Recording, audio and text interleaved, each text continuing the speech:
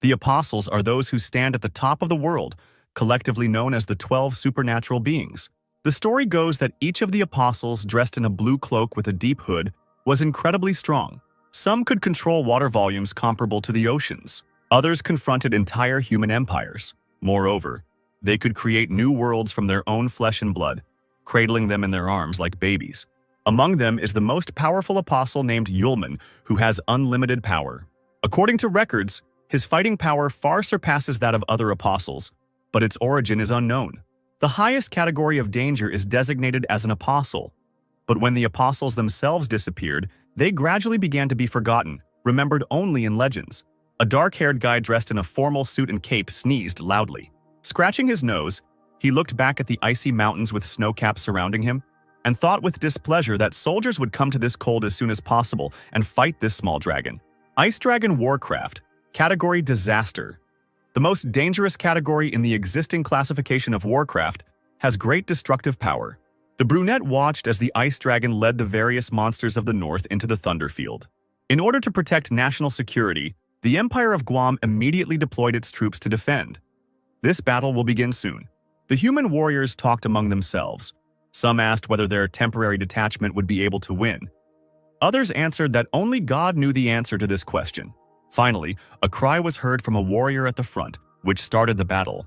The armored men, waving swords in one hand and holding shields in the other, rushed towards the army of monsters, led by the Ice Dragon with a roar. Huge giants brought down the power of their fists on them. Raising his head and opening his mouth in surprise, the knight watched as birds of prey flew down on him from above with a deafening roar. The human army, like toy figures, flew away from the blows of the enemies. The dragon, with its red eyes flashing, crushed knights left and right with its sharp wings. The guy stood on a high slope and, seeing the squad running away in horror, muttered that these soldiers were not opponents of monsters. Thoughtfully putting his finger to his lips, he thought that the disparity in combat power was too great. Most likely, the humans would soon lose. Suddenly, as if out of nowhere, a red-haired stranger appeared on the battlefield, calling for no panic. The brunette looked around in surprise, hearing a girl's voice in the icy mountains. She continued her speech by saying that if the opponent is stronger, it does not mean that they are losing. Standing on the edge of the ice floe, she released a stream of fire straight from her palm upwards. If she retreated now, everything would definitely end in failure. Lowering her hand, the girl directed the fire straight towards the ice dragon. This fragile-looking stranger's name was Sierra Charlotte. One of the 4 great mages of the Guam Empire, known as the Fire Witch, was appointed to lead this army. The people came to life, joyfully exclaiming that now, thanks to Madame Sierra, they had a chance to win. Pointing her hand towards the monsters, Charlotte loudly gave the order to attack. With their fighting spirit raised, the knights rushed into the attack with renewed vigor. A snowstorm, immediately after the fiery stream, covered the dragon with a huge shaft, and when the snow settled, the predator's eyes narrowed dangerously. The dragon flapped its wings, roared, and rose up. The people turned around in shock, and Sierra, who attacked it with the magic attack Fire Blast, could not believe that it was still moving. The animal released a large ice ball from its mouth, to then, the next second, spew ice and snow onto the human army, burying the warriors alive within themselves, killing them on the spot. The dragon flapped its wings, and the ice figures broke into several pieces right in the air. The Fire Witch, gritting her teeth, watched helplessly as her army perished. Unable to bear it any longer, she took a running start and jumped down, right into the thick of things. Raising her fiery sword above herself, Sierra shouted that she, as a mage of the Guam Empire, would not allow the dragon to win. The monster turned towards the sound, its eyes flashing with rage. The girl's sword landed with a clang on the dragon's icy tail. Their gazes, full of fury, stared at each other. Each one, calling upon magic, attacked the enemy with his weapon. But they were unable to touch each other. Charlotte jumped up, saving herself from the ice attack. The girl landed confidently on the cold ground. She formed a circle of fire around herself, from which flaming arrows separated, ready to fly at the ice monster at any second. He, without wasting any time, released from within another frosty, deadly portion of the blizzard. The witch rushed forward with a furious cry, followed by her faithful arrows. The dragon opened its fanged mouth and spewed out a magical ice ball. All that was left was to watch as ice and fire rushed towards each other. The two elements clashed in battle with a deafening sound.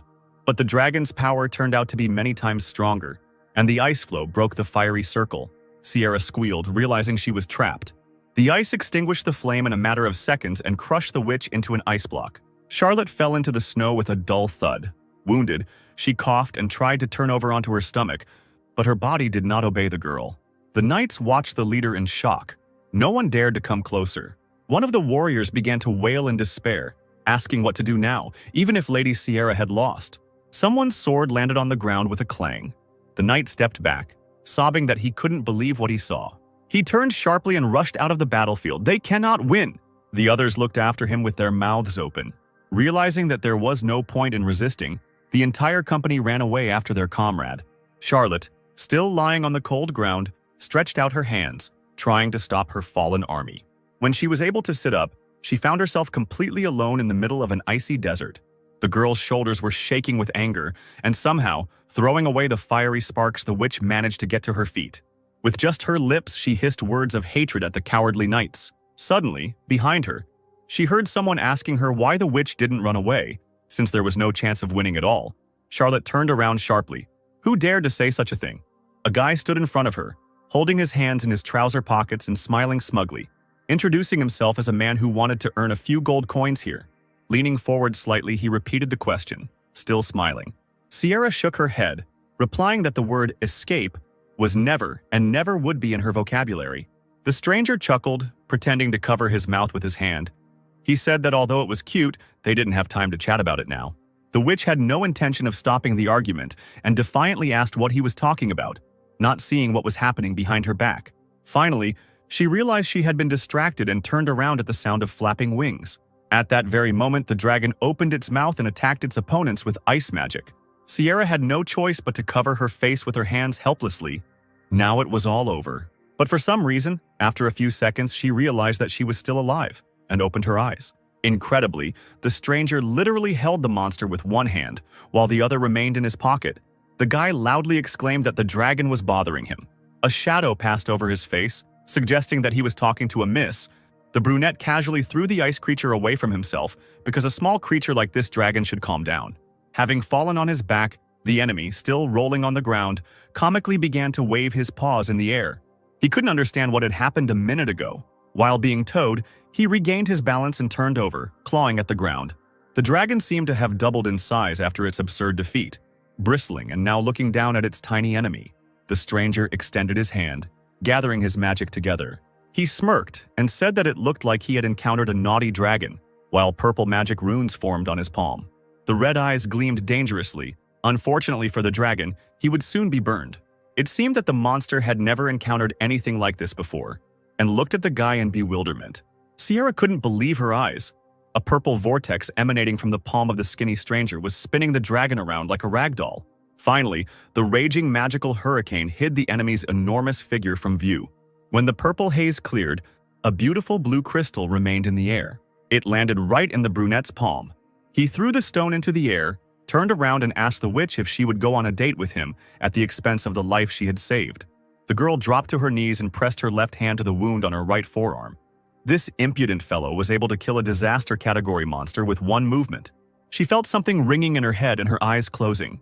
Charlotte only had time to ask who he was before she fell back unconscious. She was immediately picked up in the arms of a sudden savior. Leaning over the girl, he said with a smile that he was a simple mercenary who decided to earn some gold coins. Yulman, the first among the apostles, nicknamed Limitless. Everything that was happening flashed before my eyes as if through a veil, a purple whirlwind in which the ice dragon met his death.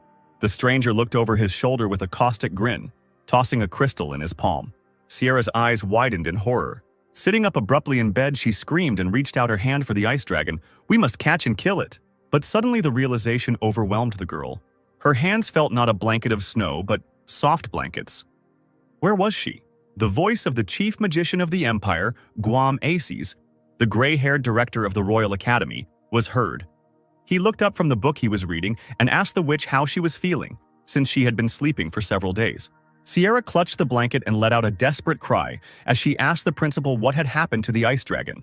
The old man slammed the book shut, replying that the dragon had been destroyed and that Charlotte herself needed to lie down, rest, and not worry about anything. The lenses of his glasses flashed as the man looked closely at Sierra and asked what happened in the end and how the monster died. Biting her lip, Charlotte frantically tried to remember at least something, but she couldn't do it. Aces chuckled under his breath, so that's how it is. He brought a thing to the girl that looked like a small lamp the size of a finger, in which a purple light was burning, and asked her to take a closer look. Charlotte stared at the flames in shock. The mage said that when he arrived at the battlefield, the fire was next to the witch. Even when Sierra didn't come to her senses, it didn't disappear. Hellfire is a flame that humans can never manipulate unless it is. The witch clenched her teeth angrily and finished the director's speech. If this is not an apostle. The man, fingering the strands of his long beard, said that the apostles had long since disappeared. But since hellfire had appeared in this battle, it meant that they clearly didn't know something. Aces placed the book on the table before leaving the room. Finally, he told the silently sitting witch that she had tried hard and should rest, so he was leaving so as not to disturb her. The old man, without turning around, said that in addition, the Empire would claim that it was Charlotte's squad that defeated the Ice Dragon. Then he finally turned around and smiled, comforting the dejected Sierra. After all, everything connected with the apostles would cause a lot of unnecessary panic, so the girl should just accept all the honors and praise. She, clutching the blanket with all her might, whispered to the rest of the room that she would do it. The people gathered at the walls of the academy, enthusiastically greeting Sierra and thanking her for the victory. Meanwhile, in the city tavern, one of the military detachments gathered to have a feast. Yulman sat in the corner of the bar, holding his forehead with his hand. He was worried that there would be a fuss when his identity was revealed. But then it dawned on the guy. He would never see cute girls who would treat him like a hero, because the apostle came to the world of people to find himself a girlfriend. Throwing a bag of things over his shoulder, he got ready to leave and thought about leaving this city and hiding somewhere. Meanwhile, a detachment of Imperial warriors was heading towards the doors of the tavern. Tears appeared in the brunette's eyes as he said goodbye to his favorite tavern and the beautiful lady behind the bar. The knights approached the doors of the bar, and the leading warrior, a fair-haired man in a red cloak, loudly asked those present which of them was a mercenary. Everyone in the tavern looked around and simultaneously pointed their fingers at Yulman, who was trying to hide. The guy froze. Had he really been exposed? The commander-in-chief loudly reported that Yulman was now invited to take part in the entrance test to the Royal Academy. The warriors began to hum in displeasure. This is the very best academy in the Guam Empire, and this guy only recently came here. Why did they call him? In response to the indignation, the man asked a counter-question. Did everyone present here participate in the battle against the Ice Dragon together with this man? The warriors' faces lengthened. Could it really be about the recent battle against the Ice Dragon? Someone spoke into the silence that only a handful of people survived there, and this guy was one of them. The man in the red cloak pointed at Yulman. Besides all this, the guy was safe and sound in the battle. He asked the warriors if they had any questions, and they fell silent again. Yulman raised his hand sharply. Clenching his fist, he asked as he exhaled if there were many beautiful girls in this academy. The commander-in-chief was at a loss. He clearly did not expect such a question. Meanwhile, the academy was indeed attended by young beauties in short school uniforms that did not hide their thighs in high stockings. The elastic chest rose in time with the girls' breathing. Yes, the Royal Academy of the Guam Empire could boast of its students, as if handpicked. Yulman had found himself in a real paradise. Aces stood on the balcony with the commander-in-chief, who asked the director why he decided to train an incompetent mercenary. The old man, squinting good-naturedly, replied that young people should be given the opportunity to prove themselves. The magician watched the young man spin like a top, looking at the pretty girls, and continued that these people could have unexpected talents. Yulman did not notice anything around him, looking lovingly at the short skirts. Ace's voice thundered through the hall, congratulating those in the building on getting the chance to enter the Royal Academy. And in order to see if they were suitable for the academy, the entrance test would begin right now. The man added that he hoped the candidates would do everything in their power to pass and survive, as various pentagrams painted red began to appear on the floor. Those present began to talk among themselves with concern. What did he mean? How to survive? Suddenly, huge clawed paws began to appear from the magic circles. A furious clicking sound could be heard from all around, and fiery demonic wolves emerged from the runes, summoning beasts that only experienced fire mages could summon. Trembling with fear, the candidates asked each other if this training would kill them. At the end of the hall, Yulman, who had developed a habit of calling all the pretty girls sisters, assured one of them that he would protect her, and that there was no reason to worry. The crowd scattered as a pack of fire wolves rushed towards them. Some still did nothing, not believing that this was a real monster. The apostle, putting his hands in his pockets, chuckled boredly. Is it really worth making such a fuss over such a small fish? One of the candidates tried to shake off the panic and began to cast a spell. He called on the others to show their best together, creating runes in the air with confident movements. A multitude of dark vines began to sprout from his palms.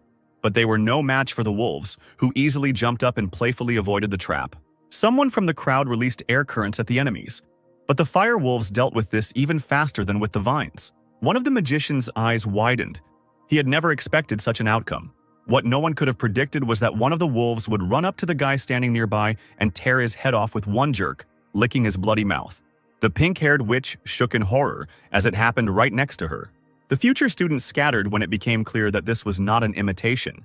The fire wolves really decided to kill everyone. There were desperate cries calling for escape.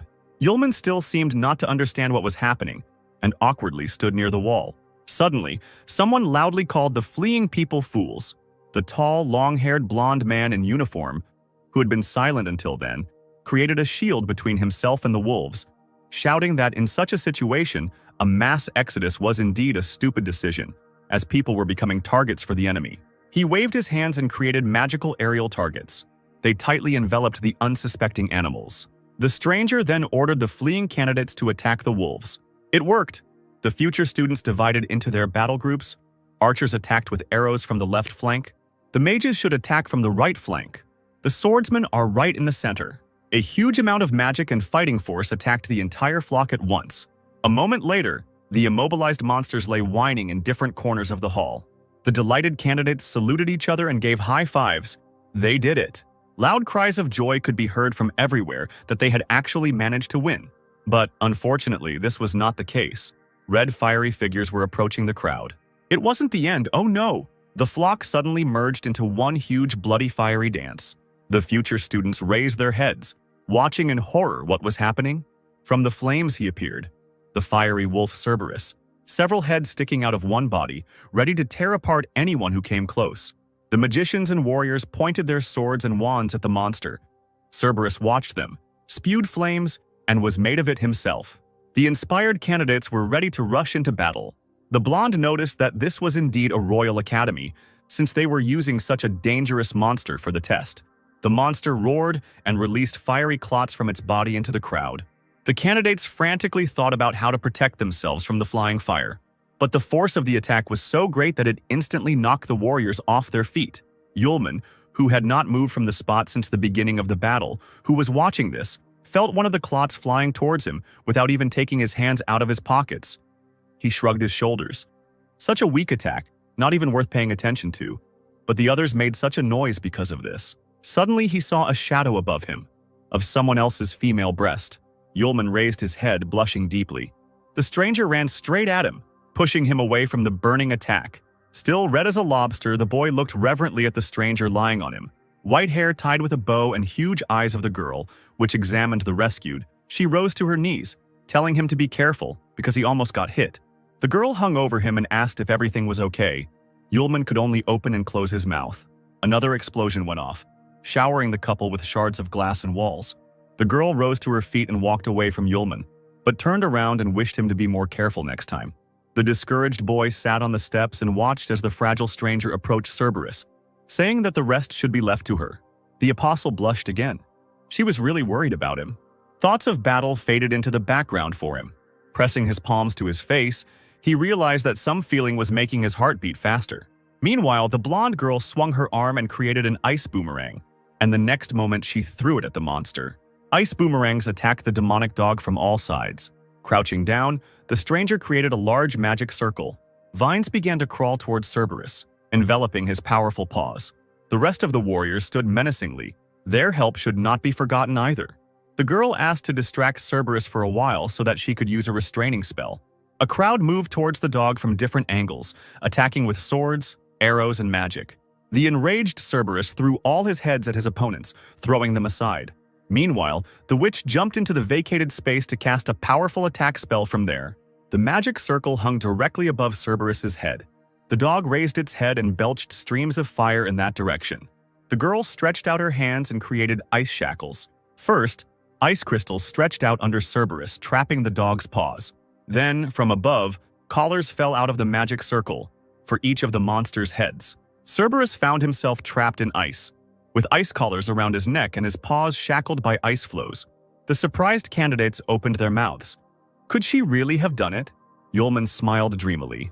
The test should be over soon, and he himself would definitely talk to this young lady later. Sierra, standing in the distance, smirked. No, this is not the end. Suddenly, a powerful stream of fire flew right next to the blonde witch's face. She turned around abruptly, not understanding what was happening. Right behind her, Cerberus was burning all the ice magic she had created with hellfire.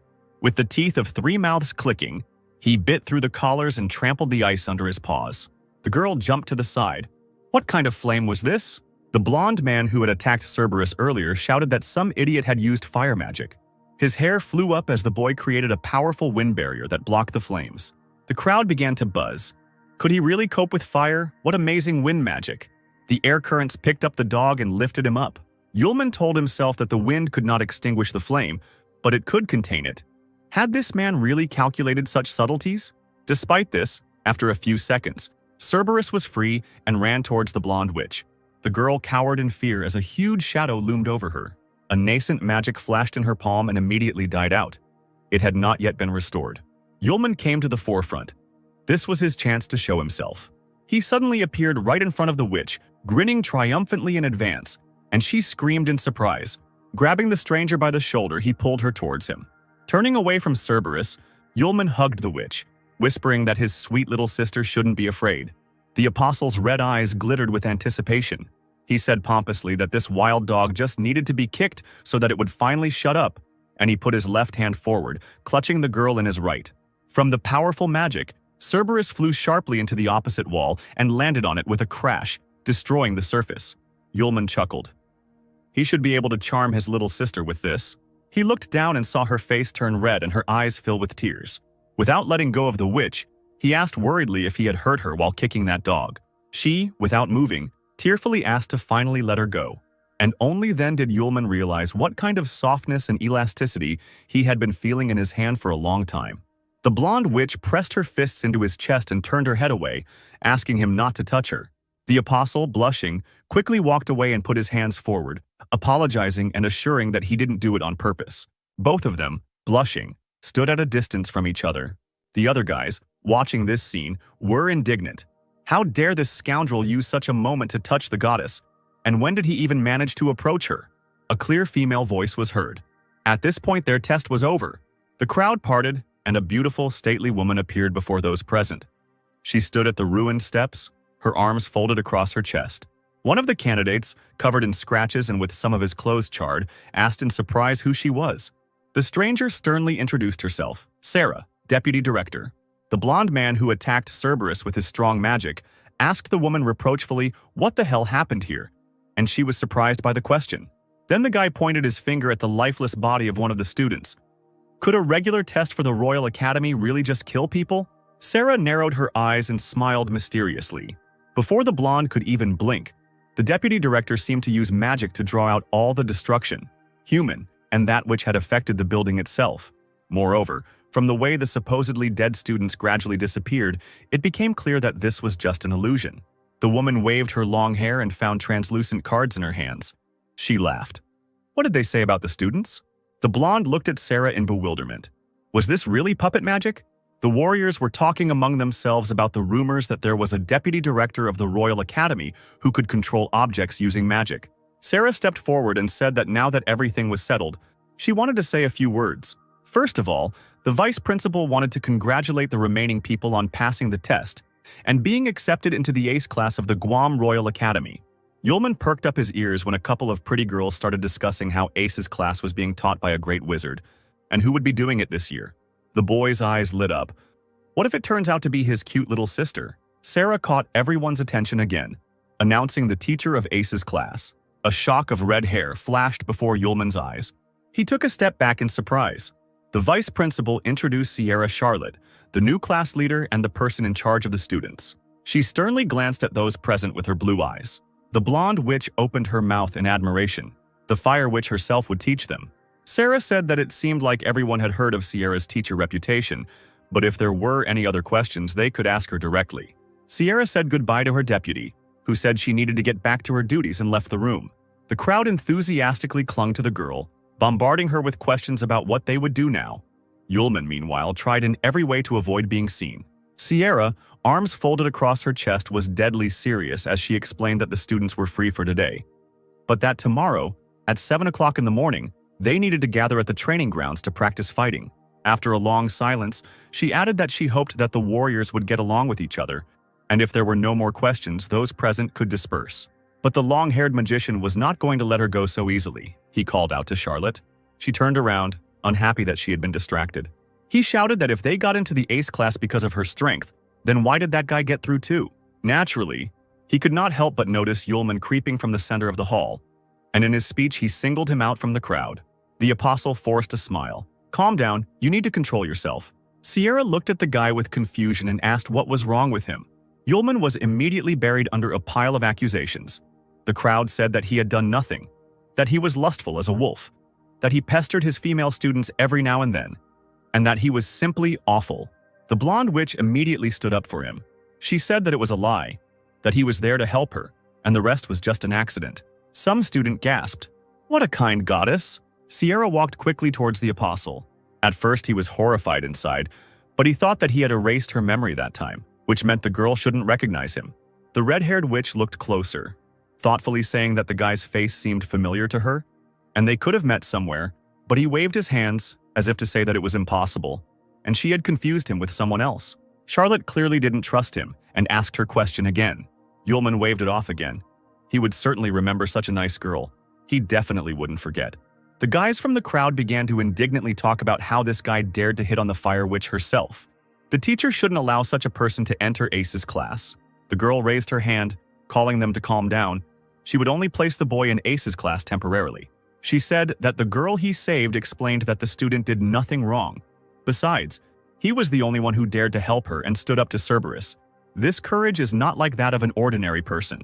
Yulman broke into a reverent smile and thanked teacher Sierra for such a compliment. Charlotte challenged the crowd. If any of them were unhappy with her decision, let them try to convince her otherwise. The silence in the hall meant only one thing. There were no people willing to do this. The fair-haired mage clenched his teeth in anger. Finally, this long day ended, and night came. Aces received Sierra and Sarah in his office. He, folding his hands in front of him in a lock, asked if all those who felt in the battle against the ice dragon got into Ace's class. Charlotte replied that it was true. She leaned forward anxiously and asked if it was possible that the apostle would also be among these disciples. The director leaned back in his chair and asked how the entrance test went. Sarah revealed that there was a student on the test who was capable of standing up to Cerberus. She frowned and continued to talk about how they didn't see the moment he was right in front of the dog, because the next second Cerberus flew so far away as if his body was out of control. The old man thought for a moment and replied, "If the monster flew away, then perhaps the student used talent magic. Spells that ordinary magicians cannot use, only a few, and very capable ones. Talent magic is the rarest type of magic." Sierra convinced herself that maybe this was true. Aces looked at the large grandfather clock opposite and advised the girls not to think too much about the apostle, as it was already quite late, and sent them off to rest. The witches bowed and prepared to leave, wishing the director a good night and a good rest. A few seconds later, the door slammed behind them. The old man muttered something into his beard. He reached into his desk drawer and grabbed the beautiful carved handle. In the box, there was a lamp with a purple, hellish flame blazing in it. Taking the jar in his hand, the director stared at the light, and his loud sigh echoed throughout the office. Yulman, dressed in an academy uniform, walked sadly around the yard, complaining about having to get up so early. He yawned sweetly. He really wanted to sleep, but the dream immediately disappeared as soon as he noticed the blonde crown of the witch he had saved. Sparks danced in her eyes. This was yesterday's little sister. It was high time to talk to the stranger. He ran towards her, shouting greetings as he went. He suddenly turned deeply red and ran closer. The witch's chest swayed as soon as she turned around. The guy almost fainted from this sight. He was in heaven. The girl, tucking a strand of hair behind her ear, asked in a gentle voice what he wanted. Yulman's cheeks turned red, and he awkwardly recalled yesterday's incident during the test. The witch also blushed deeply. She denied it and assured him that everyone had misunderstood everything and that she should thank her savior.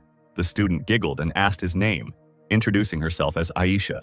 Yulman began feverishly thinking about how to avoid pronouncing his real name. He replied that his name was Lu, just his first name. no last name. Aisha noted that the name suited him. The apostle awkwardly scratched the back of his head and suggested that they go to class together. A long-haired blonde man watched them from afar.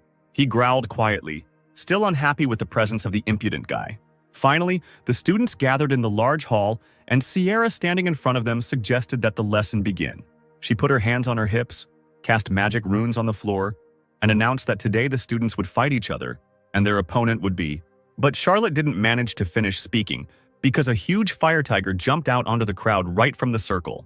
The student, clearly one of the smartest in the class, noted that the Yang tiger, although a normal fire-type summon beast, had great firepower. The long-haired mage mockingly said that they would be dealing with only the Yang tiger. Was it really fair to the tiger itself? Charlotte immediately retorted. She didn't say that there would be only one animal. There will be a lottery whereby students will be divided into pairs, with 2 people with the same number forming a group. While she was saying that they would have to defeat the tiger within an hour, more and more huge saber-toothed cats appeared behind her. Yulman unfolded the sheet. There was number 7. Aisha got the first number. The guy whined that fate was not at all kind to him. Meanwhile, someone approached the witch, and she turned around at the sound of footsteps. The long-haired mage bowed respectfully to her and introduced himself, saying that he was very lucky to have the opportunity to team up with such a beautiful miss. His name was Kyle, and the boy was the eldest son of the Smith family. But the witch seemed unimpressed by Kyle's attempts to charm her, and worriedly suggested that they first discuss battle strategy, since they had little time left. The magician waved his hand at those present and confidently replied that, compared to the others, he believed that one person would be enough to defeat the Yang tiger, so let him figure it out. Aisha wanted to say something but didn't have time. Kyle had already started walking towards the tigers, saying at the end that it wouldn't take long. He thought with a cheeky smile that, with the strength of his family, he would deal with the tiger, and then this girl would take care of him. The magician stopped a few meters from the fire tiger. He held his hand out in front of him, conjuring something, saying that the animal looked very cute. The wind blade spell swept through the hall like a whirlwind, heading towards the monster. Sierra, who was watching this, thought that Kyle's talent magic was a broken limiter. It could increase the outgoing magic attack by 1 level. Now, with the increase effect, his attack level had increased to intermediate, or even advanced, talent magic. Ian made a furrow in the stone floor with his claws, flying back a couple of meters. The wildcat's yellow eyes narrowed with rage. He roared and released a burst of fire from his mouth. Kyle clenched his palms and called him a pathetic insect as he cast another spell. He threw a new stream of air straight at the tiger, which again doused everything with fire. A wave of fire passed right past the crowd. The wind lifted the girls' skirts and they began to cover them with their hands, squealing. The boys coughed from the dust and flashes of fire. Kyle smiled smugly, saying that as he said, he managed to quickly deal with the monster. He walked slowly towards Aisha, telling her how easy the training was, but she looked behind him in horror. The girl screamed, warning the magician of the danger. Kyle looked around sharply, not understanding what was happening. Suddenly, a completely alive and even more angry tiger, Yang, pounced on him. The magician looked at the approaching monster with confusion.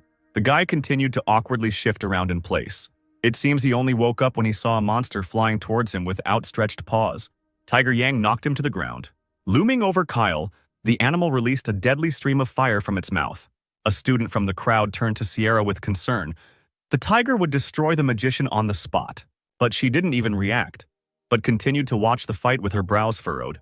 The entire hall was filled with raging fire, and for a moment the silhouettes of the fighters disappeared from sight. Suddenly the tiger recoiled in shock, and then he flew back, thrown back by the flow of air. Kyle, who only had damage to his clothes, stood with a victorious smile, his hands in his pockets. He was not going to die here. The guy approached Aisha, asking her opinion, because their team should be the first to complete this task. Charlotte approached the couple and called them. She congratulated the winners and allowed them to rest, as they were the second to complete the task. Kyle was incredibly surprised, as was the witch behind him. He immediately shouted that it was impossible. No one could do it faster than him, and that there was some kind of mistake. The teacher pointed somewhere to the side, and that's where the team that finished first was located. They had already completed the task and were one step ahead of Aisha and Kyle, the latter of whom kept repeating that it was impossible.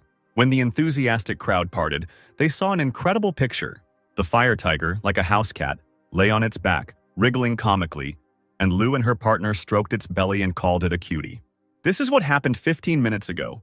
Still frustrated, Yulman lamented the impossibility of being paired with Aisha. Suddenly, someone came up to him and called out. He turned around, asking who was speaking to him.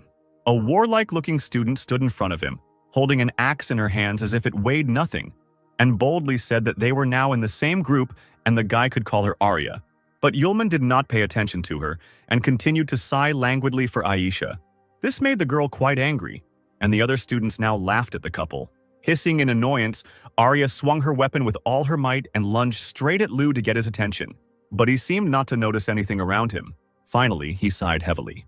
Then he stopped the axe flying towards him with 2 fingers. Still looking at the piece of paper, the apostle assured that he had heard everything. Arya's face darkened.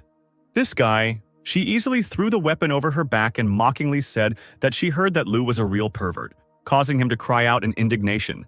Turning around, the girl threw out one last word that she alone would cope with the Tiger Yang, and that her partner should not cause problems. He watched thoughtfully as Arya, weapon in hand, walked towards the tiger. Could she really handle it alone? The student jumped straight at the animal with a scream. Then she brought the axe down with a crash, but not entirely successfully. Tiger Yang jumped to the side. He roared, opening his fanged mouth.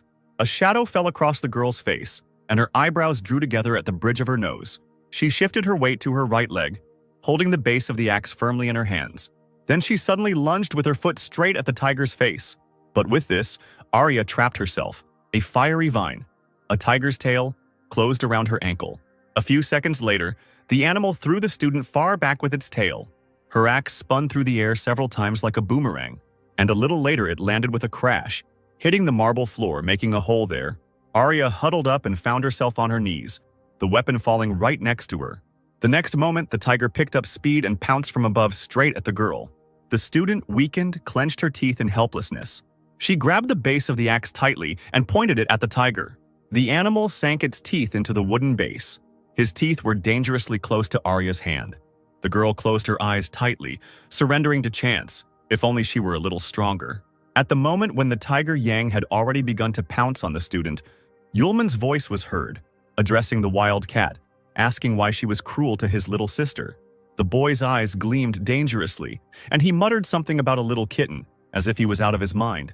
Suddenly, the tiger loosened his grip and even seemed somehow taken aback. As usual, Yulman, with his hands in his pockets, rocked on his toes and said that the matter with the tiger was decided. Arya opened one eye and stared at him in bewilderment. And then she immediately discovered that opposite her was no longer a fierce, fire-breathing tiger, but an affectionate and playful cat. She pointed her finger at the surprised monster in shock and hysterically asked what had happened to it. Sierra, who was standing nearby, noted that the hardest way to defeat a monster was to tame it. Aisha clapped her hands and exclaimed in delight that this was the first time she had seen a person do something like this. Kyle's eyes narrowed, thinking this was some kind of nonsense. He was seriously angry. Not only had he fought, but these two were just lucky enough to encounter a harmless animal. Meanwhile, Yulman and Arya were squatting next to the tame tiger and scratching its belly. The long-haired mage walked up to Lu and said loudly that he really envied him. Arya looked up at the guy. He asked with a wry smile why Lu was so lucky, since he had met a harmless tiger. The apostle's partner stood up abruptly, attacking Kyle with accusations. At this time, the other students also began to be indignant, saying that Kyle was right. Their team had come across a very angry tiger. Some were even wounded during the battle. Yulman smiled and said that it was all because of his magic, in magic called taming the beast. Hearing this, Charlotte's eyes widened as she stared at the guy. Kyle rolled his eyes. He had never heard of such talent magic. Could Lu demonstrate it to everyone to prove his point? The apostle grinned in response to this. The tiger, lying on its back, immediately stood up. All the tigers that took part in the test began to circle around Yulman. The crowd buzzed. What's going on with these fire cats? The apostle did not answer, but only looked away. As if on command, the entire pride lay down on the floor and bent over in something like a bow before Yulman. He, smiling from ear to ear, quoted the proverb, "If you don't see it, you won't believe it. But if you haven't seen it, that doesn't mean it doesn't exist." Hearing this, Kayla was overcome with anger from defeat and not understanding what was happening. Aisha seemed speechless at what she saw. Arya could only open and close her mouth, silently watching what was happening. This pervert was hiding such power. The crowd was silent too. The students just stared at Yulman with wide eyes. Sierra interrupted this scene. She had had enough. She created a magical circle of fire in the air. The test was over for today, and all the tigers disappeared into the swirl of the magic circle. The teacher walked up to Lu and sternly asked when he would register his talent magic. The guy scratched his cheek and replied that no one asked him to do this. Charlotte bowed and apologized to the students, as she urgently needed to visit the academic affairs office and bring in new information. The girl let the students go and went to the exit, while the apostle thought that, fortunately for him, in one of the human novels that he had read, there was talent magic, taming, which meant that Sierra should not suspect anything. The sun illuminated the inner courtyards of the academy. Arya, Yulman, and Aisha were walking along the alley. Arya slapped the guy hard on the shoulder and exclaimed that she didn't expect such strength from such a pervert, and that he was a good guy. The apostle was indignant at this and asked not to call him that, because he had a name, Lu. Aisha chuckled softly as she listened to their bickering. The fun was interrupted by Kyle appearing in front of them. He dryly addressed Yulman, that now he understood what kind of talent magic it was, and it was not surprising that Cerberus from the entrance test did not attack him. The other disciples, hearing this, looked at each other. It really seemed like the truth. The apostle sighed. Well, here it goes again. The warriors continued to talk. Someone said that with the ability to control the summoned beast, the guy could have directed Cerberus to attack the others. He was told that Lu could have done it deliberately in order to have the opportunity to touch the goddess. The apostle was amazed at how developed the human imagination could be. Arya spoke up in his defense, loudly saying that this couldn't have happened, because if Cerberus had been set on the students, would they have been able to pass? This made sense. The warriors did not know what to answer. Aisha couldn't stand the injustice and said that talent magic requires great ability and long training. Besides, the wind barrier that time was unlikely to resist Cerberus, and Lu saved her, and the girl feels only gratitude. She expressed the hope that the students will not make erroneous assumptions. Kyle growled at Aisha's words. She said that the wind barrier wouldn't be able to stand. What impudence! The guy's fists involuntarily clenched, ready to pounce on the enemy, whom they were also protecting. He couldn't believe that the student was lying to help that freak. Yulman sincerely thanked the blushing Aisha, to which Arya jealously reminded him of herself. There was silence in the director's office, interrupted only by the ticking of the large grandfather clock. Suddenly, there was a knock on the door, and the director allowed them to enter. Sierra literally flew into the room saying that she had found him, a man with the magic talent of taming. Aces sat up straight in his chair in surprise, his fingers clasped together tense. The man asked how strong the beasts were that this student could control. Charlotte thought for a moment and replied, "It's not clear yet. It seems like he can instantly tame a beast like Cerberus." Aces ordered the teacher to find out as quickly as possible. The trio of new friends strolled lazily around the building. Arya stretched sweetly, regretting that the time for rest ended so quickly. Aisha, studying the scroll in her hand, remarked that if she was not mistaken, the class would be studying history today. When Lu asked again, she replied that she had heard that it was a subject that looked deeply into many major historical events. Yulman's eyebrows drew together, and he hoped that they wouldn't talk about the cities he had bombed. Suddenly, Arya saw Sierra and greeted her. Aisha and Yulman exchanged glances. The guy was dejected. He had a bad feeling. Charlotte immediately, without any ceremony, called the student to the court tower. The inside of the court tower was decorated with statues of 4 beautiful maidens on columns, located around the arena with signs inscribed on it.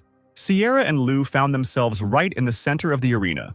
The area was also illuminated by 4 multicolored magic balls on high stands.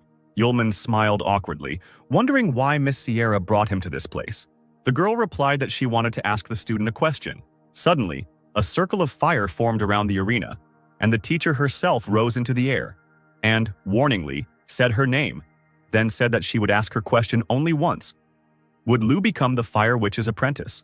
The guy was taken aback. It was very sudden. Sierra smiled triumphantly in advance. She was sure that no one would refuse to be a student of the great imperial magician. But her expectations were not met. Yulman crossed his arms in front of himself, apologized, and refused. At first, the Fire Witch did not understand what exactly the guy answered. She smiled and asked to wait a little. But then the realization dawned on her mind. Sierra screamed, pointing her finger at Lu, who stood calmly. She was beside herself and yelled at Yulman, unable to believe that he dared to refuse. The guy rolled his eyes once again. Yes, he is only here to find himself a wife, and he is not going to become someone's apprentice and work hard. Suddenly, his eyes sparkled. Lu thought out loud that there was no rule that prohibited a student and teacher from getting married. But Charlotte did not support this idea. warning the student not to even think about it. The apostle sighed in disappointment. What a pity. He turned around and waved his hand, asking Sierra to forget about it. The witch clenched her teeth in irritation. She asked ironically how Lu planned to find a wife given his status. The girl suggested that he remember how the guy lived before he got to this academy. Yulman lowered his head and indulged in memories of the time when he first came to the world of people. Huge price tags, bigger than the records of the apostles. He walked past the shop windows and was horrified by the prices of ordinary cakes, a large commission that took most of his coins. He vividly imagined Aisha running away from him because he was too poor, and therefore they could not be together. Yulman raised his head to the ceiling and screamed in horror that this would never happen. Sierra smiled contentedly. She had finally managed to appeal to the student's voice of reason. She raised her finger and offered a deal. If Lu became her apprentice, he would gain status and access to her property. She rose up again, and fire began to blaze around her, and fiery flashes also burst from her hands. The witch asked her question again. Is Lu ready to become Sierra Charlotte's apprentice? Without turning around, the apostle's voice was heard, asking Miss Sierra if she really thought she could convince him just by that. He turned around and smiled slyly. And at that very moment, like a child, he ran to the teacher with a squeal. He agreed to become Master Sierra's student. The witch was loudly indignant when she realized that Lu had simply jumped and grabbed her leg. The next moment, they both fell to the floor, Yulman tightly hugging his teacher's hips with both hands. The guy also demanded a reward from the master. At the same moment, various magical symbols and constellations began to appear on the ceiling, shimmering in blue. An immobilized Sierra said that the student might not bow to her, and he should have let go of her already. A completely happy Yulman, without letting go of Sierra, asked what was wrong with the student holding the master's hips. Suddenly, fiery flashes began to burst out all around the perimeter of the circle in which they lay. The apostle looked around in surprise, not understanding what was happening. The flashes grew larger and larger, and now they were jumping around the entire hall like sunbeams. Sierra hissed that Lu was an idiot. Finally, a dome of fire covered them both, and one of the statues on the column said in a muffled voice that the contract was concluded. Yulman felt his forehead heat up as a mark appeared there, looking like a small fire dragon. He slapped his palm. Something strange had happened to his forehead. Sierra, freed from the embrace, was beside herself with rage. She grabbed the apprentice by the scruff of the neck and started shouting that when a contract between a master and an apprentice is made, the contract mark appears at the place where they touch. The boy, embarrassed, quietly noted that Charlotte had not warned him. The witch, realizing that nothing could be changed, sighed and let go of the wayward student. Wearily putting her hand to her face, she said that, in any case, this mark does not appear just like that. Yulman, hearing this, jumped up and down with delight, asking if this meant that Sierra's mark was on her thigh. But the girl ordered him to get lost. A day later in the academic canteen, two students from Sierra's class were talking among themselves, discussing Lu's invitation to the courthouse tower yesterday and how it seemed he hadn't returned from there yet. Ari and Aisha couldn't get enough food, and the girls sadly thought about the fate of their friend. Arya cried out belligerently that in the court tower, the Royal Academy judges and punishes students. Aisha clutched the hem of her dress, nervously protesting that the boy had done nothing wrong. Kyle came up to them and joined the conversation, laughing when he heard what the girls were talking about. He smiled evilly and said that Lu must have lied about his taming talent magic, and it was discovered. And now the lower classes were worried about each other. Raising an eyebrow, he added that he must have been expelled yesterday. After all, scum is scum. Arya jumped up from the table and loudly, screaming, asked him what the hell he was talking about. Aisha tried to calm her classmate down, but she failed. Kyle couldn't stop himself from throwing mud at the student, calling them, like Lu, scum. The blonde witch tried to defend the apostle. She objected to Kyle that he himself saw the magic of Lu's talent with his own eyes, and he would do well to watch his words. At that moment, Yulman's voice was heard. He asked if everyone was talking about him. Kyle narrowed his eyes and looked carefully at the guy who entered. The apostle, as always, was unperturbed and kept his hands in his pockets. He said that he had only been gone one night, and they had already missed them. While he pressed his back against the wall and languidly put his palm to his forehead, the guy had an impressive bag of money hanging on his belt. Aisha jumped up from the table and rushed towards Lu. He clapped his hands. His little sister, as always, remained a cutie. Arya put her hands on her hips and said reproachfully that Lu was still just as lustful. The guy repelled the attack with a smile, calling his partner just as cruel and active. Arya folded her arms across her chest and feigned indifference as she asked Lu to tell her why Teacher Sierra had taken him away yesterday. Kyle, who no one had asked, butted in again, mockingly asking what the student and teacher were doing there. He assumed that Lu had been expelled from the academy. Aisha sobbed. "This is not true." The apostle raised an eyebrow and looked at the offender. Then he raised his head high and said that Master Sierra had made a contract with him. In the dining room, where most of the students were tensely following the conversation, silence reigned. All eyes were on Lu. A contract between a master and a student? The apostle summoned magical streams of fire, and that very mark appeared on his forehead. It would prove to everyone that the guy was not lying. Kyle, pretending not to be impressed, said that even if his classmate had beast-taming magic, he was just lucky that there were beasts on the test, because if it were different, would he have gotten into Ace's class? The guy bared his teeth and challenged Lu to a fight with him, Kyle Smith. Aisha couldn't remain silent when her savior was insulted, so she clenched her fists and replied that even if that was the case, Lu had talent magic, enough to enter the Ace class. The apostle looked admiringly at the girl who defended him so zealously. The long-haired mage abruptly moved his palm, causing a magical flow of air. He, like a knife, rushed towards Aisha and cut off several strands of her hair. Lu and Arya immediately huddled together and ran up to their friend. Kyle shook his hand and sharply told the offended witch not to butt into someone else's conversation unless she was asked to. Arya ran up to Aisha, excitedly asking if she was okay. The girl nodded timidly. The apostle moved closer to Kyle to talk. He agreed to fight the magician. Then a spark flashed in his red eyes as he asked Mr. Kyle in all seriousness to be gentle with him. The wind currents created by Kyle gradually dissipated. He and Lu now stood opposite each other, each gazing at the other. Yulman folded his arms across his chest and asked what the rules and conditions of their duel would be. Smith replied that he would release the maximum of his energy and strike. If Lu held out, it would mean victory, and if he lost, he would immediately leave Ace's class. Arya clenched her fist. How mean this magician is. There isn't a single monster there now. It's not fair at all towards Lu. Aisha, frightened, said nothing, only looked pitifully at Lu. Yulman was not at all scared. He said with a smile that Mr. Kyle looked confident. He laughed mockingly right in his classmate's face. At first, he continued to stand motionless, then air magic runes formed in the air. From the small whirlwind that appeared, the magician pulled out a superbly constructed sword. The apostle raised his eyebrows in surprise. Aisha, who had retreated to a safe distance, stood at the stands, but upon seeing the appearance of the weapon, she jumped up and shouted that this could not be. Arya, who was standing behind her, asked what was the matter. The witch, looking somewhere into the distance, told a legend. One day, the ancestor of the Bale family received a gift from the king of the elements. Countless amounts of gold and silver that did not fit into the carved chests. And one of the rarest treasures is the magic sword. Aisha wondered if she remembered the name of the weapon for sure. It was he, that same famous and unattainable Excalibur. Yulman smiled slyly, saying that Kyle had an interesting sword. He bit his index finger and set new conditions. If he lost, he would not only leave the class but also leave the academy. Holding Excalibur in front of him, the blonde brazenly replied that Lu had finally realized that he didn't belong here. Yulman ignored the attack, but offered to take Kyle's sword if he won. The magician tensed up when he heard such a proposal, not that he was unsure of himself. At the podium, Arya, in her usual manner, screamed, calling Lu a pervert and wishing him to deal with Kyle. The apostle smiled and mockingly asked Kyle if he thought he could lose. The offended blonde clicked his teeth and accepted the conditions. He told his opponent not to blame him for the lack of beasts that could help block Excalibur.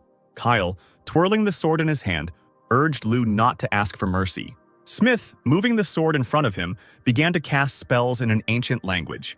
Yulman, who stood calmly in the same place, watched this and noticed that the weapon was releasing magical energy quite well. The girls caught their breath at the tension in the air. Kyle swung with all his might, and he rushed at the apostle with his sword at the ready, using the air sentence spell. Yulman only smirked at this attack. He lazily extended his left hand and held it out in front of Kyle. In a matter of seconds, the apostle created a fiery shield, which the unsuspecting Kyle struck with all his might with his sword. The magician exhaled in amazement, and the air currents from his magic covered Aisha and Arya with their heads. The air cloud completely hid the battlefield and the fighting students. The girls leaned forward, trying to see at least something. Who would win?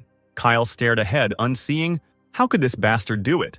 The apostle, hiding his eyes under his bangs, said that they should not waste time. Smith stared at his opponent in shock. Lu, meanwhile, was already holding the sword in his hands, carefully stroking the blade, saying that he would accept Excalibur. He continued mockingly, thanking Mr. Kyle for his generosity and gift, while Kyle stood in front of him and clenched and unclenched his fists furiously. Iria and Alicia, jumping up and down with anticipation, loudly asked Lou if he was okay.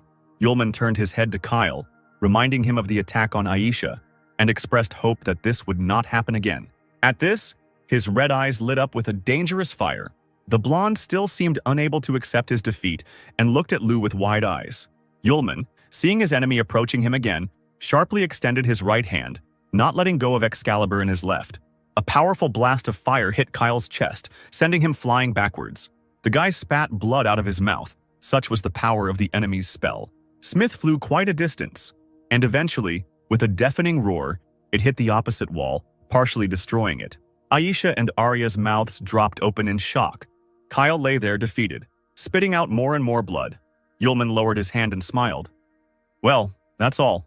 The clouds of dust cleared and everyone was left with a bloody Kyle lying on the floor. He rose to all fours, spitting out blood again. The magician raised his head, and a veil of rage clouded his eyes.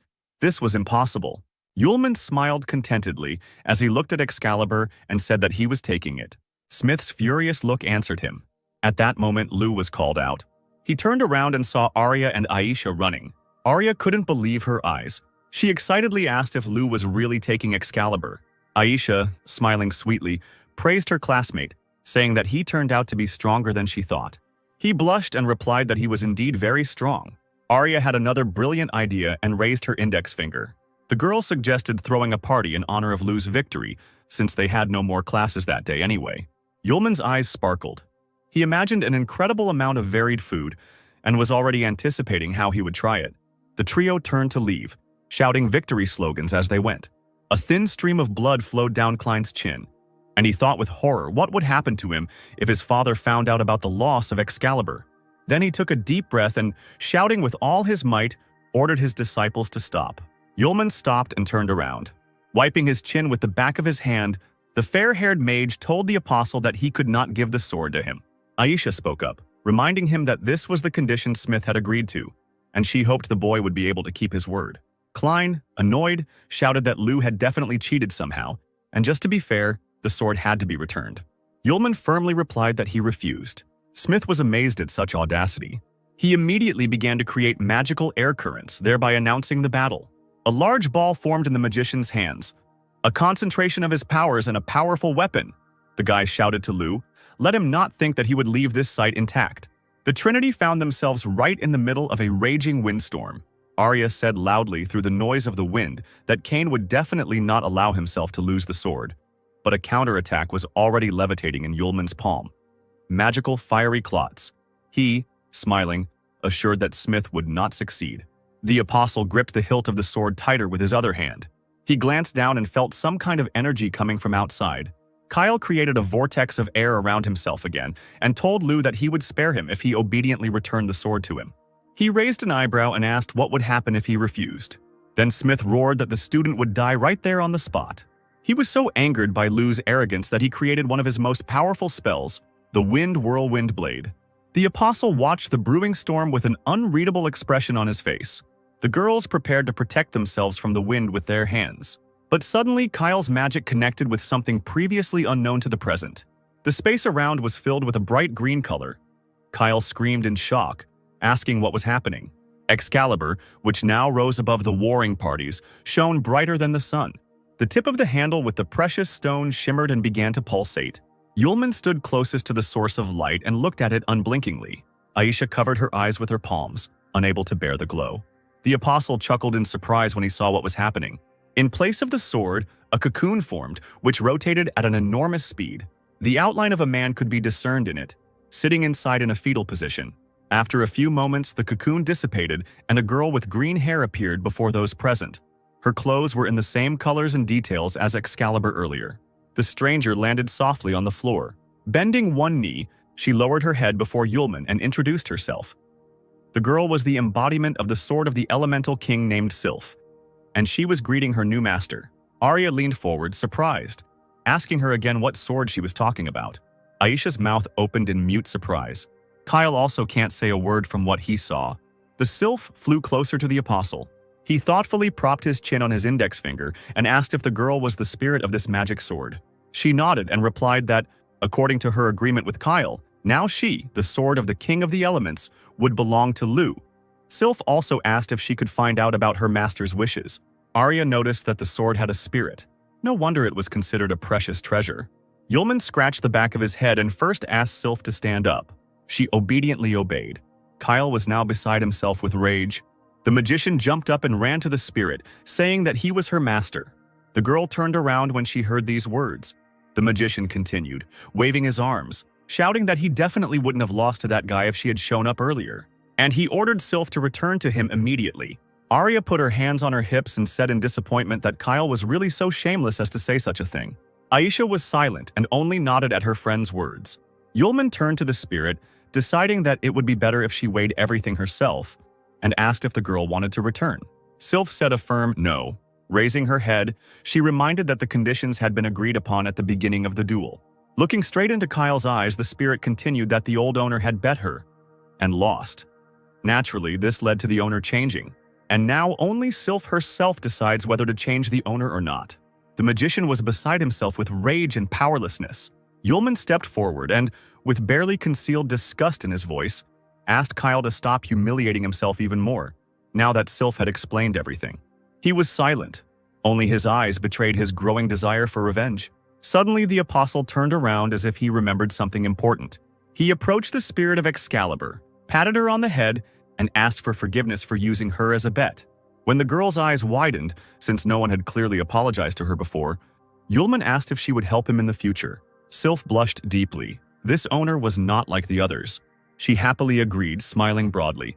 Kyle's caustic laughter filled the space. He clenched his fists, looked angrily at the guys, and warned that he should not be underestimated. Using runic magic, he quickly created a red tornado. Wind currents, fueled by his anger, circled dangerously around the master. Kyle's face grew veiny as he screamed that a member of the Smith family could not allow such scum to insult him. The guy raised his hands up. The tornado continued to circle around its owner, now adding fiery flashes around the perimeter. The next moment, a burning phoenix of incredible size flew up into the air. Arya, blinded by its light, retreated back. She was afraid that such a monster would not leave even a piece of this place. Yulman smiled, urging him not to worry. The sword spirit grabbed her new master's hand in despair. Looking into his eyes, Sylph faithfully asked him to use her in battle. The apostle was delighted with such zeal, agreed, and asked the girl to lend her strength.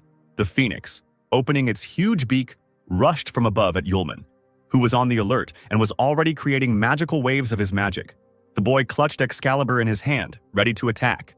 His eyes flashed predatorily in anticipation of victory. Yulman only had to swing his sword a few times for the firebird to disappear into thin air. There was a loud explosion, and Kyle was thrown back by his own magic being destroyed. Aisha and Arya managed to put up a translucent shield in front of themselves at the last moment. A few seconds later, the apostle stood on the rubble, his sword lowered, his left hand habitually resting in his pocket. Aisha pressed her hands to her chest and peered into the thick fog from the destruction of the stone floor and magic. Arya looked around with delight, her mouth open in admiration. Kyle lay on the floor, bruised and distraught. It was all over for him now. Sometime later, Yulman and his companions came to the restaurant. The seated guests, mostly their fellow students from the academy, took notice of the loud company. Arya grabbed the menu from the counter and waved it in the air, happily suggesting they celebrate their victory over Kyle. The company sat down at a large table, which was soon filled with various dishes, which were quickly brought by the waiters. The mouth-watering and bright desserts, of which there were no fewer than main courses and appetizers, were especially eye-catching. Sylph thoughtfully propped her chin on her hand, deciding what to do first. She had never seen such food before. Aisha smiled and told the girl sitting opposite her that the food prepared in this restaurant was very tasty and that it was definitely worth trying. Yulman's hair literally stood on end with delight, and an idea came to mind. Now he would have a chance to win Aisha's heart. Becoming serious, he asked his friend if she knew how to eat so that it tasted better. The interested witch suggested that the dish should be eaten while it was warm. The guy was in awe of his own genius. Directing a playful glance at Aisha, the apostle explained, "The person must be fed with a spoon." The poor girl's face flushed with embarrassment. Arya, distracted from her meal, slowly turned to Yulman and reported that she suddenly felt full. Meanwhile, in her office as the deputy director, Sarah sat at her desk, intensely focused on something. She used magic to make paper figures in the form of people move, and acted out the scene of Kyle and Yulman arguing that she had seen earlier. Taking the small sword from the hands of the figurine, apparently representing Yulman, she thoughtfully concluded that Kyle had ultimately lost his Excalibur to a student named Lou. The little man actively waved his paper head from the table at her. Sarah let out an irritated breath and ordered the figure to report this to Sierra and Director Aces. They would decide together what to do. The deputy was worried. That sword had a spirit, which meant the Smith family wouldn't just let it go. Night fell, and the students returned to their rooms in the dormitory building. Yulman sprawled on the bed with a dreamy look, thoughts lazily replacing one another. At first, the apostle thought about the amazing ability of people to create delicious dishes from simple ingredients. Then her cheeks flushed as the image of Aisha appeared in her head. Today, she was so sweet and gentle. And what would happen if the apostle took her as his wife and they lived in his castle? The fantasy of the strongest apostle Yulman drew him Aisha in a cute apron. And with a plate of pie in her hands, the girl innocently asked whether Yulman would eat the food she had prepared, or would he eat his wife first. The level of passion in his blood was off the charts. The guy began to rock on the bed, blinded by such a bright game of the mind. The green crown of the sword spirit appeared at the bedside at such an inopportune moment, emotionlessly stating that its owner seemed to be very happy. Yulman squealed like a girl and crawled under the blanket in surprise. How could Sylph have scared him so much and appeared so suddenly? The girl looked down guiltily and apologized. She suddenly felt strong fluctuations in the emotional state of the owner, and therefore appeared without permission. The apostle felt sorry for the spirit. Looking at the girl's upset face, he said that everything was fine. Then Sylph ruffled his hair and asked him to warn him about his appearance next time, especially in human form. She asked seriously why the owner was happy. The boy looked dreamily out the window. He was happy because spring had come to him, and everything inside him was bubbling. The girl raised her index finger up. This is very similar to the desire for physiological needs that she has heard about. Yulman turned away, drooped, and replied that it was almost the same thing. Suddenly, he felt a spirit tugging at his shirt. The apostle turned around in surprise, staring at Sylph. She looked up shyly and stammered that she wasn't too sure, but maybe she could help the owner with his condition. The question finally brought Yulman to his senses. He blushed and exclaimed that this was not very good, and the spirit again, without unnecessary emotion, reminded him of her purpose, to help her master. Coughing into his fist, the apostle assumed a doomed look, but still allowed himself to help if the girl sincerely wanted it herself. A pair of scissors appeared in the spirit's hand. The guy chuckled in confusion, staring at the object. Sylph, looking bored, snapped her scissors in the air and announced that it would hurt, but she would try to be gentle. Only now did Yulman realize how recklessly he had behaved, and he began to apologize profusely to the girl. At this time, Sierra Charlotte was sitting on her bed in her bedroom with a stack of papers in her hands. She muttered thoughtfully to herself about the discrepancy between the surname of one of the students and the general. Suddenly, the girl's eyes fell on Yulman's personal file. She stared at the student's photo for a long time, wondering how he had beaten Kyle Smith today. The witch decided to ask Lou personally at the meeting tomorrow and put the documents aside. The last one on top was Aisha's case. The next day, Sierra called the student into the office. The sun was shining brightly through the floor-to-ceiling window, its rays playfully jumping across the flasks and test tubes placed around the office. But Charlotte's face did not express the joy of meeting Lou's student. She sat opposite him, gloomier than a cloud. The next moment, the witch stood up abruptly and banged her fists on the table. Leaning on it, the apostle nervously jumped up in his chair. Leaning low towards Yulman, she screamed right in his face, asking why the student had run to the cafeteria to brag about their contract, and later even started a fight with Kyle. The witch sat back down in her chair, but was still angry. It was as if Lou was deliberately creating problems for her. He raised his hands up, defending himself, and asked the master to calm down. Sooner or later, they would find out about this anyway. Sierra stood up and walked around the table, hands on her hips, demanding an explanation about the duel with Kyle. The apostle opened his eyes wide and began to lament that Smith had been the first to suggest a duel, and he looked at him so angrily at that moment as if he wanted to kill him. Moreover, the magician was very arrogant and used various tricks during the battle, but fortunately, thanks to his strength, Lou was able to easily defeat the impudent man. It occurred to Charlotte that her student was being arrogant, especially now. The witch looked at Lou suspiciously and asked how he was able to master the magic of the taming talent, because when concluding a mutual contract between a master and a student, she felt only the guy's basic magic, without an attribute. To this, Yulman playfully raised his finger and said that all his skills were natural. It was painful to look at Sierra. She thought dejectedly about how useless her student was. The witch turned her back to Yulman, standing by a large bookcase, studying the spines of books. She advised the student to get into less trouble and study the attributes of magic. Grabbing a particularly large book, Charlotte ordered Lou not to call her master because that made her feel like an old woman. He, smiling broadly, suggested that she become his wife instead of the master. His answer was a blow to the head with a thick tome. Sierra, towering over him, asked him to repeat the sentence with a special intonation. With a bump growing on his head, Yulman became more accommodating and said that he would stop calling the girl master. A little later, Sierra met the director of the academy on a picturesque street. They stood under the treetops and talked. The witch thanked Aces for resolving the issue with Excalibur. She said with concern that the Smith family had been unable to find him. The old man said that Kyle's skills weren't that good, and that losing Excalibur was well-deserved. Plus, his family shouldn't think that because they were stronger, they could do anything.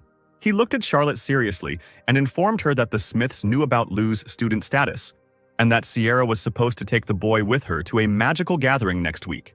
The witch replied that she would try to improve his skills before that time. Aces stroked his long beard and smiled. The older Sierra gets, the more polite she becomes. He suddenly remembered how she came to him when she was still very little. Having said with affection that now his ward was already grown up and independent, the old man coughed harshly into his fist. The girl immediately ran up to the director, frightened, asking what was wrong with him, but he replied that there was nothing special. It was just the years taking their toll. The witch looked at Aces with disappointment, holding him by the elbow. The old man patted the girl's hand reassuringly and advised her not to worry, but rather to concentrate on the magical congress. After all, it is possible that it is there that the chance to awaken her magic talent will appear. Charlotte replied that in that case she would be able to help the director, and he would not be so tired. Aces smiled into his beard. He would look forward to this day. Meanwhile, Yulman was leafing through textbooks in the academic library, Sylph accompanying him like a faithful servant. The guy, sitting cross-legged on the floor, was particularly interested in one book. He thoughtfully muttered that he had not known until now about people using attributes for the functionality of natural elements. Sylph approached the owner and handed him a cup of green tea, since the coffee that Yulman had asked for was not there. The apostle smiled, gratefully accepting the drink, assuring that the tea was also very tasty. The girl knelt down next to him and looked into his eyes devotedly. He was surprised by the sudden attention and asked what was going on. Sylph asked why her master didn't tell anyone the truth, since he was actually very strong. Before answering, Yulman took a sip of tea. He lowered his head and explained with sadness in his voice. When power goes beyond people's understanding, they begin to fear and try to please in every possible way. The apostle remembered the days when he had defeated entire armies of monsters single-handedly, and at that time everyone had stayed away from him. Grateful people fell to their knees, right on the ground soaked in enemy blood, and greeted the first apostle Yulman. One day he noticed a beautiful girl who was bowing at his feet. Yulman, flashing a smile from under his deep hood, invited the beautiful stranger to admire the moon with him. But she, with tears in her eyes, frightened by the greatness of the guy, did not respond to the invitation. Yulman looked at her with disappointment. His hand dropped lifelessly. Then Sylph asked if her master had any acquaintances like himself. The apostle replied that they had been, but they had been traveling for a very long time and it was not known where they were now. Despite everything, Yulman raised his head and smiled, even blushed a little. Now he felt like an ordinary person, the same as everyone else. The sword spirit wondered if there were any misunderstandings between the master and the common people. On the streets of the academy, students were already gossiping about the Fire Witch's new protege. There were even suggestions that they were just a couple. The guy with the piercing gaze denied it, because he personally saw the mark of the master and the student on his forehead. His interlocutor, with no less venom in his voice, replied that only a loving couple could engrave the mark directly on the forehead. Aisha listened to these conversations, and in her soul, surprise and sadness were increasingly mixed. It was getting dark, and lights were coming on in the windows of the student dormitories. Sierra walked down the hallway carrying a tray with a bun and tea. She remembered that she had forgotten to remove the magic seal from the entrance, and what only a stupid student could learn during this time. Walking up to the door, she ran her hand over the seal, removing it. Upon entering, she asked how Lou was doing but found a curious sight. Her lazy student not only didn't study, he lay on little Sylph's lap while she stroked his head. A random student passing by Yulman's window jumped aside from the sudden flash of fire reflected in the glass. It was the angry Sierra who taught Yulman a lesson. who now sat on his knees with the spirit of Excalibur and asked the master for forgiveness. Charlotte had not yet seen Sylph, and now she asked with interest if she was the same sword spirit. The girl bowed down, introduced herself, and asked the witch to become her mentor. Charlotte's eyes widened at the sound of a sweet voice.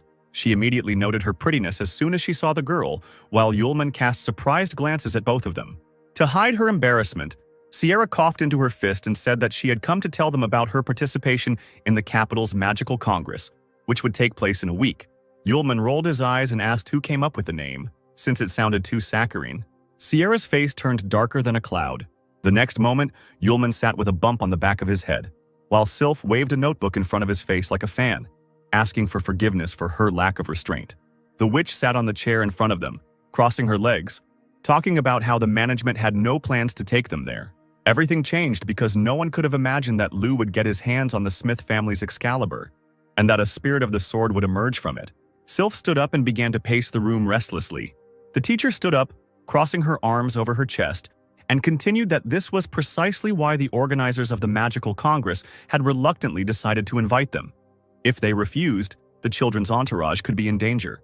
Yulman was silent, thinking about what was said. Sierra said seriously, "The majority in Congress will want to put pressure on Lou."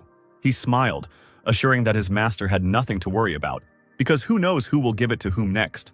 The sound of daggers and various types of weapons that the students wielded could be heard from everywhere. During the training fight, Aisha reliably parried her opponent's blows. She jumped to the side from another attack and grouped herself correctly so as not to fall. The vice principal, who was watching the students, announced the end of the sparring and allowed them to rest a little.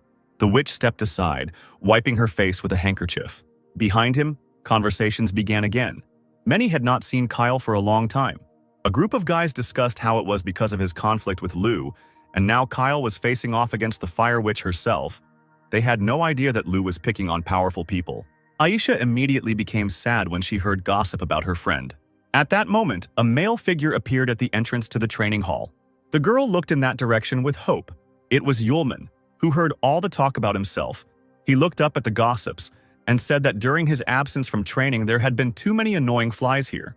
Groups of students suddenly began to scurry about, as if remembering that the deputy director was calling them and they needed to leave immediately. Sarah was surprised by the sudden appearance of students near her. Aisha ran up to her friend and asked why he came here. He pulled a rose out of his inside jacket pocket and handed it to the girl, saying that he had come to visit his charming and beautiful Aisha. She blushed and lowered her eyes and replied that Sylph and teacher Sierra were the ones who were beautiful and charming. Yulman was very surprised by these words. The witch, having accepted the flower from the boy, sadly explained, she heard the students talking about Lou's trip to the capital's magical congress. The apostle smoothed his hair, nodding meaningfully. Theatrically running his hand over the back of his head, he asked Aisha not to be bored in his absence. Arya, who had come up to him with an axe in her hands, ruined the moment. They hadn't seen each other for only a few days, but no matter how much you feed the wolf, he still looks at the forest. Yulman, putting his hands in his pockets, cheerfully asked his friend if she had already received a scolding during sparring today, to which the girl almost attacked him with her fists. The upset Aisha was still quite amused by her classmates' squabble. On the tower of the academy, the flag of the educational institution fluttered in the brisk wind. Yulman and Sylph stood in the square near a large carriage drawn by several white horses. An angry Sierra looked out of the carriage window and called out to the boys, ordering them not to delay their departure. The apostle turned around and replied that this morning he wanted to have time to say goodbye to his dear Aisha. Sylph added that she checked, and it seemed the girl was not in the room. The boy wanted to say something to the teacher, but she interrupted him. Holding the curtain, she said sharply that the student had 3 seconds to get into the carriage. Yulman did not dare to disobey his master, so after a few seconds, Aisha watched from her window with a tremor in her chest as the carriage disappeared into the distance. She said Yulman's name with sadness. She was not alone in the room. A black shadow from the magical heavenly portal called her. Aisha, without turning around, understood who was addressing her. The shadow said that now there is no one strong left who could protect this academy, so in the evening she can begin the task given to her by the master. The witch obediently agreed. Shadow noticed what was happening to the girl and voiced her guess. A guy named Lou loves Aisha very much. This can greatly anger the master. Then, the witch turned around for the first time and desperately asked not to tell her father and mother about Lou. The shadow giggled evilly. Everything would depend on whether Aisha could cope with the task. On the way to the event, Sierra told her companions about what awaited them. The annual Capital Magical Congress was held in turn by the three main clans: Smith, Jones, Isis. This Congress was the main identical gathering of the world of magicians, where the best of them gathered to discuss achievements and, in general, just to communicate. Propping his cheek on his fist, Yulman announced his discovery.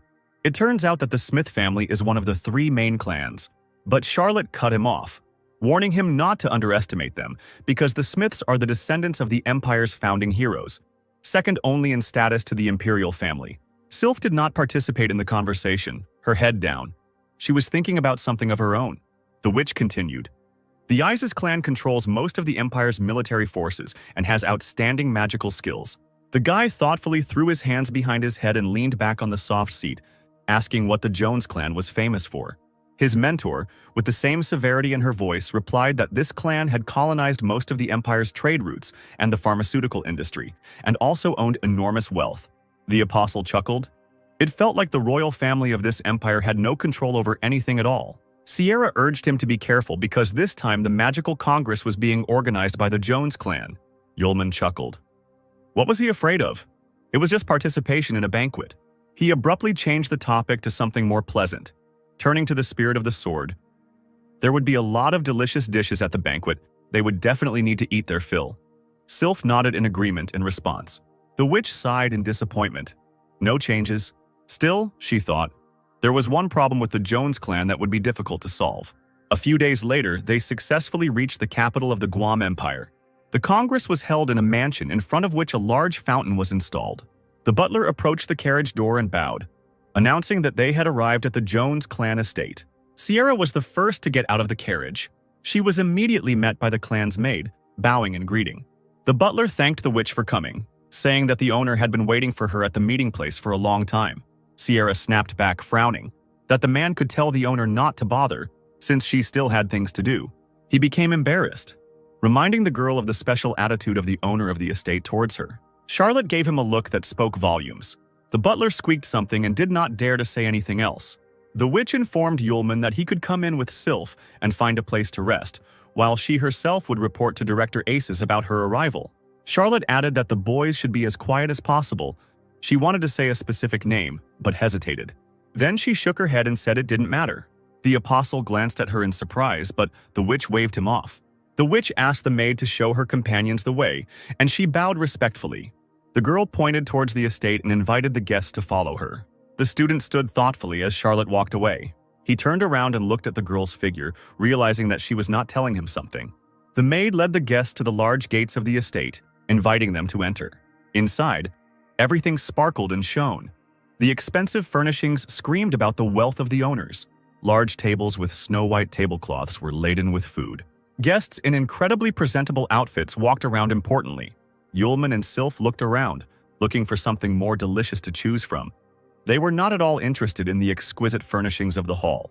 A passing lady covered herself with a fan in disgust, complaining that two important magicians from the Smith and Isis families had not arrived, but the city people had managed to get through and were now eating and drinking at someone else's expense. Meanwhile, the couple had already filled their plates with real langousts from the deepest depths, fillet steaks, and were enthusiastically commenting on their catch, loudly chomping. Suddenly, the sound of clattering dishes was heard. Someone pushed the maid right onto the table with desserts, loudly calling her a worthless piece of work. It was the owner of the estate who was taking out his anger on the servants because they had not brought him Sierra as he had ordered. The poor girl's eyes filled with tears. A wound formed on her cheek from the fall. She could not say a word in her defense. The butler gloated and announced to the owner that he had repeated the order to Luina to deliver the girl several times, but she had dared to disobey.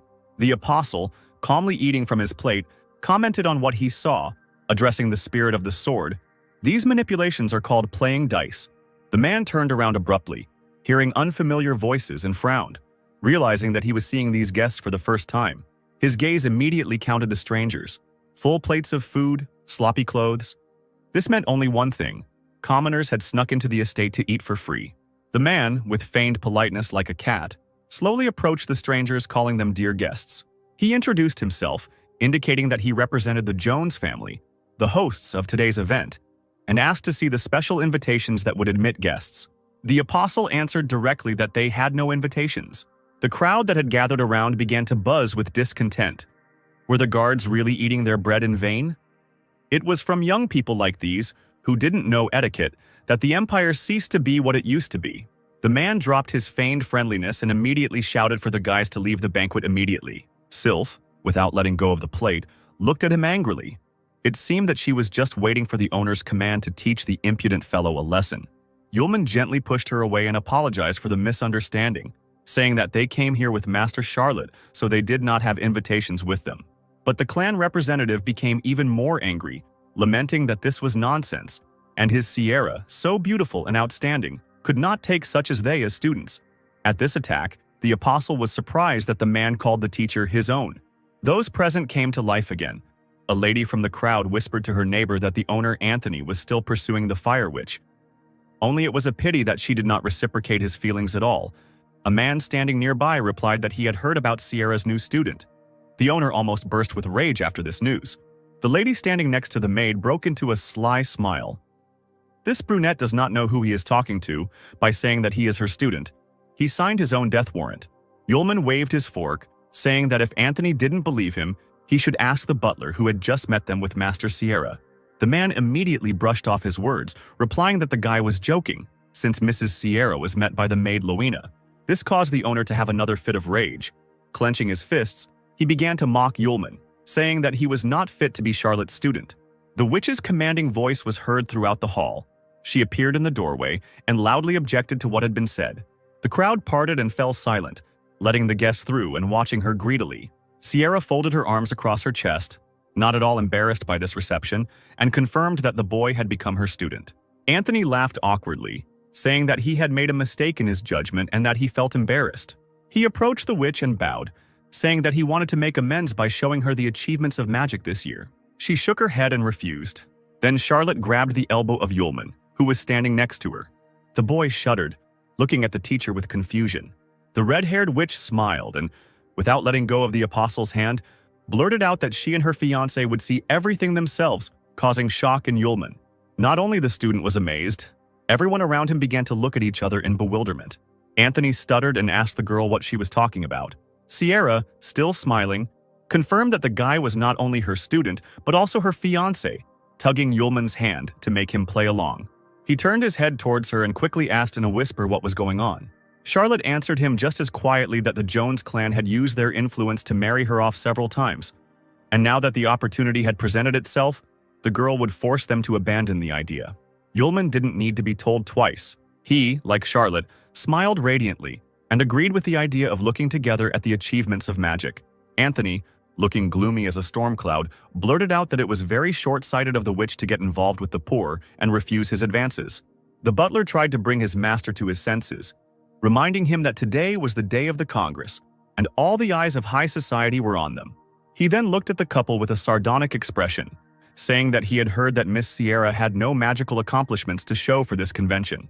Anthony grinned, pleased to hear this. He tried to defuse the situation by inviting everyone present to try his latest development, a magical medicine. Loud claps from the crowd could be heard from all around. The maids entered the hall in an orderly row, carrying plates in their hands on which stood small glasses with the potion.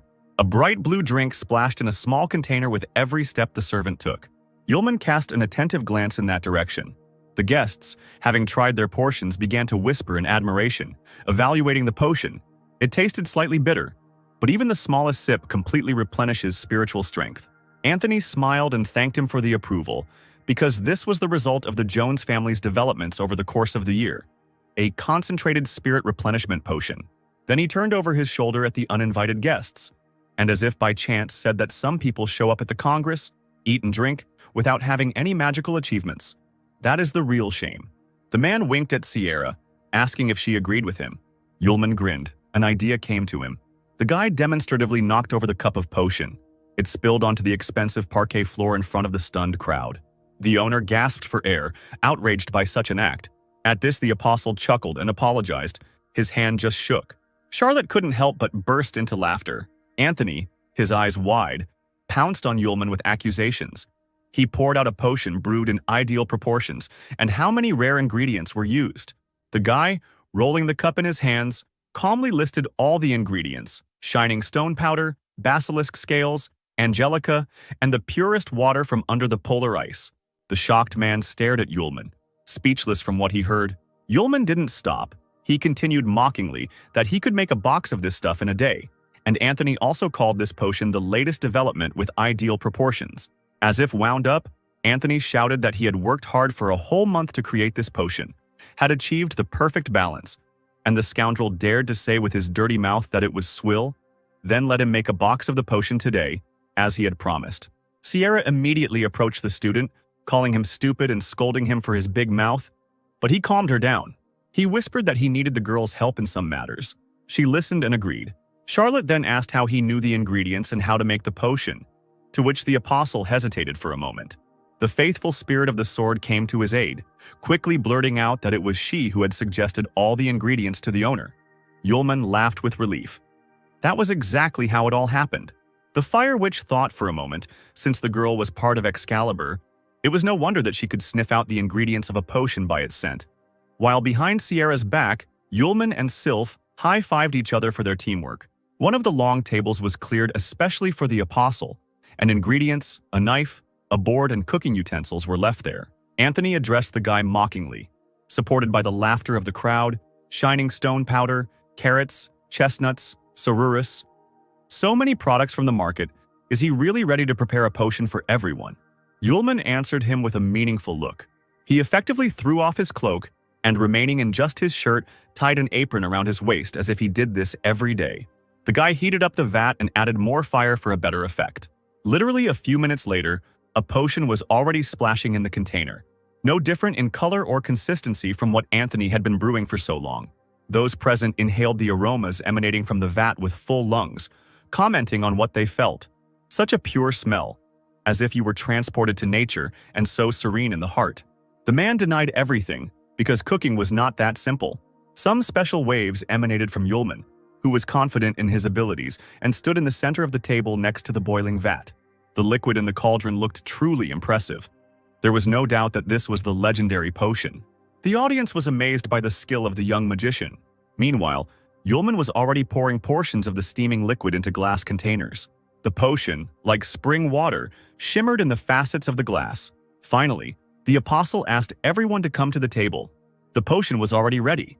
The first to approach him was a stately, unfamiliar man who politely asked if he could try the potion. Sierra greeted the man who approached her respectfully. It was Professor Madeline himself from the Imperial University of Potioneering. He was known on par with the chief magician aces. Yulman smiled good-naturedly and nodded. The professor held the glass in both hands and took a leisurely sip, savoring every sip. At first, his face showed no emotion. But a moment passed and his eyes widened. Madeline exclaimed in shock that he would never have thought that he would meet a person who would make a superpower potion. Anthony asked in shock, "Wasn't the superpower potion, which increases spiritual power several times, lost almost 300 years ago?" The man, still not believing what he had just learned, agreed. But he himself had never heard of such a method of preparing the potion.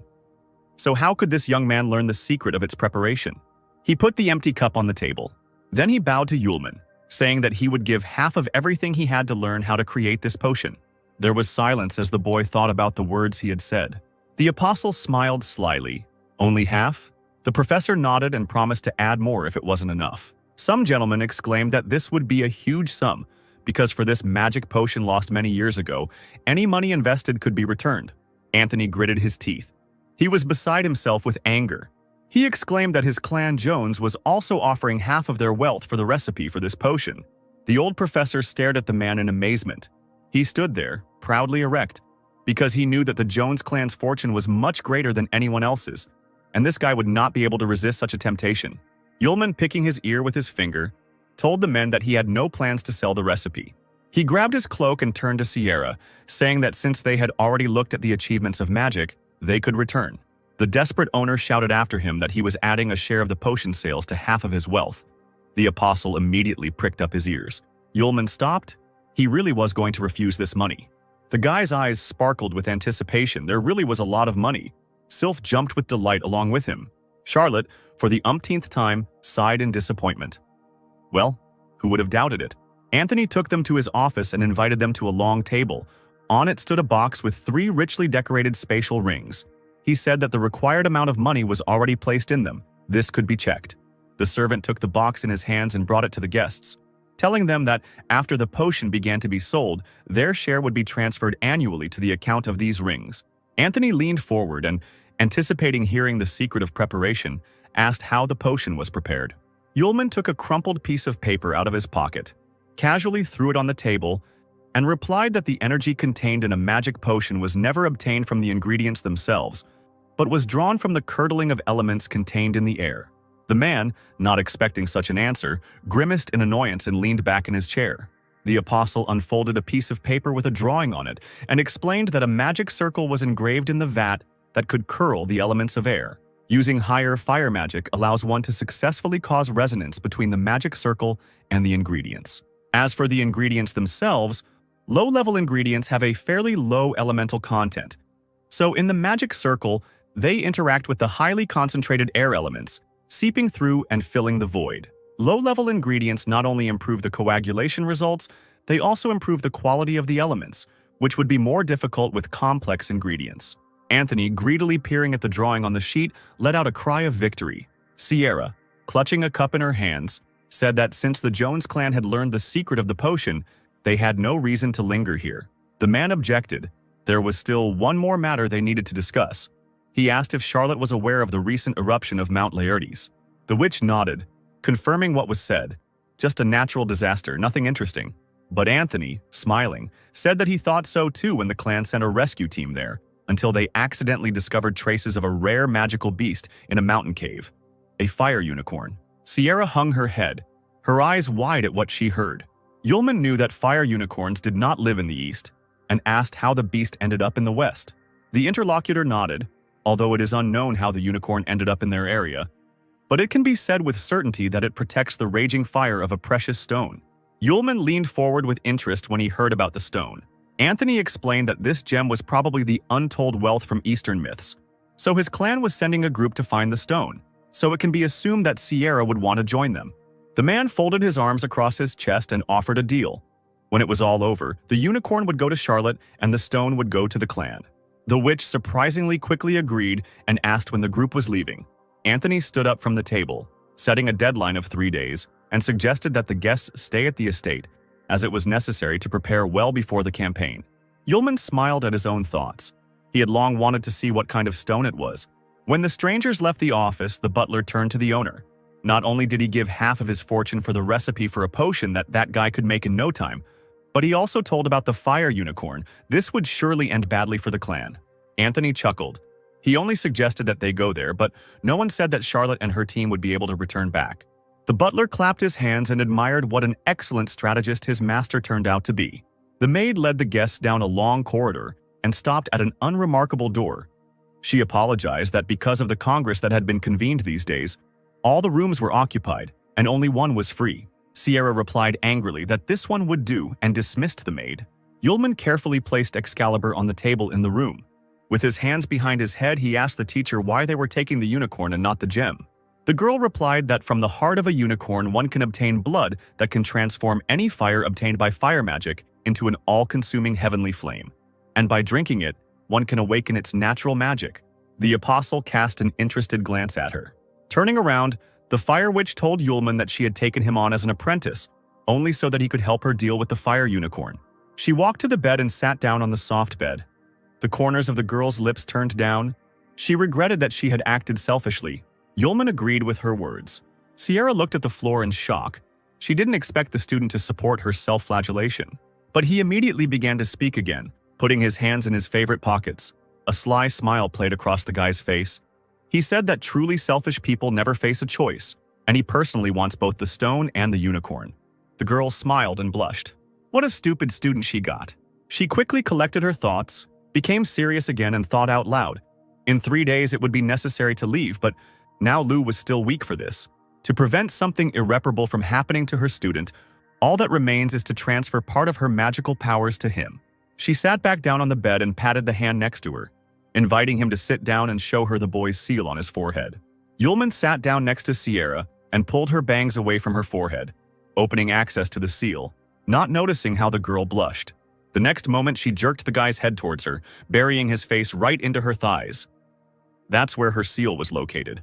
Charlotte exhaled, passing her powers onto her student, and her entire body became illuminated with a bright white glow. Streams of light began to form around the couple, forming large runes on the floor. Holding the boy's head tightly, she let out another long breath and ordered Lu not to move. A little later, when the ritual was over, she woke up and, looking to the side, quickly spoke. Here it is, this ancient method of transmitting magical powers through the seal between the master and the student. Now, having received her powers, the student can use her fire magic. She stumbled, lowered her head, and, screaming, realized that the guy was still lying on her thigh, not moving. Yulman slowly rose, holding his head. He leaned back on the bed, drowsily replying that he was very comfortable. Anthony sat at the table in his office and asked the butler about what the guests had been doing for 3 days. He replied that they had not even left the room. Moreover, screams could be heard from there from time to time. The master banged on the table, ordering the servant to be silent. He sat up straight in his chair, exclaiming that he didn't understand how he was any worse than this brunette. Sierra is simply blind and does not see all the advantages. Suddenly, there was a scraping sound of cutlery on a plate and a voice from the opposite end of the table. A stranger assured that the gentleman should not worry. Anthony looked puzzled at the man with the hood that hid his handsome features and long white hair and apologized for his tactlessness. He, smiling, asked if Anthony had called him to resolve the issue with his fellow travelers. The stranger was the traveler of the void, Hasadan, one of the 4 best magicians of the empire, who was considered the only person in history to enter the world of the void. At this time, Sierra continued to teach her student her own magical abilities. Right now, Lu was holding a clod of fire in his palm and asking the master if he was doing everything right. The witch nodded and added that now he could freely use internal magic. Yulman was a little scared and stepped back when the light flared brighter right in front of his face. He couldn't even imagine that it was possible to control fire in this way. Now he wasn't afraid that the flame could break out. Sierra thoughtfully rubbed her chin, either addressing her student or calming herself, while Yulman drew hearts from the flames behind her back. They didn't need any incidents during the taming of the unicorn, so the transferred magical powers should be enough to withstand fatal blows. The main thing is not to forget that the powers must be spent wisely. Looking over her shoulder and seeing the sensible use of energy, Charlotte cursed under her breath. The maid's voice was heard behind the door. She asked to hurry, because the carriage to Mount Laertes was already ready. They could leave at any moment. Sierra immediately threw the door open, appearing in front of the girl along with a soot-covered Lu. Suddenly, the witch caught a glimpse of the familiar hem of a cloak out of the corner of her eye, which disappeared around the corner. Yulman noticed the teacher's hesitation and now looked at her questioningly, while Charlotte was surprised to see this man. But she decided that she was mistaken, so she waved her hand and hurried the student. Late in the evening, a chase through the narrow corridors of St. Joseph's Tower took place. A small figure, wrapped in a thick cloak, maneuvered, trying to hide from its pursuers. But the last turn turned out to be a dead end. Judging by the sounds in the distance, they were about to overtake her. The figure raised its head, staring at the wall, and began breathing loudly, trying to calm its breathing, which had been ragged from running. Sarah gave a triumphant cry when she saw the stranger hesitate and shouted at her that there was no way out, so she should give back what she had stolen. The woman, drawing magical runes in the air, demanded that this be done immediately. Magic chains quickly approached the figure, ready to bind it at any moment. The stranger turned around, her face hidden by a mask and long blonde hair. She jumped up, dodging the chains. Then she suddenly moved to the side and, breaking the window, jumped out into the darkness of the night. Luckily, the fall was not high, and the girl landed on the ground immediately. The deputy director rushed to the window and looked down. Clenching her fists, she cursed. The stranger had managed to escape anyway. The figure, meanwhile, did not go far, hiding just around the bend. The stranger turned out to be none other than Aisha. She pulled the mask off her face and breathed a sigh of relief, taking a carved white box from her bosom. She finally got it. A few days later, at the foot of the fiery Mount Laertes, a party of Jones and Sierra's men and crew rode forward in wagons drawn by white horses, the drivers urging the reins on every now and then. Suddenly, an order was heard from one of the crews to stop.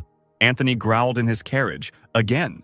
Yulman jumped out of the neighboring cart like a bullet, covering his mouth with both hands. The others had to go outside too. Anthony looked at Sierra reproachfully and said that they could have warned Lu about the condition of the road, because due to constant stops, this one-day trip stretched out into several days. The witch awkwardly scratched her cheek.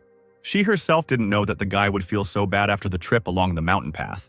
The apostle, having emptied his stomach, now walked, staggering, along the road to the carriage, thinking that more than anything in the world he did not want to return there. Suddenly, distant screams caught his attention.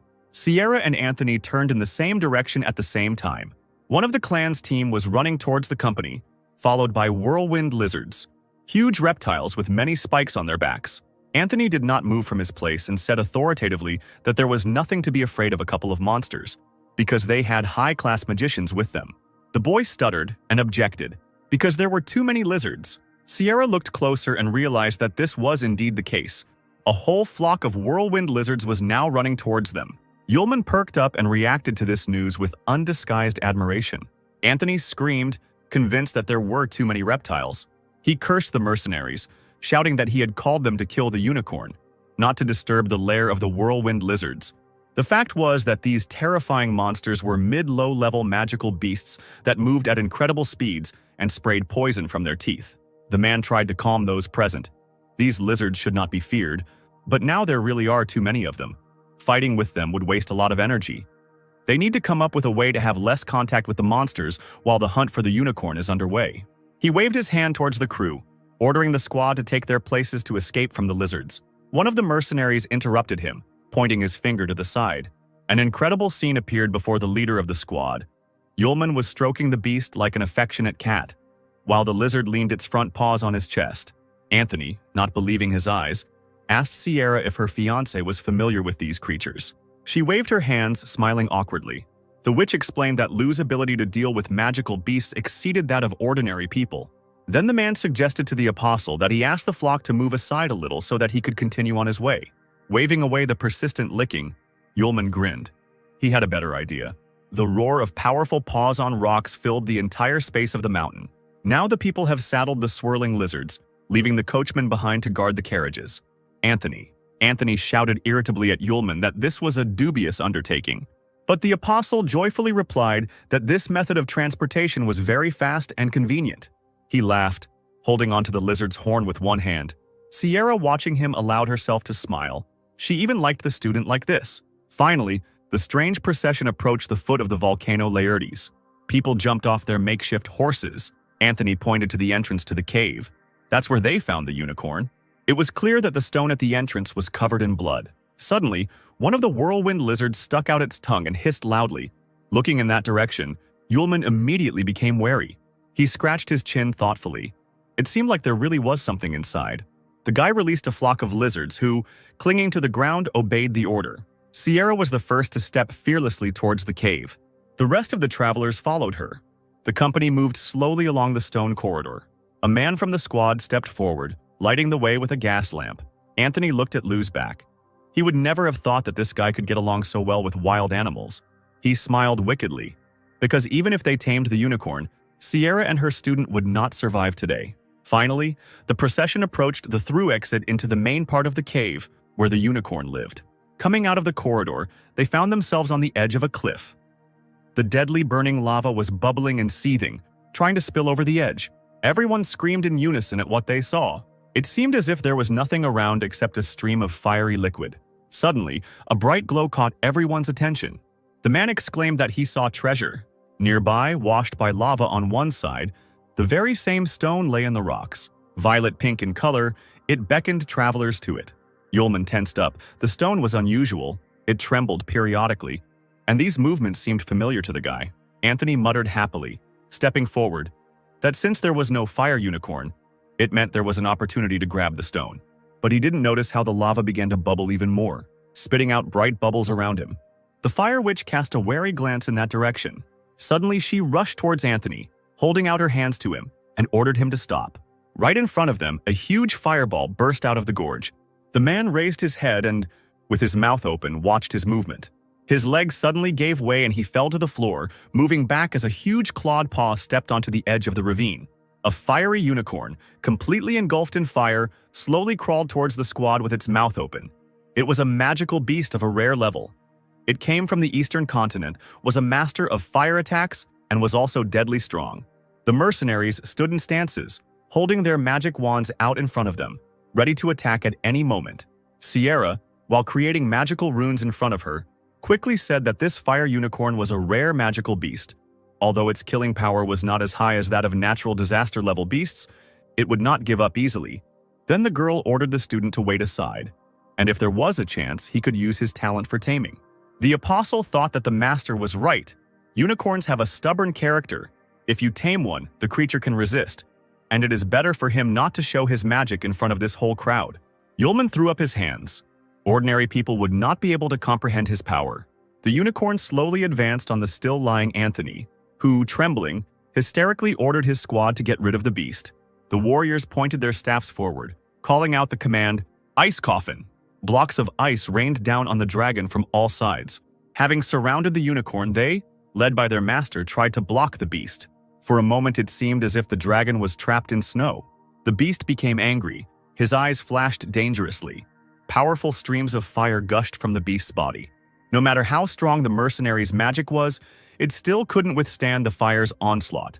There was an explosion, pieces of ice flew in all directions, and the dragon found itself free. The wounded mercenaries were breathing heavily, bent at the knees. The unicorn, unfazed by anything, ran forward again, preparing to attack the people. The detachment, seeing this, hurried in horror to escape from the monster's sight. At that very moment, the beast's horn collided with the magic sword with a ringing sound. Sierra wasted no time in rushing forward, now using her weapon to block his attack. The animal narrowed its eyes dangerously, growling even louder. It moved its head to the side, trying to push the sword away from the horn. Sierra felt her grip weaken in horror, the sword in her hands moving to the side. The unicorn let out a roar and turned its head sharply, trying to throw off the annoying opponent. There was a powerful explosion from the collision. The fire witch was thrown back several meters. The sword remained in her hands. The stone that the people had come for shook dangerously from the force of the blow. He was lying right on the edge of a cliff, so a push of such force predictably provoked the stone to move, and it, jumping up, almost fell right into the flow of seething lava. Anthony watched in horror as his treasure disappeared into the raging fire. The unicorn turned around and rushed in that direction. But the stone didn't have time to land in the lava. Yulman reacted with lightning speed and in 2 counts found himself in the air, holding the prey tightly above his head. The warriors' mouths dropped open as they watched this. A few moments later, the apostle landed on solid ground. Sierra immediately ran up to him, worried, saying that the stone contained a raging flame, so he needed to be careful. The stone in Yulman's hands heated up. He screamed, and an enraged unicorn immediately appeared behind his back. Anthony clenched his fists. If this continued, the guy would end up with both the stone and the unicorn. The apostle turned around with a smile and said that the Jones clan had been wrong from the start.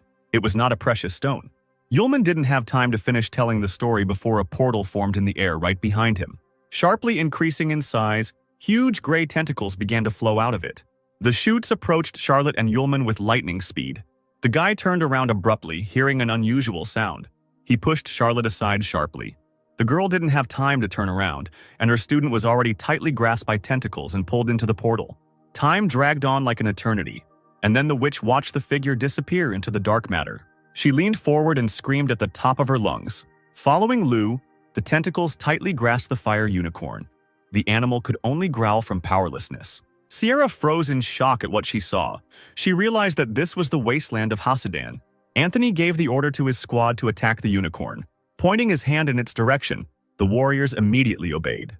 The unicorn, which was already being pulled into the portal by the tentacles that were firmly clinging to its body, was now being hit by a multitude of ice fragments. Events developed so quickly that Sierra could not fully come to her senses. The dragon was covered with snow dust and even more fragments. When the icy fog cleared, the beast was free of Hasidan's bonds, but was now pinned to the stone wall by blocks of ice.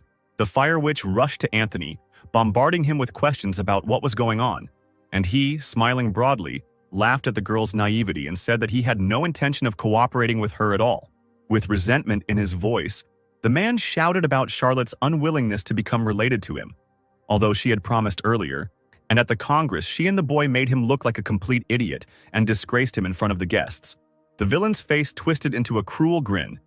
The Jones clan had already suffered enough from Murderbell. It was time to pay the bills. It was not for nothing that he called the master of the wasteland to deal with Sierra and her student. Charlotte gritted her teeth in anger at herself. She had definitely seen Hasidan in the corridor then. Holding her sword out in front of her, Sierra warned that no one would leave here alive if anything happened to her student. At that moment, the portal moved and separated the witch from the others. Hasidan's voice was heard. He heard what the girl was saying. Then the Traveler of the Void himself emerged from the portal, grinning, replying that her student had already become lunch for the Master of the Wasteland. Charlotte's eyes widened in disbelief. All the ridiculous, sweet, and funny moments she had lived through with Lou flashed through her mind. Grief was replaced by anger.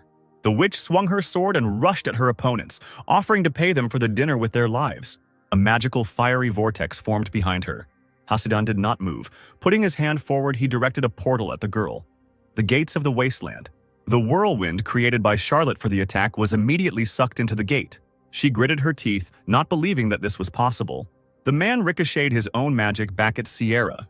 The flashes of fire knocked her off her feet, and the girl lost her balance. However, she landed on one knee, covered in bruises, and now coughing raggedly. The mage stood there, chuckling, saying that the magic of the wasteland existed outside the basic framework of magic. Even the magic of the fire sword could not overcome it. His sharp gaze pierced from under the hood. The man advised not to make unnecessary movements but simply die. The traitor from Clan Jones asked sarcastically if it was too easy to let Y die like that. A trickle of blood ran from the corner of Sierra's lips as she listened carefully to the men's conversation, wondering what to do next. Gritting her teeth in pain, the witch analyzed what Hasidan had said. She had only one way left to overcome this supreme magic. Charlotte ran to the place where the unicorn, still motionless but still alive, was hanging. Anthony panicked when he saw where the witch was heading and shouted that Sierra needed to be stopped before she got to the unicorn's blood. Hasidan calmly replied that she was just wasting her energy. Then he chuckled meaningfully without saying anything. Meanwhile, Charlotte sat on the unicorn's lap, her palms under the wound from which blood was flowing, asking for forgiveness for the fact that she was going to take his powers. The wounded animal growled gutturally, unable to defend itself. The girl took a deep breath and quickly swallowed some blood. Something happened that she never expected. Falling on all fours, the witch began to cough violently. The sensation was comparable to that of her entire body being consumed by a fierce fire. There was nothing to breathe. It was as if my insides were being eaten away by heat. Hasidan slowly approached her, saying that Charlotte was too naive to believe the words of old man Aces, because from drinking blood she would only burn alive. Pressing her hand to her throat, the fire witch croaked that the director would not deceive her. The man chuckled, measuring her with his gaze. It seemed that the girl did not know Aces at all. Hasidan turned to the squad and said that if they killed the witch now, there might be an explosion of heavenly fire raging in Charlotte. So it would be better to leave her here, to die a natural death. The stone was in their hands anyway. The witch understood that she couldn't just let them leave, but how difficult it was to make every movement. But suddenly something changed. An unknown force lifted her above the ground. The space around her literally blazed with fire. The natural magic of the Thousand Lights Master has awakened. The men turned around in shock. This shouldn't have happened. With tears in her eyes, Sierra said that even after awakening her natural magic, she was still very saddened by the loss of her student. And therefore there is no point in expecting mercy. A bright, scorching flash hid the girl's figure from view. The magician immediately created a void field spell. But something was wrong. The Master of the Void did not answer him. Meanwhile, a fire dragon with its mouth wide open was flying towards where the men were standing. Anthony stepped back, not understanding what was happening or how the beast had appeared. It was as if a pillar of fire had burst forth from the depths of the earth, filling the entire space. Then there was a deafening explosion. After a few seconds, it became quiet and the dust from the destruction settled. Sierra's opponents lay on the ground, their clothes burnt, and their bodies covered in multiple wounds. Hasidan, unable to move, could not even imagine that someone could master the magic of heavenly fire. The fire witch landed softly on the ground. She was not at all happy about receiving the natural magic she so desired. Suddenly, claps were heard in the caves, the sound passing through the walls like the moon. The witch looked sharply towards the entrance. To her surprise, the director of the academy, Aces, slowly entered the cave. He stopped, holding his hands behind his back, and asked the girl if she had awakened her natural magic. She nodded, noticing that the director looked strange. Still lying on the ground, Hasidan laughed with difficulty, saying that this old man had been waiting from the very beginning for the day when the witch would awaken the natural magic. All this, none other than the demon kidnapper. Charlotte didn't believe what she was hearing and stared with all her eyes at the director, who was so familiar to her.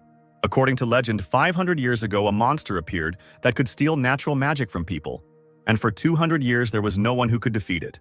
But the chronicles say that after the battle with the seventh apostle Sarlia, the demon disappeared without a trace. According to rumors, he had already died long ago. Who then was Director Aces all this time? Always so kind and sincere, the old man's face suddenly changed and he turned to Sierra. She said that if she could awaken her natural magic, the girl would help the director with many things. And since this was troublesome, she could think of another way out. The round glasses flashed playfully. The man asked what if he took her talent magic directly. Sierra screamed, not expecting such words from the director. Aces now looked nothing like his former self. He tensed up and suddenly grabbed his charge by the throat, lifting her into the air. It was a blow below the belt. Charlotte did not have time to react, and now greedily swallowed the air that was barely entering her lungs. And the man said such painful words, if he did not feel that she would be able to awaken the master of 1,000 fires, would he have raised her so carefully? He said with a laugh that Charlotte looked incredibly pathetic now. The essence of her existence is to awaken natural magic and allow Aces to take it away. The man was completely illuminated by light, his eyes wide open, as if he was drawing all the strength out of his former student with just one glance. The witch didn't believe that this was happening in reality. She croaked a quiet teacher, not understanding what hurt more, from his actions or from the lack of oxygen. The fire, and with it the power, slowly flowed from her body to the director. When the exchange was complete, the fire arced through the air and finally left the Sierra. Aces waited a few more moments. A second later, Charlotte was lying face down on the ground. Easily creating a small cloud of fire in his palm, Aces exclaimed with delight how beautiful natural magic is. He folded his hands behind his back again and glanced at Sierra, saying that there was no point in keeping her alive now. Hasidan, deciding that it was better not to move, thought with horror that when the old man dealt with the witch, it would be his turn. But why had the Master of the Void not yet answered? At that moment, the air above the abyss split open. Aces cast a wary glance in that direction. Black cracks went straight through the air, growing larger with each passing second. Then a stream of air gushed out from there, almost knocking the demon off his feet. He immediately began to create runes in the air in order to attack if necessary. At first, he could not see anything because of the thick cloud of dust. But soon a piece of a huge tentacle fell out of the crack, and then a male figure appeared. Yulman deftly jumped out of the abyss, holding a sword in his hand. He stepped hard on a piece of flesh. Aces froze. It couldn't be. Could this guy really deal with the strongest of the Void World, its master himself? The apostle pushed away the tentacle with the toe of his boot, from which the blue liquid was flowing, and winced. Why does this octopus have so many tentacles? He just wasted his time. His gaze fixed on the director, immediately realizing that everything had not gone according to plan. But when the guy saw Sierra lying there with no signs of life, his eyes darkened. His master, covered in blood, did not move at all. Yulman's voice echoed throughout the cave as he asked who did this.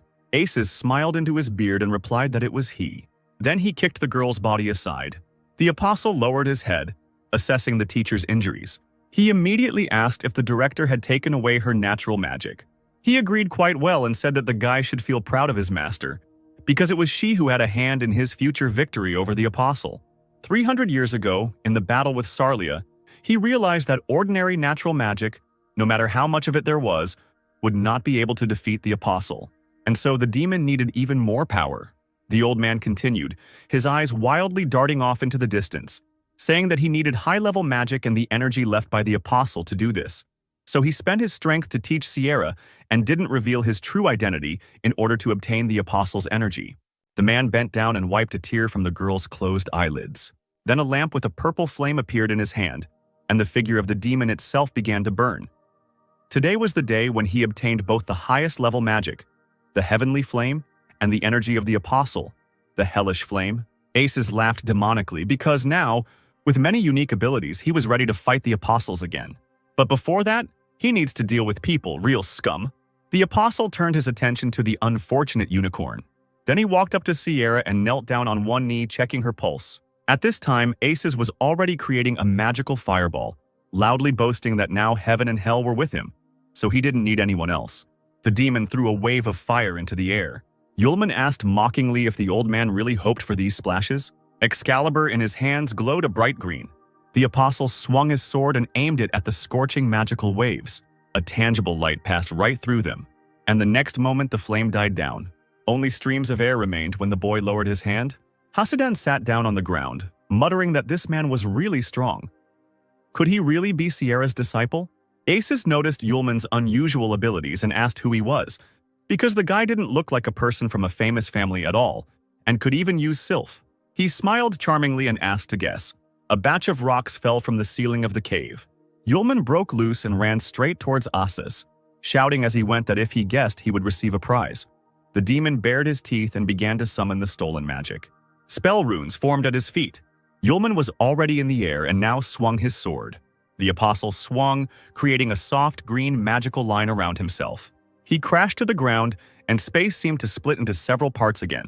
A stream of incredible force now emanated from the sword, dangerously lifting up large pieces of rock. Yulman pointed his sword at Asis. The demon spread his arms, trying to hold back the whirlwind flying towards him. Lightning of the highest level magic emanated from the palms. Yulman hissed threateningly, knowing that Asis could hear him. If he doesn't guess, the old man will be punished.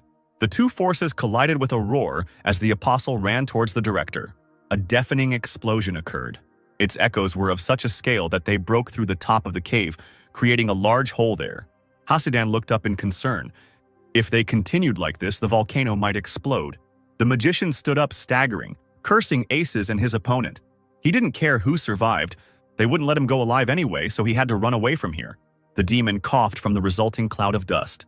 Yulman once again demanded that Sierra's natural magic be returned. But Asasis only laughed. The stolen magic of talent could not be returned. Blood was oozing from his torn clothes, but the demon seemed unfazed. He asked if the boy really thought he could defeat him. The man squeezed his palm and the glass lamp in it cracked, releasing a violet flame. Hasidan recoiled in shock. This was the fire of the underworld, belonging to the mythical apostle. What was the old man planning? Aces laughed madly, looking at Yulman. The flame that had been dancing on his palm suddenly grew to enormous proportions, and now the demon seemed to be burning within him. He spread his hands, controlling the flame, and said that this was the most powerful force left by the apostle, and that the guy was lucky, because he would be the first to die from such a force. The magician directed the flame forward, and it obediently obeyed its master. A destructive fire swept through the bodies of people lying on the ground. Aces breathlessly admired the apostle's strength. At that moment, Sylph appeared. She stood in front of Yulman and created a storm barrier with her magic. It helped for a short time. Her energy was able to hold back the fire of the underworld. The apostle shouted for the girl to take Sierra, and they left there. The sword spirit, holding the barrier, replied that her main mission was to protect the master.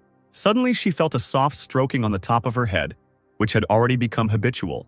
Yulman confidently ordered her not to worry because this light could not harm him. The girl looked at the apostle with admiration. The director, standing in a purple whirlwind, watched Yulman. He did not expect that there was a person who cared about his weapon more than his own life. His hand rose, fingers touching the purple haze, kill the guy and then catch up with them. A matter of 5 minutes. Yulman stood casually, his hands in his pockets, listening to his opponent's threats, while the hems of his cloak fluttered from the magical storm. The director's glasses sparkled. His crazy eyes bored into the guy. Having lived in this world for 500 years, he had finally thrown off his shackles and set out on the path to becoming a new apostle. The young man raised his hand. A purple flame danced on his palm. He told the old man that he was using this flame incorrectly. The purple flames that he thought were under his control instantly floated straight towards Yulman. The boy grinned, red lights burning in his eyes as he tossed the collected fire from palm to palm like a soft piece of dough. The director asked in amazement why the apostle was holding the devil's flame with his bare hands.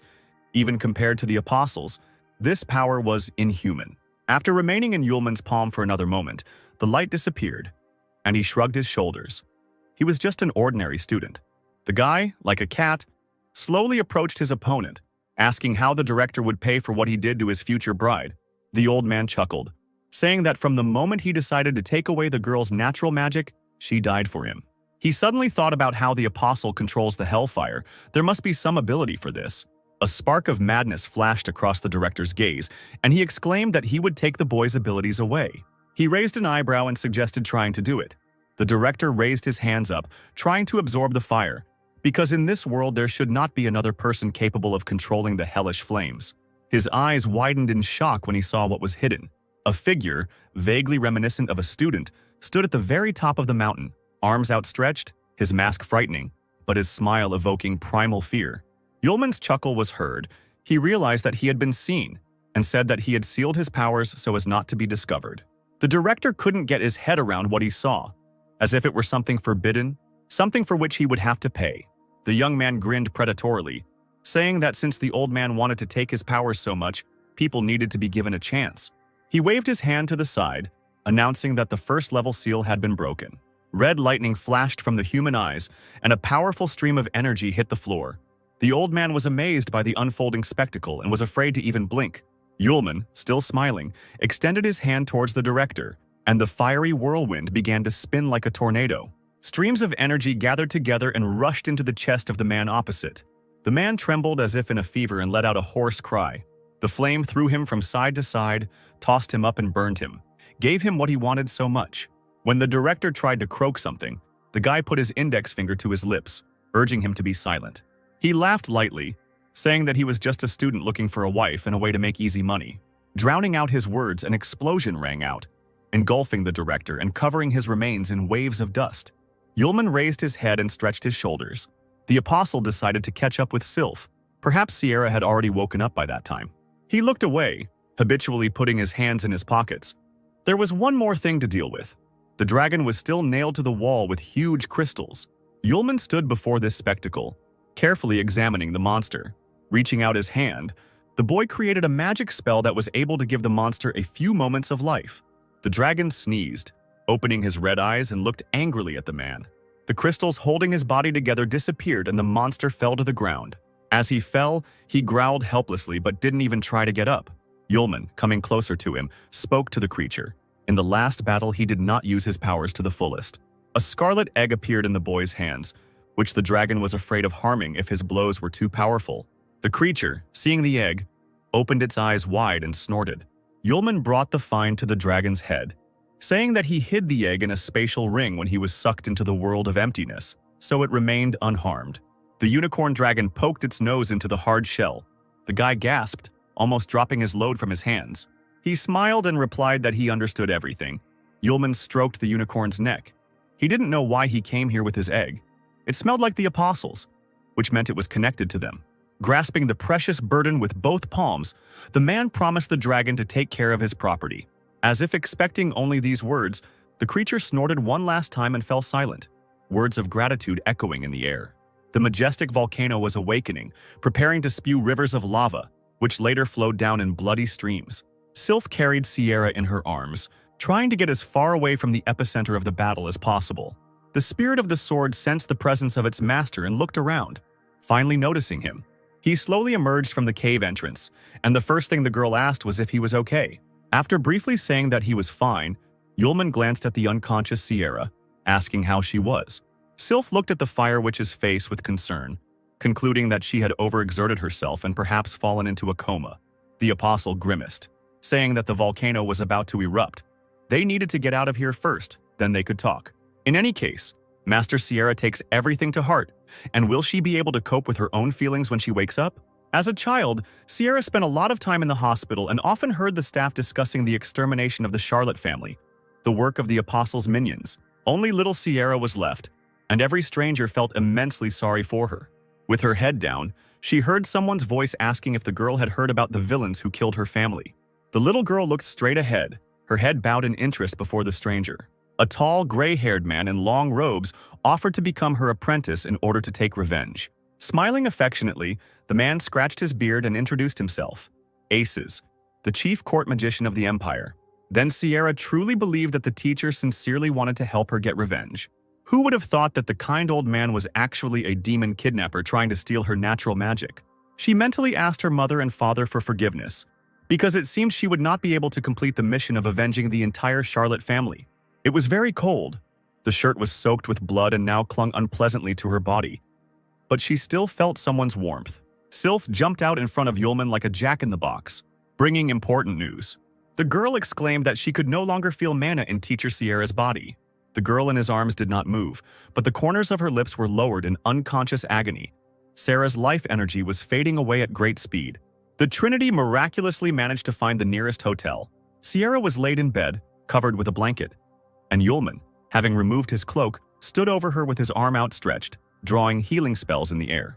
Unfortunately, Sylph's fears were justified. Sierra's own magic was not felt in her body, and her power was rapidly leaking away. Looking at the girl's exhausted face, the apostle knew that if this continued, she would never wake up. Sylph carefully approached the master, who was gloomier than a cloud, and asked if he still had the magic that Master Sierra had passed on to him. Yulman clapped his hands, realizing that this magic could be returned to Sierra and help restore her strength. It wouldn't be enough to get her back to her previous level, but it was better than nothing. A book appeared in front of the sword spirit. It was necessary to find out how to transmit energy when it was impossible to use the seal for transmission. The verdict was that the magic had to be transferred through a kiss, which completely puzzled Yulman.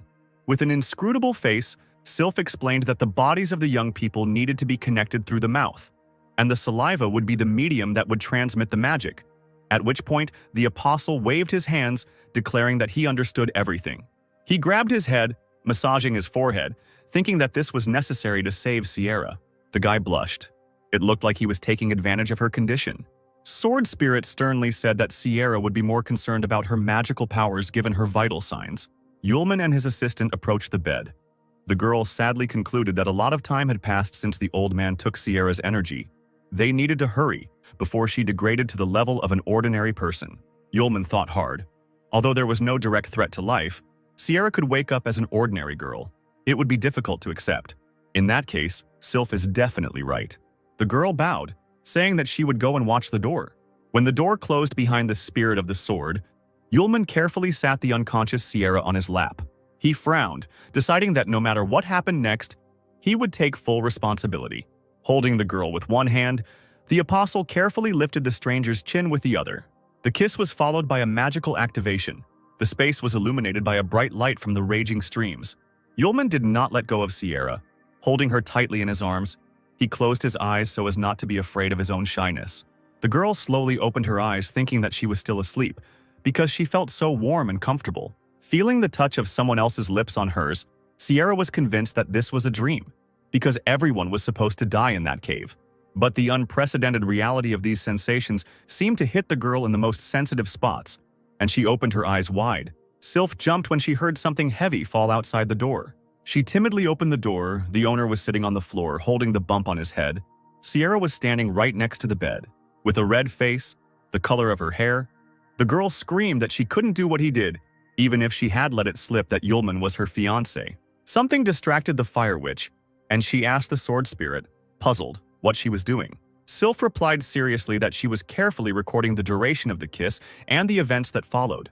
Sylph blushed even more, as much as possible, jumping up on the bed in indignation. She almost attacked the girl with her fists, screaming that it was not a kiss, but an ambulance. The student was giving her strength back, and such events do not need to be recorded at all. Sierra turned to the beaten Yulman, ordering him to forget everything that had happened and was long gone. The apostle put on a guilty look, wiping tears from the corners of his eyes, and nodded. Once everyone had calmed down, Sierra lay back in bed to continue recovering and drank hot tea. Yulman and Sylph stood by the bed when the fire witch asked what happened to those who fought in the cave and how Yulman managed to escape. The student replied that, as he followed Sylph out of the cave, he saw Aces and the wounded magician fighting. It turned out that in the battle, they even broke off an entire cliff. Sierra thought about it, realizing that Yulman was talking about Hasidan.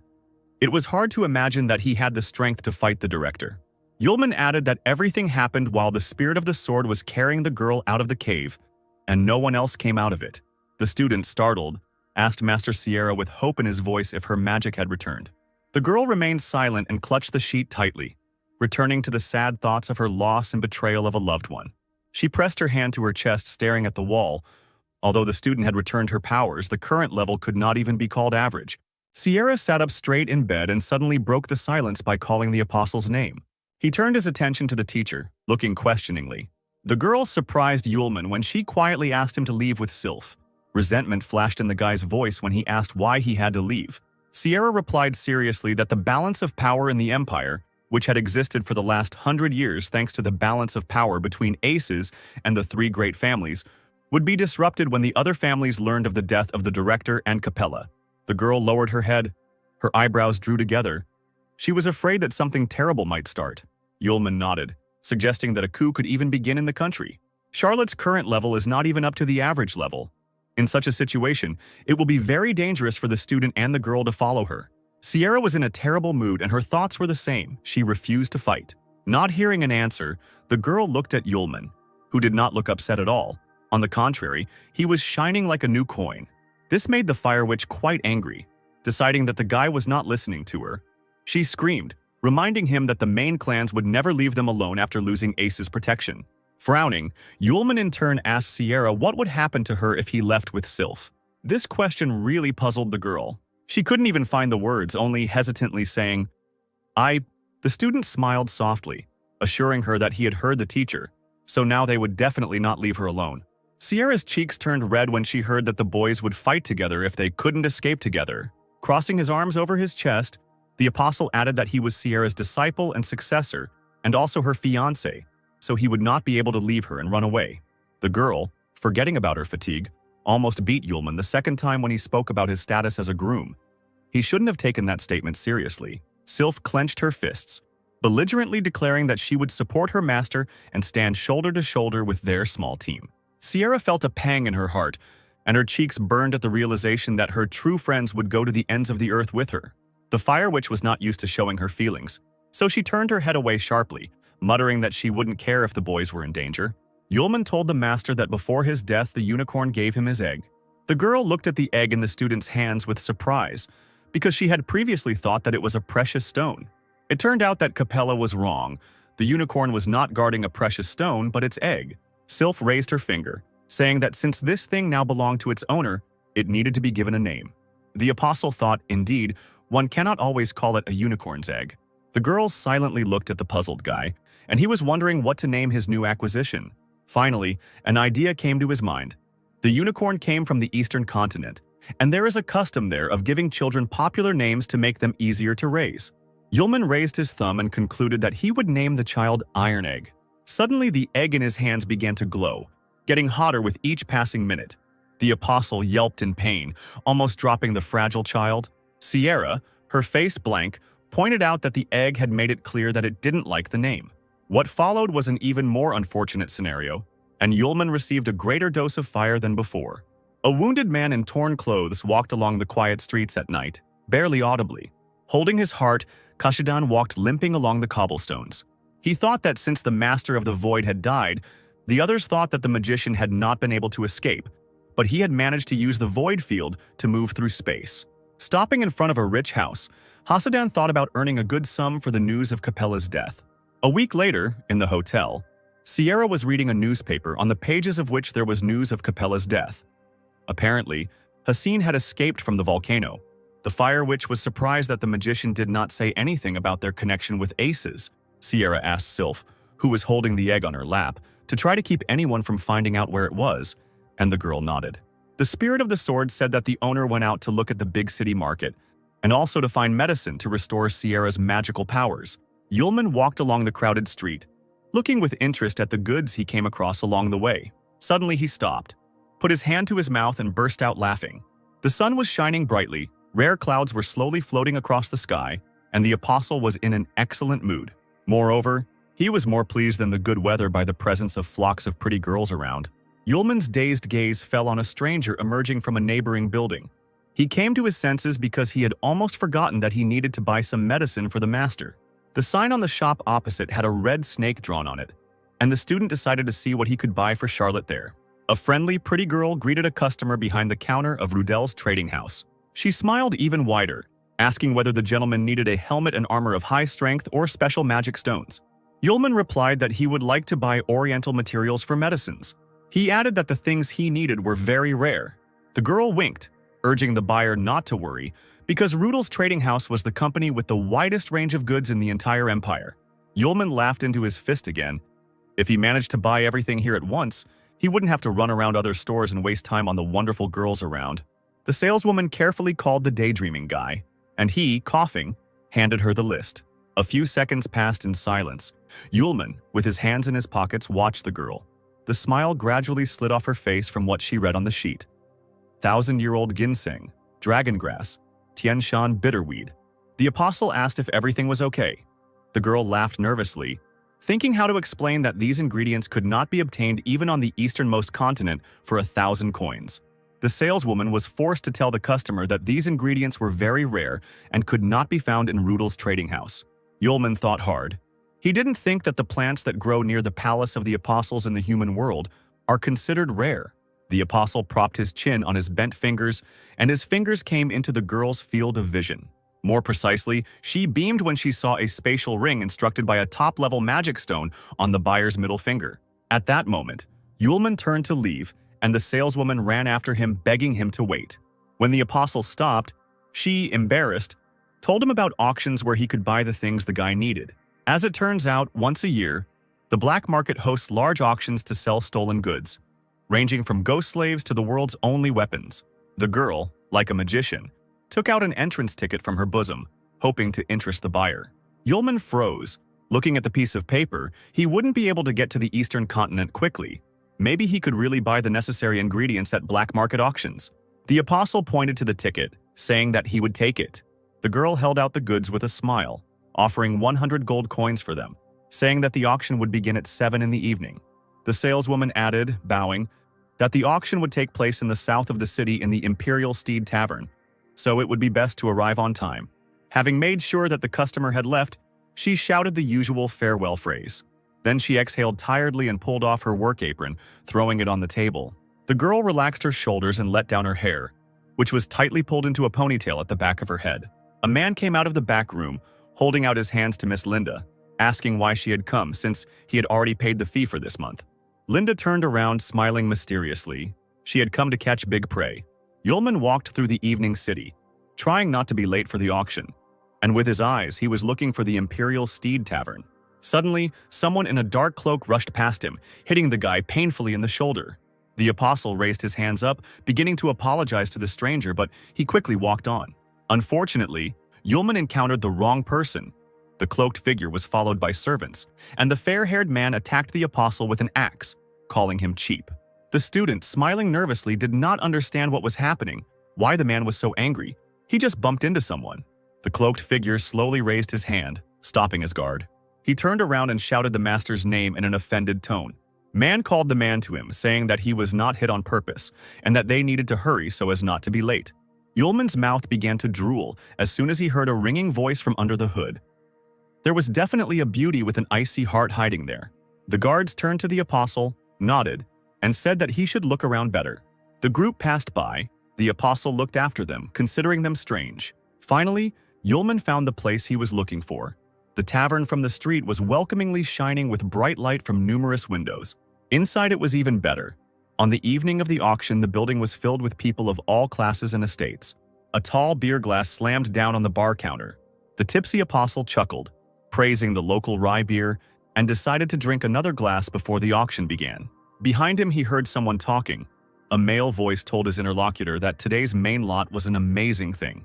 Covering his mouth with his hand, the other man spoke of important people who had gathered here to hunt for this jewel.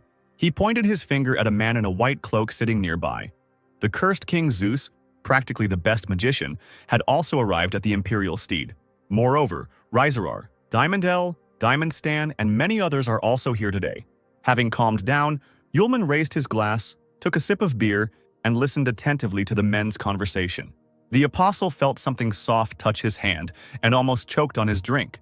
That same saleswoman from Rudel's trading house grabbed Yulman tightly with both hands, extremely happy that they saw each other again. Linda winked at the apostle. She couldn't miss the auction that was held once a year. The girl, shining with huge, malachite eyes, languidly asked Yulman to call her by name. A tipsy Yulman scratched the back of his head, hiccuped, and introduced himself. Linda, she smiled slyly. This fool had fallen for the bait so quickly, and when the auction began, he would give her the ring himself. The girl leaned against the bar counter, smiled charmingly, and offered to be Yulman's guide until the auction began. The two men, who had been discussing the people present earlier, turned their attention to the couple, the old man's precious daughter Louis, and next to her, probably, is some important person, a simpleton who fell for her bait. Finally, after some time, the auction began, and a large crowd gathered in the large hall, eagerly awaiting the bidding. Yulman and Linda took the empty seats, and the guy asked if the organizers were afraid that someone would report the illegal auction to the authorities. The girl twirled a strand of hair, saying that the auction was being held by Old Man Lewis, and no one in the city would dare to anger him, and besides, serious people were buying things here. A silhouette appeared on the empty stage and was immediately hit by a dim spotlight. The auctioneer, a smiling man in a tailcoat, greeted the dear guests. They, waving their arms, shouted loudly and began to drunkenly hoot in response. Alcohol sales in the tavern were on the rise on days like these. A charming girl in a rabbit costume came out to the host with a box in her hands, and the man declared the evening the final one in the auction series. Squinting with pleasure, the auctioneer abruptly pulled the red fabric from the item in the assistant's hands. The first lot is the Hand of Black Magic. The starting price is 50,000 gold.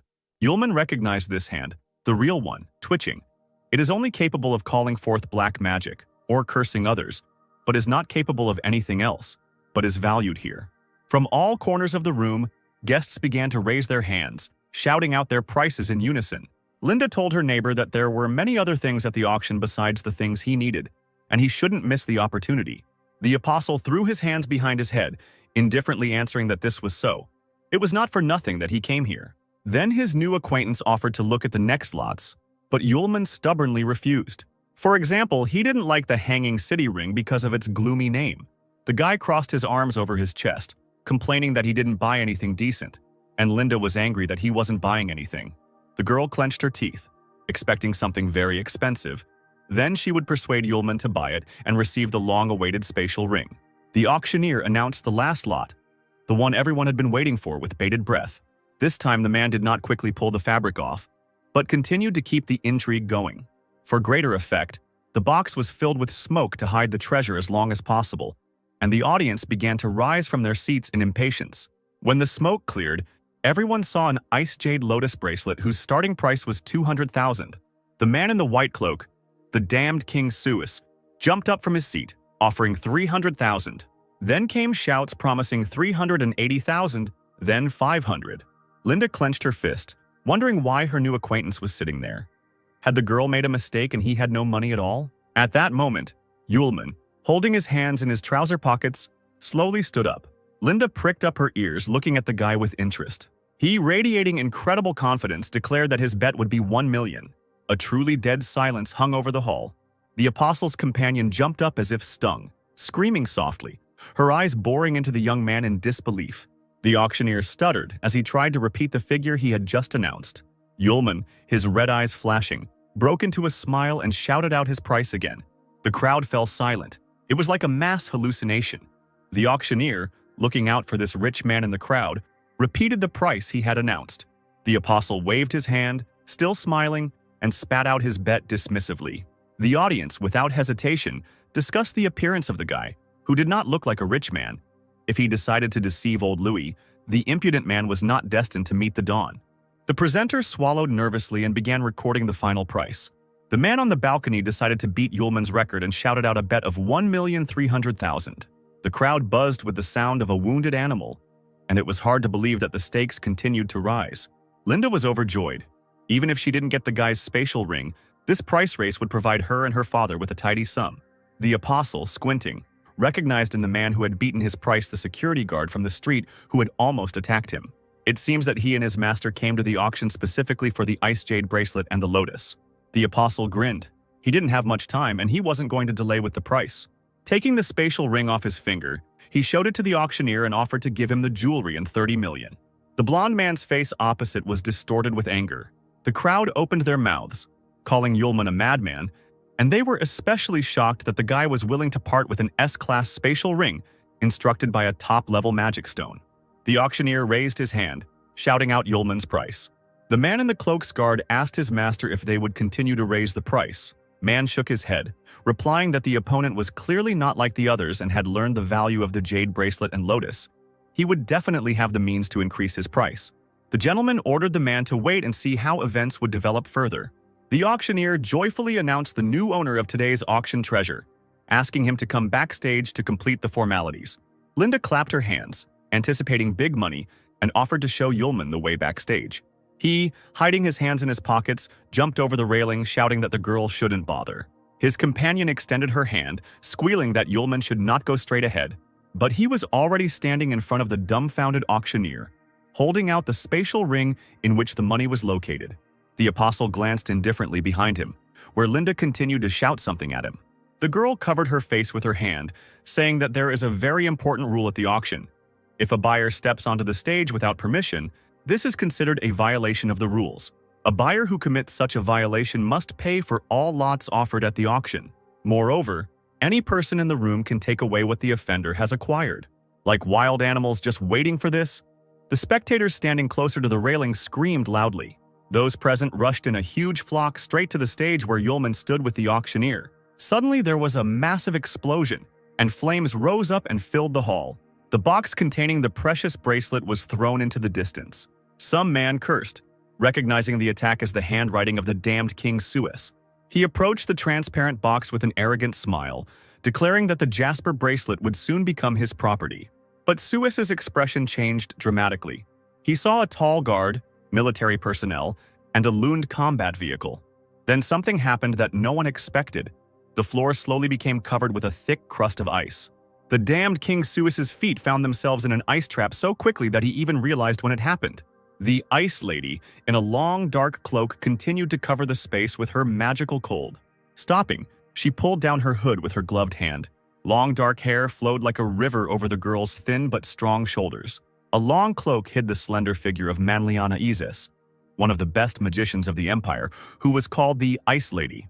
With an inscrutable face, she slowly approached the box and opened it. But suddenly, the hand of the young, sweet girl was intercepted by someone else's palm, not allowing her to touch the bracelet. Yulman, a head taller than the Ice Lady, looked down at the girl, grinning, saying that she was very beautiful, but that it was wrong to take other people's things. The main auction hall was half destroyed by those wishing to get their hands on the trophies. Manlian Isis looked wide-eyed at the one who had so unceremoniously interrupted her.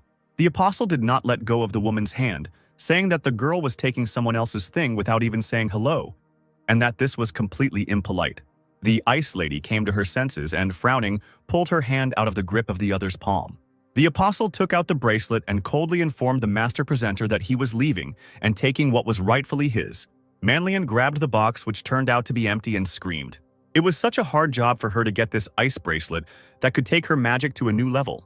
Now, the Ice Lady was not going to let go of the one who stood in her way so easily and created an ice spell in her palm. With a wave of her hand, Manlian caused ice to burst through the floor to fill the path. The crowd buzzed in fear because the technique the girl used was called an ice prison.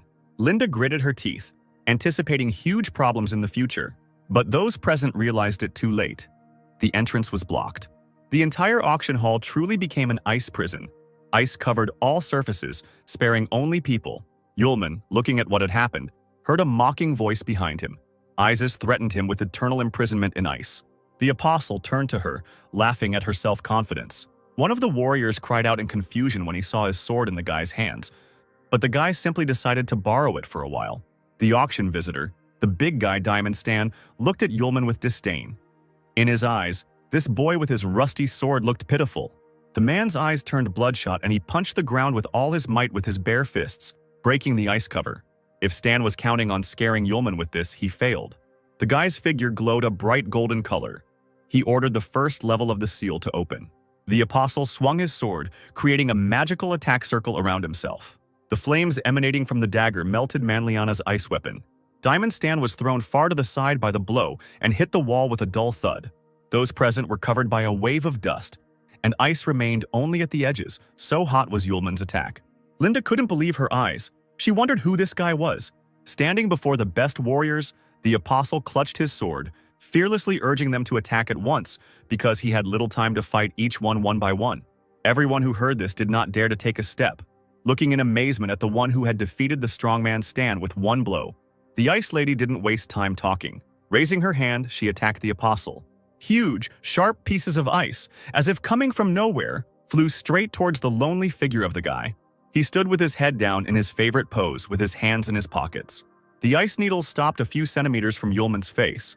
Manlian demanded that he give her the jasper bracelet, but the magician decided not to take the lotus of generosity. Yulman grinned and pretended to apologize because he would take both the bracelet and the lotus. The girl shook her head and grimaced, saying that she was giving the impudent fellow one last chance. The ice needles clanged dangerously in the air as they came a little closer to the human body. Yulman lazily waved his hand, declaring that he refused and demanded that they hurry, since they were already waiting for him at home. Isis snorted, asking not to be offended that the bracelet would be taken by force. The huge icicles grew several times in size and continued their journey towards Yulman, intending to pierce him. A mischievous smile played on the guy's lips. He swung his sword and slammed it onto the floor, causing a powerful flame to form that circled around his figure and spread onto the ice.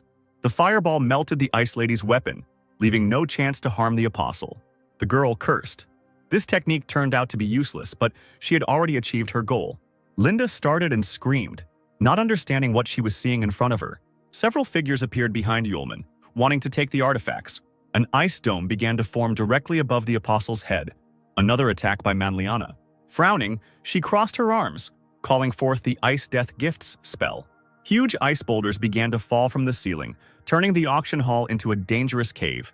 As if as a warning, a sharp-edged ice boulder landed on the floor in front of Yulman. Meanwhile, Isis ordered her guard to find the ice amulet, which the guy probably hid in another spatial ring. Yulman quietly said that he had indeed put the ice amulet into the spatial ring. Looking at the back of the self-confident Manliana, the apostle exclaimed that he was still alive and not under a block of ice.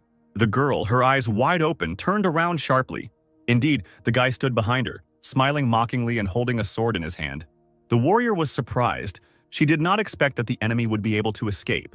Yulman scratched his ear, stating that anyone could have heard the spell that Manlian was speaking loudly.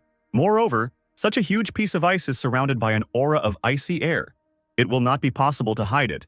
It seems that Miss has not yet mastered the art of hidden strikes. Hearing these words that cast doubt on her strength, the Ice Lady immediately formed a new spell coil in her hand. The apostle smirked, asking if the girl was sure she wanted to continue.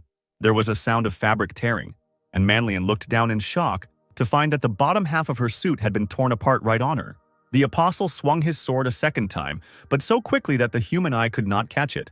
This time, the girl was left naked, with only a few scraps of fabric on her body. The warriors standing around them turned red. The men's eyes sparkled from contemplating the naked female body. Manlian fell to her knees in shock, covering herself with her hands. She could only whisper, asking how this even happened. Her guard ran up to the ruler and quickly threw a cloak over the girl. Yulman, quietly laughing like lightning, ran past the stunned Ice Lady. The girl slowly turned around, analyzing what had happened. The apostle turned to the crowd with a smile, asking if there was anyone willing to take the jade bracelet and the ice lotus. The warriors shook their heads furiously, swearing in one voice that they would no longer lay claim to the treasure. Manliana's confidant asked if he should send people to capture the enemy, but the girl refused, causing the guard to bewilder. Isis hung her head low, still embarrassed by her recent disgrace. She realized that the guy could have easily killed her, but for some reason he didn't do it and spared her. The apostle approached the ice wall and with one precise movement of his sword slashed at it.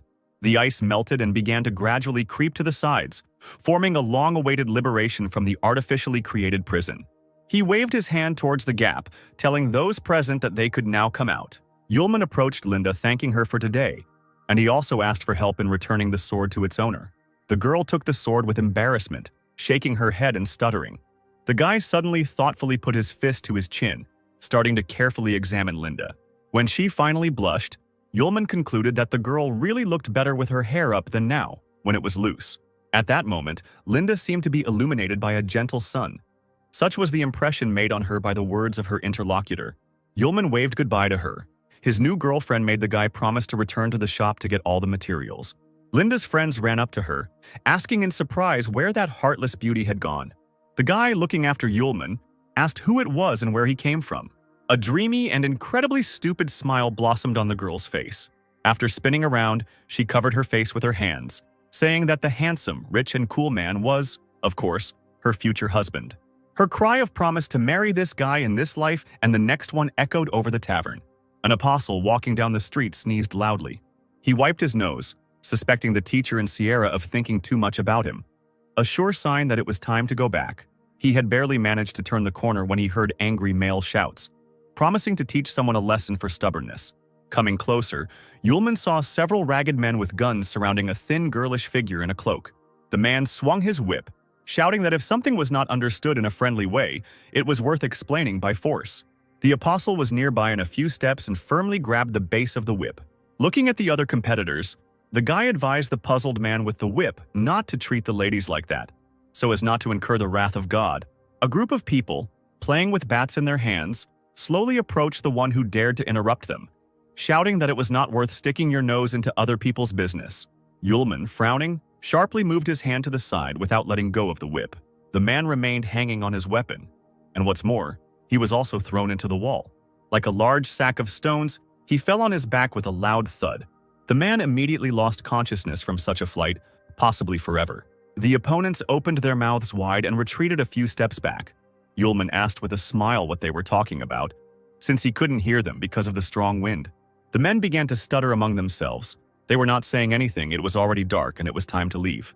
A few seconds later, the crowd ran away screaming, and only a lonely figure sitting by the wall remained in front of the apostle. The guy got down on one knee so as not to scare the stranger, and asked how she was doing. Suddenly, the apostle's eyes widened as if he had seen a ghost, but he had not imagined this meeting in such a light either. Sierra and Sylph had been waiting for the student at the inn for a long time. The Fire Witch was very worried, thinking that something had happened to the guy. Finally, she got out of bed, determined to look for Yulman. The sword spirit nodded. As soon as the girl opened the door, she stepped back, seeing the guests. Arya stood next to Yulman, completely unhappy and wounded. After some time, the table covered with various dishes became empty, as did the plates filled with food.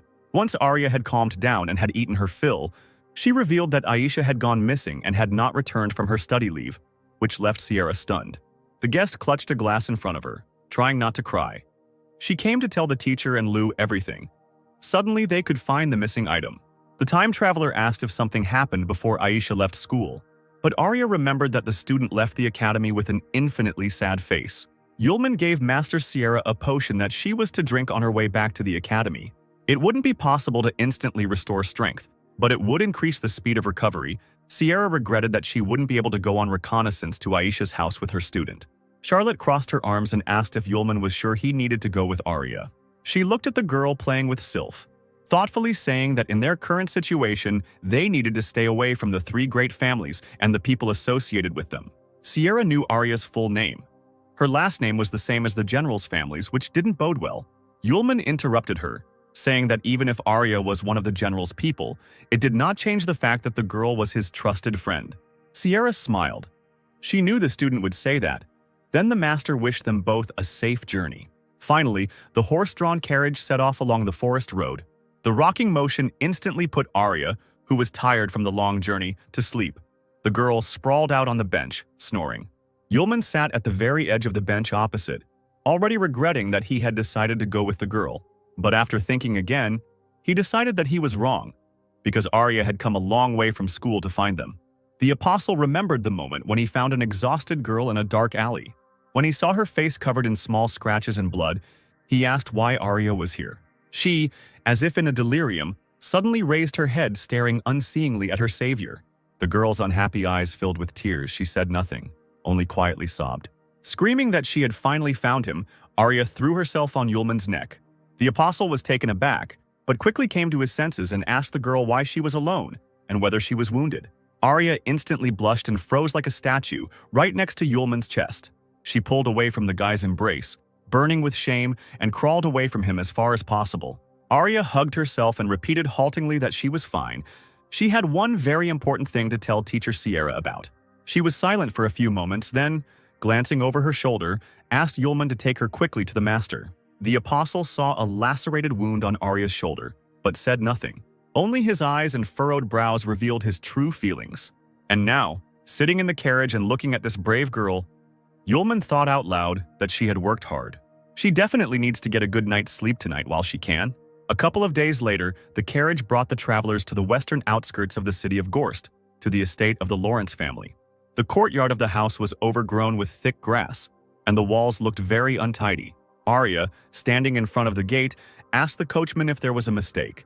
But the man assured her that the house definitely belonged to the Lawrence family. He added that the Lawrence family had been completely missing for 10 years, so the estate was empty. Having dealt with the lock, Yulman and Arya entered the house, half destroyed by time. Arya thoughtfully bit her nails. They looked both above and below, and it really seemed like no one had been here for a long time. But it was obvious that Aisha's family address was this very place. Suddenly there was a loud noise to the side, frightening the girl. It turned out that for some reason a frame with a painting covered with a white cloth fell off the wall. Arya abruptly pulled the interfering fabric away. She leaned over in surprise along with Yulman, greedily peering at the image. The painting depicted Aisha's mother and father, but the painted father's head was missing, as if someone had violently torn off that piece of canvas. Yulman did not know for sure how true this was, but he knew for sure that the woman in the portrait was not Aisha. He offered to stay at the estate for a couple of days. Perhaps that way he and Arya could find out what happened to the Lawrence family estate. Suddenly, Arya remembered that she had forgotten to give something to the apostle. Before leaving, Aisha asked to give Yulman a small box. The couple decided to leave the gloomy house to discuss all matters in a local tavern. As it turned out, before leaving, Aisha asked Arya to give Yulman the ring. Looking at the decoration, the apostle thought, "The drawing on the ring does not belong to the Lawrence family, so whose is it?" Arya propped her head up with her hand, sadly saying that even the city's workshop specialists had never seen this image. The waitress's voice was heard behind the bar. She glanced at the ring and asked if it was the coat of arms of a count. Looking at the surprised faces of the visitors, the woman told about Count Theodore, a very elegant aristocrat. She still remembered the moment when the man entered the tavern. The waitress added that at that moment she was calming her friend down, but that didn't stop her from seeing that very ring on Theodore's hand. Arya and Yulman looked at each other carefully. The girl behind the counter squeezed the glass so hard in her hands that it broke. She screamed, which made the count turn his attention to her friend Lily. Arya whispered to the guy that Aisha's mother's name was Lily, and he nodded. The student cautiously asked the angry waitress if she was talking about the same Lily who had disappeared from the Lawrence estate. But the woman didn't think she had disappeared anywhere. Lily probably ran away with Theodore, falling in love at first sight, and took the child because it is very difficult to raise a child without a husband. The apostle smiled and tried to find out where Count Theodore was now. The woman thought, remembering that his possessions were in the east in the Noni Empire, quite far from here. A guest from across the room ordered a beer, and the waitress responded happily. She promised to bring a drink to the restless guest and asked the guys if they were going to go to that empire, where demons had recently been bred. Yulman thought about it, suggesting that motion sickness during travel could somehow be connected with the influx of demons. Arya looked questioningly at Yulman. The girl wanted the student to teach her a technique for fighting demons. If they really do meet demons, Arya's skills won't be enough, and she will only hinder Yulman. But she also wants to look for Aisha together. The apostle was surprised. He did not know about any reception. Arya explained that this is internal energy that appears during the process of tempering and cultivation. By combining it with natural magic, it is possible to release a huge amount of power. The girl raised an eyebrow, asking why the teachings did not know this technique, since he had previously won in the same way, and natural magic was probably beyond his control. Yulman shook with irritation. He didn't ask Arya about anything at all. The interlocutor's cheeks turned red. She decided to achieve her goal by cunning. The apostle scratched his cheek, promising that he would at least try to do so. At this time, there was excitement in Aces's house. The late director's office was turned upside down. Personal belongings were scattered and lying on the floor. Sierra, hands on her hips in displeasure, looked for the old man's important things, which, in addition to the hellfire, should have been here. The broken desk drawers that Charlotte discovered indicated that someone had broken the rules before her and taken everything. In that case, the girl thought, it was even more impossible to let people know about Ace's death. The Empire could be in serious danger. The fire witch exhaled tiredly. She pulled out a bottle of blue liquid, remembering that the 5 schools championship was about to begin. Sierra didn't even know if Arya and Yulman would have time to find Aisha and return back. The carriage with the travelers was on its way to the Nonya Empire. Inside the carriage, training was taking place on a technique against a demon. Arya was sitting on all fours on a bench and tearfully looking into Yulman's eyes. He leaned forward, smiling maliciously, deciding to try something. The apostle's hands reached out to the girl's waist, touching her. Arya blushed, begging him to stop. The next moment, her boot flew straight into Yulman's stomach. The guy got angry, shouting that he was helping his friend, awakening anger from the outside, and she even kicked. Arya burst into laughter, asking for forgiveness. She found it too funny from the tickling. 2 weeks later, the carriage finally arrived in Nonya. Arya looked out the window and, seeing the half-destroyed buildings, was surprised by the urban center of the empire. The doors of the houses were tightly closed and there was a deafening silence. On other, no less dirty and dark streets, one could see gloomy and exhausted people. The dark-haired man watched the unknown carriage with a frowning look. Arya nudged Yulman in the side, suggesting that they had the wrong address since Aisha couldn't live in such a place. The apostle knew that the cab driver could not have made a mistake. But in this place, even all the shops were closed, and this was very strange. The carriage, having passed several streets, stopped near a noisy crowd. The passengers decided to see what was going on. There stood the building of the Adventurers Guild.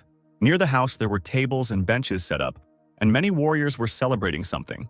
Arya glanced around at the people present. Surprised that there were so many people in the guild, the girl entered the building and approached the smiling girl at the counter, carefully asking if there was a count named Theodore among them. The worker said that there was, asking why anyone would look for it. Arya almost answered, but Yulman covered her mouth with his hand and smiled sweetly at the worker, saying that they would be back soon. The student pounced on the apostle with accusations, but he rightly noted that since everyone was looking for Lily, even though she had married the count, perhaps the woman did not want anyone to know about her. Arya came to her senses, agreeing with her friend that it was wrong to ask so directly. Yulman approached the counter again and said that on the way to the Empire he found the count's family ring, so he decided to return it, maybe even get some kind of reward for it. The apostle asked the girl where Theodore could now be found. The corners of the worker's lips turned down. She said that the count lived in a castle in the suburbs, but the way there lay through the forests of Nonya, where something had been wrong lately. Arya slowly moved her gaze from the girl's face to the stack of papers.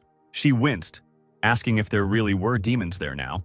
The worker confirmed that 6 months ago there were many more local animals, and then rumors began to spread about the appearance of demons, and recently their traces were discovered. Yulman asked if the Adventurers Guild were demon hunters hired by Count Theodore.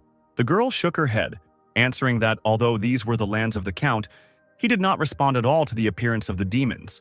This time the reward was announced by the Imperial Society of Adventurers itself. When she added that whoever killed one monster could get 5 million, Yulman and Arya's eyes lit up. The apostle thought, if Count Theodore is now Aisha's stepfather, the student can help cleanse the lands of demons and get good money, and maybe even marry Aisha. Arya wondered why the demons had appeared again, since they had been destroyed long ago.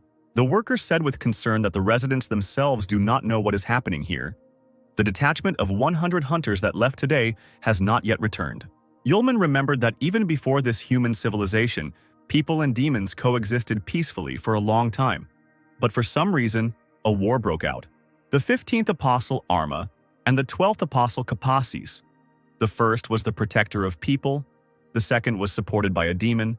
The war between them was the first, which came in the time of the apostles. The battle ended, but neither Arma nor Kapasis were seen again, and the demons also did not appear in people's field of vision. The apostle believed that if these two had not fought so fiercely, humanity would not have to fear his kind so much. It was getting dark. The forests of Nonya were dense. The tall trees rustled from the gusts of wind. By this time, the forest floor was already sprinkled with the blood of many hunters who had fallen at the hands of the demons. The last surviving man was wounded and breathing heavily as he tried to escape the dense space. Hearing clicks behind him, the warrior screamed and ran headlong, stumbling as he went. He was unlucky. His boot got caught on a thick branch on the ground. The warrior screamed hysterically and fell face forward. Kneeling, he knew the end had come. The man was surrounded by a pack of devilish panthers. The man sat up and began to back away, covering his face with his hands, begging not to kill him. A huge clawed paw with snow-white fur appeared as if from nowhere. Blood sprayed into the air, splattering the tree trunk. It flowed from the werewolf's muzzle, staining the previously light fur, and in a matter of seconds he tore the man to pieces. Arya gasped when the worker mentioned 100 warriors, but she added that there was only one werewolf demon in the forest. Yulman snorted, saying that with someone like that the conversation was short. One strike of the sword and everything was ready. The girl opened her mouth, asking again what this young man meant. She asked in surprise if the person in front of her was really a gold-level adventurer or higher. Yulman took out his badge, saying that he was only at the iron level. The worker's silence in response spoke volumes. The other warriors heard him. One of them banged his fist on the table and laughed loudly. The worker said that this werewolf is very cunning. His movements are lightning fast. They say that he even has shadow magic and kills gold hunters playfully. The apostle was surprised. He thought that werewolves were stupid demons with slightly developed limbs. Could they really have disappeared for a while and upgraded to shadow magic? A man in a cloak approached the friends and ordered them to get out of here. They probably didn't understand what was happening. Arya quietly asked Yulman if they should change their route since this werewolf was so strong. The guy grinned, advising her to calm down. Because if the monster really did have shadow magic, it would still only take 5 minutes. Arya walked through the night forest, carrying a rapier on her back. She looked back and suggested to Yulman to postpone the expedition until tomorrow. Something rustled in the leaves, and the girl squealed, holding the weapon in front of her. A small snow-white animal jumped out of a small bush. The girl lowered her rapier and exhaled. It was an ordinary hare, but she relaxed too quickly and did not notice the attack from above at all. But Yulman quickly intercepted the other people's movements. He was constantly on the alert. With one blow of his fist, the apostle fell upon the huge panther, knocking it to the ground. The animal's body lay frozen with its mouth open on the dark ground. The next second, the panther literally melted into thin air, as if it were a stream of smoke. Arya opened her mouth slightly, looking at the beast, breathing heavily, recovering from the attack. The apostle told the amazed girl that only a demon could have created such a black panther. As if to confirm his words, a whole army, led by their leader, emerged from behind the thick trees, all growling loudly. Arya screamed again, holding her rapier out in front of her. The lead werewolf approached the couple on his hind legs, his red eyes flashing. Getting into a fighting stance, he suddenly spoke. The demon did not think that anyone would recognize his Black Panther. Not one, but dozens of them slowly and gracefully walked towards the people, thick saliva dripping from their slightly open mouths. The werewolf raised his fist and offered Yulman to join him in conquering the entire continent. Then both he and his girl would be spared. Instead of fear, the werewolf saw joy on the faces of the people who began to mimic him. The apostle started to fool around, saying that he couldn't join because of the terrible treatment of people by werewolves, and he also wouldn't allow them to conquer the entire continent. The werewolf laughed as he looked at the two boys who dared to say they could stop him.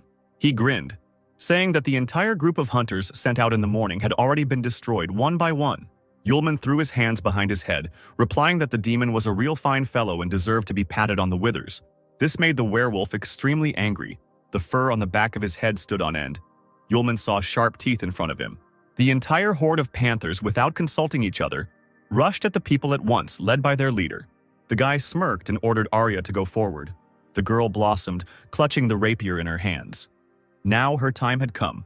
The werewolf clicked his teeth. He had just seen that the girl was scared of an ordinary hare. Arya held the weapon in front of her, closed her eyes and concentrated. After a few seconds, she suddenly opened her eyes. The girl's case burst into flames of magical fire, just as the panthers were attacking her, intending to cut her to pieces. But now, everything has changed. The golden rays of the attacking girl tore the animals in half. Bloody pieces of the creatures fell at Arya's feet. The werewolf stopped dead in his tracks. He didn't expect this from a fragile human creature. Arya patted her chest. It wasn't for nothing that she pretended to be terribly scared for a long time. The werewolf growled, realizing that the humans wanted to lure him out of the forest with their acting. Yulman broke into a mischievous smile, saying that they had been found out. A loud, desperate laugh rang out in the dense forest. The werewolf could not calm down after realizing that people had deceived him. The apostle waved his hand. They hadn't thought of this from the very beginning, but only on the way into the forest. He dreamed out loud about the reward for the killed werewolf from Count Theodore. Maybe he would marry Aisha to the hero. The werewolf interrupted the guy's monologue, scolding him for his bad manners. Not only did they want to kill him, but no one was allowed to deceive the werewolf. The monster bared his teeth.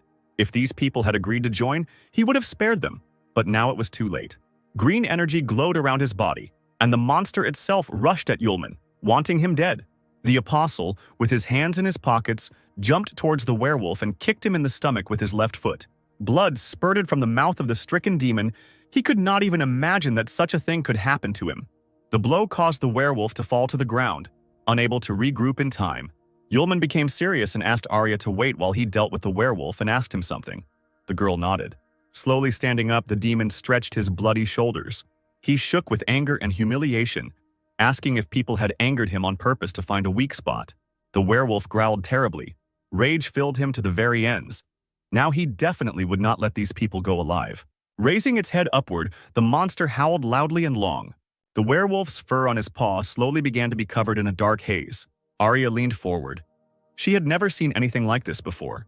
Yulman learned shadow magic from the afterlife by asking a werewolf who taught him this. He laughed, suggesting that Yulman go down to hell and find out, again attacking the guy. The apostle deftly dodged the limb, reaching towards him and the thick black smoke. The werewolf turned and again tried to grab the wily man in his paws. Yulman dodged, dancing, managing to talk at the same time. He told the demon that there was someone very annoying in hell. The werewolf only breathed heavily and continued to try to destroy the annoying enemy. Another blow of the paw did not reach its target, only destroying the clearing where the battle was taking place. The werewolf growled, "He couldn't even touch this man." The apostle, as if nothing had happened, stood before the demon, intending to ask him a question. The werewolf bared his teeth. A man forces you to answer questions when he himself was silent when asked. This is unfair. Yulman shrugged, looking the demon straight in the eyes. A sword appeared in his hands and green flashes appeared in the air. Smiling, the apostle rushed at full speed towards the werewolf, who was puzzled by such sudden events. He stood there, his eyes wide open, realizing that he wouldn't have time to do anything. A green beam appeared right in front of the enemy's face, blinding him. The werewolf growled and howled as the searing light passed straight through him. Arya covered her face with her hands. The glow was so bright, and a strong wind arose, carrying sand and earth with it. The forest clearing was illuminated by light. It became as bright as day. After a moment, it was all over. The burnt demon was still standing in front of Yulman. The werewolf's legs stopped supporting his body, and he fell to his knees. The apostle came closer and pointed the tip of his sword straight at the enemy's face, asking whether he wanted justice or not to die. Yulman said that he would spare the werewolf, but in exchange he would carry out all his orders, then asked what he was and where he came from. Still kneeling, the demon said that he and the others planned to recapture this continent under the leadership of the Prince of Darkness Aquila. The prince sent the werewolf to scout out the situation before the invasion.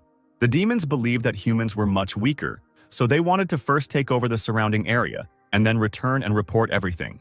The werewolf added to himself that he did not expect to meet these two people. Yulman asked where the abode of demons is now. The demon hesitated, but seeing the blade, he continued his story. One gentleman created a small world for them, gave them the opportunity to accumulate strength and improve. Arya was surprised that the gentleman was so strong that he could create new worlds. The werewolf suddenly jumped up, shouting that the master had forbidden giving out information about him, the savior of the demon race, so the filthy humans would not find out anything anyway. The apostle guessed that the new world was the work of Arma, who possessed incredible wisdom and unrivaled magical skills. Seeing Arya swinging her axe at the werewolf, Yulman asked why the master allowed the demons to come out and invade the human world. Suddenly, the guy fell silent, staring at his girlfriend. He asked if the girl was okay, and she looked at Yulman in surprise. The apostle felt that someone had opened the gates of the limit. They connected all worlds with each other. Meanwhile, there was a knock on the door of one of the rooms of the estate. Aisha was sitting by the mirror. Turning around, she saw her mother standing at the threshold. The woman told her daughter about a man with a gift, who was sent by a certain gentleman, and now the girl was expected in the living room. Aisha smiled obediently, saying that she would tidy herself up and leave. She turned around like a doll and walked into the bathroom. The door slammed shut, and there was a single red rose lying on the table. Yulman thought that this was the world where demons were hiding. He had just merged with the human world. But one thing was unclear. That is why this world was emitting a barely perceptible smell. Arya called the guy by name. He perked up, answering that he was thinking a little. He asked the werewolf if he needed to report the situation to Yahello. And that gentleman, surely the demon would also need to open the gates of the limit, and someone would be needed who could send information between worlds. The demon confirmed Yulman's guess, because they could not directly return to their world and needed messengers with a piece of the power of the founders of a world to transmit messages. The apostle demanded to be taken to one of the messengers so that he could convey a few words to the ruler of the demons, but first he needed to go to one more place. The werewolf, without the right to choose, obediently followed the people. Yulman looked at the map. They needed to go straight in a certain direction to get to the castle. The werewolf asked if this was the castle that stood by the coast. It turned out that this was the house of the demon messenger, which surprised Yulman and Arya. The girl hesitantly asked her friend if Aisha was safe in that case. Perhaps that ring was her signal for help? The apostle saw meaning in Arius's words. He grabbed the girl by the hand, and she screamed in shock. Yulman decided that they needed to hurry and picked up Arya in his arms. The boy flew into the sky, ordering the werewolf to catch up with them. Huge waves crashed against the rocks of the cliff. The apostle landed on the ground near the palace, kneeling down to gently lower the flustered Arya. The count's castle really did stand on the very edge of the cliff. The friends turned around when they heard someone's footsteps on the grass.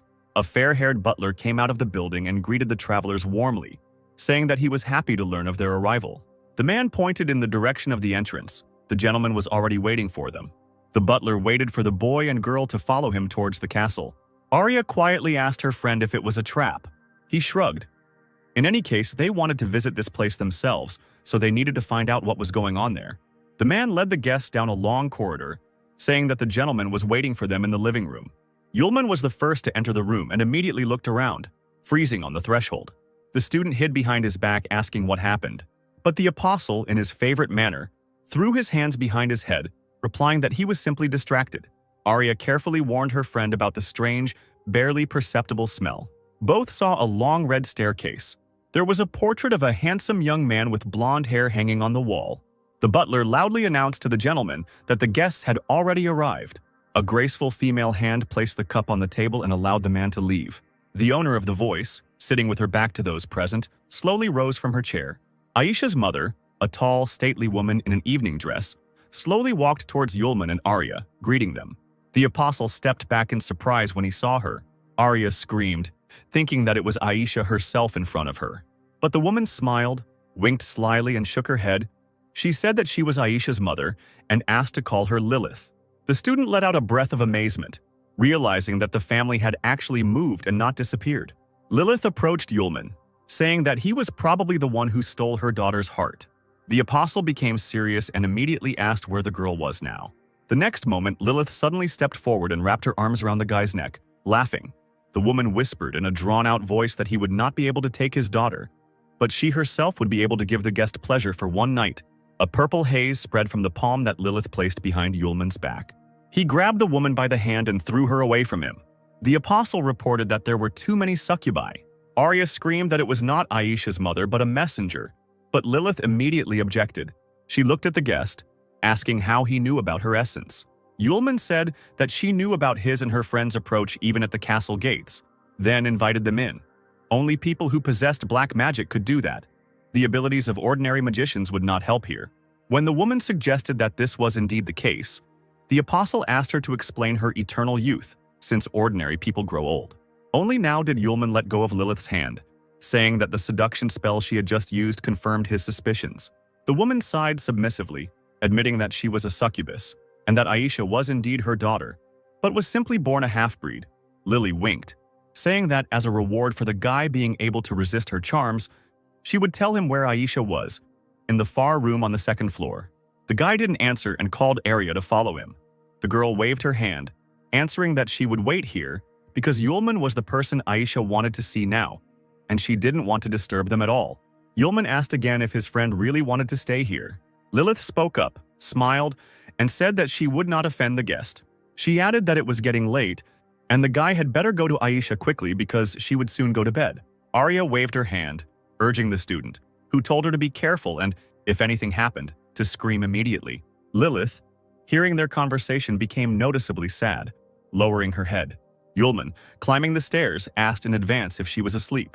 Seeing the nearest door, he was about to knock, but to his surprise, it was not locked. The apostle entered a pretty girl's room, quite suitable in style for someone like Aisha. He pressed his hands to his chest, feeling an unprecedented excitement, finding himself in the room of the object of his dreams. Yulman's gaze caught on some object lying alone on the table. He picked up a rose flower, the same one he had given to Aisha before going to the Magic Congress. The door to the room opened slightly, and a cloud of hot steam seeped out from there. Yulman, lost in thought, shuddered and turned around sharply. Aisha stood on the threshold wearing only a towel. Drops of water were dripping from her long hair. The girl screamed, not expecting to see a student here. Aisha shifted awkwardly from foot to foot. Pressing her hand tightly to her chest, she hesitantly asked how Yulman ended up here. The guy was no less surprised. He babbled that he hadn't thought anything bad when he entered his girlfriend's room. The apostle's gaze darted around the room, trying not to look at the girl dressed in only a towel. Aisha shook her head and found the strength to smile understandingly at the unexpected guest. Suddenly, the girl's whole body tensed up like a string, and in her head, someone's dark, snake-like voice warned that His Majesty would find out and be very angry. Trying to cover his reddened cheeks with his hair, Yulman said that he and Arya were looking for a girl. But without even listening to her classmate to the end, Aisha's face instantly changed and sternly ordered him to leave. Yulman worriedly asked her what she meant, but the girl only added that her friends shouldn't have come. She said that the ring was left by her as a souvenir, with no intention of leaving the children a clue to search, and the apostle drew attention to Aisha's sudden departure from school. She clenched the fist of her free hand, her friend's words echoing heavily in her head. In her mind, Aisha begged her friends to leave, but out loud she said that she would soon marry a rich, respectable gentleman, and then her classmates would no longer be of use to her. However, behind her cruel words, she was unable to hide the main thing: immeasurable pain and despair. Aisha did not even notice how hot tears flowed from her eyes. She realized only when Yulman asked why she was crying. Blinking several times, the student was extremely surprised by this, because she had been holding back so diligently. The guy lowered his head and exhaled heavily, collecting his thoughts and looking for the right words. He took a step towards the inconsolable mistress of the room, gently ran his fingers down her cheek to catch a hot tear, and noted that one must first deceive oneself before deceiving others. Smiling affectionately, he scolded Aisha for her weak acting. Squeezing her hand tighter on her chest, the interlocutor seemed to come to life and began to emotionally blame herself for her own carelessness. Arya should not have handed over that ring. Now the gentleman will find out about everything. The smile disappeared from Yulman's face. He looked thoughtfully somewhere at the wall, wondering if Aisha was talking about the Prince of Darkness, the Lord of Demons. Aisha continued to try to convince her friend to leave her house because that gentleman, the real ruler of the demons, was incredibly dangerous and would not leave uninvited guests alive. The girl said that even if he was not there, she would not be able to leave because she was a succubus, a devourer of human lives. She suddenly blushed deeply and shook her head, trying to hide her face behind a thick shock of hair. Aisha began to talk about the close relationship between her and Yulman, but he laughed, declaring that he did not care about the essence of his beloved, whether she was a human, a succubus, or even a demon. After all, Aisha's personality will not change at all from this. She remains herself. These words struck the girl in the very heart.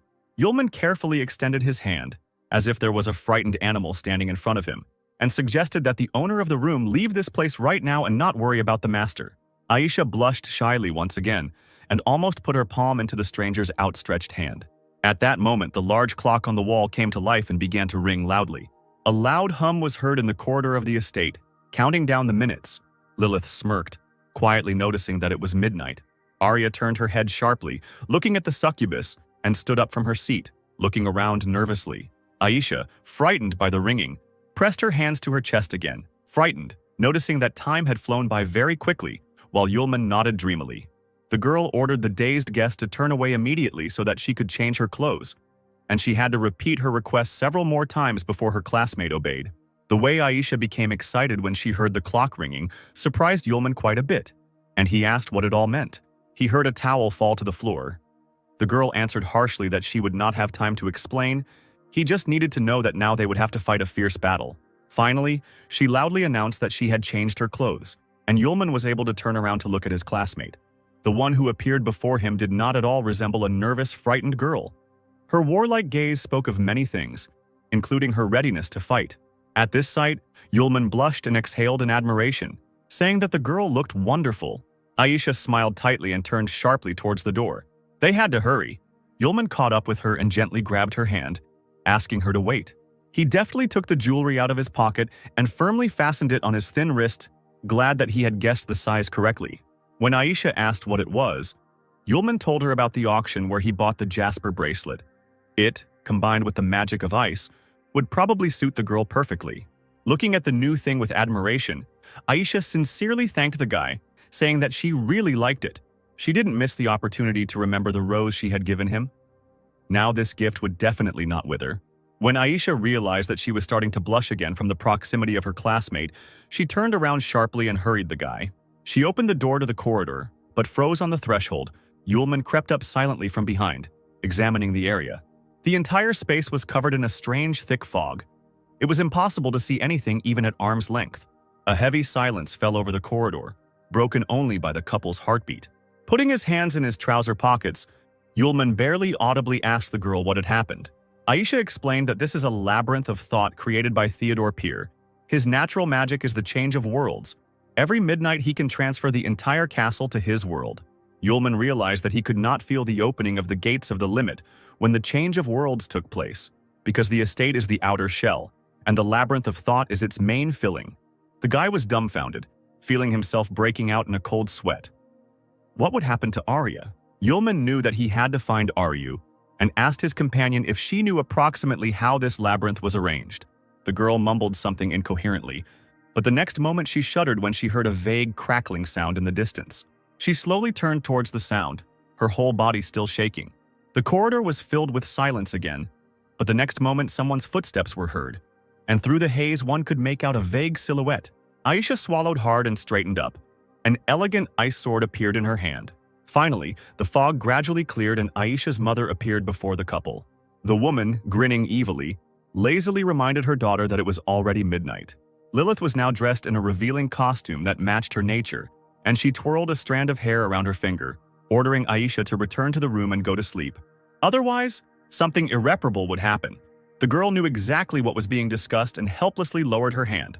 Yulman whispered the name of his beloved, holding out his palm to her. He wanted to help his classmate, no matter what. Lilith followed the stranger's hand with her gaze and smiled broadly, confident that her daughter would certainly obey her.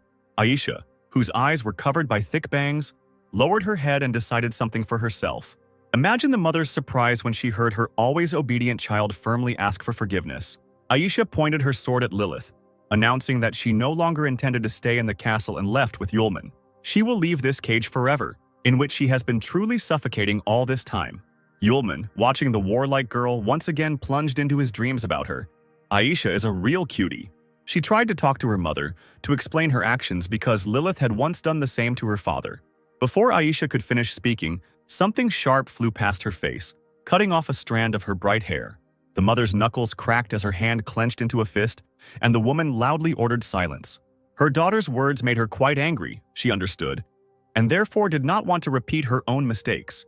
For succubi, ordinary people were too weak companions. Yulman tried to explain that he was not an ordinary person at all, but Aisha shouted that for some reason her mother still secretly sighed about her dead love. Lilith fell silent and stared in amazement at her daughter, who dared to say such impudent words to her. She bared her teeth when she heard Aisha ask Yulman to let her figure things out on her own. The succubus's body was illuminated by a bright, icy fire. The tongues of flame licked her enraged face without causing harm. Ice shards flew towards Aisha like arrows as Lilith screamed that it was too late and that she needed to sleep. Tongues of ice began to lick the girl's hands, trying to shackle her, but they came across a jasper bracelet, a gift from Yulman. Aisha swung her sword, and whatever wanted to bind her shattered with a ringing sound, flying in different directions. Lilith opened her mouth in confusion, not knowing what to say. Aisha deflected the flying icicles, considering that the succubus did not use all her strength. This was usually enough to knock her to the floor and immobilize her. The woman noticed a jasper bracelet from the ice collection. And how did it end up in her daughter's possession? The flow of thoughts was interrupted by Aisha's scream, who loudly called her mother. The girl was serious. She gave the woman a stern look and warned that if she got in the way, she shouldn't expect anyone to stand on ceremony with her. Now Aisha herself was about to attack Lilith. Clutching the blade tightly in her hands, she called for help from ice arrows. But Lilith only laughed, reminding Aisha that her mother was a purebred succubus. Pressing her hands to her chest, she began to transform to confirm her words. The space was covered with a purple veil, and black wings, almost the same as those of the creatures of darkness, blossomed on the woman's naked back. Lilith's slender figure towered over those present, and behind her back, her wings, which had grown several times, flapped loudly. The succubus's thin tail playfully swayed in the air. The woman also developed rugas on her head. Her ears became pointed, and she urged her daughter to look at the true power of the succubi. Aisha clenched her teeth until they creaked as she watched her mother, whom she saw in her true form for the first time. Yulman did not take his eyes off his rival, watching her carefully. At this time, Arya wandered alone through the corridors of the castle, filled with thick fog, calling out for Aisha and Yulman at the top of her voice. She clutched a battle axe in her hands, ready to fight back, and couldn't understand why, as soon as the clock stopped striking, the living room of the estate turned into this cursed place. Suddenly, a sharp and loud squeak was heard above the girl's head, and the sound of a portal appearing. Raising her head, she was surprised to notice the appearance of many bats. A purring male voice sounded very close to Arya. He was delighted to see a small mouse appear in his labyrinth. Lilith jumped up as if stung and turned sharply in the direction of the voice. In front of her stood a tall blond man with sharp teeth, dressed in an old-fashioned suit and cloak. He urged the girl not to be afraid, welcoming her into the labyrinth of thoughts. The man's eyes glowed an otherworldly yellow, looking carnivorously at his victim. It was the master of the labyrinth, Pierce Theodore. The corridor outside Aisha's room was still filled with thick, impenetrable fog. Lilith, crossing her arms over her chest, flapped her large, sharp wings, looking attentively at the couple. Yulman raised his hands, declaring that the woman had made a mistake, but she abruptly interrupted him, saying that it was too late to beg for mercy. The succubus's eyes flashed dangerously in the semi-darkness, glaring at the guy and promising him quick reprisal. Aisha kept a close eye on her mother, knowing what she was capable of if she wanted to get her way. As if to confirm her thoughts, Lilith suddenly flew up and rushed towards the young rebel, intending to teach her a lesson. The young warrior's ice sword creaked, guided by its mistress, preparing to go into battle. Aisha ran straight at her mother, screaming that she was not going to kneel before her. Yulman tried to bring his relatives to their senses, hesitantly suggesting that they listen to him. But the succubi could not be stopped. Aisha and the mother, radiating completely different energies, were preparing to collide. Lilith stopped and extended her hand, her palm creating ultrasonic waves in the air. A strong, invisible wall appeared in front of the woman, and sharp ice flows flying towards her crashed into the defense with a ringing sound. Aisha pressed her lips into a thin line, realizing that her attack had missed its mark. She jumped high into the air, hoping she could make a hole in the wall somewhere else. With her sword at the ready, she flew straight towards the defense, intending to pierce the barrier with the blade. But something went wrong, and the girl suddenly stopped in midair, her eyes wide open. Her mother smiled widely, licking her lips lecherously. She had no intention of letting her daughter attack. Lilith grabbed Aisha tightly by the neck, lifting her above her. She coughed, trying to grab at least a little air. The next second, Yulman let out a cry of despair as huge wings whipped up the fog and the succubus carried away his beloved. He watched intently as the mother carried her own daughter away, unable to believe such cruel treatment. Sylph's stern voice was heard. The spirit of the sword asked why the master did not come to Aisha's aid. Yulman suddenly grabbed his head, pulling his hair with all his might. He didn't know how to help, because Lilith was Aisha's mother, possibly his future mother-in-law. And what if he miscalculated his strength and killed her? The guy lowered his hands and looked around. The fog had not disappeared anywhere, and he still had difficulties moving.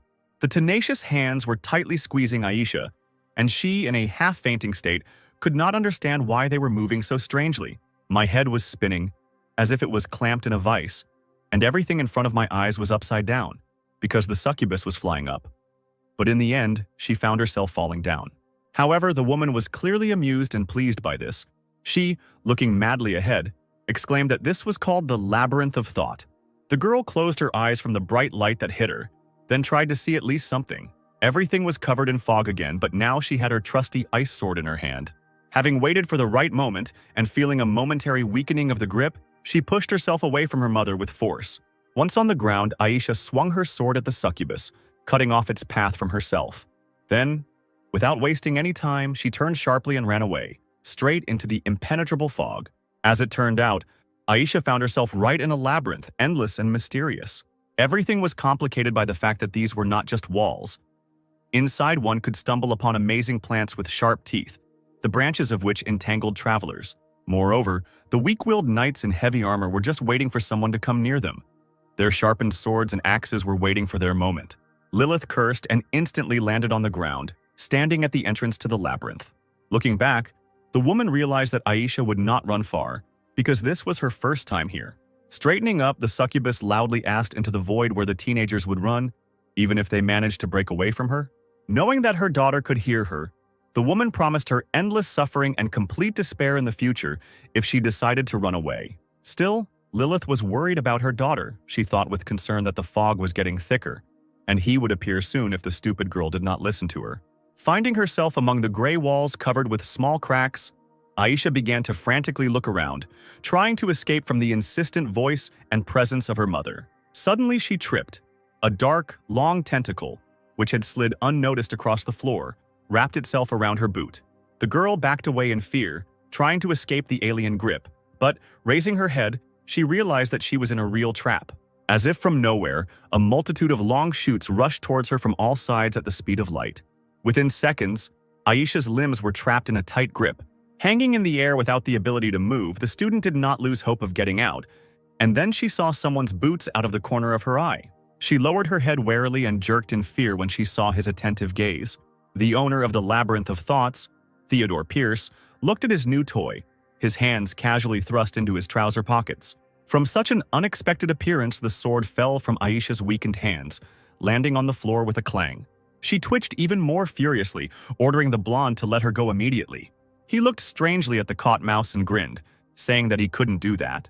Moreover, he could not simply allow Aisha to escape from his own domain.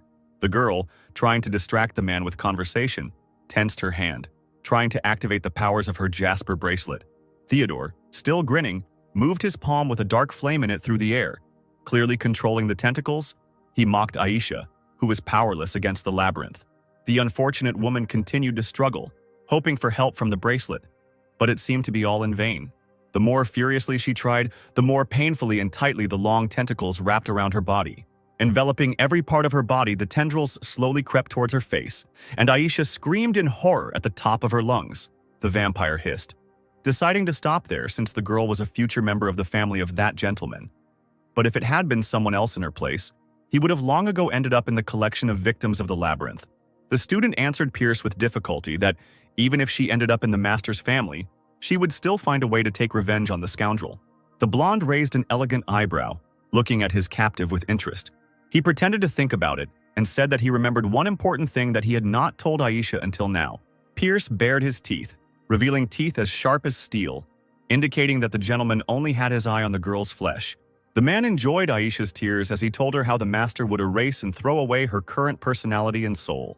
After hearing this, the girl stopped resisting and limply allowed the tentacles to envelop her in a dense cocoon, in which the villain wanted to keep her while waiting for her master.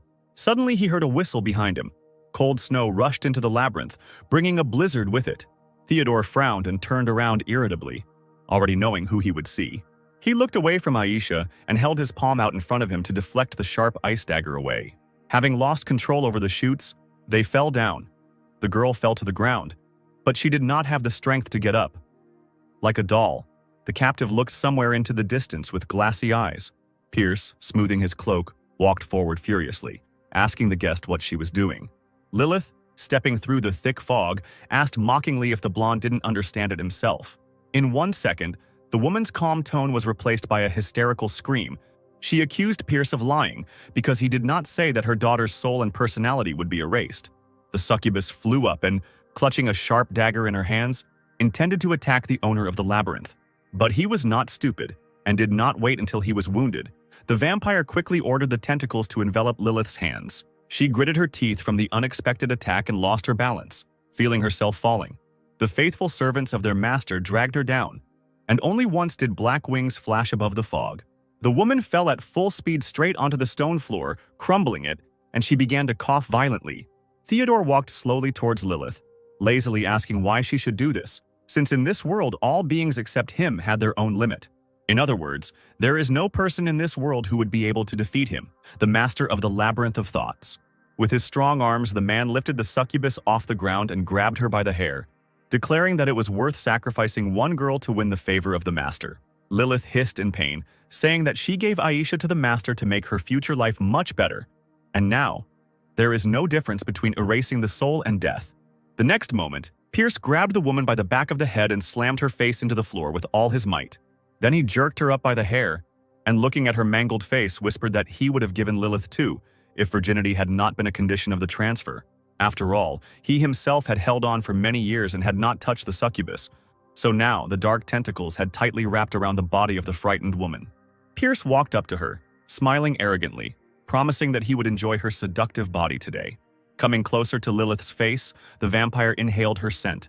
The succubus burst into tears, thinking that it was in vain that she did not allow her daughter to do what she wanted. With all her heart, she begged for help, and soon realized that everything around her began to change. The owner of the labyrinth himself felt the same when he saw unusual flashes of purple light above. Yulman, like an arrow, rushed at full speed towards the labyrinth, knowing exactly where the captives and the vampire were. He landed in the right place, and the guy's figure disappeared into the thick fog.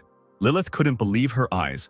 She decided that weakness and pain were causing hallucinations before her eyes. But Yulman came out into the light, rubbing the back of his head and coughing hoarsely, saying that he had managed to land successfully. Pierce was as amazed as Lilith, looking closely at the boy's thin figure. His eyebrows shot up in surprise, as no one had ever managed to land unscathed in the labyrinth of thought. The man turned to look at the unconscious Aisha, immediately realizing that she wanted to run away to that guy. He bared his teeth and ran his tongue around his sharp fangs. All he had to do was kill this stranger and the problem would be solved. Yulman took a closer look, and the first thing he saw was an unusual flower near the wall. He never thought that he would end up in a labyrinth garden. He felt a sudden danger behind his back and froze, trying to understand where the threat was coming from. Yulman turned around sharply. The fog immediately dispersed, and a black, blurry entity flew at him like lightning. The guy deftly dodged it and noticed that it was a tentacle that flew past him. The next moment, it split into several pieces in the air. A clawed hand of tentacles formed right above Yulman, intending to grab him. The student put his hands in his pockets with a habitual gesture and glanced up briefly. The stars sparkled in the darkness. One of them lit up green especially brightly. In the apostle's hand appeared his faithful companion, the sword Excalibur, that same green star. Suddenly, Sylph's thin voice was heard. The human body of the sword. The girl let out a painful sob. Yulman heard this and looked down at the blade in his hand with concern, asking what happened. He saw with a special vision that the girl was holding her hands to her throat and taking short gulps of air. These shadows were eating away at her. The steel was rusting. The apostle brought the sword close to his face, examining it, amazed by such a reaction to space. A cloud of energy appeared in front of Yulman, vaguely resembling a human silhouette, and he laughed loudly. The next moment, the master of the labyrinth of thoughts, Theodore Pierce, appeared in place of the silhouette, saying that shadow magic was created to absorb the most beautiful things, and the spirit of the sword was very handsome. Yulman fell silent and stared at the man in surprise, examining him closely. He raised an eyebrow, noticing that the vampire resembled Count Tepes, whose portrait hung on the wall in the Great Hall, which rather hurt the pride of the self-in-love Theodore. He laughed darkly, noting that the boy was quite the daredevil. Raising his hand, he created a huge energy scythe with a sharp blade in the air, declaring that he was ready to deal with this new little mouse. And before his death, the impudent fellow must know that the name of the master of the labyrinth is not some Tepes. The magic sword with the spirit will pass from the boy's hands into his, and then everyone will have fun. Having loudly called his name, Count Theodore Pierce swung his scythe with all his might straight at the calmly standing Yulman. The red flash barely touched the guy's forehead, who only slightly lowered his head. The next moment, a wall of dust covered the space.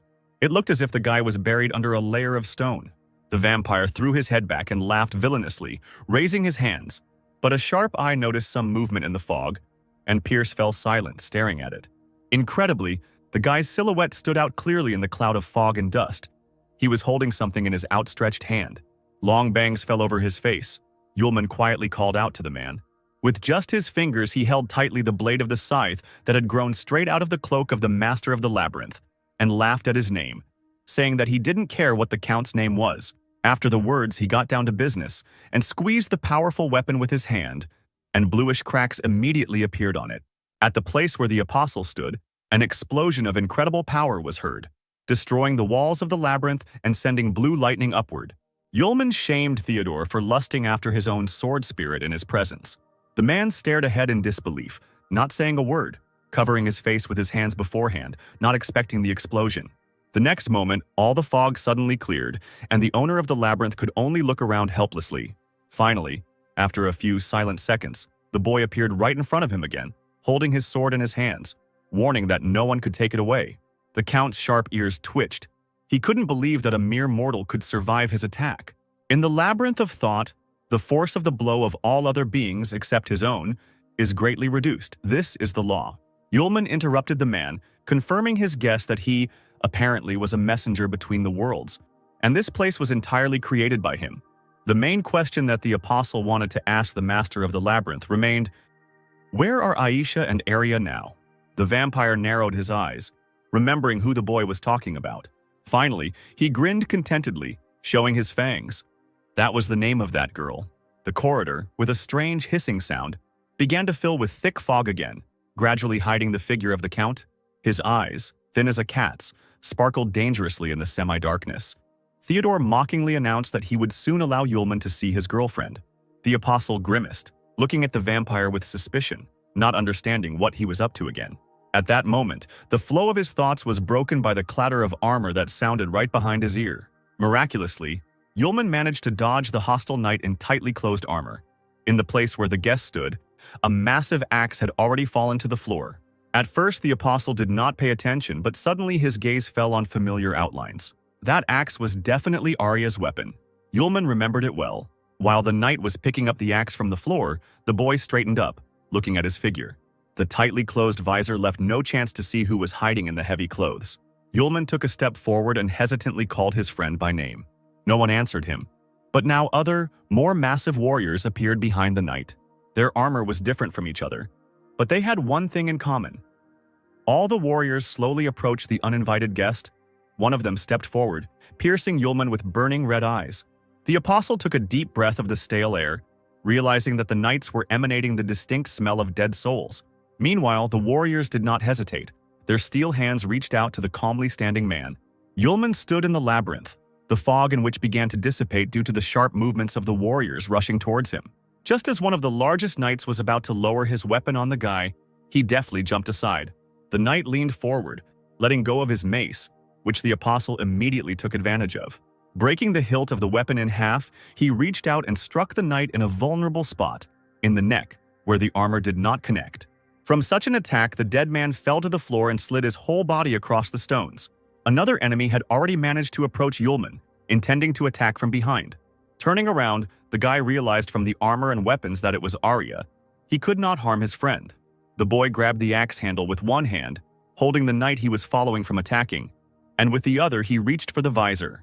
Frowning, the apostle decided that even if he was going crazy, he had to check if his friend was really there. She couldn't have done this of her own free will. The girl was probably being controlled. And indeed, the apostle was not deceived. Taking off his helmet, he saw Arya's empty eyes looking at him with indifference. Yulman stepped back in shock, seeing the warrior in such a state. A loud and insidious laugh was heard, and a clot of dark energy appeared in the air. The next moment, Theodore Pierce appeared before Yulman, exclaiming that he would bring Arya's soul back from the dead if the guy did not interfere with the engagement of Aisha and that gentleman.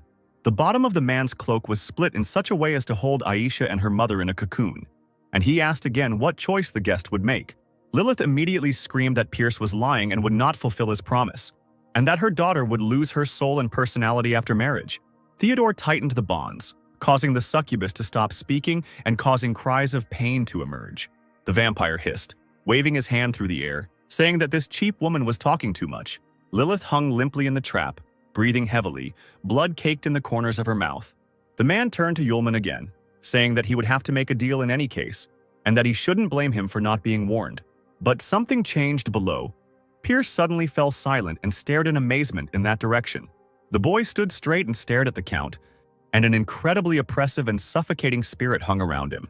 The apostle grinned and slowly began to speak as the thick fog thickened at his feet, rising higher.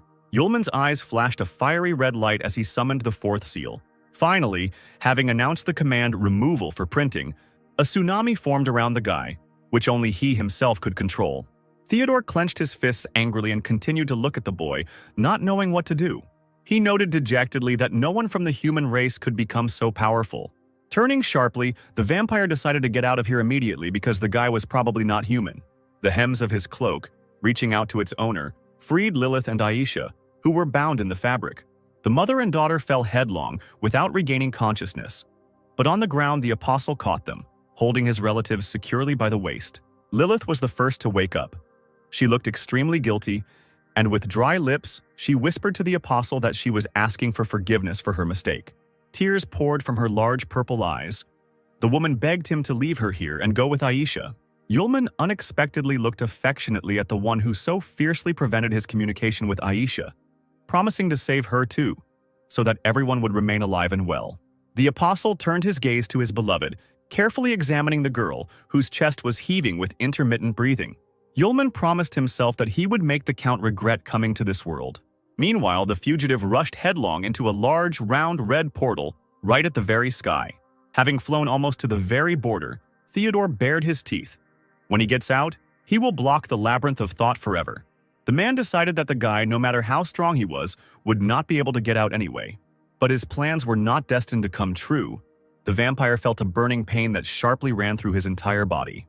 Pierce screamed, and a stream of ice-cold blood burst from his wide-open mouth. Pierce ran his hand over his charred chest in confusion. The burning beam had taken away his right arm.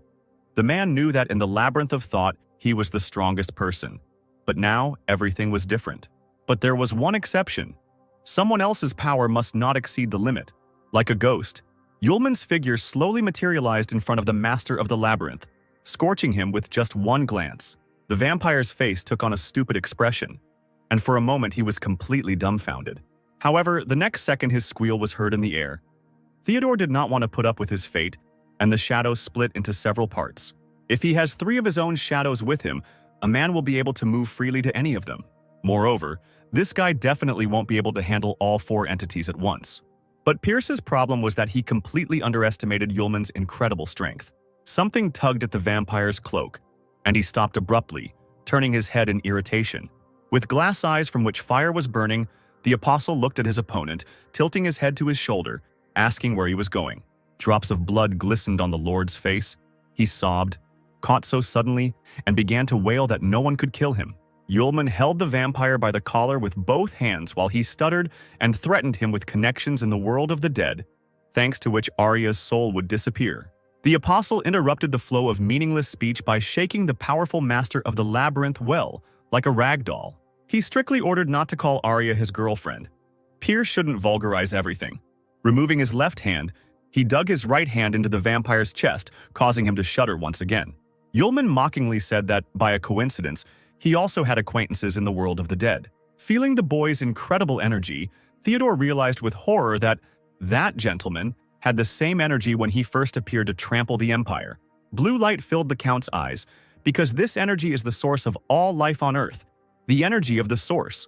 Yulman approached the Count's ear to whisper someone's name to him, and then, without warning, with a single gesture, he swung Pierce with just one hand, as if he weighed nothing. The apostle ordered Harvey to come out to him and launched Theodore Pierce down like a ball. There was a huge explosion that destroyed the towers of the palace and illuminated the space with a blue color. The vampire's body lay in a crater in the ground, and the labyrinth was broken. Looking up into the dark sky, the Count barely moved his dry lips as he pronounced that very name. At that moment, a huge piece of stone landed on his chest from a great height. Then a crack appeared there, and a bright red light began to break through. Someone's bones were tearing apart the stone, helping themselves to get out into the world. The gap gradually became larger under the influence of inhuman force. Finally, the skeleton stopped, and a stone pillar burst out from under the ground like a tree.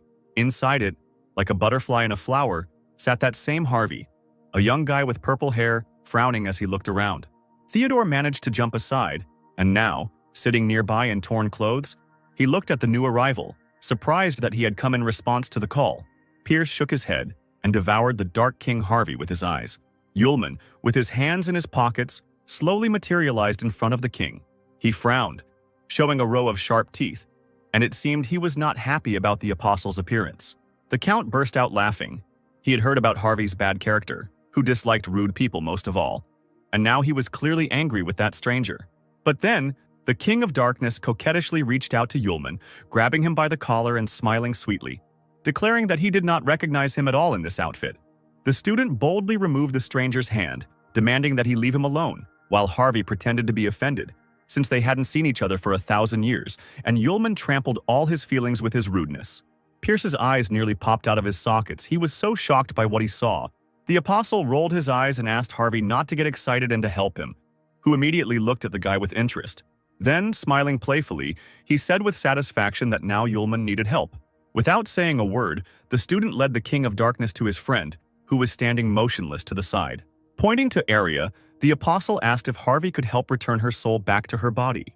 The demon, instantly becoming serious, approached the girl and began to examine her, muttering that there was one but. He turned to Yulman and looked at him with distrust, asking why he wanted to help a common man so much. For the first time in all this time, the apostle allowed himself to smile, answering that Arya was his friend, nothing more. The girl's shell stood firmly on its feet. Its glass eyes looked straight ahead and expressed nothing. The corners of Harvey's lips curled downwards, and for a few seconds he looked at the mortal with a disgusted expression on his face. Then, shrugging his shoulders, he smiled broadly, replying that he would fulfill the request in exchange for a night of passionate love with Yulman. He created fire on his palm and looked gloomily at the King of Darkness, who nodded, assuring him that he would help for free. Returning to his domain, Harvey called the magic mirror, which immediately began to shower its owner with compliments. But he quickly ordered it to remain silent and get to work. Now alone, the Dark King was extremely serious and ordered his servant to scan Arya's body to find a soul that matched it. The mirror took on the form of a huge ancient tome, whose pages quickly turned by themselves. But even at such speed, the right name among the countless others did not escape Harvey's keen professional gaze. Nodding to himself, the King of Darkness mentally summoned a magic feather into his hand. It circled in the air and stuck its sharp end right into the name carved into the tome. The next moment, Arya's soul, whole and unharmed, jumped out of the book. The girl looked around in amazement, not understanding where she was or what was happening. She flinched when she heard a familiar voice calling her name and slowly turned around. Arya looked at the speaker with distrust, carefully approaching him. The eyes of the saved soul filled with tears. She sobbed, whispering the name of the person in front of her. Yulman smiled broadly, closing his eyes with joy, and was already about to greet his old friend. But she, to his incredible surprise, pounced on the guy, kissing him right on the lips. Tears glistened on Arya's dark eyelashes. In the last seconds before her death, she thought only of Yulman. The girl gently ran her palm over the amazed guy's cheek, realizing that this was exactly what her heart wanted. Arya smiled through her tears, looking devotedly into the eyes opposite. She really liked Yulman. He blushed, not knowing what to answer when his friend confessed her feelings for him, saying that she was afraid of never seeing him again, and now decided to confess everything so that there would be no more regrets. The student muttered something, but the girl did not hear him, being sure that he heard the call of her heart.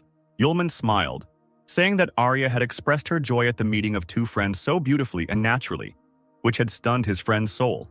She instantly became angry and grabbed Yulman by the collar, shouting that he had ruined the entire romantic atmosphere. Harvey, watching this, just rolled his eyes and asked Arya to quickly return to her body because she shouldn't linger. Arya frowned and gasped, completely unaware of the stranger, and asked who he was. But she was even more frightened by her own body. Standing to the side, the student didn't even pay attention to it at first. She trembled like a leaf in the wind and, stuttering, tried to ask what was going on. Yulman urged her not to worry and told her that, being too careless, he had put the girl in danger. But now everything was behind him. The King of Darkness, Harvey, would help her to be resurrected. Arya blinked rapidly, repeating the apostle's phrase once again, as if she didn't believe what she heard. But even this didn't bother her. Arya finally asked the question that Yulman feared most of all. Who is the guy? The student lowered his head, not daring to look his friend in the eyes, and immediately asked for forgiveness, because he had not deliberately hidden this from his friends. Arya's soul froze in the air, waiting for the revelation of Yulman's terrible secret. The guy exhaled and confessed that he was the one whom all people were very afraid of. He was the first apostle. Yulman held his breath and a deathly silence reigned on the street, interrupted only by the sounds of the night. Finally, Arya's soul let out a laugh, pressing her hand to her mouth. The guy raised an eyebrow, looking at the girl with confusion. The student laughed softly, holding her stomach, as if Yulman had just said the greatest stupidity in the world. The girl clasped her hands behind her back and easily rose into the air, smiling and saying that she would not have believed in such nonsense if she had not visited the world of the dead. Could such an eccentric really have been the first apostle? Arya chuckled and flew very close to the guy, who was looking at his friend with wide eyes. She was silent for a moment, then smiled sincerely thanking Yulman. He couldn't believe that he wasn't pushed away, accused of lying and betrayal. The touching moment was ruined by the King of Darkness, who rolled his eyes once again and loudly hissed, drawing attention to himself. Harvey pointed towards the body again, reminding Arya's stunned spirit that it was time to come to life or else the body would soon go rigid. The girl nodded and immediately flew up to her shell, looking closely into her own eyes. Before diving into the body, she turned to Yulman for the last time in this state and asked him to wait for her so she could talk about the rest. Arya's whole look said that she didn't care who Yulman was. The main thing was that he was the one she really liked. A second later, the living Arya took a deep breath, all illuminated by a blinding golden light. Yulman approached her from behind, carefully holding her with both hands so that she would not fall. Harvey spoke up, smiling as he concluded that the resurrection had been successful. But that wasn't the only news. As it turned out, the memory of the soul and the brain cannot function at the same time, so after waking up, Arya will forget about what happened while she was a soul. At Yulman's indignant cry, the King of Darkness stretched out his lips for a kiss, offering it as compensation. But the guy only waved his hands at him, saying that he forgave this oversight. Then Harvey turned, winking at the apostle to leave. He still had a lot of things to do. Yulman called out to the King of Darkness, offering to listen to him about an interesting matter. The student glanced sideways at the beaten vampire behind him, telling about their meeting. He was able to use dark magic to summon a spirit, and the Count also smelled of underground grass, the grass of immortality. Hearing Harvey smiling made his face immediately twist, and dark veins appeared on his face. His figure was enveloped in a dark, gloomy, and cruel energy, and the man himself turned black with incredible rage. The vampire's soul immediately flew out, and his body remained sitting on the ground with its mouth wide open. Harvey held Theodore's head with his left hand, barely keeping from crushing it. The deity's eyes burned with anger, and in a voice full of hatred, he asked the count who was paying him with souls for the underground grass. Squealing, the vampire immediately admitted that for reasons unknown to him, those spirits really liked the underground grass from the human world. Pierce exchanged the grass for souls, but never asked their names. Narrowing his eyes, Harvey aimed the deadly light straight at the vampire, causing him to cry out in pain. Theodore kicked in the other man's palm. Blood began to flow from the spirit's eyes, and he began to scream that he knew nothing. Finally, the King of Darkness returned to his previous state and grimaced. Apparently, the vampire really didn't know anything. In an instant, instead of the Count's soul, a small purple light squeaking for mercy appeared on Harvey's palm, for ease of transportation. The deity was going to go with it to the world of the dead for identification. After this, the man began to climb back onto the rock he had arrived on. Hearing Yulman following behind, the King of Darkness turned to the boy with a smile and thanked him. The apostle returned the smile, replying that Harvey had helped him a lot, and this was his gratitude to the king. A few seconds later, the throne, in the form of a huge stone, sank into the ground with a crash. Harvey is a deity born in the world of the dead, but every time he hears about the underground herb, he reacts quite sharply. Yulman thought that he was either out of his mind or had lost his magic. Since there are those in the world of the dead who collect this herb, it means that someone wants to put a seal on Harvey, and that's why he's angry. The apostle thought that it would be better for him not to go there. The King of Darkness would sort it out himself. Yulman, holding his hands in his pockets, looked at the bright sunrise, then headed towards the rocks. Lilith was there all this time. Leaning against a stone, she cherished her unconscious daughter in her arms. Coming closer to the woman, Yulman noticed that, as a purebred succubus, such injuries would not particularly harm her. Lilith, like a cornered animal, looked briefly at the guy without answering. The succubus's face was caked with blood, but despite the pain, she noted Yulman's nobility. She had brought the guy a lot of trouble, but he was still ready to come to his aid. The apostle held the woman by the elbow, saying that she had not yet recovered from her wounds and should be more careful. Lilith trembled, realizing that the fierce first apostle from myths suddenly turned out to be so sensitive and meek. The guy hugged the woman, and she immediately remembered the embrace of her beloved, hoping that Aisha had found her happiness. The desperate mother's eyes filled with hot tears and she pulled away. Looking Yulman seriously in the eyes, the once fierce succubus, now just a weakened woman, asked if she could entrust Aisha to Yulman with a calm heart. The guy straightened up and smiled sincerely without answering. Seeing Lilith's puzzled look, the guy promised that he would take care of Aisha, even if her mother did not give him her daughter. The comforted succubus nodded her thanks to the guy, glad that Aisha would not be left alone. Now she won't have to depend on others. She won't have to endure ridicule and humiliation because she's a mudblood. She won't have to be afraid and suffer. But the most important thing is that Aisha will gain the most important thing. She will remain with her loved one forever. Leaving the girl, both approached two pillars with various signs painted on them. Lilith said that the mediator between the worlds, Pierce, was already dead. So if you want to establish contact with the magical world, you will have to wait for someone to open a portal from the other side. The apostle touched the column, noting that previously all hope was in him, but now there was no way to know when the gates would open. The succubus bowed her head and asked for the opportunity to finish the job herself while Yulman left with Aisha. Yulman turned to the woman, asking if she was sure she wanted to stay there. She nodded, saying that she needed to explain to the others what had happened and tell them about Pierce's death. With sadness in her voice, Lilith said that her fellow tribesmen would be very unhappy if she simply left. Yulman understood what she was talking about, so he didn't argue or try to persuade her. Then, as a farewell, he decided to ask Lilith for something, and she looked at the guy in surprise. The apostle took out of his pocket a small but bright purple crystal, from which the reflections spread in different directions, and asked the succubus to convey it to the emperor on his behalf. It must be conveyed that the first apostle Yulman killed Pierce with his own hands. They will understand everything themselves. The woman smiled softly as she accepted the crystal and thanked the apostle again. Finally, a carriage with a coachman and a harnessed white horse arrived for the couple. Aisha's head was a mixture of sleep and reality. Now Pierce was strangling her mother with his bare hands. Now she lay dead, and Yulman reached out to the girl with the last of his strength, begging her to run quickly. The count immediately ran up to him, pulled him by the hair and put a sharp stake to his neck, shouting that all this was a consequence of the fact that Aisha resisted and did not want to belong to the master. The next moment, the tip of the knife plunges right into the guy's neck, and he suddenly opens his eyes, starting to wheeze. Aisha woke up with a loud scream and sat up, breathing heavily, sweating from the horror she had experienced.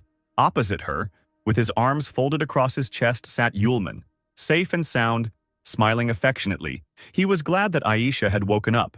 The girl's huge eyes filled with tears and she let out a short sob. Then she quickly darted towards her friend and carefully touched his face to make sure he was real. A few moments later, she, still sobbing, jumped straight at Yulman, squeezing him in a tight embrace. Laying her head on top of his, she continued to whisper that it was true, that she was alive, and that her beloved was still alive too. The apostle's nose almost bled from the emotional shock, and he asked Aisha in a strangled voice to calm down. However, the guy changed his mind and also asked her to stay in the same position for a little while longer. Meanwhile, while the couple was leaving the ill-fated castle, Lilith arrived in the magic world. She appeared before the emperor and his warriors in a huge hall, her hands submissively folded in front of her. The succubus told the ruler in detail about everything that had happened to her. He, sitting on a massive throne, was silent for a long time, thinking about what he had heard. The emperor of the dark world, Aquila, was surprised to learn that Pierce was killed by the first apostle Yulman. The woman nodded, summing up everything she had told Aquila. It was impossible to tell from the emperor's face what his emotions were at such news, but it was true. The ruler clutched the skull against the arm of his throne, sharp nails sliding across the smooth surface. The man declared that this was complete nonsense. No one has ever seen the first apostle alive. It is not a fact that he even exists. It is a legend. Why would he suddenly appear to kill Pierce? One of the emperor's subjects accused Lilith of slander, surely. Having learned the truth about her daughter's fate, if she were to be with the master she herself killed Pierce, the truth must be immediately knocked out of this woman. The warriors guarding the hall and the emperor laughed, grinning slyly. The emperor listened to the words of his subject and turned to the executioners. But Lilith exclaimed that she asked them to wait. She immediately declared that she had evidence that would prove her right. Let Aquila first look at it, and then make a decision. The subject narrowed his eyes, asking what evidence the succubus had. Lilith replied that the first apostle himself had asked to pass on one thing to Aquila. The emperor asked his subject to bring it to him, but he doubted it, suggesting that the stone might be a fake. Aquila exclaimed that this was nonsense. How much magic power could one magic stone contain to hurt a man himself? The subject slavishly repented, because the blood of a dragon flows in the veins of the great Aquila. He is the most powerful emperor of the world of magic in its entire history. The man knelt down on one knee and presented the crystal to his master on outstretched palms. Aquila carefully squeezed the shiny stone with his fingers and brought it closer to his eyes, examining it carefully. A few seconds later, the crystal in his hands flared up and lit up with an incredibly bright light. Aquila shuddered, removed his hand, and the crystal remained levitating in the air, casting bright rays of light around it. Whatever was hidden within him possessed immeasurable power and now blinded everyone present. The subject was horrified. He was sweating all over from the tension, and only stood there with his mouth slightly open. The warriors, languishing from the heat, covered their faces with their hands, also feeling the flow of energy from the stone. A few moments later, it was all over, the light disappeared, and the stone behind it, thick smoke hung low in the hall. Looking at the emperor's puzzled face, the subject carefully asked if everything was all right with him. Aquila himself did not know if he was okay, his whole body trembling slightly, and he stared blankly ahead. Without giving up, he realized that this force was more powerful than even that gentleman, and in this state, he had no chance to resist it. He quietly informed her that Lilith had not lied. The first apostle had indeed killed Pierce, and it was not the woman's fault. Since Pierce was dead, from today on, Lilith herself would look after his estate. The succubus nodded obediently and thanked the master. Before the perfect plan can be put into action, Lilith must first be secured. Yulman's caring voice was heard in the carriage.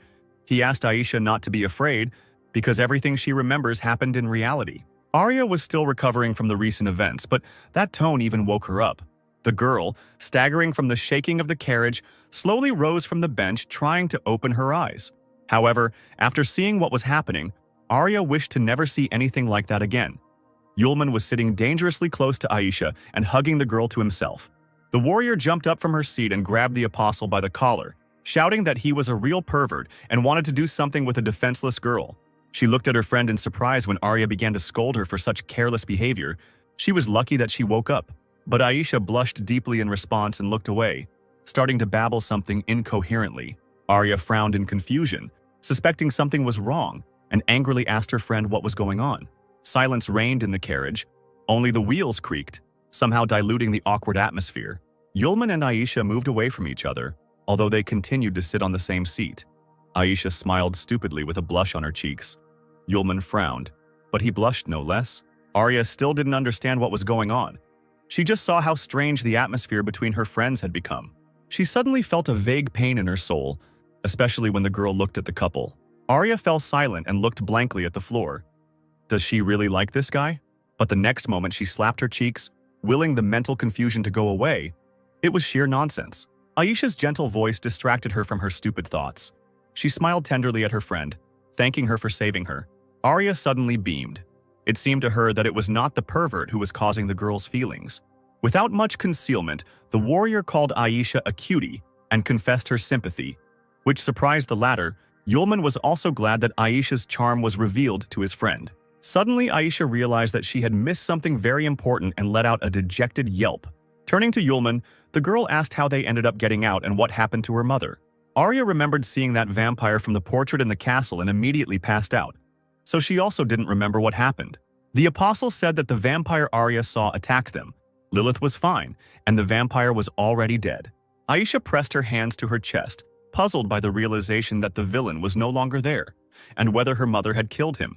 The girl scratched her chin, remembering that the vampire had hidden the fact that she had lost her soul for the sake of her master, so her mother found out about it and decided to punish him. She was definitely afraid to involve her daughter in this matter, and left them, running away. But they killed the master's close servant. He definitely won't forgive the whole company. Yulman admired the sweet look of Aisha, who was deep in thought, deciding not to argue with her arguments, which, however, were full of factual errors. Suddenly, the girl fell silent and became sad, folding her palms on her knees. She lowered her head and looked at the floor, but not at Yulman, to whom she was about to tell something. By killing Pierce, they became blood enemies of a very terrible man, one of those great apostles standing at the top of this world. Yulman leaned back in his seat, slyly asking which of those apostles was so strong. Aisha, hearing the cheerful notes in her friend's voice, wrapped her arms around his neck, exclaiming that he was not joking at all. They will have to confront the 12th apostle, the ruler of the polar night, Capacis. This is an apostle, a super being. On the same level as the gods, they will not succeed. The company is doomed. Yulman carefully placed his palms on Aisha's warm hands and tenderly pressed them to his chest, saying that there was something he had hidden from the girl for a very long time. The guy, squeezing someone else's fingers, exhaled and confessed that he was the first apostle. Aisha froze, holding her breath, and looked at the guy with wide eyes as if he were an alien, and he patiently waited for her to say at least a word and did not rush her. Aisha perked up and pounded her fists on Yulman's chest, shouting that he should at least pull himself together now and not joke. Their conversation was interrupted by Arya's strange voice, the warrior trying to attract attention through chattering teeth, complaining about the cold. She sat on the bench, hugging her legs with her hands, and really turned blue from the frost that came from nowhere, felt only by her. The couple simultaneously turned sharply towards the girl, shouting her name. They approached Arya, who continued to tremble, as if the part of the carriage where she was sitting had turned into an ice kingdom. Aisha leaned over her friend with concern, asking what was wrong, suspecting the late Pierce of what had happened. Yulman, having carefully examined Arya, concluded that this was neither magic nor a spell, but pure dark energy. Aisha whistled in confusion. She had never heard or encountered anything like this before. Arya felt herself losing strength, barely remaining conscious, her eyes tightly closed. Her soul was baptized in the dark energy of the afterlife. Some part of it penetrated the body and remained inside. It was necessary to urgently remove the darkness, otherwise the girl was in danger of turning into a walking dead person. The girl leaned back on the bench, exhausted, gradually sinking into the incredible cold. Yulman realized that his source energy would be enough to dispel the dark energy. But for Arya, the source posed an even greater threat. The guy grabbed his head, looking at how Aisha was trying to wake up their friend. He didn't know what to do. Aisha touched the warrior's face with her palm, and the color of her skin gradually began to lose its blueness. This amazed Yulman. It turns out that Aisha managed to contain this dark energy. The guy immediately grabbed the girl by the hand, causing her to cry out in surprise. Raising the stranger's palm to his face, the apostle sniffed, sensing a familiar scent. He looked at Aisha and carefully asked if she had touched the underground grass before. She blushed, pulled her hand back and put it to her face. Since childhood, her mother had given her baths with underground grass, saying that it warmed the body and also increased female attractiveness. Yulman guessed that Harvey was born in the dark energy of the afterlife and is afraid of underground grass, which means that the energy also cannot stand this grass. The guy immediately ordered Aisha to hug Arya as tightly and strongly as possible. The girl was surprised but fulfilled the request. She pressed herself against her friend, clasping her head, and threw the stranger's arms behind her back. Yulman smiled, realizing it was working when he saw the warrior stop shaking. He looked out the carriage window, pulling down the curtain. However, what Aisha was doing was still not enough. He called the coachman, asking where there might be a large city nearby. The man turned around and replied that they needed to go to Astana, and if they sped up the horse, they could get there before sunset. Yulman nodded, saying that Astana would now become their temporary target. The coachman turned around again, warning that elections for the pentagram were being held in the city, and all the hotels must be occupied or very expensive. The apostle ordered the man to give them a lift to the most luxurious and elegant hotel, promising double the fare if he made it there before sunset. Hearing this, the coachman shouted that he would now show who the real professional was and ordered the passengers to fasten their seatbelts. Finally, as the man promised, the company arrived in the city of Astana before sunset. He brought the students to the most luxurious hotel in the city, called the Caesar. The building towered majestically over its neighbors, and at the entrance there were 2 statues of Pegasus. The interior was as lavish as the exterior. The floors were covered with expensive carpets. Even the hotel guests walked importantly along the corridors, as if they had just stepped off the cover of a magazine. Yulman asked the girls to wait for him at the reception desk. He would rent a room and return to them immediately. The apostle approached the beautifully decorated counter and asked the smiling employee to provide 2 rooms with bathrooms. The girl expressed her regret because too many mages had arrived for the selection for the Magic Academy this week, and only the Imperial Suite was left. Yulman fell silent for a moment, realizing that he would be able to be in the same room with Aisha. Blushing and shaking his head, he announced that he would choose this room, when suddenly a loud voice was heard behind him demanding the Imperial Suite. A tall, fair-haired, impudent-looking guy held a pretty girl by the waist and rudely ordered the worker not to hesitate, but to fill out the paperwork and check them in. She became embarrassed and apologized, drawing the stranger's attention to the fact that Yulman was first. The blonde walked up to the counter, ignoring the apostle, and said that he didn't have enough money for such a room. He rudely reminded that he was a VIP client of the hotel and a friend of the director, so a room for him would cost 500 gold per night. The girl smiled awkwardly, saying that the price of the room was 2,000, which caused the guests violent indignation. Yulman frowned at the guy, and he, being an aristocrat, could not hesitate in front of some boy, so he agreed to such a price. The apostle was nervous about the appearance of this couple.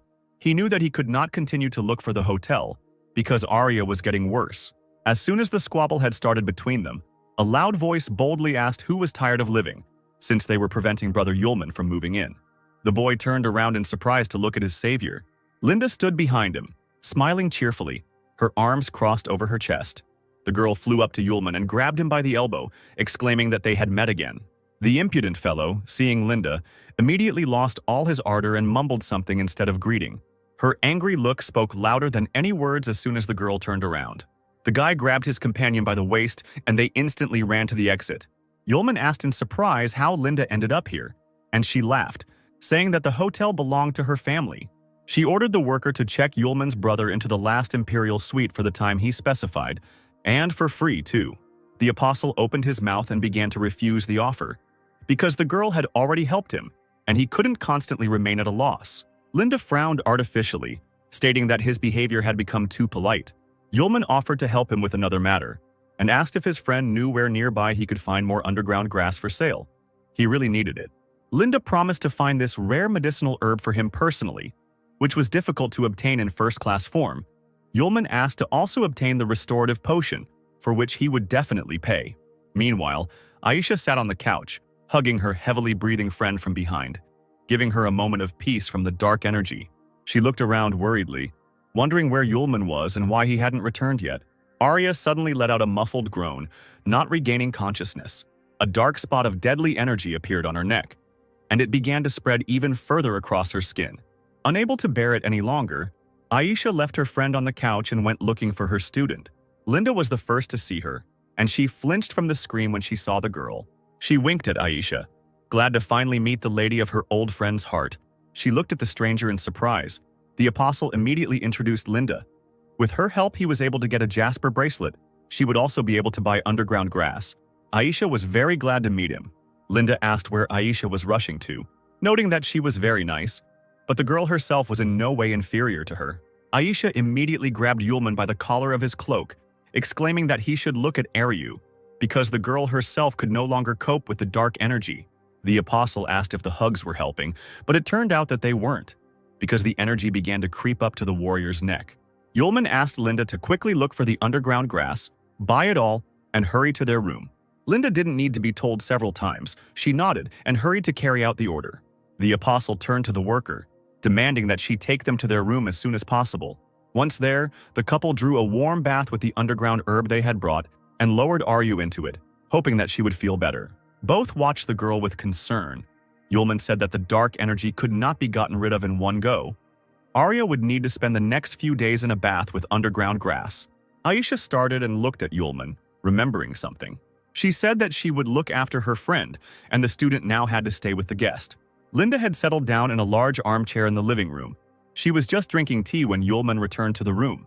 The girl immediately asked how his girlfriend was feeling. The guy replied that she was better, thanks to Linda. She, with her green eyes flashing, looked attentively at her adopted brother. Rising from her chair, she asked if Yulman could help her in that case. The apostle nodded without hesitation, replying that he would definitely help. Linda was surprised that he didn't even ask what she needed help with, but he was only too happy to fulfill any wish for the service rendered. Linda felt a pang of conscience because last time she lured the guy to the auction to steal the ring from his hand, and he felt only gratitude. Yulman, seeing his friend's indecision, urged her not to be shy because her problems were his too. Linda barely had time to answer when she heard someone's voice outside the door calling her name. The girl opened the door, and one of the hotel employees was standing on the threshold. He was puzzled by something. As it turns out, Mr. Gilmore has received an invitation from Lord Lewis and is going to the banquet. Linda must leave the area as soon as possible. The girl frowned, muttering that the man had finished faster than she expected. A few seconds later, Linda grabbed Yulman by the hand, shouting that they were in trouble, and pulled him along with her. Jumping into the carriage, she ordered the employee to take them as quickly as possible to the banquet that her father had left for. The man tried to refer to her father's order, but she shouted that it was her decision, and there was no point in chatting.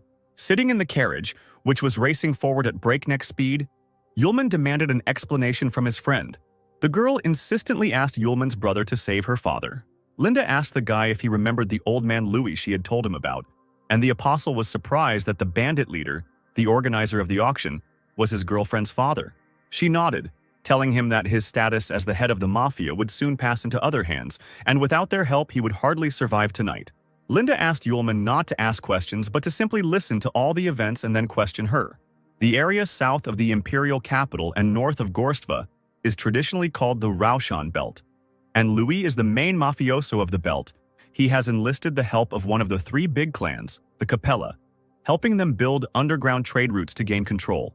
Since rumors of the death of the main Capella in Vulcan appeared, the new head of the clan turned away from Linda's father and began to support the new capital gang. The laws of the mafia are such that there cannot be two tigers on one mountain. When a new one comes, the old one must die. Yulman asked why Lewis was afraid of the newcomer.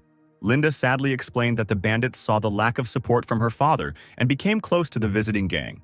The girl lowered her head, saying with pain in her voice that the head of the new gang had long been hatching plans to overthrow his father, and this banquet was simply a feast before the subsequent execution. Louis hoped that his daughter would run away, but she could not leave her father. Linda regretted that she had allowed Yulman to participate in this, but she had no help at all. The apostle interrupted his friend by placing his hand on her shoulder and squeezing it. He said that he understood everything and asked his friend to calm down, because while he was here, no one would lay a finger on Louis. After some time, the carriage stopped at a large estate in the suburbs. The hotel employee informed Miss that they had arrived. Linda and Yulman slowly walked out into the street. The girl suddenly stopped dead in her tracks, barely having stepped out of the carriage. A crowd of bandits in formal suits had gathered in the courtyard of the estate, and it seemed they were only greeting Linda herself.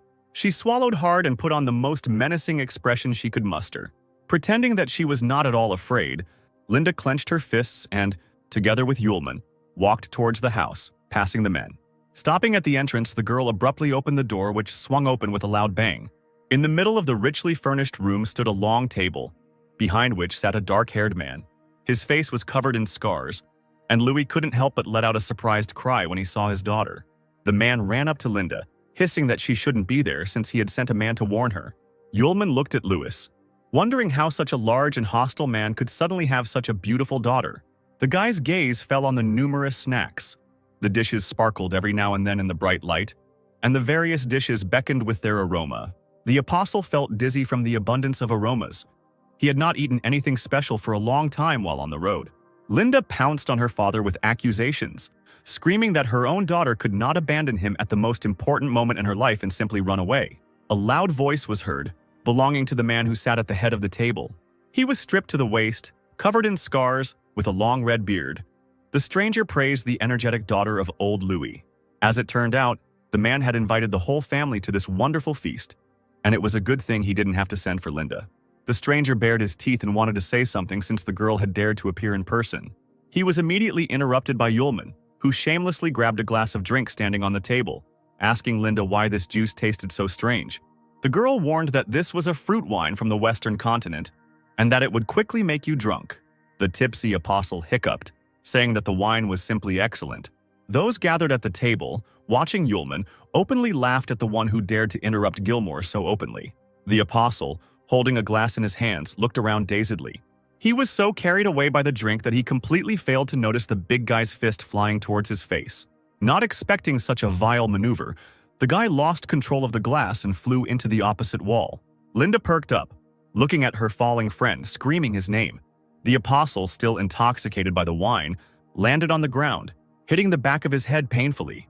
Those present jumped up from their seats to get a better view of the unfolding squabble. Gilmore, clenching his fists so hard that the veins stood out, growled that he hated those who interrupted him the most. Linda came closer to the big guy, and a fiery tornado began to form on her arm like a hoop. Seeing this, one of Gilmore's bandits jumped up behind the girl. Old man Lewis took the blow, pushing his daughter aside. A hurricane swept through the room, sweeping away everything in its path, including the sumptuously laid table. One of the bandits, remaining seated on the surviving chair, managed to grab only a glass from the table and now looked with disappointment at what was left of it. He turned sullenly to old Lewis, saying that he certainly had not expected to eat that evening.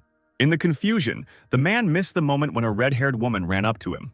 She, smiling cheerfully, demanded that they give way to the young people, because the old man himself understood everything perfectly well, so let him not interfere.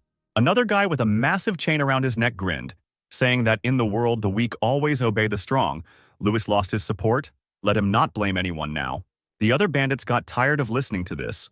One of them jumped up, getting ready to deal with the man, shouting that it was time to finish off the annoying old man.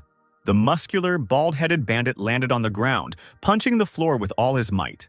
He raised his head and looked defiantly at the former leader. He reminded him of his good attitude towards the gang, warning that they could take his life, but they should just leave his daughter alone. The guy with the chain raised an eyebrow, pretending to apologize for killing everyone. That was the order from above. Old Lewis's face darkened with anger as soon as he heard these words. He pushed his daughter aside, asking her not to interfere. The man rolled up the sleeves of his jacket, reaching discreetly into his pocket. He turned away so that he could not be seen and took out a small weapon from there. Lewis turned sharply and threw many small daggers towards his enemies. However, they were well prepared and immediately repelled the attack with their blades. Lewis immediately ran up to the woman and grabbed her by the hand in which she was holding the sword, then hit her right in the face. He turned around and slammed his fist into the guy with the chain around his neck. Next on his list was a former subordinate who had been sitting at the table earlier. Lewis broke the blade of his sword with one hand. The man looked in disbelief at the fragments of his weapon crumbling right before his eyes. Taking advantage of his opponent's confusion, Lewis kicked him in the stomach with all his might. Bandits rushed towards the former leader from all sides. Lewis was not the head of the mafia for nothing, so he was able to emerge victorious in this unequal fight. The guy with the chain got what he deserved, letting out a stifled cry. The bald-headed bandit fell to the floor, losing several teeth. Louis straightened up and walked over to the bandit, placing his foot on his back. The man clenched his fists and quickly scanned the room for danger. Linda and the hotel worker whistled in amazement, noting the strength of the mafia boss. Gilmore bared his teeth, angry that no one present could handle Louis. Deciding to show how to fight, the big guy flexed his fists. He immediately approached the old man, smiling slyly, and offered to teach him a lesson using one of his techniques. Gilmore's smile widened as he watched his opponent's reaction. Louis didn't answer. He too tried not to lose sight of the enemy. The next second, the old man took knives out of his pocket and sharply threw them at the big guy. He, without even moving, instantly caught them with his bare hands. Two daggers clashed behind his back, never having tasted the blood of another. Lewis let out a startled cry, not expecting him to be able to dodge his attack. Gilmore scratched his bruised shoulder, which the dagger had not hit. The man bared his teeth, calling his opponent incredibly pathetic. Shouting that he would leave Lewis alive, the red-haired villain rushed towards him at great speed. Everything happened so quickly that the old man only had time to look down. He let out a strangled cry as someone else's fist knocked the wind out of his chest. The next moment, Gilmore hit Louis with even more force, sending him flying backwards. Linda screamed desperately, calling for her father. He didn't have time to fall. Ullman stood firmly on his feet when the man flew straight towards him. The guy, with his inhuman reaction, managed to grab his girlfriend's father, holding him with one hand. Gilmore stared blankly at the skinny guy he had just beaten up.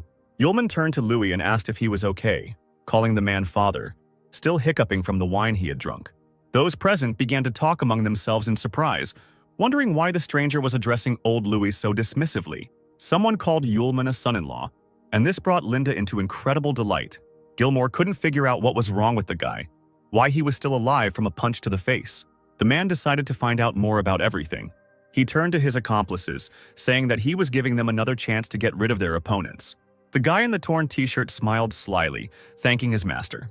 His name was Wolf, and the bandit exclaimed that he would gladly carry out this task, running straight towards Ullman and Linda with her father. Turning to Wolf, Ullman muttered, his tongue slurred from the wine, that the thirst to kill the man was too strong. As soon as he added that Aisha would not like this, the villain's body was cut by magic. He did not even have time to understand what happened. A surprised expression froze on his face. Hot blood spurted from Wolf's mouth, and the air smelled of metal. The man, his eyes wide, fell to the floor, raising a cloud of dust, while those present vied with each other to ask who it was that had defeated him. Gilmore was dumbfounded when he saw one of his best fighters being knocked out cold by a puny guy in a matter of minutes. The other bandits who had previously fought with Old Man Lewis also did nothing, only warily watching Ullman. Louis himself was dumbfounded because he, being seasoned in battles, had not seen such skill for a long time. His daughter Linda also froze with her mouth slightly open, not expecting such a thing from her brother Ullman. The bandits immediately began to talk among themselves, casting sidelong glances at the stranger who had killed the indestructible Wolf with one blow.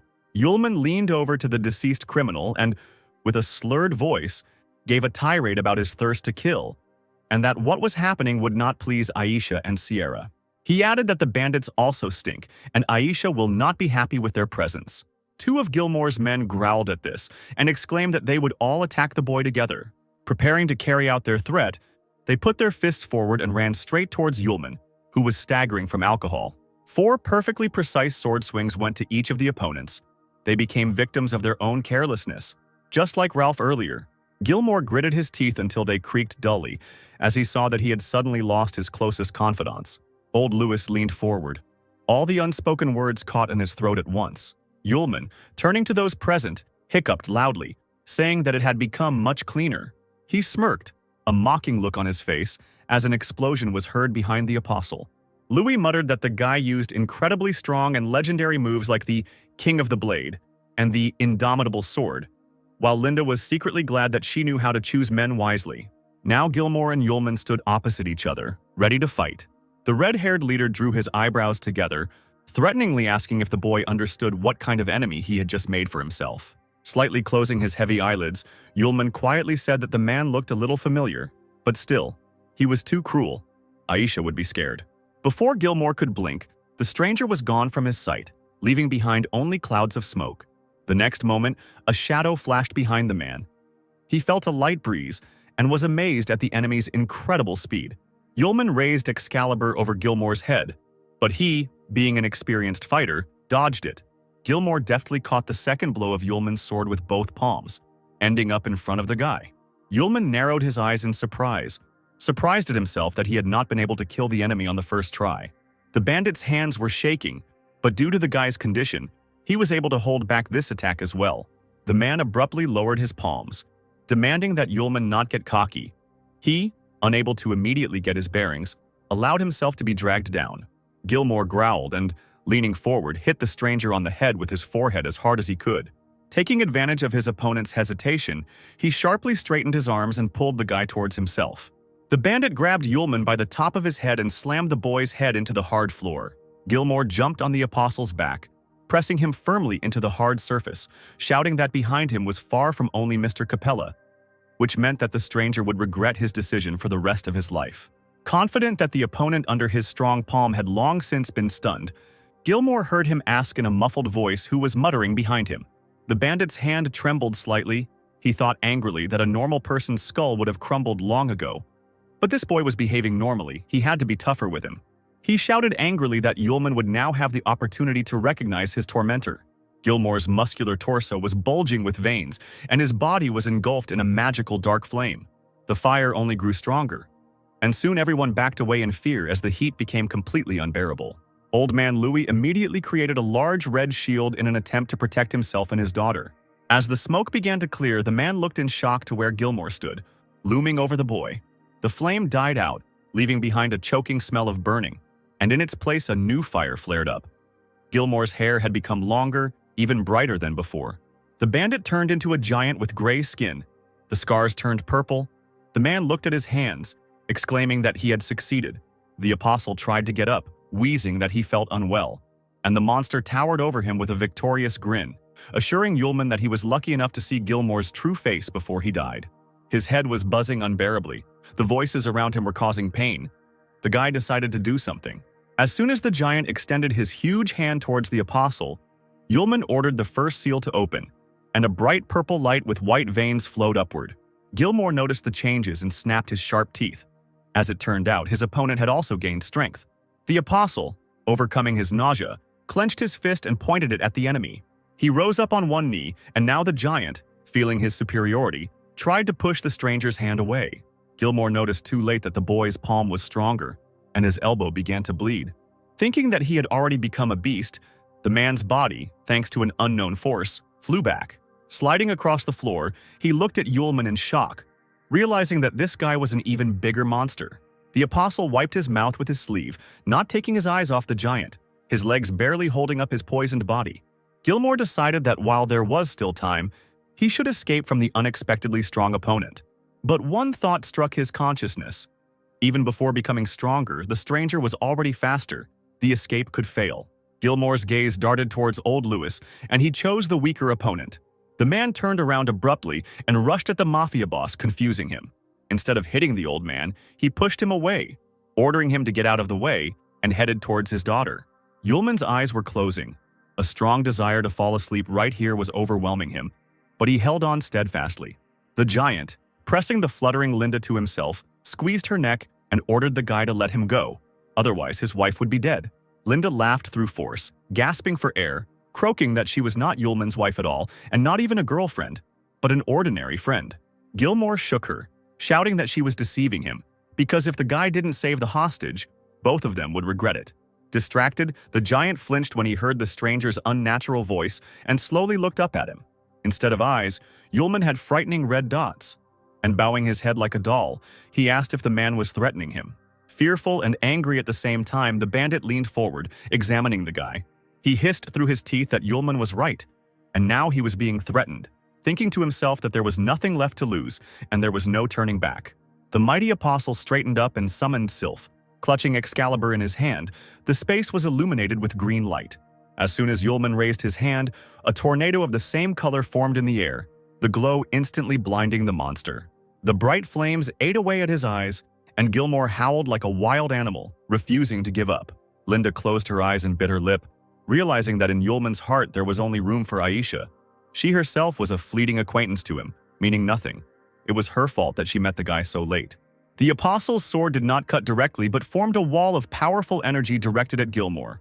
In a moment, the room was destroyed. The bandits outside saw smoke and debris, while hearing the screams of their boss. The surviving soldiers, shielded from the fire, stood in a room filled with smoke and could not believe their eyes. Old Louis, not believing that his daughter would survive, now looked at her, safe and sound, calling her by name. The girl responded in confusion, standing at the epicenter of the explosion, green circles hovering around her body. Startled, she began to look around in fear, seeing only destroyed walls in front of her. She had not yet fully realized that she had survived, and Louis realized that Yulman had used the sword to perform the Heart's Desire act, killing Gilmore without hurting his daughter. Yulman, drunkenly hiccuping, slowly approached his friend, asking if he had scared her. The apostle smiled kindly at Linda and embraced her, surprising the girl even more. He immediately frowned without breaking the embrace, turned to the bandits, threateningly saying that they would no longer dare to interfere with Luis. The surviving trio listened to the muttering of the boy with his expressionless face and trembling hands. Yulman, staggering, began to mumble in a drunken state that now Linda was his person, and to kill her would mean becoming his enemy. Even now, watching her hiccuping savior, the girl was incredibly touched. The room, probably a bedroom, was gently illuminated by the first rays of the sun, coming from a large window. Yulman opened his eyes slightly, looking at the ceiling, and realized that both his arms had gone numb overnight. Turning his head to one side, he discovered a soundly sleeping sylph who had once again run into his bed. Linda lay on the left hand of the apostle, and it looked rather strange. The guy's eyes widened and he sat up in bed, completely unable to remember what they had been doing there last night. Memories of yesterday's feast in a rich house began to appear in his head, where, together with Sylph, Yulman tried to convince the leader of the bandits to let the girl's father go. Then he drank a glass of strange juice. But Linda warned him that it was not juice at all, but a fruit wine from the mainland, which quickly makes you drunk. At that moment, Yulman's friend raised herself on her elbow, blinking sleepily, and greeted the apostle. Sylph also woke up, rubbing her eyes, asking her master what he had been muttering since early morning. Yulman sat in bed, hunched over, and was very unhappy, asking to be given time to think. The apostle stood up and went to the window, deciding to put his memories in order. Yesterday, if he was not mistaken, he got pretty drunk. The guy leaned both hands on the windowsill, gazing out at the busy street. He breathed a sigh of relief, realizing that everything was fine with the city, since the last time the situation ended badly. Yulman shuddered and froze in place, feeling the touch of someone else's hands from behind. Linda hugged him tenderly from behind, whispering whether the apostle remembered the words he had spoken yesterday.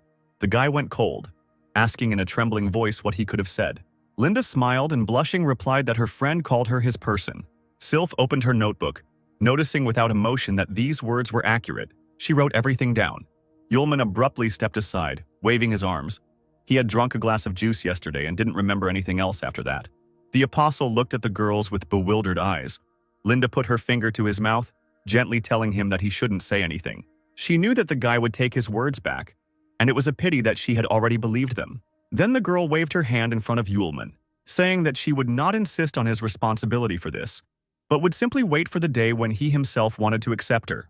Meanwhile, workers were restoring the destroyed mansion, carting away pieces of walls and scattered furniture. Old Louis and his assistant turned around sharply, surprised by the arriving guests.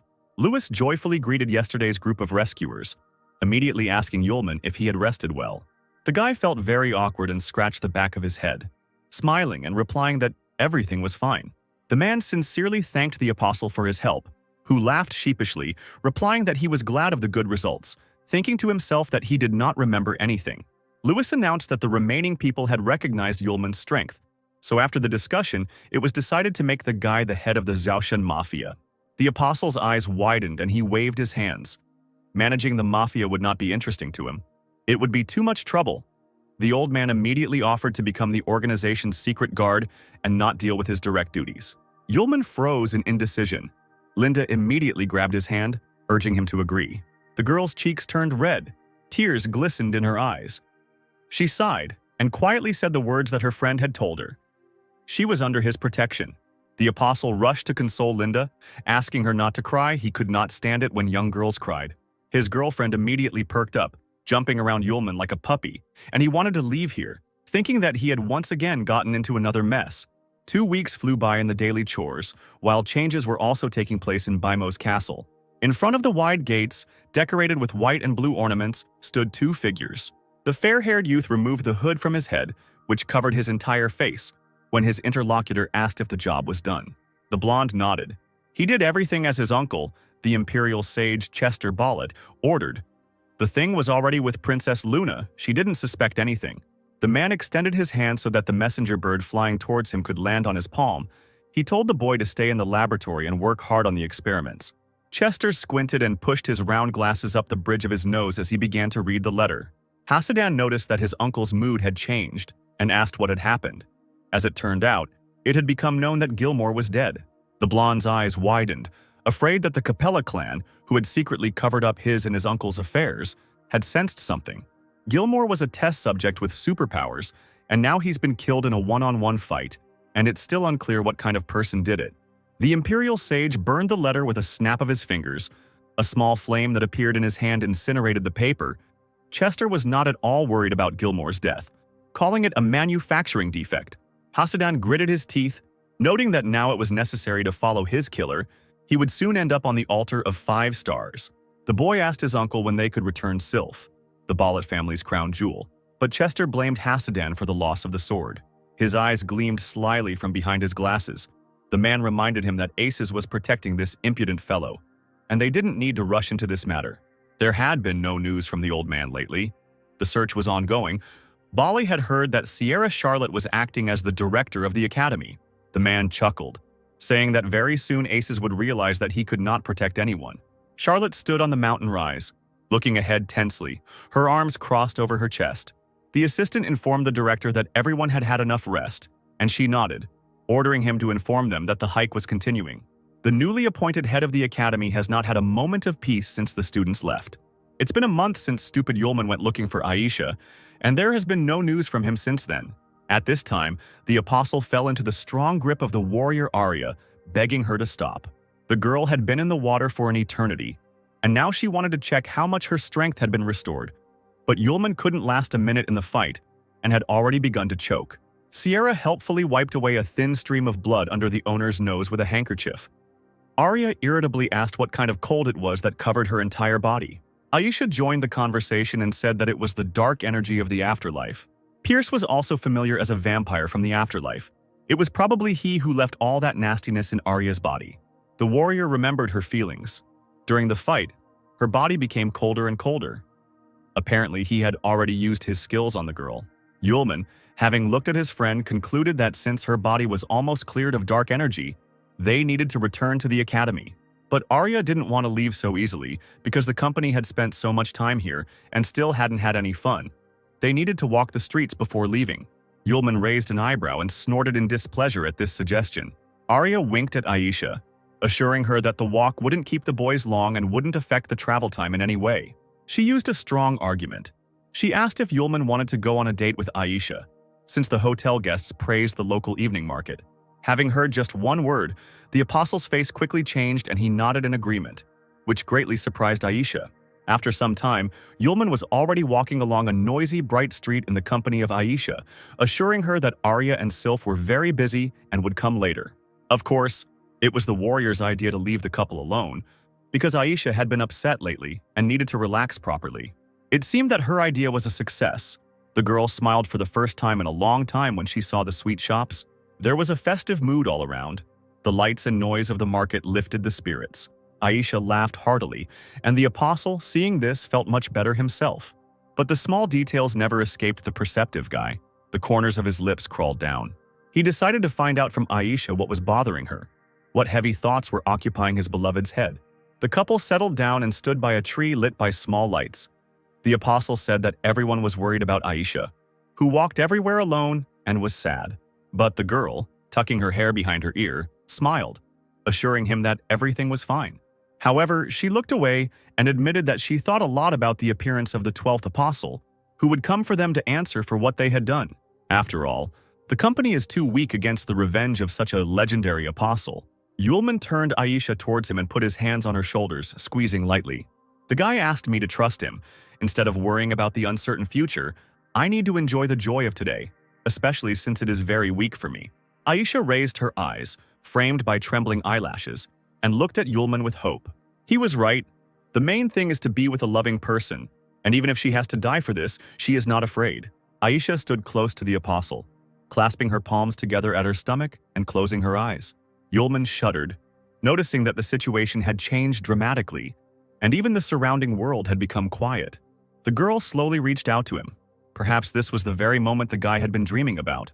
Trembling with anticipation, he reached out to meet her, but the magic was destroyed by a strange voice that sounded very close. Aisha jumped back, covering Yulman's mouth as someone exclaimed that running away together to have fun was a wise decision. A group of guys in school uniforms looked at the couple with smiles. Their leader introduced himself, Humble Servant Groot, Imperial Academy of Magic, 4th year, Class Capella, and asked permission to spend time with Aisha. Yulman was still trembling, But now not from tenderness, but from rage, when Aisha embarrassedly asked again where the guy came from. Confident in his irresistibility, he looked at the girl with a slight smile on his lips.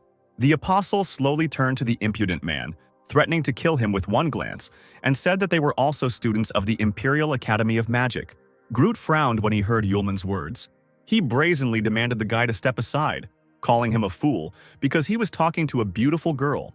The apostle silently turned to his disciples, and only by the expression on his face did Aisha understand that they were in trouble. And she called out to the boy in fear. Groot's accomplices began to praise themselves with all their might. They passed the selection at school competitions, and now they will participate in the pentagram. And the captain is recognized as the strongest in the school. Yulman raised an eyebrow and looked at Groot with disdain, asking if he was really that strong. The student narrowed his eyes and leaned forward. This impudent fellow definitely wanted to get into trouble. The apostle laughed, calling the guys swindlers who dared to hide behind the name of the Great Imperial Academy of Magic. Of course, these clowns wear the academy uniform in everyday life, and it's incredibly funny. Groot, slowly seething with anger, exclaimed that Yulman had dared to dishonor him and immediately summoned magical pentagrams in the air. The student began waving his arms, intending to attack Yulman.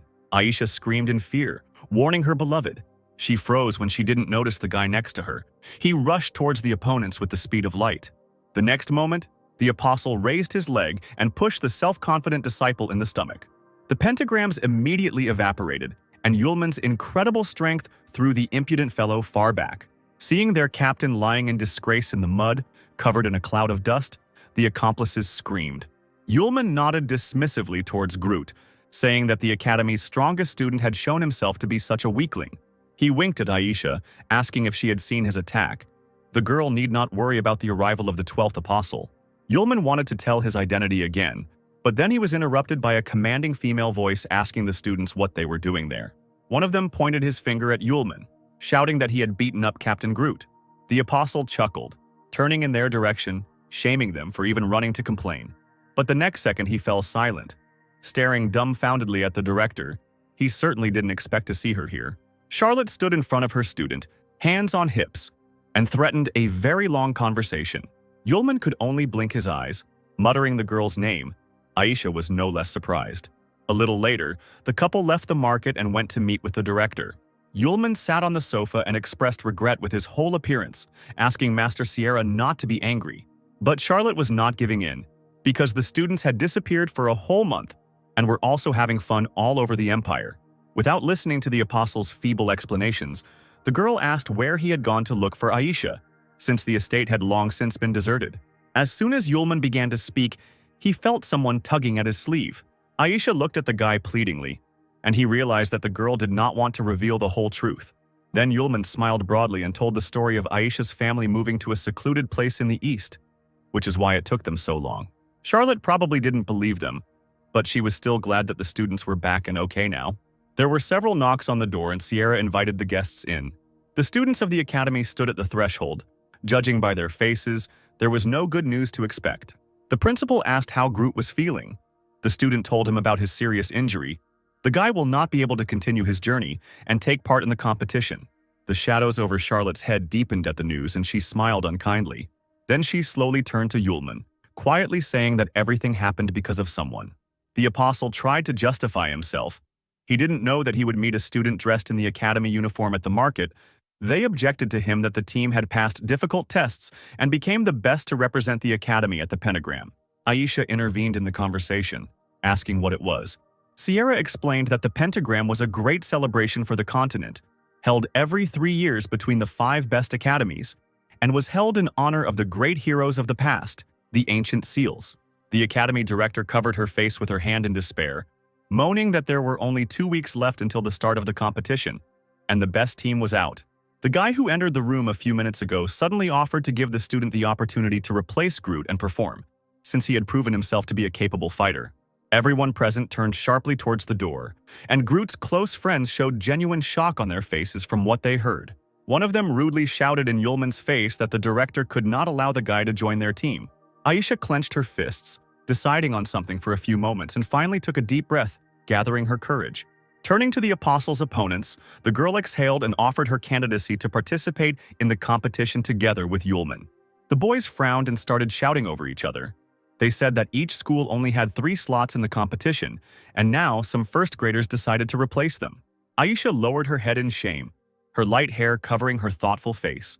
The next moment, she looked seriously at the seniors, clasping her hands together. If she proves that she is stronger than them, then she will be able to replace them at competitions. The fourth-year student once again found himself with his mouth wide open, amazed by the girl's impudence. He stood up abruptly and clenched his fists, turning to Aisha, the first year who had underestimated them. Charlotte was surprised by Aisha's behavior because she is usually very quiet and calm, but today she was impulsive. Does she really want to protect a stupid student? The director decided to give her such an opportunity and spoke in favor of arranging a small competition between the two sides. Hearing the indignant cries, the witch put her hands on her hips, declaring that the students had clearly lost if they did not agree.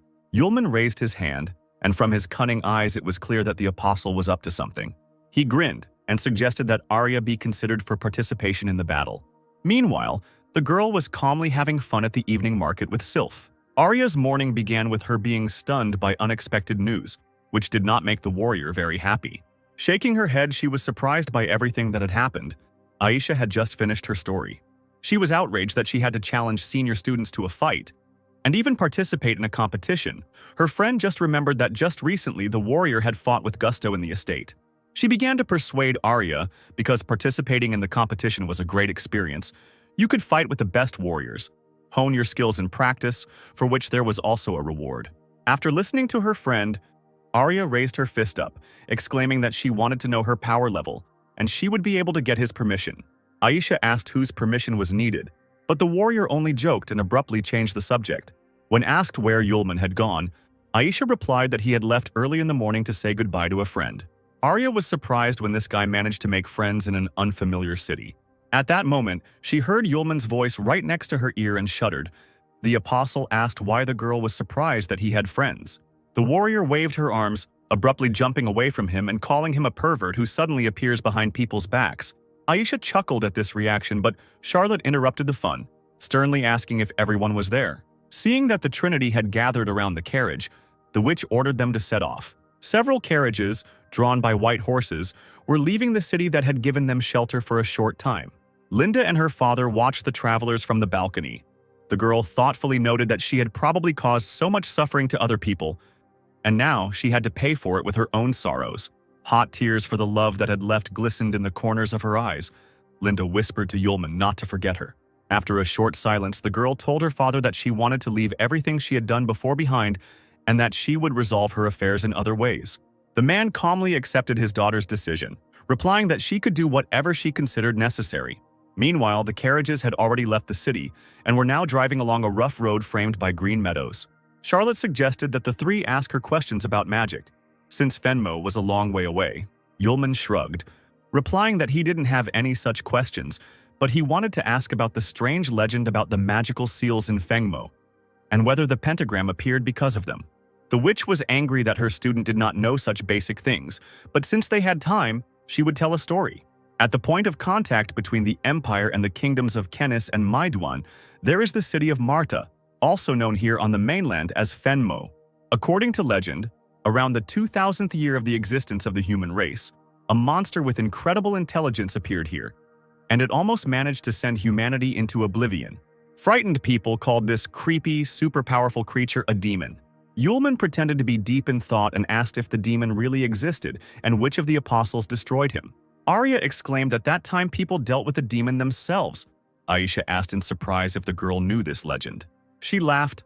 Her mother told her this story when she was a child, but she didn't remember the details, only vague memories. Charlotte, crossing her arms over her chest, continued her story. At that time, the 5 most powerful mages on the continent united to cast the pentagram entangling spell and ended up trapping the demon underground. After that, the 5 mages agreed to meet in Fengmo every 3 years and check if the pentagram was intact. After their deaths, their children continued the tradition. Now it has turned into a celebration and competition. The apostle spoke up, concluding that somewhere under the city a terrible demon was now imprisoned in fetters. The witch reminded that this was a legend, and it was unlikely that the truth would be found out, but now the guys needed to start preparing because there was no time left. It was a clear day.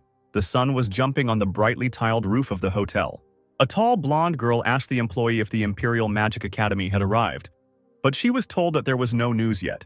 Her Highness nodded, asking not to worry, as it was a completely normal question. At that moment, the doors swung open and a noisy group appeared on the threshold. Arya was admiringly examining the room. Yulman was holding the sleeping sylph in his arms. Aisha was going to the reception to get the keys. The blonde girl asked the strangers who they were, because the hotel provided services to 2 Imperial Magic Academies. But as it turned out, the hotel allocated 2 floors for the competition participants, and the other floors were for ordinary guests. Her Highness looked around the company, and it seemed to her a bad sign that there were many girls around. Yulman, still carrying baby Sylph in his arms, suddenly sneezed loudly. He narrowed his eyes, wondering who was remembering him now. The apostle just happened to be passing by Her Highness and the girl assistants, and could not help but look in surprise. Arya noticed this and pounced on the guy with accusations, believing that one Aisha was not enough for him. And now his friend was looking at every beauty passing by. He shuddered and shouted that this was nonsense. Couldn't he just look around? But the warrior laughed into her fist. Aisha approached the reception desk and addressed the employee, saying that she was a participant in the competition from the Fram Empire's Imperial Magic Academy, and asked for the keys to the room. The employee hesitated and did not answer, beginning to turn around excitedly. Charlotte appeared behind Aisha, frowning and asking if something was wrong. The girl smiled respectfully, barely seeing the stern witch, and deftly took out the keys, handing them to the guests. Sierra twirled her keychain on her finger and smiled at her students, asking them to unpack their luggage and then join them for the welcome dinner. These words had a magical effect on Yulman and Aryu, and they opened their mouths into light. Aisha looked at her beloved in surprise, asking why he was behaving like this. Sylph, who had already woken up by that time, did not lag behind her master, and saliva flowed from the corners of her mouth from the words about the banquet. A little later, crowds of competition participants and city guests gathered at the hotel walls. The whole company, led by Charlotte, sat at a large round table. The witch did not expect that they would spend half a day in line at the canteen. The hotel staff had good reason to recommend this place to guests. Soon, all sorts of delicious dishes were already adorning the snow-white tablecloth. Arya grabbed a fork and knife and looked at the food with admiration, ready to pounce on it right now. Little Sylph, who had already tried a piece of pie, suddenly grimaced, which did not escape the attention of her owner. Arya, having chewed a little, was taken aback, because the food immediately became tart after the usual taste. The apostle brought an olive skewered on a fork to his nose and immediately smelled an unusual aroma. A man with an emaciated appearance approached the guys and mockingly said that those who come for the first time react the same way. His neighbor, with the same signs of exhaustion on his face, told about the specialty of the local dishes. They contained medicinal herbs that strengthen the body and satisfy hunger. Most people are new to this, but once you finish eating, you can feel the energy of your body and spirit, and then you will want to eat even more. Arya, hearing this, decided to try the delicious treats too. As soon as she raised the fork to her mouth, Yulman immediately intercepted her hand and pulled it towards himself. He ordered his friend not to touch anything because the dishes contained poison, and once you eat it, a person immediately becomes addicted. The man sitting at their table opened his mouth in surprise, while the warrior smiled timidly, carefully placing her fork on the table. She clutched her throat, screaming that she had just swallowed a piece. But Yulman consoled her, saying that it was not a poison that would cause death. A stranger immediately approached the company, drawing their attention to himself, and politely asked permission to disturb them. Having sat down in a free chair, stern-looking men immediately stood on either side of him. The stranger said that he had accidentally heard about the poison in the dishes, and asked to explain why the guests had come to such a conclusion. Yulman slowly stood up from the table, looking closely at the man. He smiled and said that it was simple. Everyone knows about saxifrage and puffball, but not everyone knows that their juice can be used to produce a poison that is addictive to people. When ingested, it allows a person to fall into euphoria, but with frequent use it causes yellowing of the skin, muscle exhaustion, the person becomes depressed, and he craves only one thing, to taste the poison again. The man pointed at himself, asking in surprise what had happened as the group stared at him. Yulman demonstrated a blue liquid in a spoon. Poison, like oil. It does not mix with water. If you go to the kitchen right now, you can find a lot of interesting things there. The guests suddenly jumped up from their seats, shouting that people were being poisoned here and demanded that the chef be brought. A plump man immediately came out into the hall, frowning and asking what was going on here and why there was a row in his establishment. He suddenly fell silent when he saw the long-haired stranger with his guards. The poisoned guests attacked the host, shaking their fists, accusing him of adding poison to the food, from which everyone present could die. He stepped back, shocked by what he had heard, declaring that it was complete nonsense. The man pointed his finger at Yulman, ordering him not to listen to him. Surely this scoundrel also wants to open a restaurant and is jealous of his business, using all means to harm him. Arya screamed furiously that if she heard another word, she would rip out the impudent man's tongue. And indeed, large jars of poison were found in the kitchen, and they were immediately carried out into the hall by those same guests. They rushed at the owner, ordering him to explain what had happened and not try to justify himself by saying that this was not the property of the canteen. The man began to mumble something, and the deceived guests had already crowded around him, telling the guards to seize the deceiver. The owner looked imploringly at the long-haired stranger, asking Mr. Lazar to help. He silently turned his gaze to the side, barely nodding to his guard. Faster than lightning, a tall confidant of Lazar flew up to the man and sharply struck him under the neck. The owner grabbed his throat, foam poured from his mouth, and frightened screams were heard from all sides. The man stood up and smiled broadly at the guests, asking for forgiveness for his family having invested in this dining room, not knowing that the fat man would do evil behind their backs. Sierra looked closely at Laser, asking if he had arrived from their kingdom of Kennis. He nodded and looked at Yulman, saying that he was pleasantly surprised by his knowledge of botany. Smiling even wider, he declared that he wanted to invite the boy to the kingdom with him, but the apostle sharply refused. Yulman dismissively reported that the man smelled of the same muck. The main witness was destroyed. If you put it all together, Lazar was the very person who started all these poisonings. Lazar bared his teeth, looking down at Yulman, asking if he was afraid to refuse the invitation and say something he shouldn't. As soon as he added whether Yulman was afraid that he would never leave this dining room again, a dagger flew towards the apostle. But he did not reach his goal, being shot down by something literally a second into the flight. Aisha and Arya didn't even have time to react before everything happened, and only screamed in fear. Lazar turned around angrily, realizing that his plan had failed, and demanded to know who had done it. A female voice answered him, informing him that the city of Marta was now under the jurisdiction of the Fram Empire. That same imperious blonde girl from the hotel looked angrily at the man. She didn't think that the representatives of the Kingdom of Kennis should make a scene here, much less kill people. Narrowing her blue eyes, she pushed her hair out of her face, asking Prince Lazar again. Yulman's eyes widened in surprise when he heard the man's title, and he was quite astonished. He grinned and replied with irony in his voice that Her Majesty Luna was absolutely right. Arya rubbed her chin. She didn't know that the second heir to the throne of the Empire had arrived here in person. Although he was second, there was no particular difference with first place. Everyone has long known that the first heir, Prince Mars, is not capable of anything. Luna strictly ordered the man not to curry favor with her, because the guests had come to defend the honor of the Empire at the Pentagram, and he was letting his hands go. Did he really want to start a war between the two countries? Lazar smiled, saying that the princess was quite the joker. He came to watch the competition, and their wedding had already been announced. Sierra protested, screaming that she didn't know about any wedding, that it was completely insane. She clenched her fists, addressing Luna. She was the recognized heir to the imperial throne. She could not marry King Kennis. The girl looked calmly at the witch, saying that she would explain everything to her later, because there was no time to warn her. Charlotte barely wanted to say anything else when Yulman intervened in the conversation, asking the master not to worry. Glancing towards the prince, he calmly informed him that the man would not live long. A couple of days would pass after the wedding, and Luna would already be a widow. Hearing this, Lazar defiantly asked what he meant, and his guards immediately leaned forward. The moon's defenders also did not stand still. One of them almost pulled her sword out of its sheath. Laser raised an eyebrow, telling Yulman that he had just taken pity on him in the presence of Princess Luna, and did not take his life. The guy was just a crazy suicide. Let him blame himself for what happened.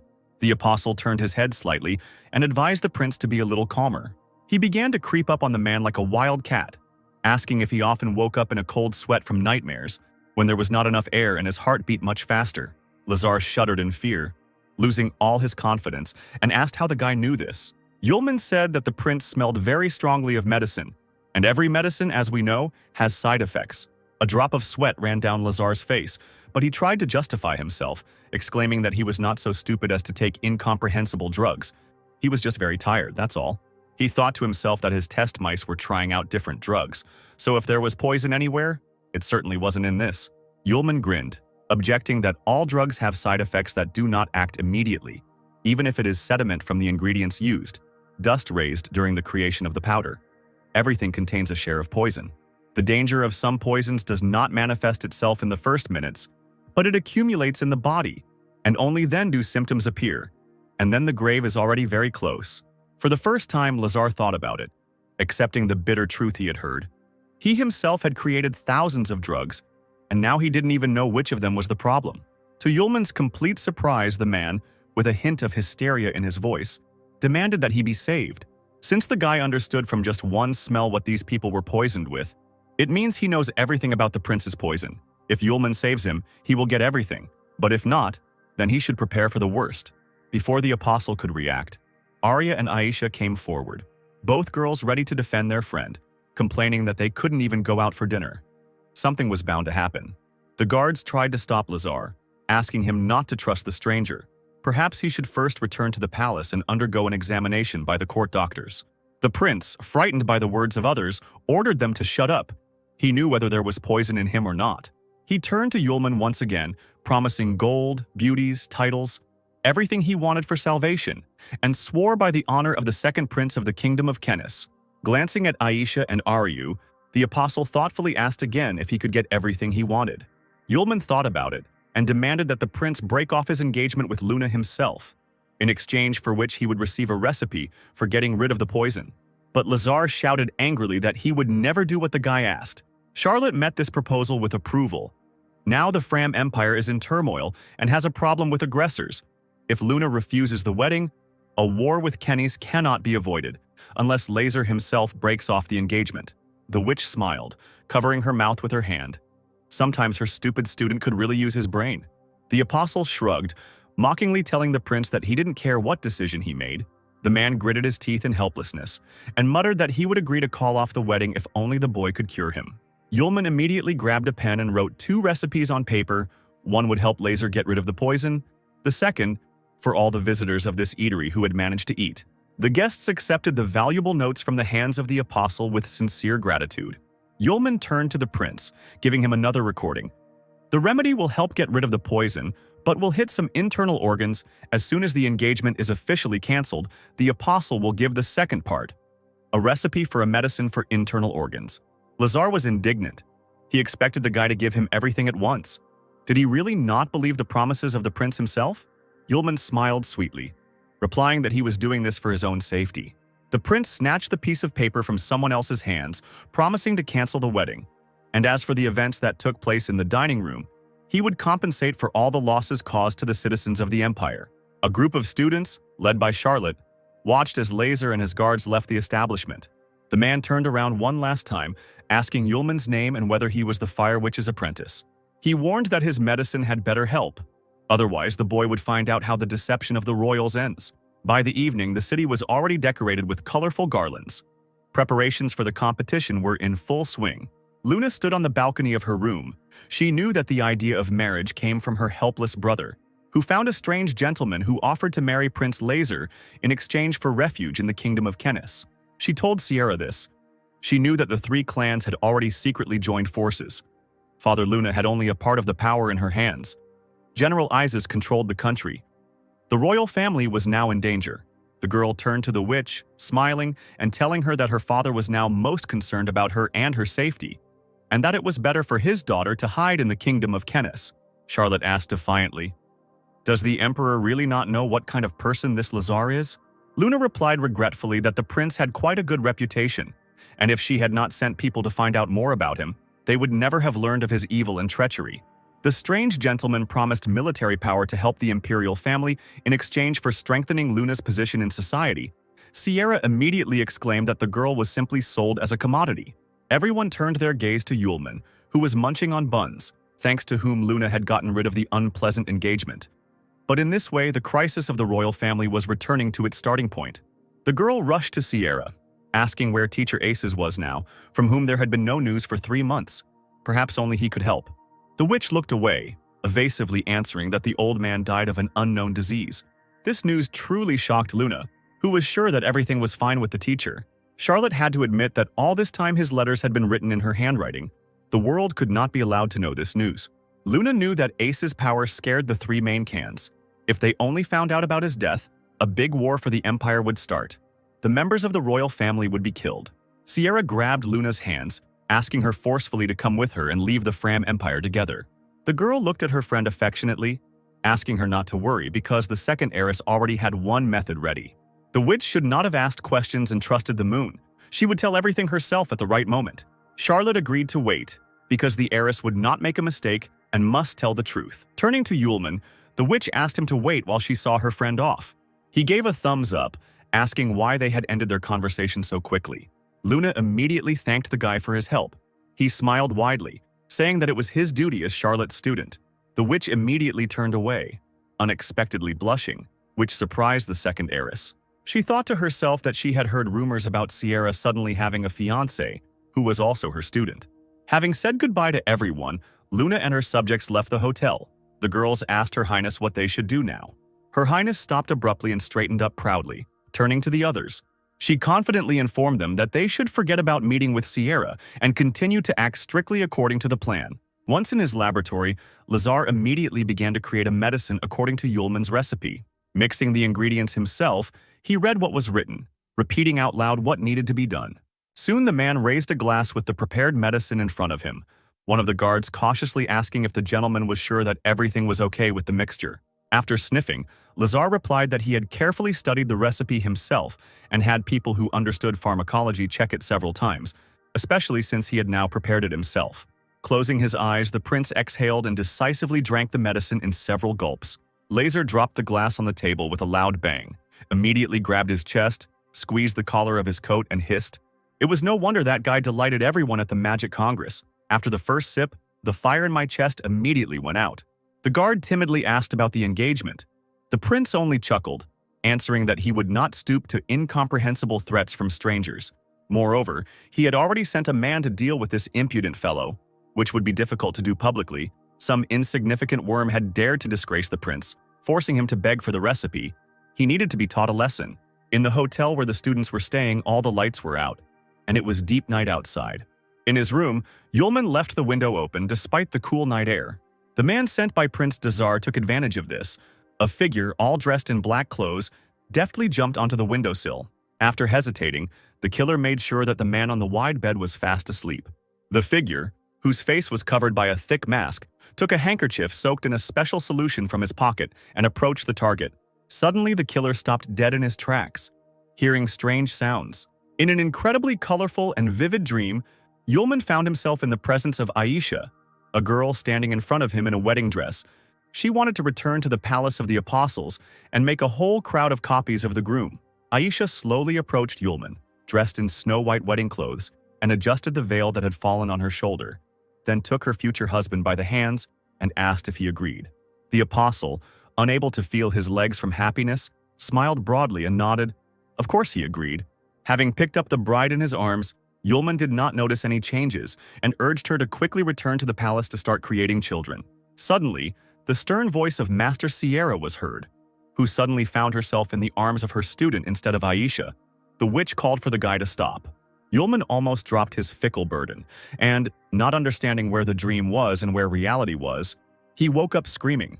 Opening his eyes, he saw a sleepy figure in black leaning over him, strange eyes looking in shock at their victim, who was no longer sleeping, the stranger clutching a foul-smelling handkerchief in his hands. The apostle, possessing excellent reflexes, immediately intercepted the killer's hand, grabbing her by the wrist.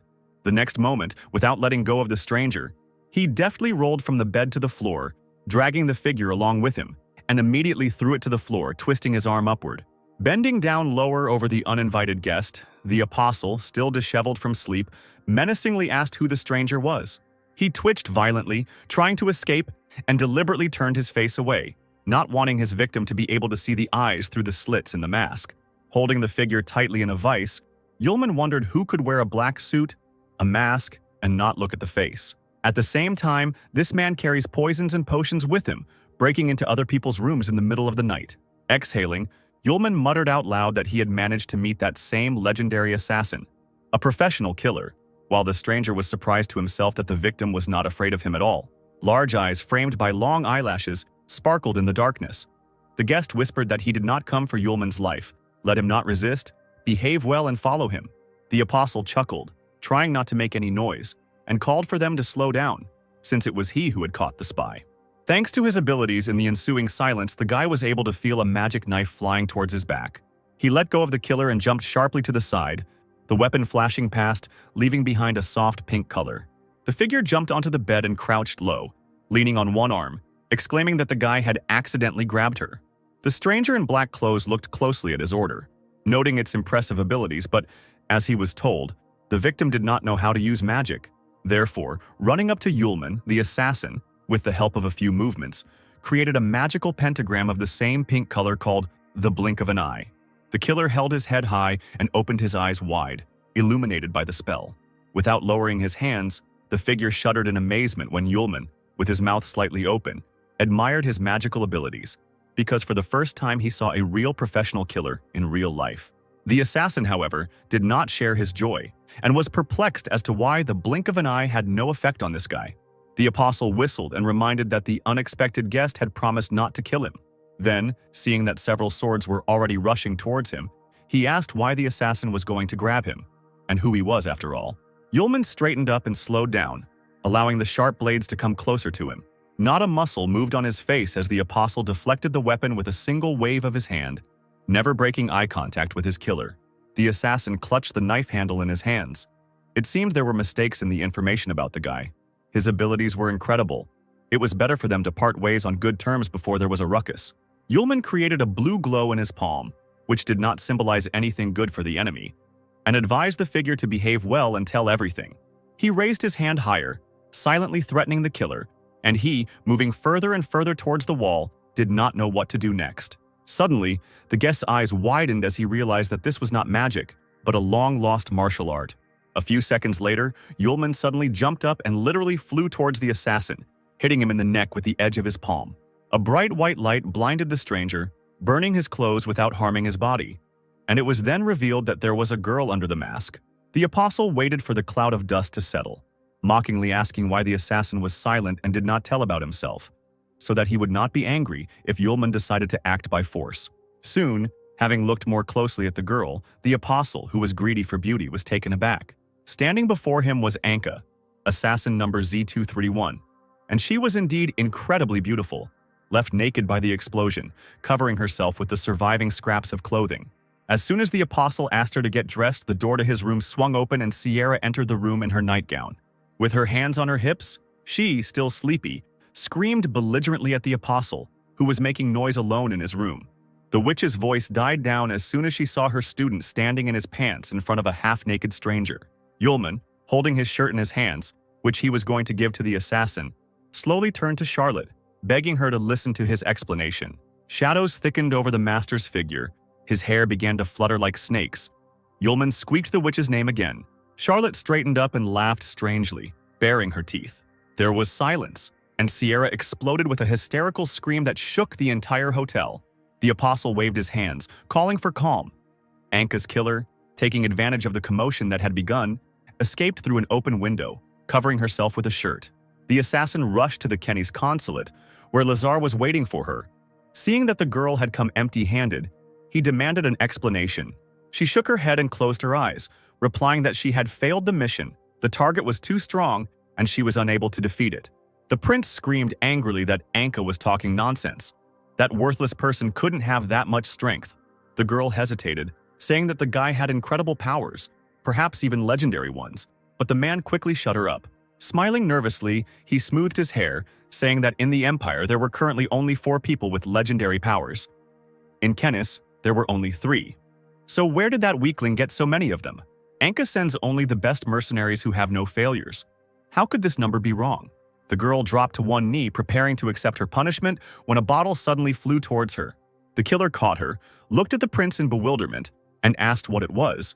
He replied that the failed mission would not go unpunished, and demanded to drink his newest trial drug. If Z231 survives, Laser will spare her. The assassin thanked the prince for his generosity. He gritted his teeth in displeasure as he watched the girl gulp down the contents of the bottle. The man returned to the table with the test tubes when his assistant asked what to do with the antidote. Hearing this question, Lazar became even more angry and clenched his teeth until they creaked. In a rage, He suddenly knocked over all the flasks and bottles from the table, shouting that scientists and pharmacists were parasites who had failed to research and find the cause of the disease after so much time. The man sat down in the chair, which creaked from the impact, and loudly banged his fists on the table, cursing. His heart skipped a beat, and from the incredible pain throughout his body, Laser's eyes darkened for a moment. The assistant asked to come to him with shouts. The man in a trembling voice demanded that the pigeons be prepared for flight in order to send an urgent letter to his father. He covered his pale face with his hand, cursing Yulman, because this time he himself had failed, breaking up the wedding in exchange for the antidote. Finally, morning came. The sun was shining brightly in the sky and fluffy clouds floated by occasionally. Yulman hoped that he could appease the master after the night's adventures and came to her with 2 cups of tea, smiling broadly. She didn't even turn to the student, telling Aisha and Arya about the investigation into the assassin's identity and purpose. Now their main goal is safety and confidence in successful participation in the competition. Individual combat training is almost over, and the day of the competition is approaching. Today we need to decide on tactics. The teams that will participate in the competition are Fram Imperial Academy of Magic, Institute of Magic Cultivation, Manju Demon Research Institute, Higher School of Magic, and the Kenny's Kingdom Magic Research Institute, a total of 15 participants. The competition is not a one-on-one fight at all. Everyone will be thrown into a 4-level labyrinth. The pentagram, the goal of the participants, is to capture the key to the door leading to the next level. It is hidden in the middle. To advance to the 4th level, you need to connect all 3 keys from the previous levels. The team that manages to do this will win the competition. Standing in front of the students, Charlotte spoke about a meeting she had held with other teachers regarding the technique of the competitors and asked for their opinion. Now, of the 3, Aisha is the strongest. She needs to go to the most difficult 3rd level. Arya is a crazy fighter, and there is no need to worry about her lack of magical powers, so she is on the 2nd level. Having told about the girls, Charlotte faltered when it came to describing Yulman. Shaking her head, she had to admit that the guy wasn't the most important part of the team, and he would have to go to the 1st level. The rest were surprised by the master's decision. Yulman never showed how strong he was. He must have reasons for this. Arya thought that for some reason not everyone believed in his strength. Aisha asked if the boy would be able to defeat the students from other schools if he had Sylph. The little girl listened to her elders and drank tea. Sierra told her that participants cannot bring living objects with them. There was a test before the start, and now everyone knows that the Ballet sword has a soul. Aisha, embarrassed, wanted to suggest something else, but the witch asked her to relax. Turning to Yulman, Charlotte glanced at him, saying that there was one way to make the boy stronger. The apostle winced and scratched the back of his head, smiling awkwardly. The silence of the corridors was interrupted by some kind of rumble coming from one of the rooms. Blushing, Charlotte weakly asked Yulman not to twitch and be patient, because everything was being done for his own good.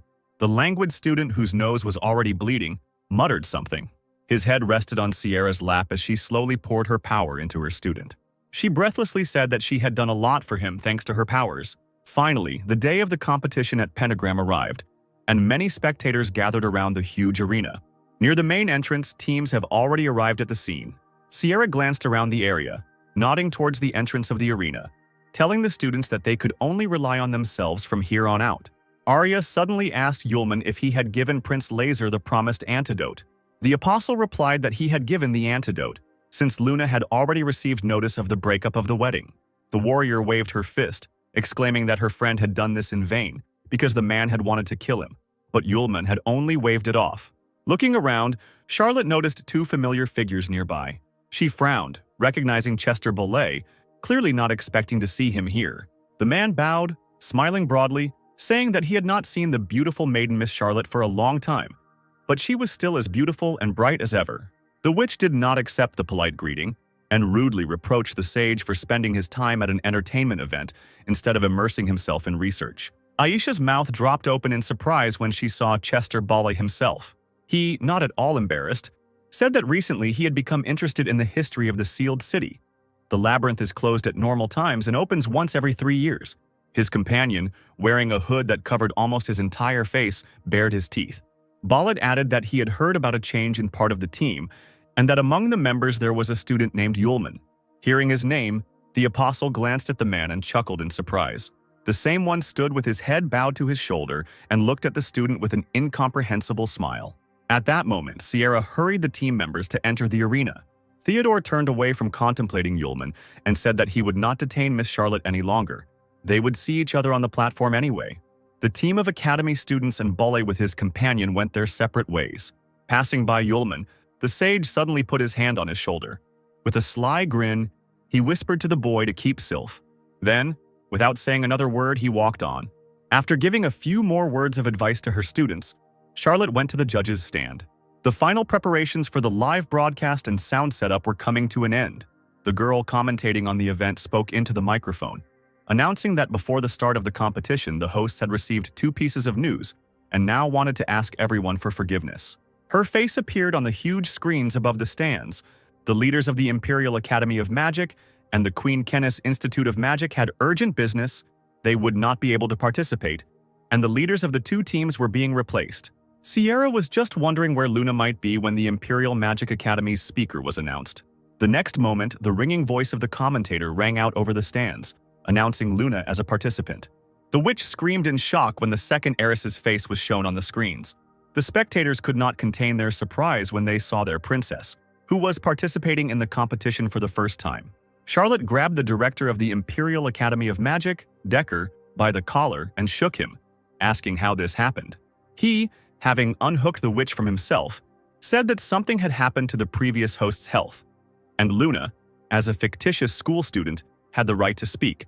Sierra narrowed her eyes, not believing that everything had happened by mutual consent. Soon the new leading Institute of Magic of the Kingdom of Kennis was announced. It was Prince Kennis, His Highness Laser. All the judges turned their heads at once towards the organizer, and he became embarrassed, mumbling that he had to do it. The commentator joyfully pounded her fists on the table, exclaiming that this time the competition would be broadcast in its entirety on the big screen. Moreover, each participant will be followed by a television drone, filming the entire process. Now the images of all 15 participants had already appeared on the screen. Yulman reached out his hand to the drone in surprise, and the girl asked him not to do this. The first stage was announced. Entrance to the arena, first level. The apostle looked at the television drone in surprise. It was the first time he had seen anything like it. 15 participants took their places. Yulman found himself inside a glowing circle. The competition was declared officially open, and the students began to happily chatter as they caught ribbons from the festive firecrackers. The participants entered the labyrinth, and in the process of searching for keys to another level, they all had to face low-level magical creatures and competitors from other magical schools. An hour later, on the first level, one of the students appeared in the room with the keys. Seeing the key under the glass flask, the girl let out a cry of victory. A tired sigh was heard behind her. Yulman had been walking in circles for so long, and the key was right in front of him. Seeing the student, he whistled, not expecting to see a cute girl there. She glanced at the key and turned towards the stranger.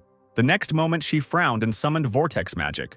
The student immediately grew fairy wings on her back and rushed towards the flask, exclaiming that the key would be hers. As soon as her hand reached the treasured object, the student's entire body was suddenly grasped by someone's long tongue. She screamed in horror as the appendage threw the small body far back. There was a loud click. The student barely had time to move her hand. Yulman was still standing in the middle of the room, holding his hands in his pockets. He raised his head up, his mouth slightly open in amazement. The student instantly disappeared into the mouth of a huge monster in the form of a hypertrophied frog with blue eyes. The apostle looked at the B-level magical beast. The student's hand, meanwhile, dangled in the air between the monster's fangs. The frog's eyes widened, croaking in surprise as magic began to leak out of its mouth. The girl, covered in poison, transformed in her hospital bed. Doctors rushed to her, shouting that the giant frog's saliva was poisonous and that they urgently needed an antidote. As the events were broadcast on large screens, the commentator sighed. The fairy from the Royal Institute of Magic, being one step away from the key, fell into the clutches of the guarding magical guard. Each participant must create a special sign, kindly provided by the school, and they will be evacuated if they can no longer continue the competition. Sierra's neighbor told her to relax. Her wayward student would be caught before his oxygen ran out, taken to the hospital, and he would be as good as new. The witch smiled, saying that it would be better for the students of the other school to be careful. Otherwise, their oxygen supply would be cut off too. The healers led the weakened fairy by the arms. The director of her school advised Charlotte not to let the student take part in the competition. The giant frog has a heightened sense of its territory and has now been hypnotized to properly guard the key. The director of the School of Fairies mockingly pitied Yulman. If on the first level, left alone, he does not get the key, he will automatically get to the next level, and he himself will be evacuated. Sierra waved it off, replying that everything was ahead. There was no point in writing off the student so early. A commentator's voice could be heard above the stands, exclaiming that this was simply unbelievable. As it turned out, the owner of the first level key was a participant from the Imperial Academy of Magic, Yulman. The giant frog did not attack him, but simply sat next to him and watched. The school principals looked at the screen in shock, not knowing what to say. Spectators suspected the organizers of deception and fraud, aiding the students. The apostle turned to the monster, asking if he would mind giving up the key. Then he asked again if the monster would definitely not interfere with him. The frog croaked long and fell with all its weight on its back. The commentator nearly fell out of her chair, screaming that the giant frog had been defeated. Yulman watched the monster's tremors with boredom. Smiling, he said that he was a good boy, let him know his place. When the winner of the first floor was a participant from the Imperial Magic Academy, it was necessary to move to another floor to find out what was happening on the level above. The school principals couldn't understand what the student did with the frog. They said that he was a student of the Fire Witch and wasn't even strong in elementary magic. Is it just luck, or is someone helping him behind the scenes since the first level members of the pentagram are the weakest? Meanwhile, on the third level, the key was still under the glass dome. The A-level magical creature, the Flaming Bear, was the keeper of the key on the third level. The monster stuck out its tongue, revealing a row of sharp teeth as the golem grabbed it by the throat. Prince Lazar stood before a huge stone monster, whose shoulders were crowned with golden spikes. The man shook his long hair and looked into the teledrone camera, saying that his Institute of Magic would be the champions this year. His fans squealed with delight, exclaiming that Prince Lazar was an incredible handsome man. He subdued a stone golem with concentrated magic and also killed a rank a magical beast with one blow. The director of the Royal Institute snorted dismissively, saying that it was unfair because the prince was an experienced magician with excellent skills.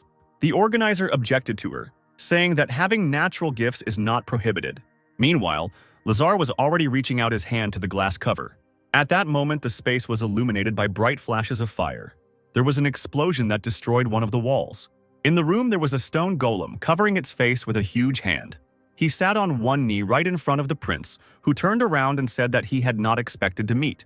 A female figure appeared at the entrance to the room. It was Princess Luna. She entered the room clutching her sword tightly in her hands. Sierra leaned forward, watching her on the big screen, asking what she was doing. On the second level, in the room with the key, no one has yet reached the main item. The long tentacle split into several parts. As soon as the pieces fell, new ones grew in their place. The students began to quarrel. This thing, as they said in school during the subject about magical beasts, could not be cut. Fire had to be used. One of the students stubbornly shook his head, disagreeing with his interlocutor. He had already created fire in his palm, directing it towards the monster. His friend watched as Arya militantly cut the monster into pieces and asked in bewilderment why she was doing this. The organizer, observing Sierra's student, asked what kind of magic the student was using. The witch replied that she only had basic wind magic, but the girl had some berserker blood in her blood, and it seemed she was using it. The gray-haired man's eyebrows shot up. He didn't think he would see something like this with his own eyes. Meanwhile, the students on the second level were trying to escape from the long, snake-like monster, throwing flashes of fire at it and its remains with all their might. The sharp teeth almost closed over one of the boys. Arya turned towards the loud scream. The participants she was fighting with disappeared, using a special signal in case of danger, because the tentacles almost grabbed them. Sighing, the warrior concluded that she was left completely alone against the strong shoots. There was nothing to do. Arya pounced on her enemy with a war cry, cutting through the flesh with her axe. Losing her vigilance for a second, the student felt sticky touches on her elbow and grimaced in disgust. She cursed loudly and gripped the axe tighter as monstrous tentacles surrounded her in a tenacious ring. Having encircled Arya's body, they slowly directed their victim straight into the monster's huge open mouth. The girl looked enchanted straight into the abyss when a bright flash of fire flashed before her face. The next moment, the flames went straight into the creature's stomach and tore it into small pieces. The room filled with smoke. The tentacles around the warrior disappeared, and she coughed loudly, finding herself free. Raising her head, the girl saw Yulman, wheezing that he had arrived on time. After greeting the guy, unflatteringly calling him a pervert, she smiled at the apostle, who returned the smile. Spectators immediately noted the power of the attack. considering that, according to general information, this participant got into the competition by accident. Sierra stared at the screen in shock as her colleagues began to accuse the witch of giving false information. Charlotte shook her head. She had taken all of the students' void rings, and the guards at the entrance had checked everything thoroughly. She hadn't taught Yulman intermediate-level magic and was surprised by what was happening, but now the guy was calmly helping Arya bandage her injured leg. She didn't even thank her friend, calling him an arrogant bastard. Suddenly, rustling sounds were heard from the other side of the room, and the students saw that the tentacles began to move. The apostle cursed, exclaiming that they were not dead yet. After his words, the monster's head rose into the air, clicking its teeth. Yulman decided that this was an excellent opportunity to avenge Aryu. A few minutes before this, more large-scale events took place on the 3rd level. Every now and then, they tried to pierce the huge stone with a sharp blade. Luna attacked the barrier unsuccessfully, cursing loudly. As it turned out, the stone was not ordinary. The next moment, a huge stone hand flew towards the heiress. The girl was thrown aside, raising a cloud of dust, and the golem rose to its full height in the room. Luna managed to regain her balance and was about to attack the monster. She felt the weight of the sword in her hand decrease significantly. As it turned out, the blade had simply broken. The commentator pounded his fists on the table in concern as he said this. The treacherous ex-fiancé was slowly heading towards Luna. Assuming that the princess had already realized the difference between them, he advised the girl to get out of the pentagram on her own. Smiling, Lazar said that he did not want to hurt the lady. His fans clapped their hands, trusting in the prince's wisdom.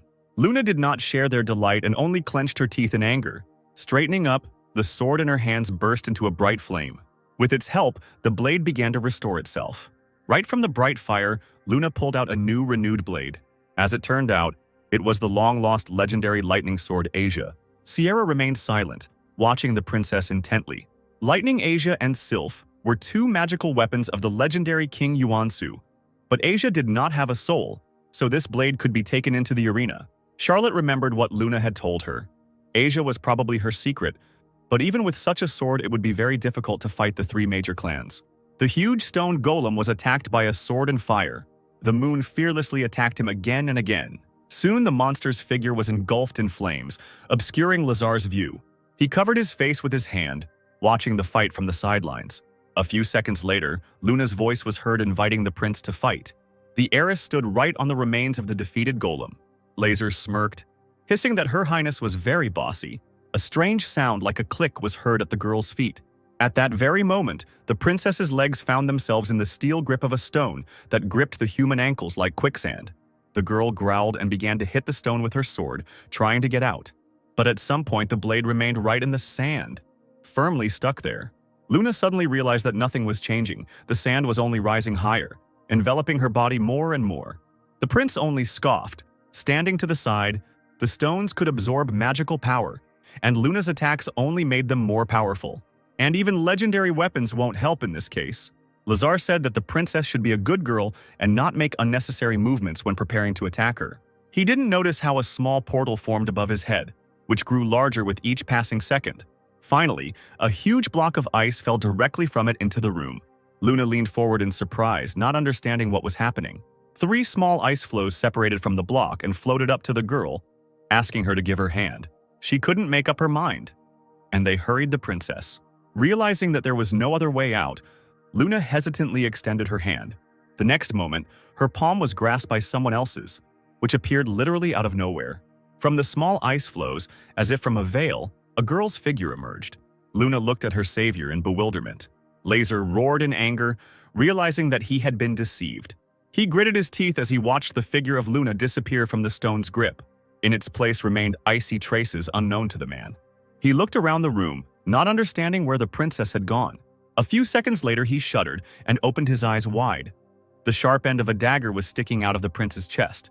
It appeared from the ice behind him, piercing Laser through and through. The man turned around slowly, losing his last strength. The announcer loudly announced that Mr. Lazar had been killed with a single blow to the chest by Princess Luna. A participant in the competition from the Imperial Academy of Magic, Aisha, helped the princess escape from the prince and successfully attack him from an ambush. The audience stood up from their seats in shock, seeing the death of the prince and surprised by the appearance of the stranger. Sierra smiled, looking at her student with admiration, while the organizer saw ice crystals that could absorb light and reflect it. Aisha was able to limit the spread of magical powers using crystals. No one would be able to sense it. He asked Sierra if the girl was a first-year student. The witch confirmed it. Aisha is a very hard-working student. Laser, meanwhile, slowly turned into sand. He knew that the girl blocked her magical powers so that he could not feel them. The prince stunned Luna by saying that this was not a final victory. His sand figure crumbled and crawled in different directions. Now several living figures of Laser appeared in the room. More than 100, as the commentator reported, Aisha and Luna were surrounded. The prince's fans squealed with delight, showering the man with praise. Sierra panicked, worried about Luna and Aisha. The last one cursed when she saw a whole crowd of doubles. Luna didn't think the prince would be so prudent. The doubles immediately followed the man as soon as he entered the labyrinth. The girls stood back to back, preparing to attack. Luna was the first to try to attack one of the doppelgangers, pointing a blade at him. Laser's body was cut open, but instead of blood, sand gushed onto the floor. A mocking smile was frozen on the figure's face. The other doubles with the same smiles came closer and closer. Aisha closed her eyes and used the ice seal spell. All the figures were covered in a thick layer of ice. She shouted to Luna that they needed to take advantage of the moment and find the real one. Then she added that she wouldn't last long. The commentator stated that contestant Aisha was able to use her ice magic to freeze Prince Laser and all of his doppelgangers. One of the students became interested in Aisha, who controlled ice magic over such a large area. But not everything was so simple. All the doubles contain a piece of the prince's magic, and it is almost impossible to find the real one. The girls simply didn't have time to check each one. Unfortunately, the competition participants had no other choice. The majestic blade of lightning Asia soared into the air. Luna clutched it tightly in her hand, determined to destroy all enemy double bodies.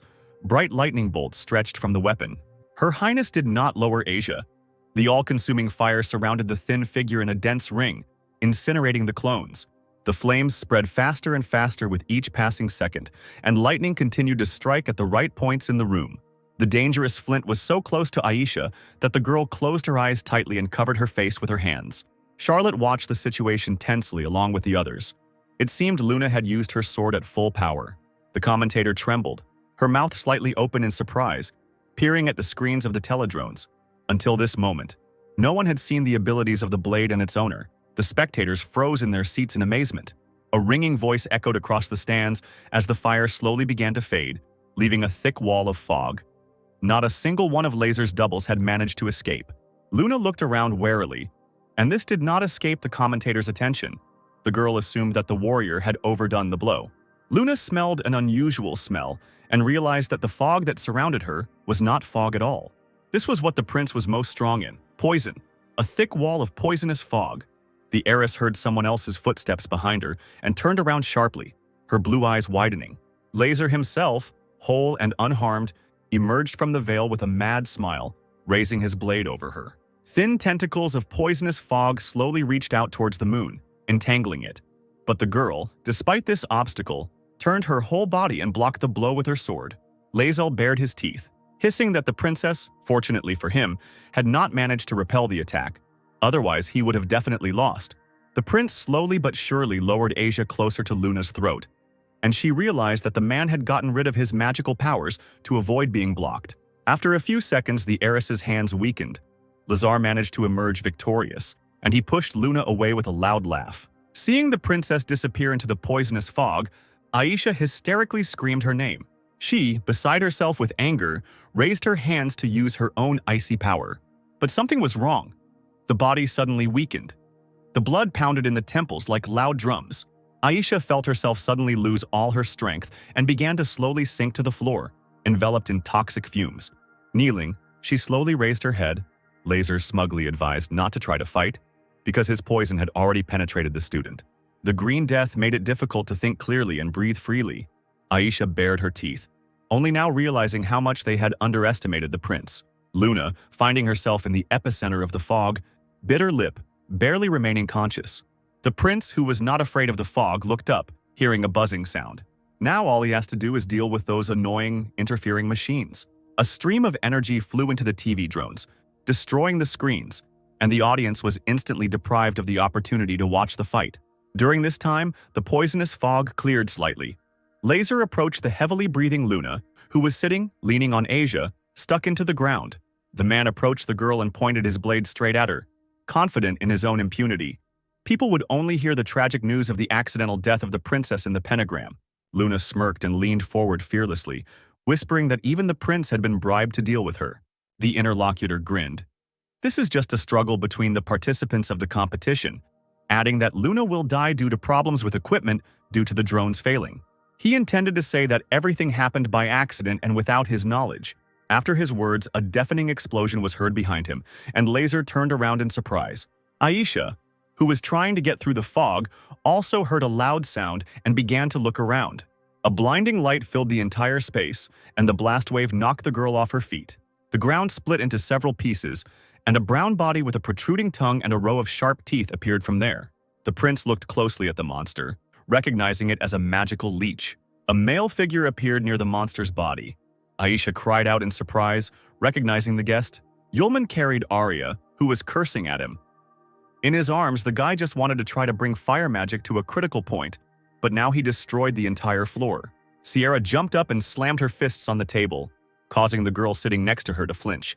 When the drones stopped broadcasting the competition, the witch firmly decided to go to the pentagram. Her partner tried to calm Charlotte down by saying that the drones had simply malfunctioned, but she knew that the sudden breakdown of all the teledrones on level 3 was no accident.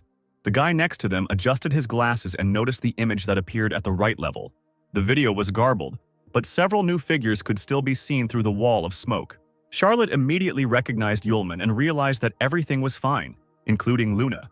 The boy folded his hands in front of him, clasping them together, thoughtfully muttering that the student had managed to break through the floor of the labyrinth. Not to mention its thickness. Even high-level magic would not be able to destroy the magical barrier installed inside the floor in one go. Compression magic only sounds easy. If the attempt fails, the creator will be destroyed by the magical impulse. This student of Sierra is much stronger than everyone thinks. Yulman and Arya stood in the ruined labyrinth, the remnants of the poisonous fog spreading at their feet. The apostles saw Prince Lazar and Princess Luna and turned to their highnesses with a smile. The warrior took a deep breath and blushed, declaring that it smelled very nice here. Aisha hesitated, exclaiming that the entire air was poisoned, causing her friend to cry out in shock. She grabbed Yulman's hand and shook it, wailing that it was becoming difficult for her to breathe because of the poison. Laser watched this spectacle silently, wondering how these two had broken into the labyrinth. The teledrones that were following this couple appeared in the air again. We need to deal with them first. Realizing that the real reason for the breakdown would only hinder him from dealing with the guests, Laser immediately changed the shape of his blade. Long hair fluttered in the wind as the prince took a fighting stance, and a long magical spear with a beautiful, ornate tip appeared in his hand. Arya was still not herself from the experiences. She was worried that she would have to fight, but Yulman asked her not to worry. Lazar bared his teeth and chose the apostle as his target, intending to pierce him with his weapon. The guy didn't move, just stood there with an impassive face as the tip approached him. The long, poisonous tentacles that followed from the spear hit Yulman's suddenly appeared defense. Lazar wasn't upset at all. He was just a little surprised that the guy could still use magic. He probably had good immunity to poison, but how much longer could he last?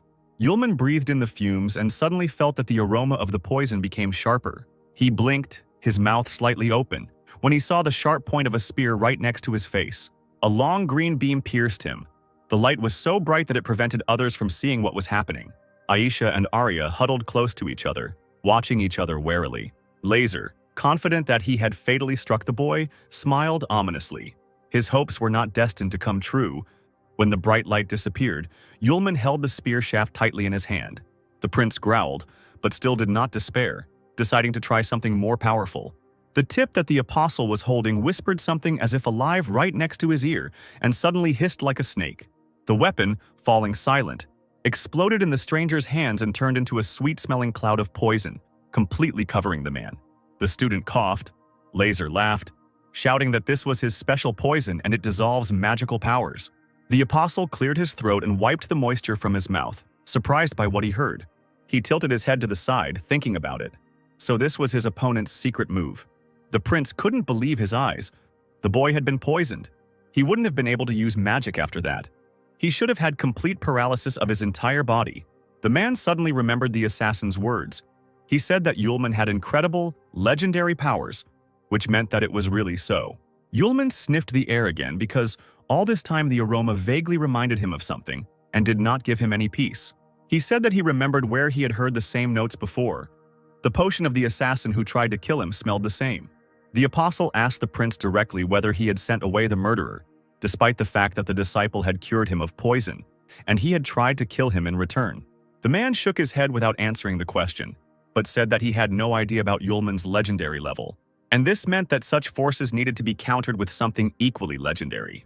Laser stretched his arms out to the sides, and a multitude of pentagrams appeared around his figure, from which huge stone points slowly extended. Yulman froze in place, silently watching his opponent, his body glowing with a bright golden color.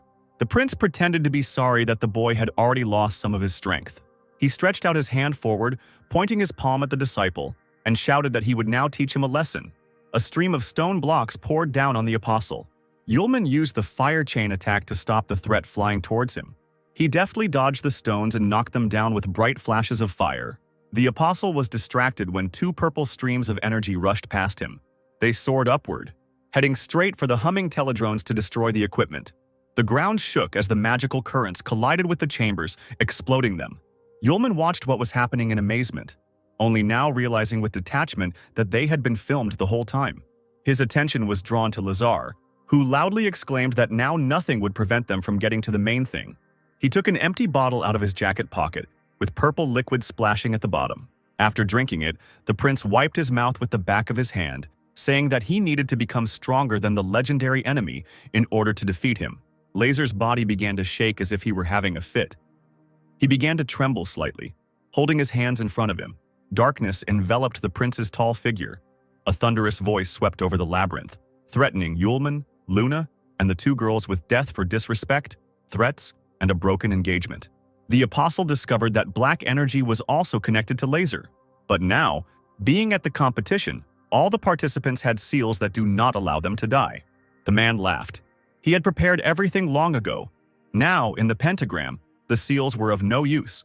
Luna said in a low voice in the ensuing silence that she would rather die here than marry such a vile man. The prince, who had completely forgotten about his bride, turned around at the sound of the girl's voice. The princess stood at the glass dome and already held the golden key in her hands, although the darkness and poison of Laser had long since penetrated her body.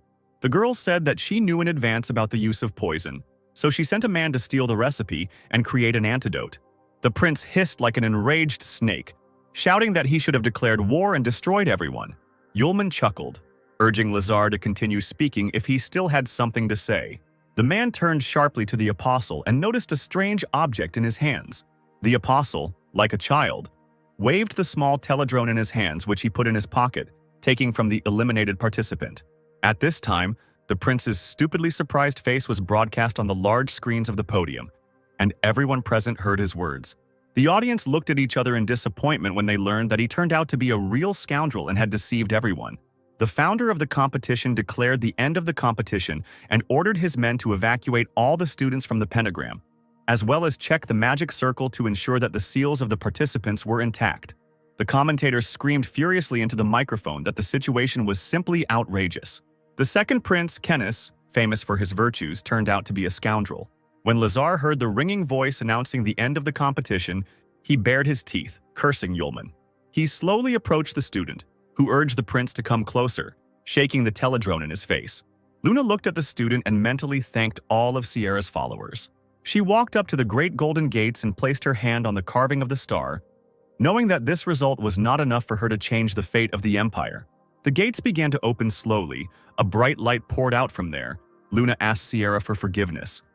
Because what the heiress is doing is necessary for the future of the empire, she has no other choice. Now the structure of the pentagram labyrinth began to change rapidly. The room where the organizers were sitting began to shake, and everyone was suddenly pulled to the side. The witch, holding onto the table, asked if the mechanisms on the fourth level could make such a noise. The organizer faltered. A drop of sweat trickled down his cheek. The man muttered that the sound was not related to the labyrinth. It was the seals. In fact, it is impossible to get to the fourth level of the labyrinth. A person will be thrown out of there when the doors are opened, but not if the magical barrier of seals is opened. Seeing the glow, Laser screamed. The gate led to the demon that almost destroyed humanity, and he would be released. The prince shook his head and grimaced when he saw the exit from the labyrinth. He shouted that the opponents must not escape. Their fate was to die here, and he rushed headlong towards the moon. He pulled his fist back to hit the girl with all his might, as she was already enveloped in white light. Hearing the screams, the princess turned around sharply, but there was nothing human about her anymore. Empty eyes, glowing golden, looked at the man. The sight was so terrible that Laser froze and stepped back. Yulman watched in surprise as the fist raised over the princess disappeared into flames, a stream of blood splashing onto the brown ground. The prince began to thrash about in hysterics, crawling back and clutching the rest of his hand. He whispered that a demon had crept onto the earth. The man's teeth were grinding as he clenched them, trying to ease the pain. He began to crawl back, falling on his back, begging for help, asking not to be killed. The majestic figure of Luna loomed over the traitor, smiling broadly, and a real demonic fire splashed in her eyes. Another jolt caused Sierra to stagger and fall to the ground, leaning on one knee.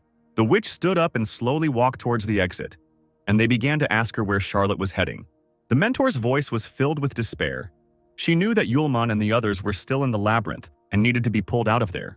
Everyone involved in the competition ran headlong from the main building towards the stands, fearing that the demon would soon emerge from the labyrinth.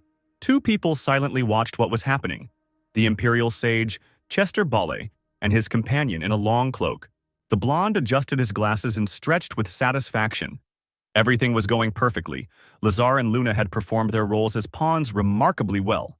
The man beckoned to the young man, who had lingered by the panoramic window. It was necessary to leave in order to carry out the next step of the plan. Meanwhile, Luna stood with her back to the students in front of the half-opened gates. A bloody Lazar lay nearby, and Yulman closed the chain. Aisha assumed that something was wrong with the princess. Arya warned the apostle of the danger. Luna turned around sharply, her eyes darting from one student to another. The guy assumed that she was looking for someone. The moon demon's gaze stopped right behind Yulman, and he belatedly realized who the girl had noticed. The heiress grinned and rushed towards Aisha, carrying a stream of blue air behind her. The apostle cursed, remembering that there was still poison in the girl's lungs and they could not move. Aisha pulled back but couldn't hide, her face frozen in an expression of all-consuming panic. The apostle rushed after Luna, preparing to use his second-level seal. The space was filled with purple color with white dots, and Yulman ordered the seal to open. Aisha and Arya's figures were left behind as a huge stream of seal collided with the running demon. Luna slid across the floor and dropped to one knee to keep from being carried away further by the energy. A mechanical voice came from her lips, ordering to kill. Aisha, incredibly worried about her friends, assumed that the sealed demon had possessed Luna. The princess's light hair fell over her face. She was breathing heavily, piercing those present with an infernal gaze. Yulman straightened up, looking intently at the girl's figure as if calculating something. Finally, a smile played on his lips. The decision was made. Excitement bubbled in his blood. The game became more interesting. The guy ran straight towards the monster. He extended his hand with the seal on it and touched the sword that Luna extended, lightning Asia. The apostle grabbed the blade, pushing away its owner. He thought that because of the demon, the power of the legendary sword could not manifest in the hands of the princess. The weapon flew into the air, the demon becoming disoriented as the apostle's fist began to approach him. The moon, engulfed by the devilish power, roared like a beast. She didn't have time to block the blow, and a beam of bright purple light pierced the girl. Yulman chuckled, shouting that the battle was not over yet. Realizing that she had been outwitted, the princess froze, looking down with a questioning gaze. Then the apostle commanded the seal of the fourth level to open, and the beam of his power again threw the demon back. In a bright flash, the moon flew back to the gate and disappeared behind it in streams of white light. Aisha and Arya looked in that direction warily, still unable to move. A deceptive silence fell, and the students thought that the girl had disappeared and that the demon was trying to find a new home. The apostle approached his girlfriends. He had to take them upstairs and then return on his own and check everything. Aisha protested, because who knows what will happen if Yulman goes there, straight into the clutches of the demon. But the guy only smiled in response, asking the girl not to worry. He hugged her tenderly, reminding her that he was the first apostle, with powers capable of confronting the demon and protecting Aisha, Aggie, Sierra, and all of humanity. Tears glistened in the witch's eyes. She buried her nose in Yulman's shoulder, whispering that even at a moment like this he was talking nonsense. Gently pushing the silent Aisha away from him, the guy called on everyone to get out of the labyrinth, but Arya reminded them that the teleporters were broken, according to Laser. The apostle shrugged. This is just transfer magic. Now he will create new teleports, and the problem will be solved. Just as he was about to remove the poison from the girls, the prince's plaintive howl was heard from the gate. He extended his stump of an arm towards the students, begging them to save him and take him with them. Yulman turned around abruptly and said that they had almost forgotten about their brother Lazar. Sierra ran to the entrance to the labyrinth and ran into 2 employees. As it turned out, it was impossible to enter inside. To the witch's indignant cries, one of the girls stuttered and replied that the shaking had completely destroyed the entrance to the labyrinth, and all the seals leading inside had broken. She pointed to the side where the wounded participants were gradually gathering. They had already safely gotten out, except for those who were on the 3rd floor. Charlotte clenched her fists and bit her lip in despair. It turns out that now in the labyrinth, there are only Aisha and the others. Suddenly, a magical fire lit up in one of the seals, and the employee rushed in that direction. She screamed that someone had gotten out again, attracting the attention of the others. Seeing her students, Sierra ran towards them to make sure they were okay. The girls stood at the seal, slightly stunned by the events that had just taken place. The witch breathed a sigh of relief, realizing that the girls were alive and well, having found themselves here without any injuries. A groan of pain was heard. Turning in that direction, Charlotte saw a beaten and wounded prince hanging in the arms of the employees. The girl hissed, dismissively waving her hand at Lazar, and asked Aisha where Yulman and Luna were. Fearing Sierra's reaction, the student timidly said the boys' names, starting to stutter. Finally, having collected her thoughts, the girl told what had happened to the princess. The witch scratched her chin, realizing that this was the princess's secret. The resurrection of a demon that would help stop the crisis in the empire, in her opinion. And the stupid Yulman decided that he could defeat the monster. Sierra covered her face with her hand, exclaiming that they were completely careless and did whatever they wanted, and nothing could help Yulman at all. While the teacher was lamenting, her student, casually putting his hands in his pockets, walked through the gate and found himself in a dark cave. Walking along the narrow stone road, something rang and glittered under his boot. Lowering his head, the apostle discovered under his feet a golden ring of the moon with an emerald. Yulman raised his head, hearing a strange sound, as if a fire was burning nearby. Very close to the guy was an arena surrounded by high cliffs, and above it, right in the air, was the moon, illuminated by a red glow. The apostle gasped, his mouth slightly open in amazement, and his head tilted to the side with interest. The girl seemed to be trapped in a whirlwind of symbols that stretched around her body. Yulman whistled. It looked impressive. In front of the moon was the demon himself, of incredible size. A monster with a goat's head and several pairs of eyes, a devilish star shining on his forehead. The devil's head jerked, approaching the princess's figure, and his mouth opened slightly. The moon shook. Multicolored flashes filled the space, and a deep alien voice spoke phrases in an unknown language through the girl's lips.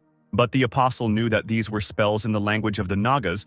It seems that not only 5 magicians but also 1 Naga participated in that legendary imprisonment rite. The mad gaze of the demon-intoxicated princess darted towards Yulman. The girl was ready to open the seals. She slyly asked if the guest wanted to interfere with them. The guy grinned, replying that he would wait a little longer after all, until he could see Luna's body in all its glory. The demon laughed. Mortals are sometimes very funny. Perhaps the student will later regret his stupidity. The princess's naked body went into convulsions, and a translucent red dome covered it with a thin film. A long black hand with sharp claws emerged from the thickness of the stone and reached out towards the apostle. The heiress, deprived of essence, began to fall on her back. Her eyes were tightly closed. The apostle rushed towards her, taking off his jacket as he went. He pressed the girl to himself, threw clothes on her, and looked angrily at the demon. Right around the 2 human figures, the arena began to explode, as if a terrible monster was crawling right underneath it, breaking its way into the air. A few seconds later, the demon came out to freedom. He was laughing loudly and gutturally. Thin, pulsating veins were visible through his muscular body. The beast's wide mouth opened. He thundered that from this second no one in the world would be able to stop him. Every creature on the planet would pay in full for their attitude towards the beast. The demon shut up as a small figure flew into the air right in front of him, engulfed in purple flames. Yulman put his hands in his pockets, cheerfully examining the otherworldly creature, without answering the question of who he was. A huge paw reached out to the man. The demon was furious at the insolence of an ordinary man. The apostle calmly extended his hand, and a huge wave of energy covered the goat's face. After examining the demon, the guy chuckled and praised the fullness of his life force. Looking back, the monster was stunned when he saw his doubles. Now there were many monsters around the arena with the red seal. Yulman forced all his lives to come out of one body. Moreover, from the real demon, who was comparable in size to the apostle, only his head remained, asking how the boy managed to do this. He shrugged and gasped again, holding out his hand and asking to take a look. On the student's palm, the fire of hell blossomed, still a small but bright flame. It grew larger with each passing second, and then it came out of the circle in which those present were located. The devilish eyes flashed and went out again. The head shook, exclaiming that in front of him was the apostle himself. This was completely impossible. Yulman leaned over the demon and gently touched the back of his head, sympathetically asking if he had already fought with the apostles, and the monster began to resentfully tell his story of imprisonment. Hearing about Garos's blood prison, the boy was interested in how the demon escaped from the blood prison and what happened to Garos. The monster's head shook and its voice broke as it announced that Garos was already dead. The apostle instantly dropped his mocking expression and stared at the demon in amazement. He couldn't believe it happened, and the guy didn't know anything. The monster did not know what happened, but at one point he stopped feeling his strength. It became increasingly difficult to maintain the prison of blood. It took 1,000 years to break through the prison wall and escape here. Yulman barely listened to Demon, thinking about the fact that the life of the apostle is inexhaustible, and no one has heard about their death until now. He looked at the monster again, and he spoke forcefully about the time it would take Garos to kill him. Yulman shrugged, reminding that Garos was only the 8th apostle. The demon, showing concern with his whole appearance, timidly asked the man who he was. A smile played on the guy's lips and his dark hair fell over his eyes. After a few seconds of silence, he loudly exclaimed that he was the first apostle and burned the demon's head in the bright flames of the fire of hell. The thing is that this fire destroys only the demon's physical shell and cannot prevent its power from flowing into another body. But for a while it will no longer harm anyone. Now there was one more problem to solve. How could he and the princess get out of here? The girl was unconscious, deprived of strength from the long presence of the demonic entity within her. The apostle thought that there was no returning seal here, so that the demon could not return to the human world. The gates of space only open in one direction, but the Naga left writing, which means he was here and found a way to get out. Looking up, Yulman decided to at least try to find out. In a bright purple flash, he flew up to the stone ceiling. The powerful impact caused the surface to collapse, causing small stones to fall down. The apostle found himself in a space unknown to him, cold and cosmic.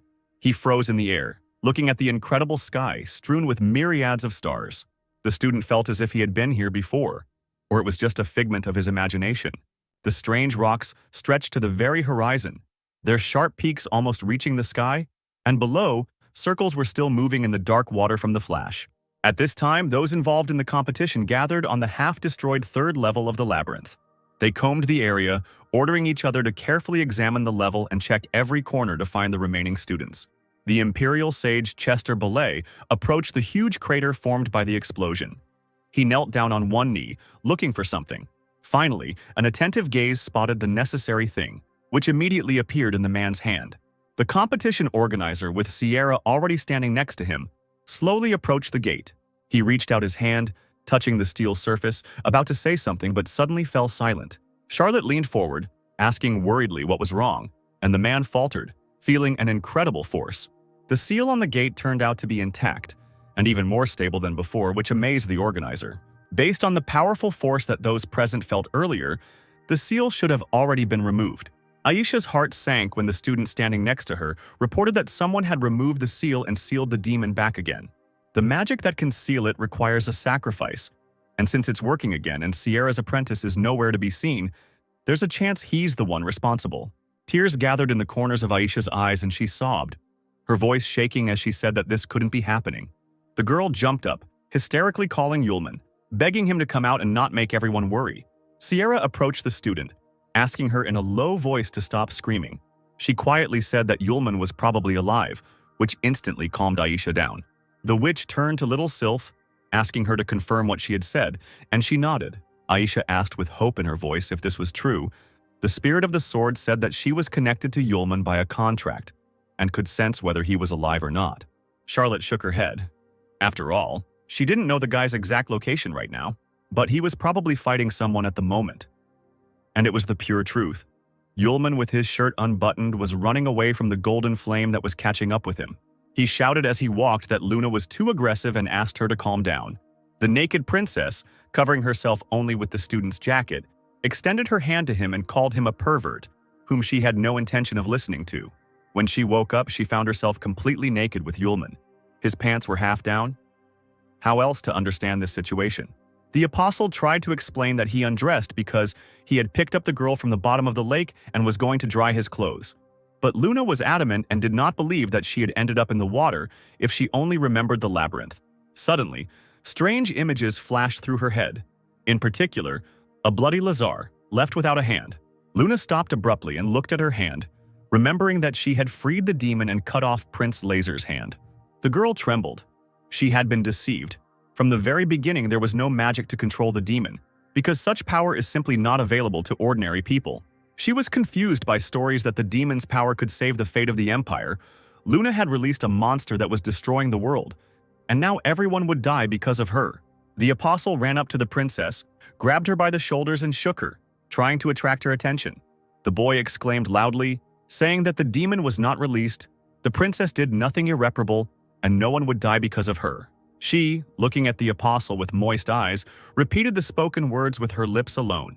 Without letting go of the girl, Yulman repeated again that she had only cut off Prince Lazar's hand, and that it was a small problem.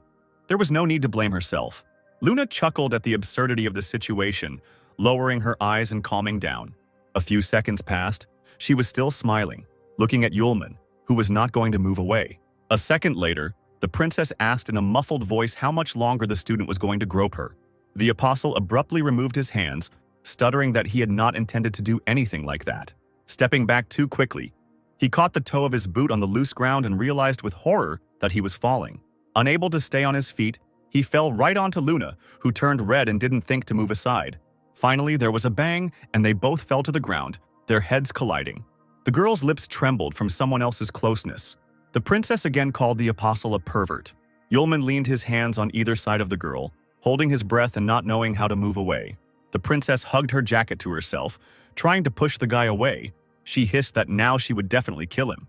The apostle, confused in his thoughts, began to lament that it was just an accident. Luna screamed angrily that talking was useless. Yulman should go to hell. Aisha, standing in the labyrinth, suddenly felt unexpectedly that her friend was really alive and well. The apostle leaned against a large rock, wearing only trousers, asking the princess if she had changed her clothes. The girl ordered not to even look in her direction, and soon came out, dressed in the student's shirt, with his jacket tied around her waist, and using his tie as a hair decoration. She looked around, thinking that she needed to solve the main problems first, and then deal with the pervert. Luna didn't understand where they were, asking Yulman if they were still in the labyrinth. The apostle himself did not know, but he assumed that they were now on the continent of a completely different world. Luna clicked her tongue indignantly, thinking that she had ended up in the east, but that even sounded like nonsense. At that moment, a rustling sound was heard in the bushes nearby. The heiress and the apostle turned around warily, and a small green man appeared in front of them with a toy, to a human eye, club in his hand. Luna hid behind Yulman's back and squealed when the monster pointed his finger at them and exclaimed something in his own language. The guy asked his friend not to worry, because it was not a demon, but an ordinary goblin. This explanation did not really console the heiress. At the end of the last human civilization, most of the demons moved to the magical world. Only a few of them remained on the mainland with people, so the moon did not recognize this goblin. The creature beckoned to the travelers, urging them to follow it, while muttering something under its breath. The apostle shrugged and called the princess to follow him when she was surprised that the boy wanted to follow this strange creature. Yulman shook his head, saying that they had no other choice. They were not familiar with the people or the area here. They needed to find someone, establish contact, and find out the situation. He gave Luna a mocking look, adding that it was time to find her something suitable. She couldn't wear his clothes forever. The apostle played with his eyebrows, asking if the girl really liked walking like that. But she almost hit him and demanded that he hurry. The unknown road was not very diverse. The desert landscape remained practically unchanged. Only a small fortress appeared in the distance. Wooden gates reliably hid the small settlement from prying eyes. In front of them, like a warning sign, skulls were strung on stands. When the travelers approached the settlement, Yulman whistled, seeing a small village. The goblin shouted something in his own language to the guard who was observing the situation from a special guard tower. He bared his teeth and shouted something in response, apparently agreeing to let the guests in. The goblin walked forward, leading the guests. They were met by the villagers, watching the newcomers with genuine interest and wariness. Luna felt very awkward as she carefully asked Yulman if it was dangerous to just follow their guide. Postal urged the girl to relax and not worry, because he was fully responsible for her safety in front of Sierra. A few minutes later, The goblin led Yulman and Luna to the central square where the elder and heads of the village had gathered. He approached the elderly goblin with a staff in his hand and loudly said something to him. The villager said with pride in his voice that he had brought back 2 runaway slaves from the beast-eared people, but it seemed to him that someone had cut off their ears. The elder asked something in surprise, and the goblin pointed his finger at Yulman, who did not understand the modern magical language that the creatures spoke. He only knew ancient magical. Having carefully examined the travelers, the old man shuddered in surprise. He suddenly raised his staff and hit the resident on the back of the head, calling him a cretin, because they were not animal-eared at all. Long ago, in his travels to foreign lands, he saw creatures with such an appearance. The goblin recognized these noble creatures and mistook Yulman and Luna for succubi. The crowd gasped in shock when they heard the elder's words, as they had only heard about these creatures before. The goblin nodded. In their family, all the men are majestic, and the women are beautiful. Male succubi like to bare their torsos to attract the other sex, and the woman next to him has no underwear, so she achieves greater popularity. Several young and brightly made-up goblin girls sighed dreamily when they heard the succubi dressing up, calling Luna a dirty girl. The princess saw the confused looks directed at her and said that they were looking at her strangely. The goblin asked the elder if the wanderers were really succubi, since they didn't understand a word. He replied that some of the succubi still insist on using the ancient magical language. It was necessary to try. Then the elder goblin addressed Yulman in the ancient magical language known to him and introduced himself as Siavakita, settlement of the Vukunda goblin tribe, sage. The apostle's face lit up. He was glad that now, finally, he would have someone to chat with. Without further ado, the disciple turned to Siawakita and asked if he knew where the emperor was now. The goblin looked down and thought that the succubus would immediately find out about the emperor, but he replied that the emperor was currently in Gaocheng. The apostle immediately asked how far this Gaocheng was from the village. The elder timidly said that if the guest wanted to go to the city, he would have to go through the lands of the beast-eared ones. If he did not object, the goblin would send a ranger with him. He would guide the travelers. The apostle thought for a moment, and Luna raised an eyebrow, asking her friend what the creature meant. He shrugged his shoulders, replying that they weren't discussing anything special. They were just talking about the road. At that moment, the same goblin who had found Yulman and Luna ran up to the elder, shouting about the trouble that had happened. Sweating from excitement and running, the creature warned that an ogre had broken into the village. The elder let out a startled cry. This was what the villagers feared the most. And indeed, a huge monster with red eyes and large fangs destroyed the gates, bursting into the fortress, and goblins ran away from him who did not even reach the ogre's ankles. The monster clicked its teeth, lisping something, emitting an angry growl, and steam was coming out of its mouth. The goblins tried to defend themselves and their property. A small figure tried to jump on the monster from above, swinging a small axe. But he didn't even have time to touch the ogre. He punched the small warrior away like a ball. The monster roared, scattering what was left of the gate around, and the goblins rushed at him from all sides, calling on him not to be afraid and to fight for the tribe. The ogre bared his teeth, opened his huge mouth, and roared again. He began to hit the ground with his strong fists, and stones flew into the air from his blows. The tiny goblins dropped their weapons and began to fall as the ground shook beneath them. One of the defenders found himself on his knees, coughing violently from the dust that had risen into the air. The ogre licked his lips carnivorously and scooped up the earth beneath his feet with his fist, collecting the goblins as if they were mushrooms in a forest clearing. Luna opened her mouth in amazement, sympathizing with the goblins, asking Yulman what kind of terrible monster it was. He answered, "A real ogre." The princess trembled as she watched the monster, sitting on his knees, pull one of the villagers into his mouth. Holding the small figure, he opened his mouth wide, preparing to snack on the goblin. The apostle noted absent-mindedly that now the goblins would certainly not provide them with a guide. So when he suggested going, Luna was surprised that the student did not want to help the tribe. Shrugging his shoulders, Yulman said that this was the resident's business. He had no reason to voluntarily interfere in all this, but then Siavaketa fell into the student's lap. He grabbed the succubus's trousers and, with tears in his old eyes, begged him to help and save the village. Yulman looked around the area and fell silent, deciding what to do. Luna, not understanding what was being said, assumed that the elder was asking for help, but the apostle stroked the old man on the head. He was simply seeing them off on their hike. Even though the princess saw tears, Yulman deceived the girl, answering that the headman was very gentle and kind. He turned sharply and walked in the other direction, leaving Siavakita on his knees. The student was glad to help. But now they were in another world. It was worth staying away from troubles. Before he could finish speaking, a large cage appeared to the side. A strange girl sitting there was crying and asking for help. As soon as he heard the sobs, Yulman stopped abruptly and became alert, like a hound. He began to carefully examine the area, wondering if he had heard a girl's voice. Meanwhile, the ogre was slowly walking towards them and had already approached that very cage. Roaring terribly, he struck the bars with his claws, tearing off the top of the cage. The creature sitting there was a man with cat ears, dressed in a light dress. A terrifying ogre's mouth appeared in front of the girl. The captive's ears trembled slightly from what she saw. She shook her head, sobbing. The monster slowly approached the creature, clicking its teeth and noisily sniffing the air. The girl screamed at the top of her lungs, begging for help, closing her eyes tightly so as not to see the horror. Her eyes widened when she heard a soft male voice right next to her ear. The space was illuminated by a bright light, and a ray of hope appeared in the captive's soul. Yulman could not stand the girl's tears and immediately changed his mind, deciding to come to her aid. Luna couldn't believe her eyes when Yulman's figure instantly evaporated and she was left alone. Shawakeda stopped crying and looked at the succubus, who was returning to them in bewilderment. In the blink of an eye, with a movement of his hand, the apostle cut the ogre's huge face into two parts, clasping the girl's shoulders with one hand. He looked at the stunned captive with a smile, asking if everything was okay with her. The ogre's heavy body fell heavily to the ground in front of the villagers, raising a huge cloud of dust.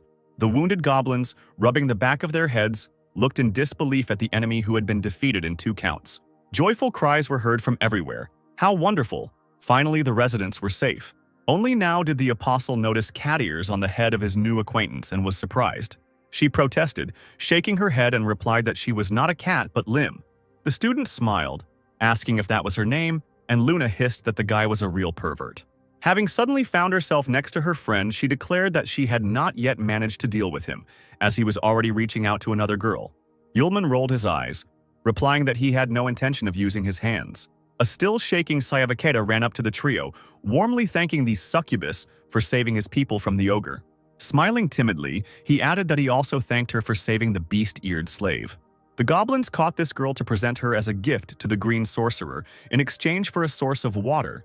If something happened to her, they would have to start hunting for a new victim. The girl, hearing someone else's words, pressed herself against the apostle's chest, lamenting that Lim did not want to be given to the green sorcerer. The tips of her sharp teeth showed as she clenched them, shaking violently with fear. Yulman frowned and shook his head, turning to the elder. He raised his hand and gently stroked Lim's head, saying that they were just missing a guide to get to Gaocheng, and now he was taking the girl with him. Shawakeda extended his clawed hand, muttering that it was completely impossible. But seeing the expression on his savior's face as he asked if there were any objections, the old man immediately took his words back. Smiling again, the student turned to Lim, asking if she agreed. The girl blushed, whispering that she agreed, her little ears trembling slightly. She suddenly exclaimed that she agreed to do everything for the sake of the master, which caused undisguised surprise in the apostle and Luna. The princess, narrowing her eyes, slowly turned to her friend, accusing him of excessive licentiousness, but he shook his head furiously. The elder, scratching his nose, told the gentleman about the tradition. When the animal-eared creatures rub someone's ears, it means a marriage proposal. Yulman cried out in shock, not removing his hands from Lemur's head. As it turned out, if a stranger rubbed the ears of the animal-eared one, he would not mind. This was considered a request for recognition as the owner. Sighing, the elder allowed the girl to be taken away, since the succubus liked her so much, despite the fact that the apostle waved his hand because he didn't mean anything like that. After a few seconds of awkward silence, Lim's thin voice could be heard continuing to call the student her master. The apostle timidly lowered his head to look at the little girl, who was almost crying, thinking that she was no longer needed by her master. The guy hesitated and began to make excuses, not wanting to hurt Lim's feelings.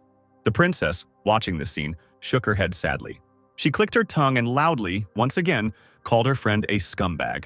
As the boys had agreed, they asked the elder for clothes, and they provided them to the travelers, making them from what they had, since the goblins didn't have any that were the right size.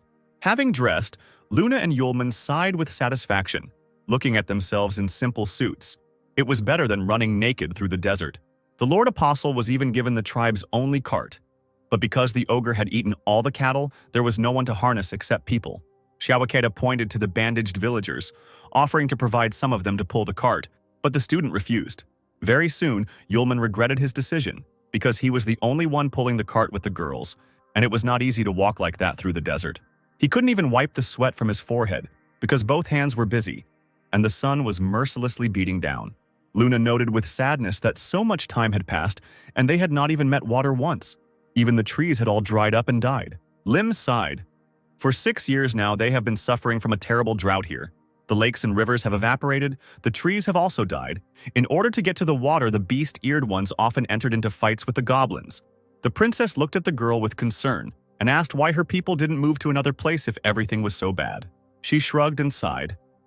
The whole area here is one continuous desert. They simply have nowhere to move. The apostle listened to the conversation in silence, and when the girls fell silent, he asked Lim how about leaving the desert altogether. The girl looked at the gentleman and Luna, asking if they had ever left the house, assuming that they came from a wealthy family. As it turned out, the territories are separated by huge chasms full of terrible predators. Even with wings, they cannot be crossed. Gaochen is connected to 4 zones, each of which borders 2 more territories. The only way to enter another territory or zone is to obtain a special pass. Luna exclaimed indignantly. The apostle shook his head and grinned, throwing out that they did not need this pass. He winked at the girl, telling her that they would break through directly, causing her to let out another indignant cry. While the travelers were making their way through the desert, all of the green sorcerer's warriors gathered in the main hall of the cave. A huge fanged mouth gnawed juicy meat from the bone, chewing it with disgusting chomping sounds. The sorcerer clamped the bone in his mouth, muttering to his subjects that the Vukunda tribe had not brought offerings this month, but had also allowed the precious captive to escape. He sat on his crystal-studded throne, his legs spread wide, and croaked that it was time to get rid of this tribe of useless creatures. The monsters, their eyes glowing red, all bared their teeth at once when their leader announced that this was how they would test the combat readiness of the fighters. They, licking their lips carnivorously, approached one of the cages filled with animal-eared creatures, because it's better to eat well before work. There, clutching scraps of fabric to themselves, 3 girls with cat ears looked at the monsters in fear. The ugly monsters laughed, coming closer and closer to the captives, saliva flowing from their mouths. Streams of blood splashed onto the wall, and the fighters promised the lemurs that they would thoroughly enjoy them. A cold night fell on the desert, bringing long-awaited coolness to the tired travelers. The rescued girls suddenly came to life and approached Yulman, shouting to the master that ahead was the land of the Lim tribe. The apostle, who was completely exhausted from the whole day's journey, breathed a sigh of relief. They had finally arrived. But, as it turned out, travelers were not very welcome here. Armed, animal-eared men blocked the way for uninvited guests. They screamed when they saw the people. That these were magicians who came from the goblin tribe, there was definitely nothing good to expect here. The warriors were joined by several more armed creatures, who were ordered to detain the strangers. Lim appeared at the edge of the cart, covering Yulman and Luna with her hands. The girl ordered her fellow tribesmen to stop, because these magicians saved her.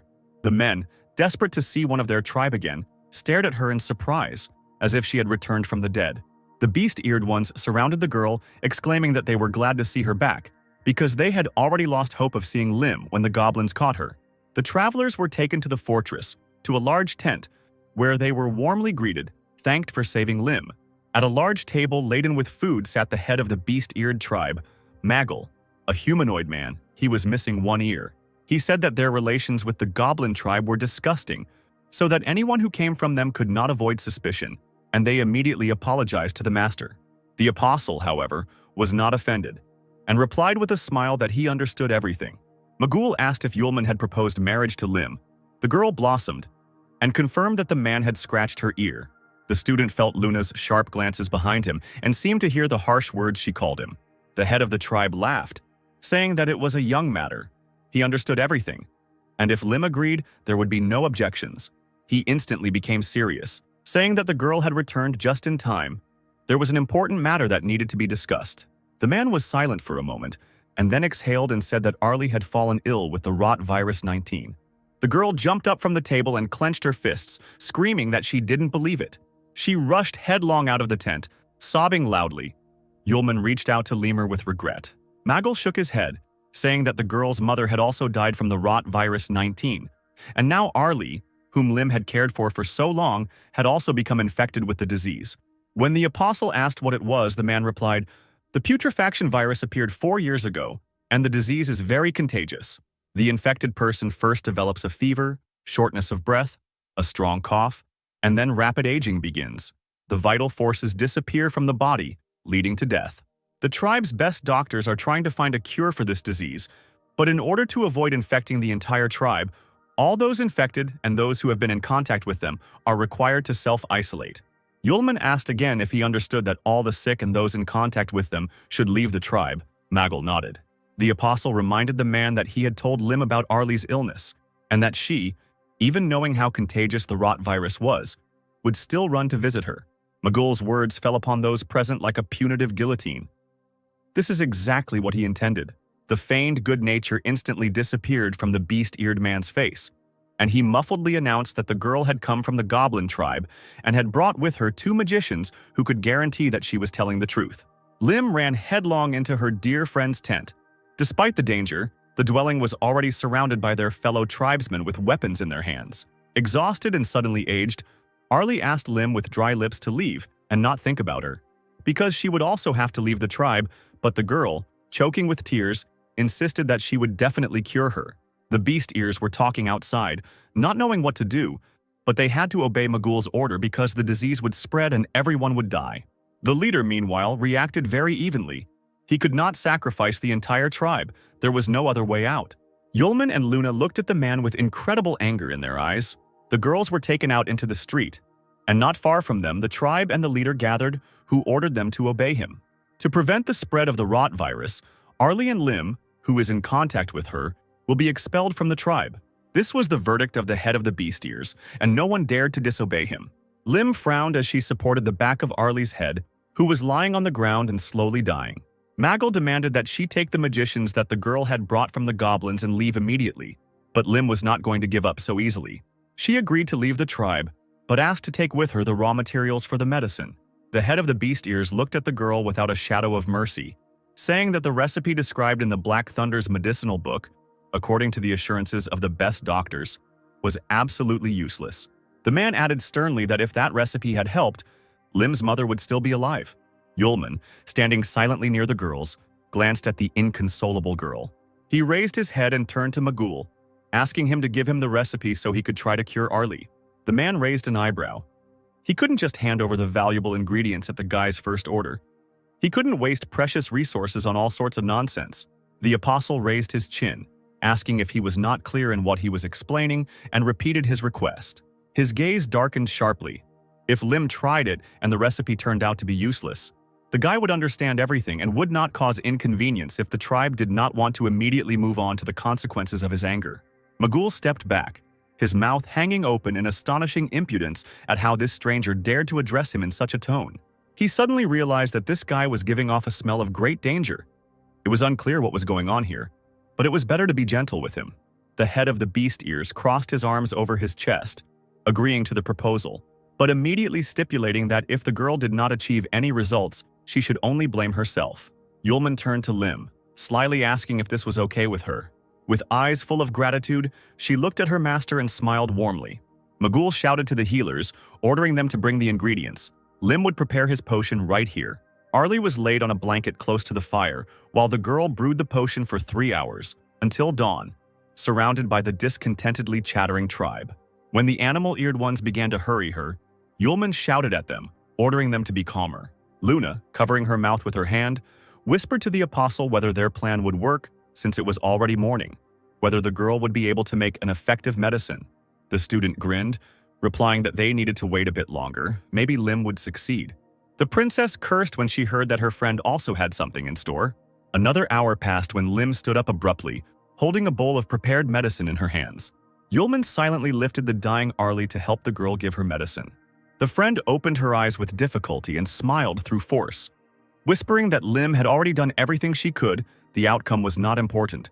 Clenching her teeth, the girl approached her friend and carefully poured the liquid into her mouth. A few seconds passed. Lim and the apostle leaned over Arlie impatiently. She coughed and bowed her head. She closed her eyes and did not answer. Magul stamped his foot and pointed his finger at the company, shouting that he had said so many times that nothing would work. Adding that there was nothing more to talk about, the leader ordered the soldiers to throw the infected away.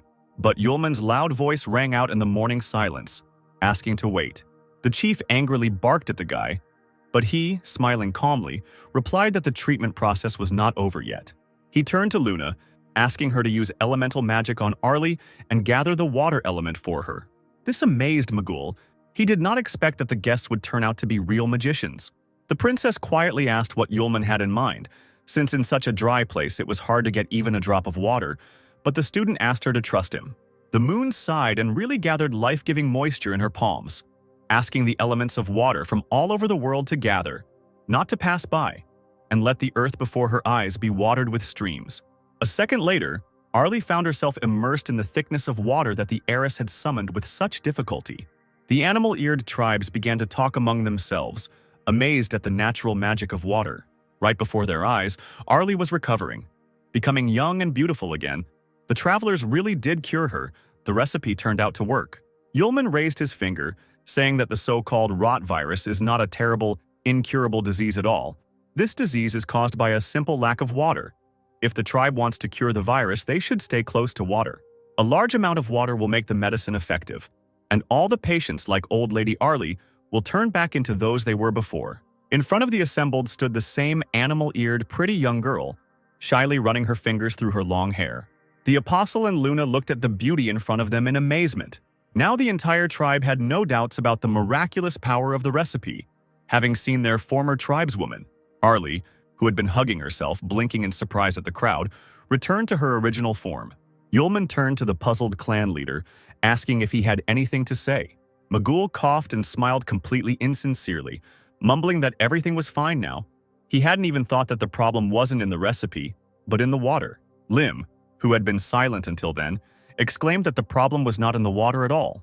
She fearlessly pointed her finger at the chief, saying that he simply did not give it to the sick, and because of this, the prescription became useless. Magul stared in shock at the girl who accused him of killing all the sick. Those who lost their loved ones fell to their knees.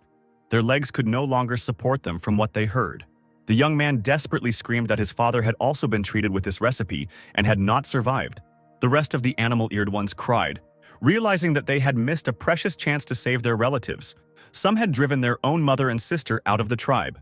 A crowd of enraged animal-eared people slowly advanced on Magul, who had killed their relatives.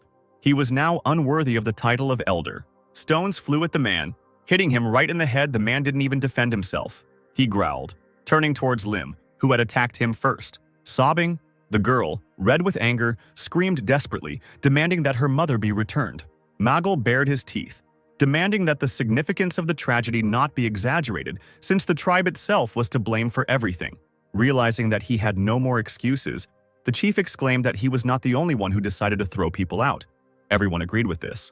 The patients were old. Now the saved drops of water would help them to hold out for a couple of days longer, where Magul could get water for treatment as well. In this world, the strongest survives. People here are clearly not from kindergarten, so as not to understand such truths, the tribe got rid of those who dragged them back. Now the resources will be used for more useful people. Magul slowly stared back from his fellow tribesmen, shouting that the water they drank was taken thanks to the sacrifices of other people. Now, no one is different from him in their actions. The man pressed his hand to his chest, saying that it was harder for him than for anyone else, because the tribe had no idea about it, and that he, as the main one, had to act in the interests of the entire tribe. The beast-eared ones stopped. Sympathy for the suffering of the leader appeared on their faces. There were loud claps. Yulman praised Magul for bearing all the hardships of the life of a headman. Well said. The man rolled his eyes and turned to the boy, asking what else he needed. The apostle shrugged, saying that he had nothing against it, but the goblin elder told very interesting things. A wide, predatory smile appeared on the student's face. He continued to say that water for the tribe of beast ears was exchanged by their headman with the sorcerer for special offerings, and also that the kidnapping of Lim was not at all a random attack by the goblins. The head of the tribe himself exchanged her for resources. The people who heard all this gasped. They didn't even know about the offerings in exchange of fellow tribesmen for resources. Seeing that Lim had returned from the goblins, Magul was afraid that all his dirty deeds would come to light, so he came up with the idea of taking advantage of Arlie's illness to drive her out of the tribe. The man screamed hysterically that this was complete nonsense. The foreigner did not understand anything, because the leader did everything for the sake of the tribe. Lim clenched her fists, adding that Magul was doing everything only to protect his established position as the head of the tribe. Someone who is unable to protect the tribe should not be its leader. This beast-eared one is the most useless person here. The apostle approached the girl and put his hand on her shoulder, praising her for the excellent speech she had given. Luna extended her hand to the man. A stream of water burst from her palm. The girl exclaimed that a man who does not value the lives of his fellow men should not be a leader. The beast-eared one froze, mumbling that he was the boss and no one had the right to touch him. With a stream of water attack, the princess simply washed away the unfaithful beast-eared one. Only his screams could be heard in the distance. A tsunami of life-giving moisture rose into the air, spinning like a top. Once high in the sky, a saving and life-giving rain poured down to the earth.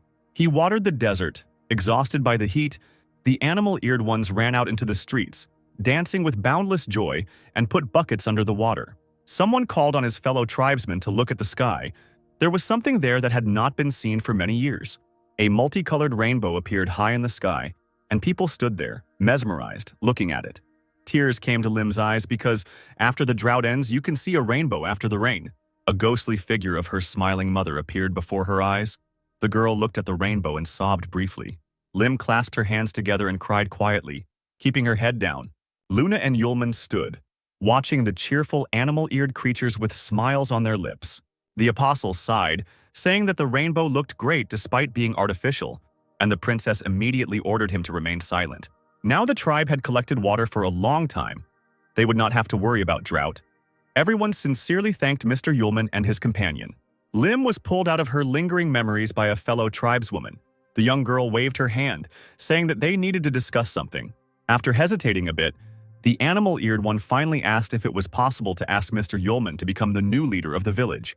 The girls watched as the rest of the beast-eared ones repaired the broken gates, since Magel himself created the problems and could not cope with them. Now a new clan leader is needed. Mr. Yulman is so strong, he can even use magic. He is not at all lacking in intelligence, but he has no tail or ears. Lim was very excited at first, but immediately became depressed because the owner's destination was Gaoqing, and he wouldn't be able to stay here. Her interlocutor thought for a moment, but after a few seconds she beamed, exclaiming that she had an idea. Everyone already knew that the gentleman rubbed Lim's ears and proposed marriage. Since he could not stay, let his children stay, the child would become the leader of the tribe. Lim said in confusion that the magician had no children, but then her fellow tribeswoman, with joy in her voice, suggested a solution. All that was needed was to give birth to 1 or even 2 children. Covering her mouth with her hand, the girl giggled. Lost in her dreams, she suggested out loud that since Mr. Yulman was currently resting, she needed to come to him and quietly sneak into the tent. The beast-eared one, seeing Lim's bright red cheeks, came to her senses, realizing that she had gone a little too far. After so much time, Yulman and Luna finally managed to return to their tent. The princess threw herself onto the sleeping place assigned to her, burying herself in the soft pillows, and finally she found herself on a cozy bed. Yulman smiled indulgently, asking Luna why she was so happy about an ordinary bed, but the girl only snapped. Luna blushed slightly and hissed, because when she got to this damn place, she saw only goblins, ogres, and rot viruses. Now a bed in which you can rest is a rather rare thing. She hugged the pillow tightly and breathed a sigh of relief, dreaming of washing herself some more. The apostle stared at his companion, asking why she couldn't just ask the beast-eared ones to prepare everything for her. But the princess looked sternly at the student, calling him stupid. Even though she had independently obtained water for the tribe, she could not wash herself with the precious resource, knowing that the animal-eared ones were dying from drought. The apostle smiled, noticing that he had not noticed the girl's kind-heartedness before and was now very surprised. Once again angry at the student for such words, Luna fell silent for a moment, squeezing the soft fabric of the pillow. Sitting in bed, she looked at the wall but not at Yulman when she wanted to ask him something. She sighed resignedly. Her voice was filled with melancholy. From the very beginning, the girl doubted everything that surrounded them in the other world. Now the princess was worried that they would not be able to return to the real world. Perhaps there were transitions between the worlds somewhere. Before she could completely fall into despair, the apostle firmly informed her that they would return. Sierra, Aisha. The girls are looking for him, so the apostle must definitely return, even if it means crossing worlds. He looked closely at his companion and winked at her, asking her not to worry because he would take her with him. For the first time in a long time, hope appeared in the princess's blue eyes. The fabric of the tent suddenly opened, and an agitated Lim appeared in the opening, shouting that something bad had happened. She began to stutter, trying to tell her master that the goblin tribe had returned. No, they had been forced to return. Luna did not let go of the pillow from her embrace, and together with Yulman they stared at the guest. Goblins led by their elder Sievakita gathered in front of the gates to the settlement. Their way was blocked by two armed beast-eared ones. Yulman and Luna hurried to the place, the apostle asking the tribe on the go what had happened. One of the beast ears worriedly reported that the goblin tribe was asking for help. They looked like they were being chased. Yulman stepped forward and immediately saw an elderly elder in front of him. He, as before, began to beg the student to sweep away his settlement. Now they were completely helpless. Shawakaita's lips trembled as he tried to say that the green sorcerer had attacked the tribe. One of the goblins, looking around all the time, saw something in the distance and immediately attracted the attention of the elder, squealing that the sorcerer had caught up with them. The old man shook, leaning back when he saw the monsters. Transformed goblins, created by them to intimidate the beast-eared and other tribes. The grinning faces with red eyes really did look like they had been recut like dolls to create the perfect weapon. Fierce and cruel, with a very bad trait, a thirst for flesh. That's what these creatures were. A whole army of ferocious monsters gathered against a small tribe on the mountain cliffs. The animal-eared ones trembled with horror when they saw the full scale of the disaster. They couldn't even imagine what to do now and how to defend themselves against such a number of monsters. One beast-eared one ran up to Sievakita and grabbed his clothes, shouting that the goblins had deliberately brought hordes of monsters to a foreign village. The old man muttered that he simply wanted to ask Mr. Yulman for help. But the beast-eared one became even more agitated, declaring that one magician could not cope against such a number of mutants. The apostle, looking at the army, shrugged his shoulders, saying that it would take a long time to fight such freaks. But overall, there were no problems. The beast-ear stopped shaking the elder and looked questioningly at the magician, who nodded, saying that he could fight. Their conversation was interrupted by Lim's desperate cry. She demanded to stop. The girl ordered to stop bombarding Yulman with annoying requests. He looked at Lim in surprise and said that there was no problem. Lim warmly thanked the apostle for saving herself from the goblins and the entire village from destruction. Even the fact of meeting the owner makes her incredibly happy. The owner did so much for Lim. The girl didn't know how to thank him. And now the green sorcerer with a whole army has come for the beast-eared ones and the goblins. The owner doesn't have to put himself in danger for them. So Lim asks him and Miss Luna to leave here as soon as possible. The girl stumbled and burst into tears, asking for forgiveness for the fact that she could no longer be Yulman's guide. Her fellow tribesmen looked at the master with sympathy, listening to their conversation. Even Sievakita thought about it, and admitted that it was shameless on his part to use impossible methods against a benefactor who had already saved the tribe. He nodded to himself, demanding that they leave quickly. He would need a little time. The goblin tribe would hold off the monsters. The princess silently watched as the creatures conversed with the student. Lim also fell silent, biting her lip and waiting for the inevitable. The little goblin swallowed hard, a bead of sweat rolling down his cheek. Suddenly, completely unexpectedly for everyone, Yulman grabbed his head and burst out laughing, exclaiming that he and Luna were not respected at all. He informed Lim that if he wanted to leave any place, he would do so of his own free will, and there was no force that could force him to do anything. And the problem he talked about at the beginning was just from an empty stomach. It's worth spending effort on fighting monsters to get hungry. Yulman smiled, looking affectionately at Lim. He turned towards the army, saying that the beast-eared ones needed to go cook something tasty and wait for victory. A few seconds later, the apostle and Luna found themselves alone on the battlefield. The mutants grinned carnivorously upon seeing their victims. The apostle suggested that the princess step aside if she was afraid, but the girl angrily replied that after such a speech, she could not simply hide. However, she looked away uncertainly. Then she asked if the guy had some kind of trump card or if he was just trying not to lose face with the tribes. Watching the monsters approach, the girl asked if Yulman would be able to deal with them. He immediately said that he would do it without any problems. Luna screamed at the guy in despair, wondering if he had really mastered some kind of incredible magic. The princess looked at Yulman with a puzzled expression, who nodded in response. It wasn't forbidden magic. Sierra's student had reached such an incredible level.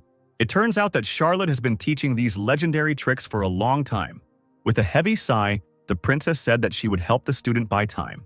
Although she didn't have everything that Yulman had, performing such complex magic charmingly took a lot of time. The girl knew that for sure. So the princess will hold off the goblins while the apostle concentrates on his magic. He promised to take her with him when he returned to their world. Yulman couldn't be allowed to die before that moment. He thought that no time was needed for preparation but remained silent. Luna summoned Lightning Asia, ordering her to imbue her with her power. A clear voice was heard. The sword replied that the princess's strength was not enough to subdue the blade, but Asia appreciated how she was looked after. So be it. Holding the sword out in front of her, Luna saw the ghostly human form of the weapon next to her. The green sorcerer also noticed her, surprised. Was the soul of the sword going to fight his army? He bared his teeth when he saw the beautiful young girl and licked his lips carnivorously. The sorcerer, sitting on a wooden throne, immediately ordered his monsters to take the soul alive. At that moment, the fighters rushed towards the princess. Asia informed Luna that using the sword's powers would speed up the consumption of a person's magic. Judging by her condition, the heiress could only hold out for about 10 seconds now. A bright golden light illuminated the mutants' ugly faces. The princess loudly objected that she had enough strength. The thin figure was surrounded by a horde of hostile army, clinging to the girl from all sides. Brandishing their swords, they tried to attack the princess, pushing their way through each other. But the next moment they were thrown back by bright lightning coming from the sword. The light multiplied, cutting through the bodies of the monsters, littering the ground with their remains. The green sorcerer bared his teeth and leaned forward. He felt the power of the sword's soul on himself, calling it worthy. But compared to his power, it means nothing at all. The sorcerer screamed furiously, creating waves of powerful energy around himself. The princess, embraced by her, clenched her teeth from the bright flash of pain. She barely remained conscious even after using the sword's soul powers, and in the end she did almost nothing. The weapon fell from the weakened hand.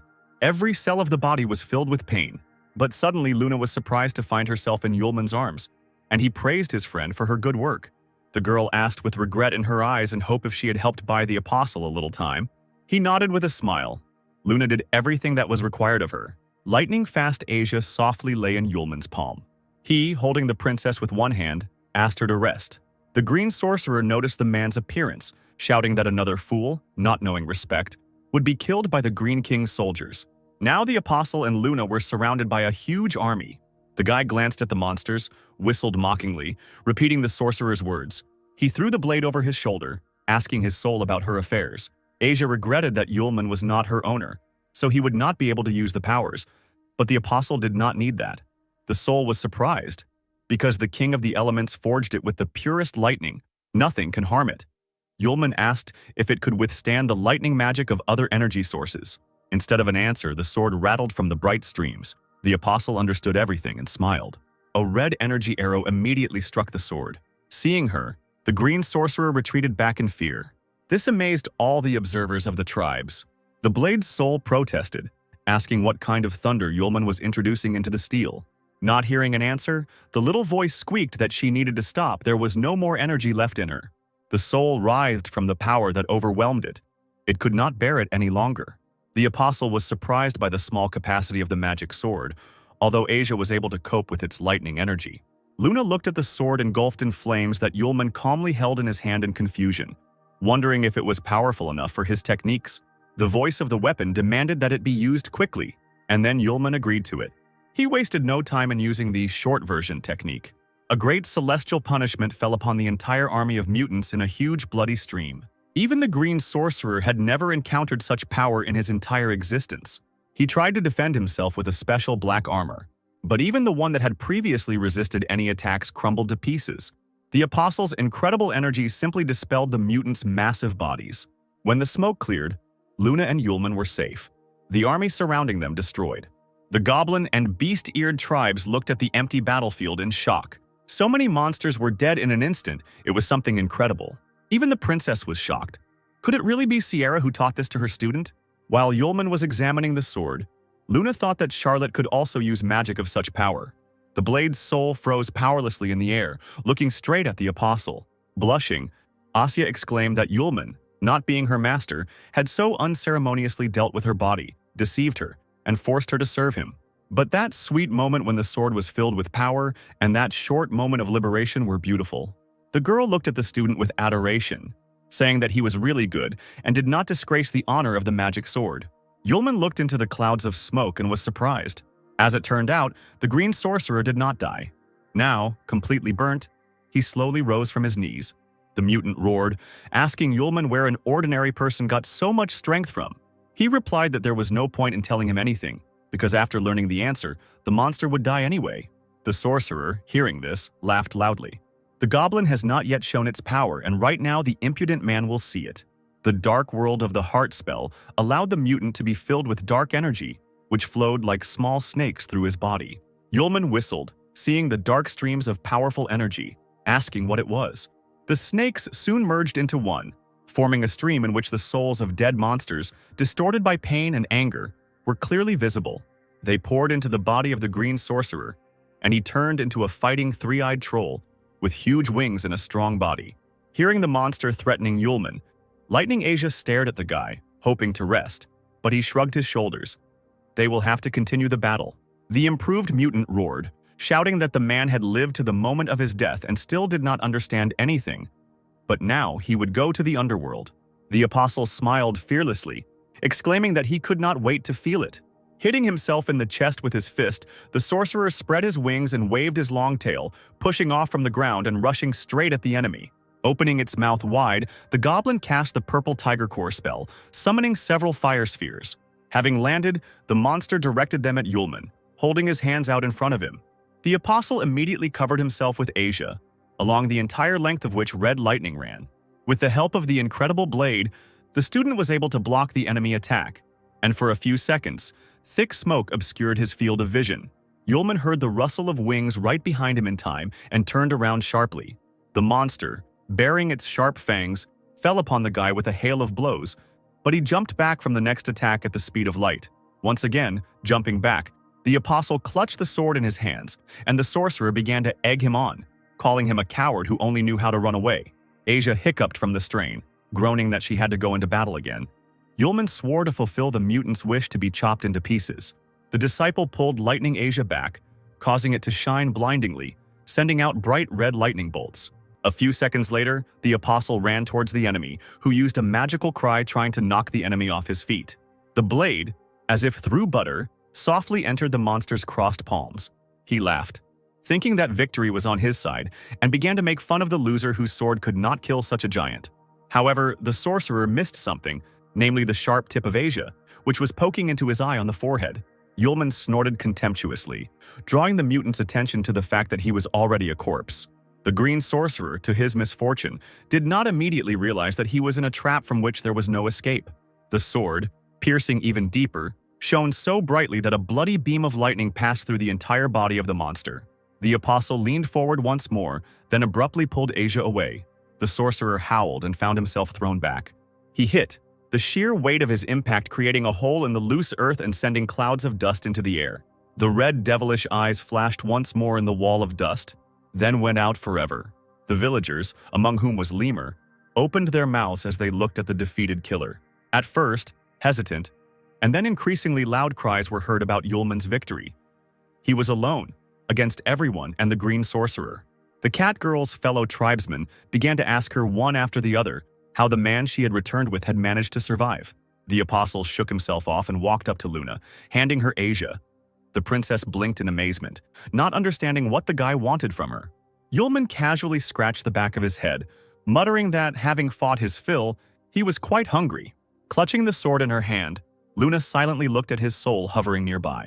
She, not paying attention to anyone, blushed to the tips of her pointed ears, recalling out loud the wonderful feeling of being filled with energy, the sweet moment of concentration, and the explosion at the end. Finally realizing that she was next to her mistress, Asia fell silent, staring into surprised eyes. She sighed dejectedly and smiled, throwing to Luna that, with her magical abilities, such a thing would, of course, never be achieved.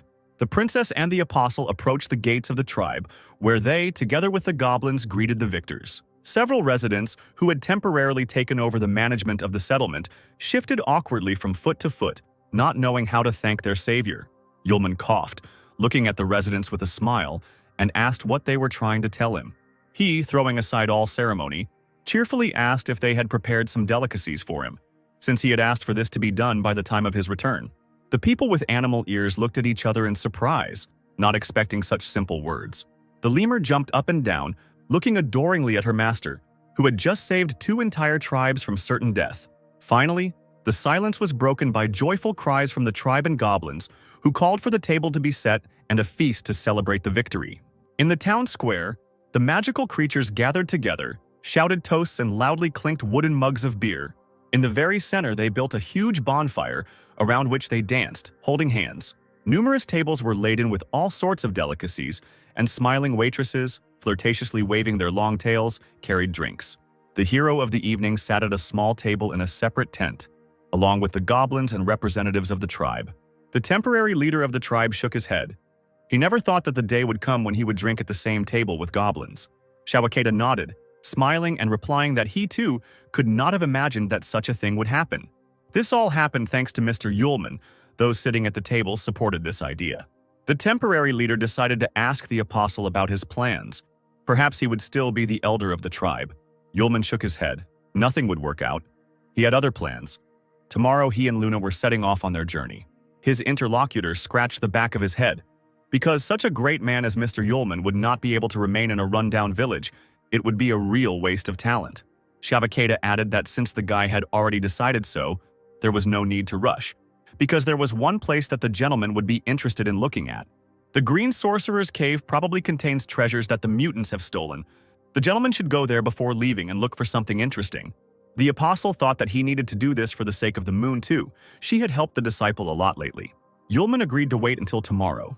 The princess would rest, and they would see what was left in the sorcerer's cave. Lemur's thin voice was heard. The girl looked into the eyes of her owner, asking if he would take her with him. She wanted to be the master's guide to take him to Gaocheng, but her speech was interrupted by Yulman's apology. He had to report with a heavy heart that he would most likely not return to the settlement, which meant he would not be able to deliver Lemur back.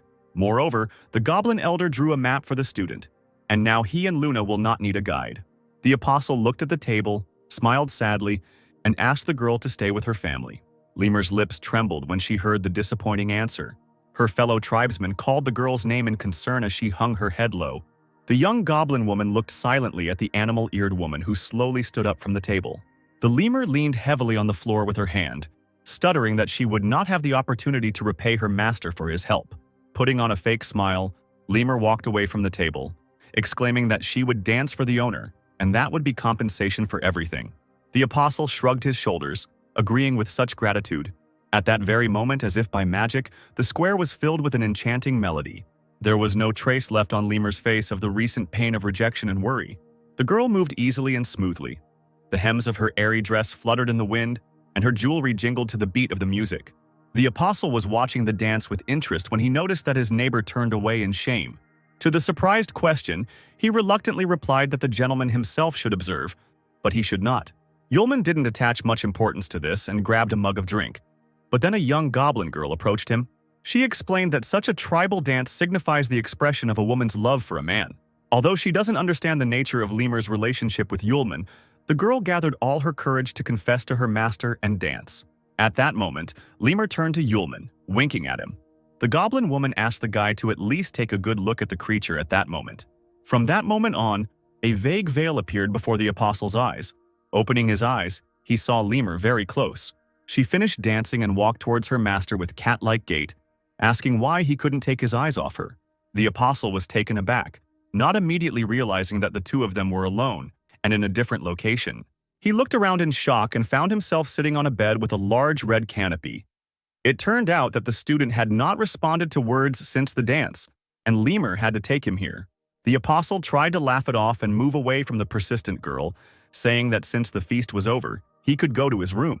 But she grabbed the guy by the hand, telling him in a languid voice about a special tradition.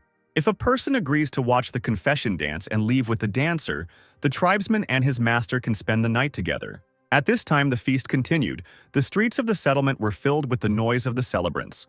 The lemur turned away and became sad. She knew that the owner could not stay, and the girl would not demand to take her with him either. So the two of them only have tonight to spend together. The next moment, Lemur began to undress, shocking the apostle.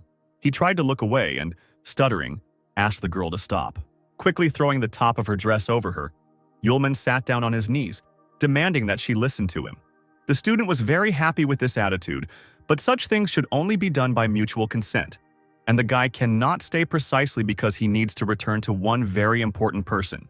There will definitely come a time when Lemur meets a man who will love her as much as she loves him, but until that moment she needs to take care of herself. While Yulman was speaking, Lemur's eyes rolled back and she simply lost consciousness from excitement. After holding the thin cloth on the girl's shoulders for a few seconds, the apostle realized that she had fallen asleep while sitting. Finally, a slight smile touched the student's lips. He was glad that everything ended this way. Having somehow thrown some clothes on Lemur, he laid her on the bed and covered her with a blanket. Having made sure that the girl was lying comfortably on a soft pillow, the apostle lay down next to her, propping his cheek with his palm. He allowed himself to indulge in dreams, completely drowning in his own thoughts. Lemur's chest rose and fell in time with her breathing, and the girl sank deeper and deeper into a deep sleep. But if it really had been possible to stay, they would have had a luxurious wedding. The picture changed. Aisha appeared before my eyes, who blurted out that the guy could stay in this hole, settle in, and not come back to her. Arya, Charlotte, and Luna echoed her, saying that the apostle had made promises and had not fulfilled them. The master was disappointed with her student, and the princess had been completely wrong about him. As expected, you can't trust a word a man says. They are all worthless. Yulman may never return again. The apostle's inflamed consciousness painted ever new terrifying pictures of his future. The boy whispered that everything was not like that. From outside the tent, his desperate cry was heard, asking for an explanation to Aisha and Sierra. The next day, the student came out to the square staggering, with huge bruises under his eyes.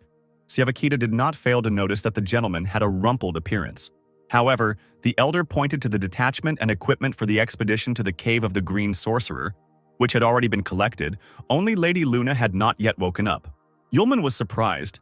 It seemed that the overuse of magical powers had affected her body much more seriously than expected. The goblin asked if they would wait for the princess to appear, but the apostle refused. They needed to leave early and finish everything quickly. The detachment led by Yulman set out from the village after some time. Meanwhile, Lemur was surrounded by her curious fellow tribesmen, wondering how the night had gone. The girl did not understand what was being discussed, and the others confused her. They saw Mr. Yulman leave her tent in the morning with circles under his eyes. The friends surrounded Lemur, asking if the pair had advanced to the next level, but the girl shook her head, refusing to speak. The paint did not leave the unfortunate woman's face. Her lips were pressed into a thin line. It is better not to tell how she was so excited that she fainted, and when she came to, the sun was already shining. The magical horse obediently pulled the cart with the equipment, and Yulman and the others sitting inside. Finally, a large cave loomed ahead, and the apostle was informed that the detachment had arrived at the location. Before the horse had time to approach the entrance, the boy suddenly ordered the coachman to stop. The guy was silent for a moment, then said that he felt strong vibrations of magic ahead. An otherworldly voice was heard, ringing in the ears of everyone present. It was addressing the apostle, who felt the magic so acutely. But, according to him, it was already too late. Long vines suddenly rose from under the ground. They opened up like a flower around the cart, enclosing it in a magical cocoon. The coachman raised his head, horrified by what he saw, asking in amazement if these were magic vines. A stately figure appeared in the interweaving of greenery. The creature was surprised that someone from the tribe was here mixed with goblins. A tall stranger, a forest elf with long platinum hair, was performing this magic. He was unhappy that the aliens decided to come to the lair of the Green Sorcerer. He sighed and made the passage wider, agreeing with himself that he would talk to the travelers normally. He grinned, looking at each one carefully, asking where his beloved sorcerer and his monsters had gone. Yulman slowly rose to his feet, smiling in response. He suspected that the elf was the creator of the mutants. He added that showing such freaks to other people was a real shame, but the stranger shouldn't worry. The student had already helped him get rid of them. The stranger chuckled, demanding that he not be made laugh, since there were only a couple of weak mages in front of him. It seems that if he doesn't make them suffer, they won't tell him the truth. Will the boy really insist that he killed his green monsters? He shouted that he wanted to know what Yulman was capable of and aimed the sharp ends of the vines at the cart. The apostle was incredibly amused and excited by this. He decided to show his strength and instantly burned the magical bonds. The elf recoiled from the explosion, amazed by such incredible power, which he did not expect from an ordinary magician. He couldn't understand who Yulman was. Not a tribesman and not a goblin, perhaps with such an appearance. It was a succubus. The lightning that destroyed the vines slowly approached his hand, because he still hadn't let go of one of them. The last thing those present saw on the elf's face was genuine surprise. The next moment, the entire body of the hapless enemy was struck by a bolt of red lightning. Burning alive, with his mouth melting from the high temperature, he screamed that the Lord would not forgive the succubi for this. The cart was freed from the vines. The last flames of Yulman's power smoldered for a long time in the air near the elf's ashes. An awkward silence reigned. Even the apostle seemed surprised at such a quick turn of events. Finally, he sighed dejectedly. He wanted to ask the elf a couple of questions first, but he didn't know that the fool wouldn't think to let go of the liana. The coachman, stuttering, carefully asked the gentleman what they would do now. Yulman shrugged his shoulders as usual. What else could they do? They didn't even know who it was. They just had to move on. Meanwhile, in the ruler's palace, a warrior approached the majestic throne, kneeling on one knee. The cloaked and masked figure informed His Majesty that Gerd had died, but was able to leave a message before he died. The Lord cursed when he heard the words about the coming rebellion of the succubi. The strong man with large horns on his head was also surprised, not expecting that these creatures would be the killers. The tribe's settlement was resting in their tents after a merry night's feast.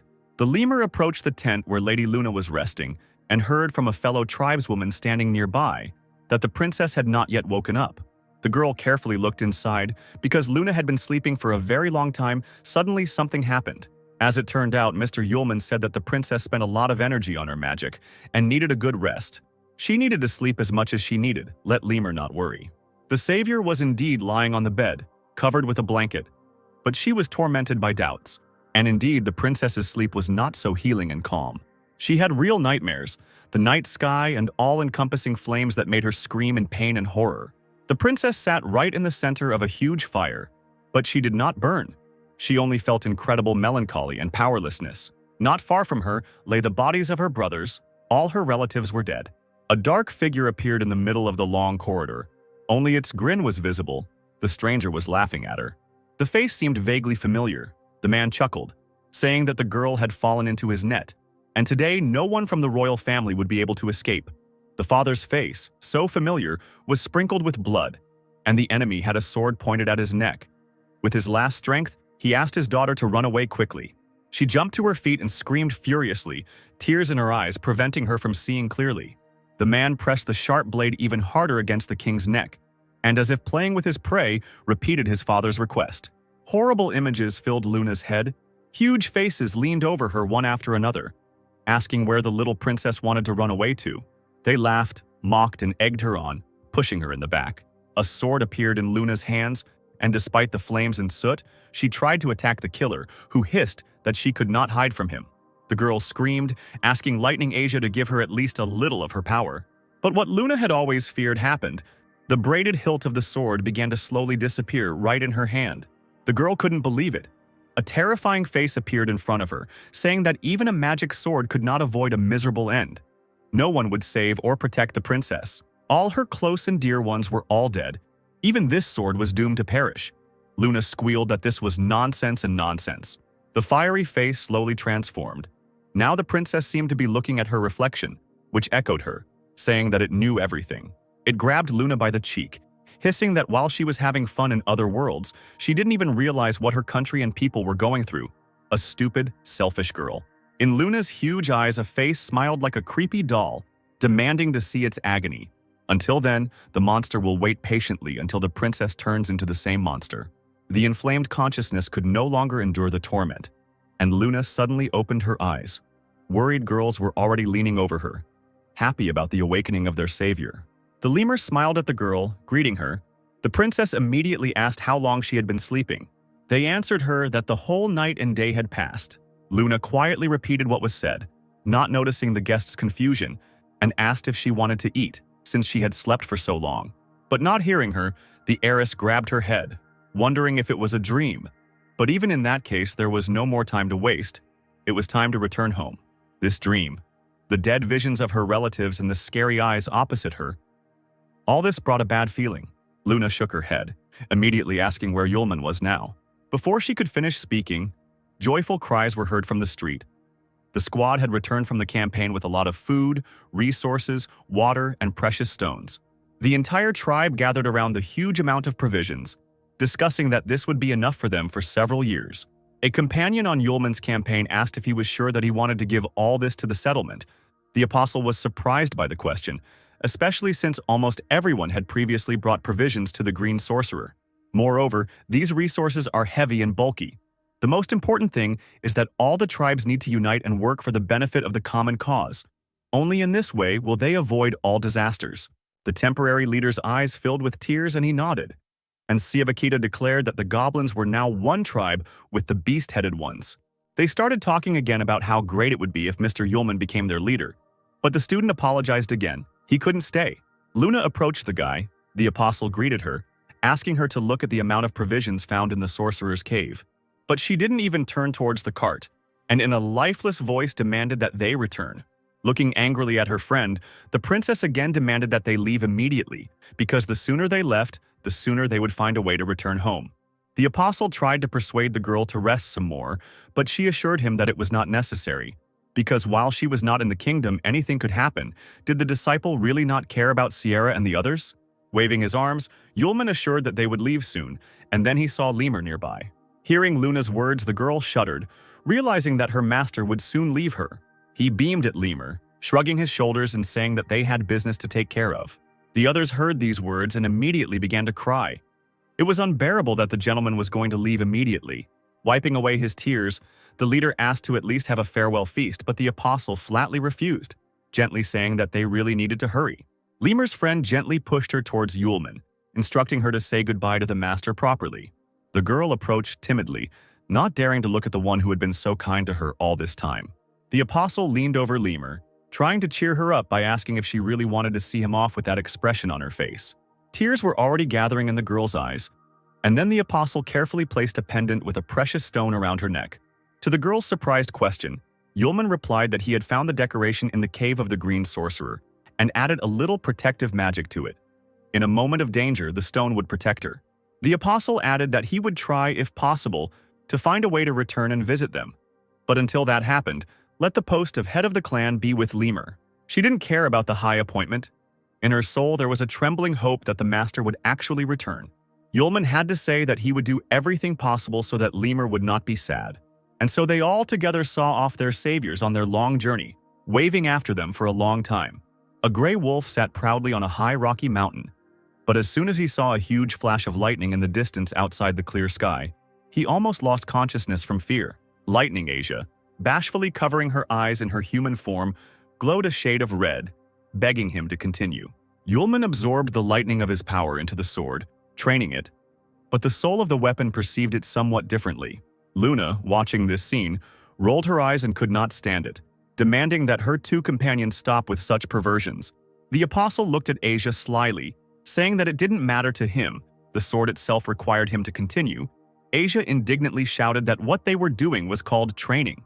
She, being an electric sword, suddenly for the first time in her life encounters a type of lightning that she cannot control, even though the princess says what she wants. But she must master this lightning. Luna raised an eyebrow. She didn't think it was a big problem in this situation.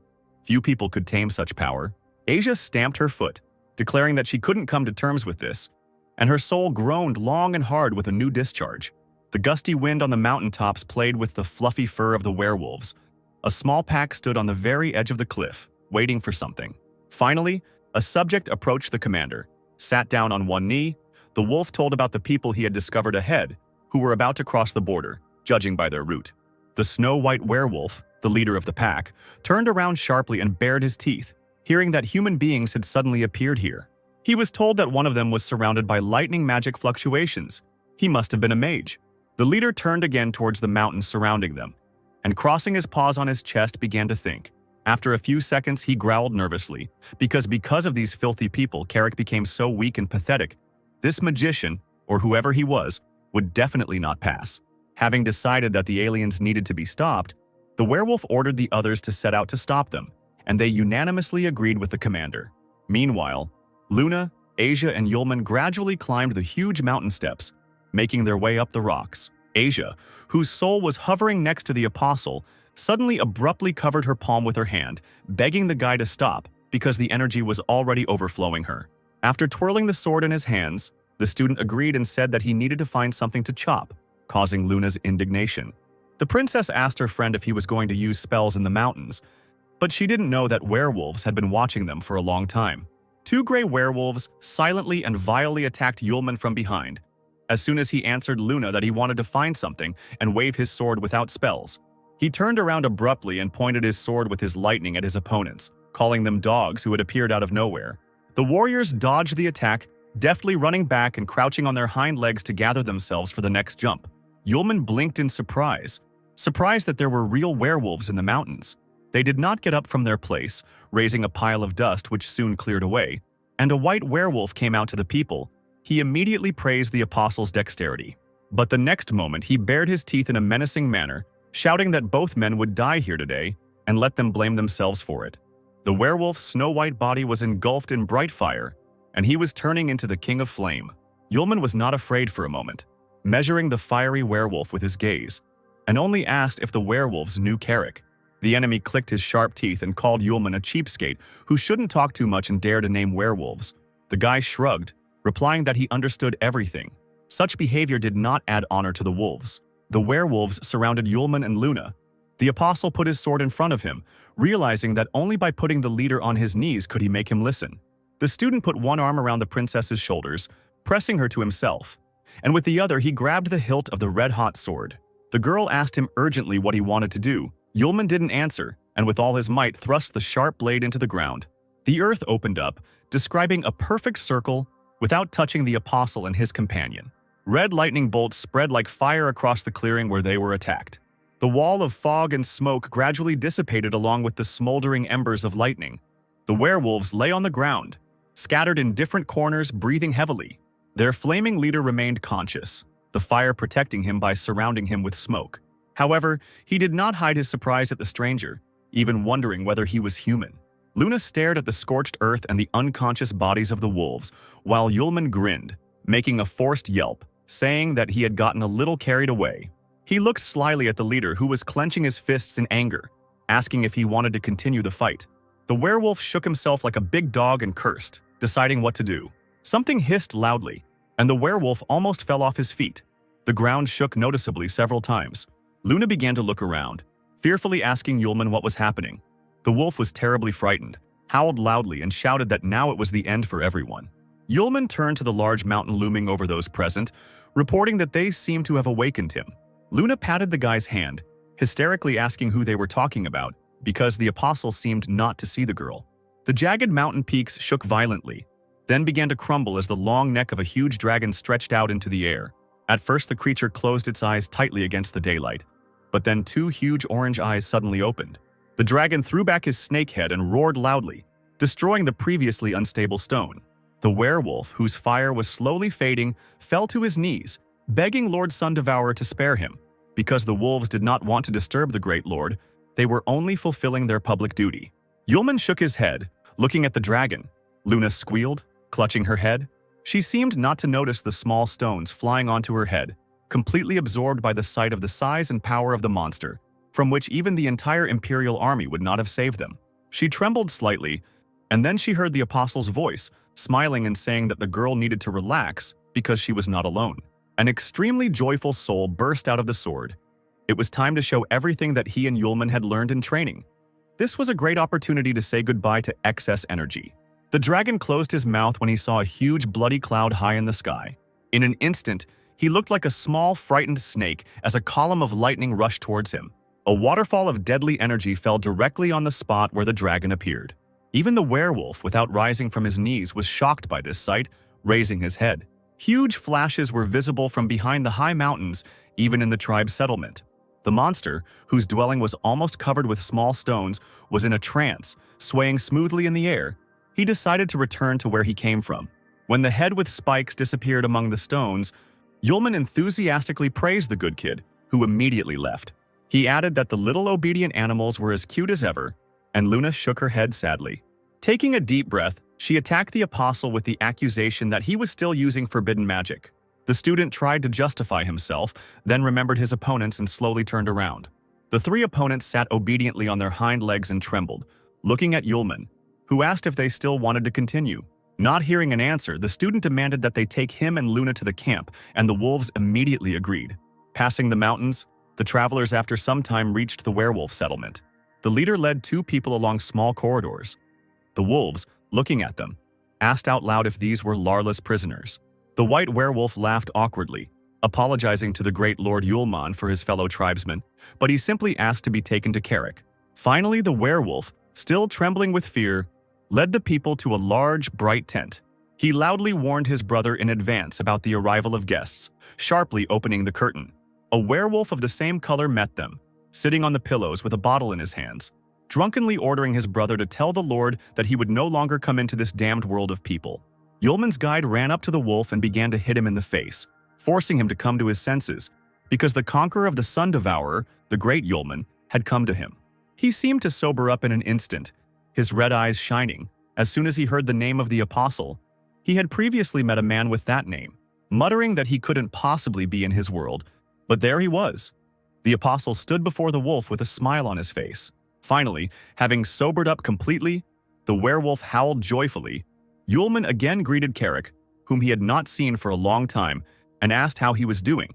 The werewolf almost lost consciousness from excitement and the realization that he had actually met an old acquaintance. The older brother grabbed Carrick by the shoulder, saying nothing, but threatening to kill him on the spot with just one look. Then, taking him by the head, he pressed him low to the ground, and he himself fell to his knees, shouting that it was a great honor to receive Mr. Yulman in their lair. And if his brother had managed to offend him in some way, let him magnanimously forgive the idiot. Luna was surprised by such a meeting, and asked her friend how he knew werewolves from the magical world. He answered that Carrick had already been to the human world. He winked at Carrick, remembering that there had been a small fight there, and that was how they had met. The princess, sighing heavily, asked the werewolves to tell her the latest news from the magical world, so that she could then ask a few questions of her own. As it turns out, thanks to the death of Count Pierce, Lilith took his place and now owns a coastal castle, and the ruler of the magical world has a plan to invade the human world. The wolves nodded, also reporting that all zones had received orders for full combat readiness. The king of their zone also sent a messenger to inform the werewolves that it would soon be time to get ready for the campaign. The apostle asked if the wolves were ready to invade the human world. Carrick waved his hands, stating that the werewolves would not obey such an order. The student nodded contentedly, saying that the human world has him. A big man. Even though this world is weak, Yulman liked him, and he will not allow things that he loves to be spoiled. The apostle expressed hope that the werewolves understood him, and they nodded, realizing that attempts to invade the human world were useless as long as Yulman existed. The apostle scratched his chin, assuming that their lord had not fully understood this. Lilith had probably told him everything, and he still dared to have views on the human world. Luna was once again surprised by Yulman's connections, who not only knew the magical world but also did not value its ruler at all. The princess looked at her friend carefully. Such a person definitely could not be a simple student of Sierra, so who was she? But this was not important.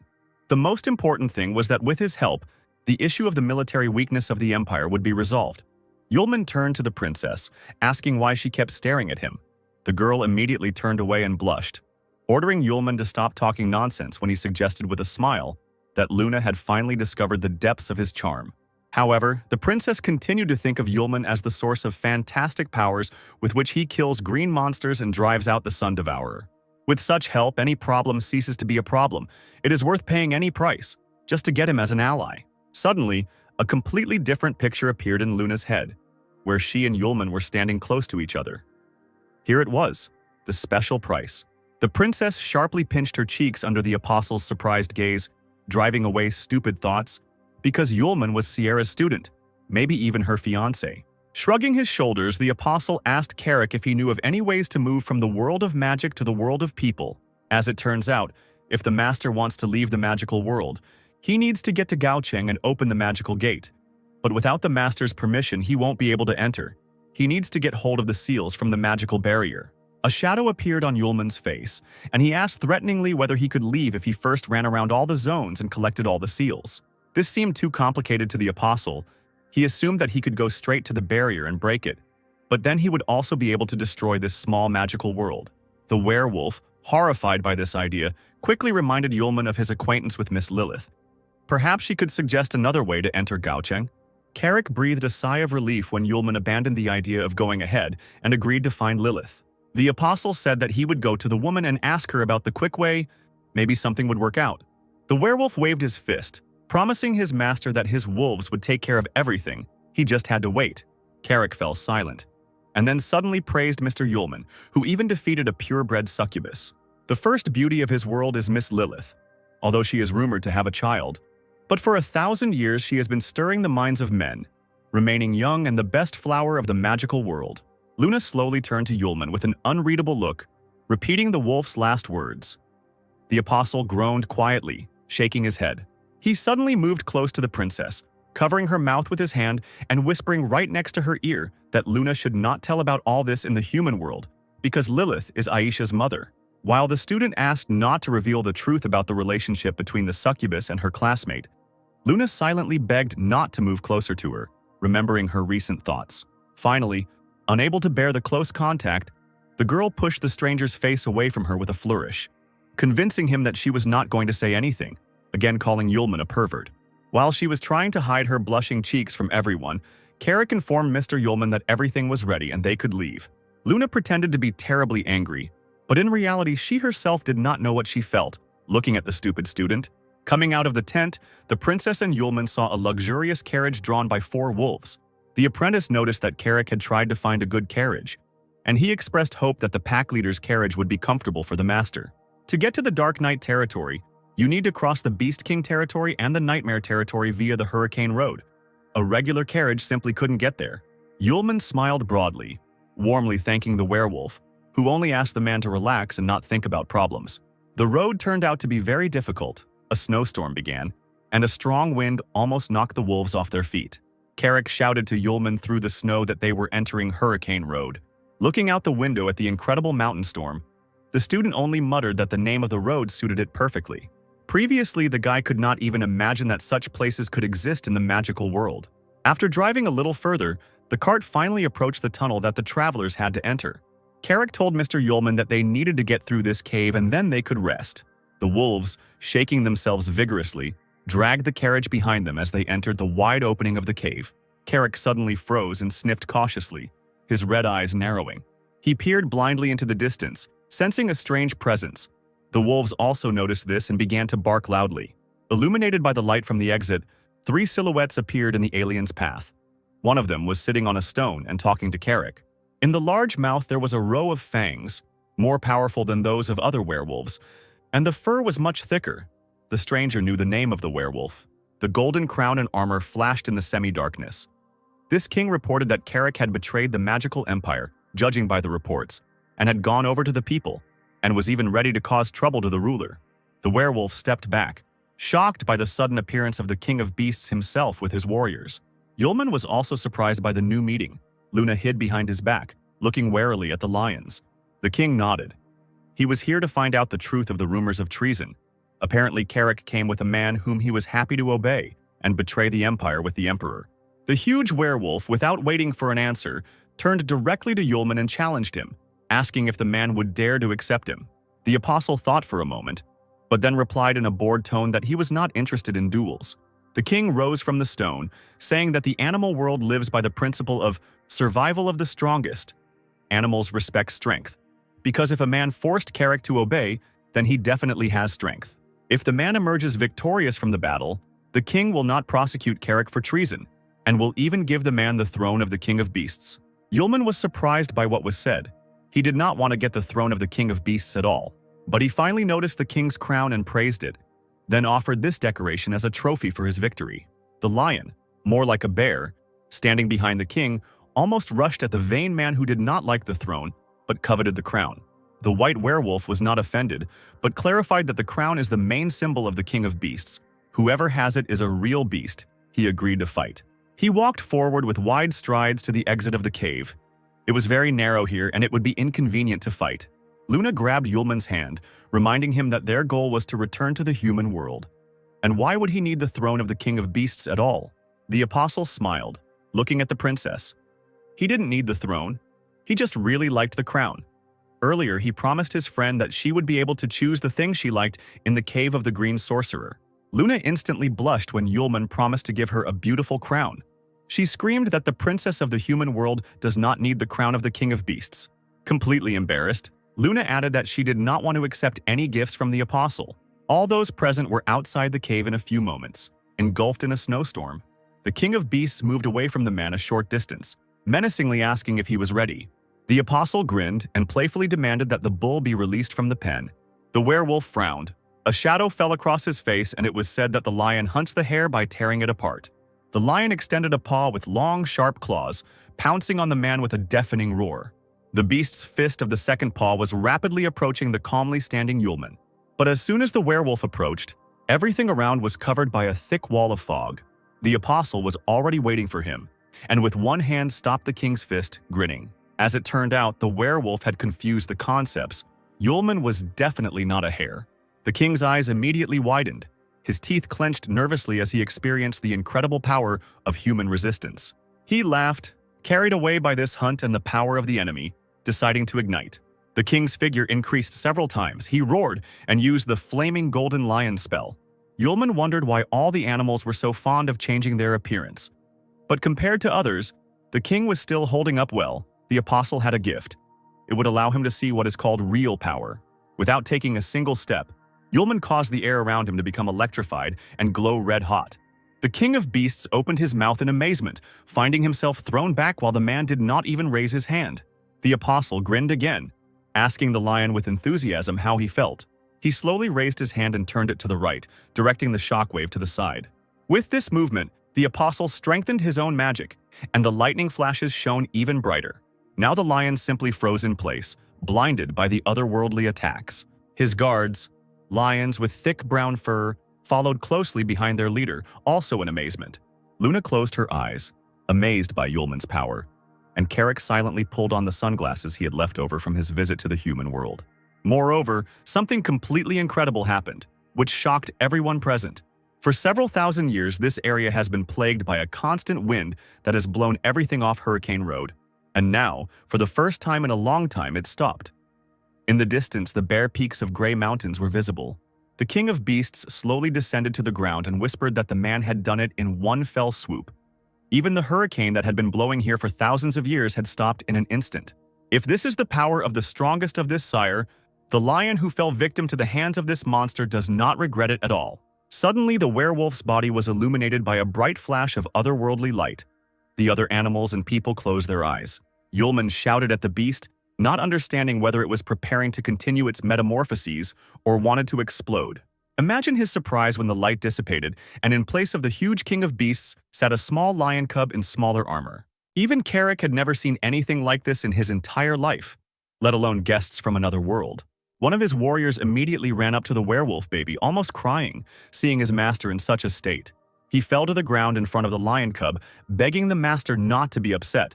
And he, standing up, stroked the beast on the nose, asking Lunert to calm down. Carrick told Luna that this was the real body of the king of beasts. He was still very young, and the image of a formidable lion was maintained with the help of magical powers. The princess nodded, but was still surprised that the king of beasts was so young. She turned to Yulman, asking whether it was a fair fight, or whether the guy simply beat up the baby. The apostle rushed to justify himself by saying that it was the lion who had called him to a duel, and he did not care who would fight. But the lion cub asked him not to worry. He would definitely not use excuses to avoid a sacred duel. Taking the crown off his head, he approached the man, saying that of all the creatures he had met, he was the first to possess such incredible strength, and the former king of beasts considered it an honor to fight and lose to him. The kid, rising on his tiptoes, handed Yulman his crown of the king of beasts, as agreed. Lunert covered his eyes with his paw and began to sob. Asking if a man would really become king, the lion cub immediately ordered the warrior to close his mouth. Yulman looked closely at the baby's concentrated face, making up his mind. However, he nodded, realizing how important this was for the little king, and decided to accept the gift. The apostle called Luna to him. The girl's eyes widened, asking what her friend had in mind.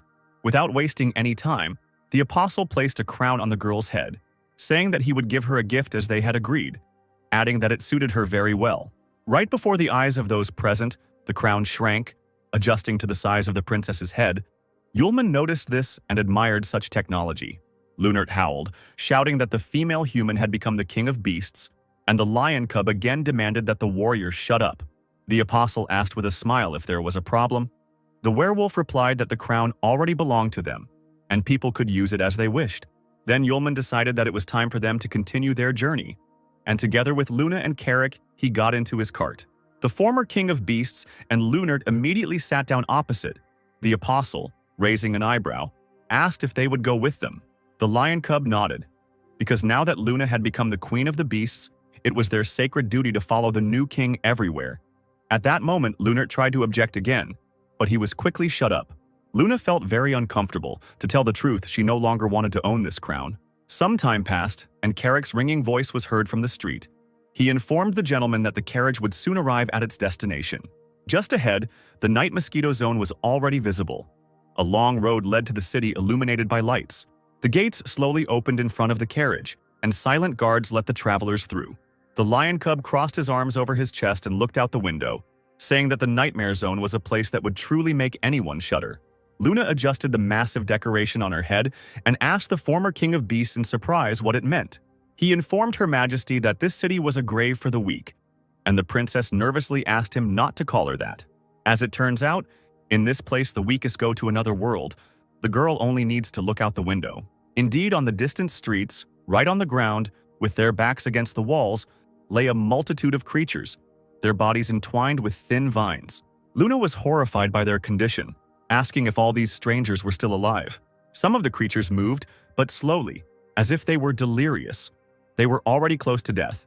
The night mosquito zone weaves magnificent dreams for them, in which people slowly weaken or die, because the zone sucks out all their life force in return, receiving energy for existence.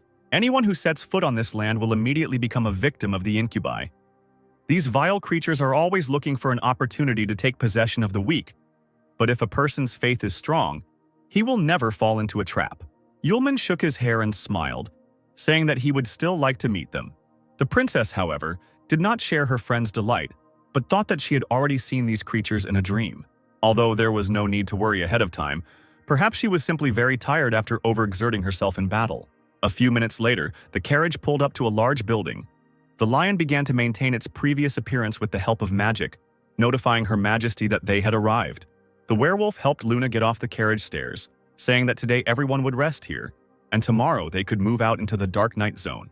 At the threshold, the travelers were met by a hotel worker, a polite elf in a work suit. He bowed to His Majesty the King of Beasts and his retinue, welcoming them to the zone of nightmares. He suddenly straightened up and perked up, immediately recognizing people among the animals. The first one he saw was Luna. She stood frozen in the carriage doorway, looking questioningly at the elf. Seeing his gaze, the girl immediately asked if there would be any problems with the placement of people in the hotels of the nightmare zone. The employee shook his head with an apologetic smile. He turned to the lion again, saying that his companion's crown was very similar to the crown of the King of Beasts. The werewolf confirmed that this was the very same crown. Luna is the new King of Beasts. The elf was stunned by this news, but the werewolf abruptly cut him off, saying that this did not concern the worker. Let him quickly prepare the rooms for the guests. At this time, the gloomy building of the night mosquito zone was in full swing. An elegant male voice was heard. Its owner was very interested in the new guests of the city. A tall figure in a long cloak stood by a glowing, elongated flask. The man he did not want to see at all and the one he was looking forward to meeting the most suddenly came together. The elf standing behind him asked cautiously if the master meant the King of Beasts.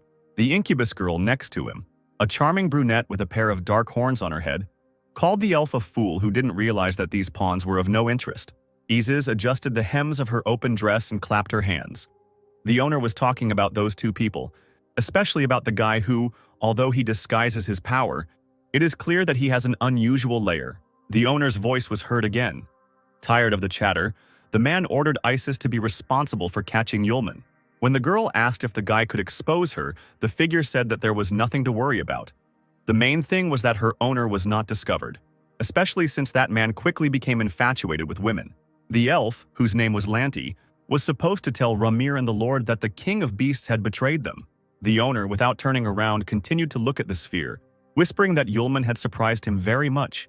If you looked closely, you could see inside the object a naked girl with long hair. For her, for Somali, the man had finally found the perfect container. And this time, looking at her long eyelashes, he definitely won't let her leave him. A dark shadow nimbly made its way through the streets and finally, with a barely perceptible noise, slipped under a tightly closed window. Isis arched her back and spread her membranous wings, leaning over Yulman's bed. She looked at the young face with interest, remembering the feelings of the owner, who felt that this guy could interfere. It was for this reason that the incubus was promised a responsible mission, to find out what kind of person Yulman was. Taking a deep breath, Isis invaded the man's sleep, diving in as if into the depths of water. The apostle blinked his eyes sleepily, trying to understand where he was and what was happening. Finally, he looked down in surprise and realized that he was standing chest-deep in the water of some kind of pool. He looked around again, wondering out loud if the succubus had come to him in his dreams again. The student froze and saw two female figures not far from him, painfully familiar to him. Sierra and Aisha, wrapped in nothing but towels, asked the guy to stay with them longer. They were bored and wanted Yulman to stay. The guy closed his eyes, then opened one eye, thinking that the succubus's special ability was fantasies created from memories pulled out of his subconscious. Isis cursed, clenching her fists. This guy had figured her out instantly. He really was something. A shadow crossed Yulman's face, and he loudly said to someone that, unfortunately, the real Sierra and Aisha did not behave like that. A trickle of blood flowed from the guy's nose from the thoughts that were disturbing him. The guy abruptly added that they could stay and chat. Smiling viscously, Yulman asked what else succubi could do and whether they could change their surroundings and clothes. At this time, Luna was fast asleep in her room at the end of the corridor with checkered tiles on the floor. Not a single muscle twitched on the girl's face, while the night brought less than peaceful sleep. The princess and Yulman fought against an entire army of soldiers wielding sharp swords. Luna skillfully and professionally killed her opponents, aiming at them with sharp weapons. One of the enemies was breathing heavily, exclaiming that Yulman had single-handedly defeated his squad. Luna approached the apostle.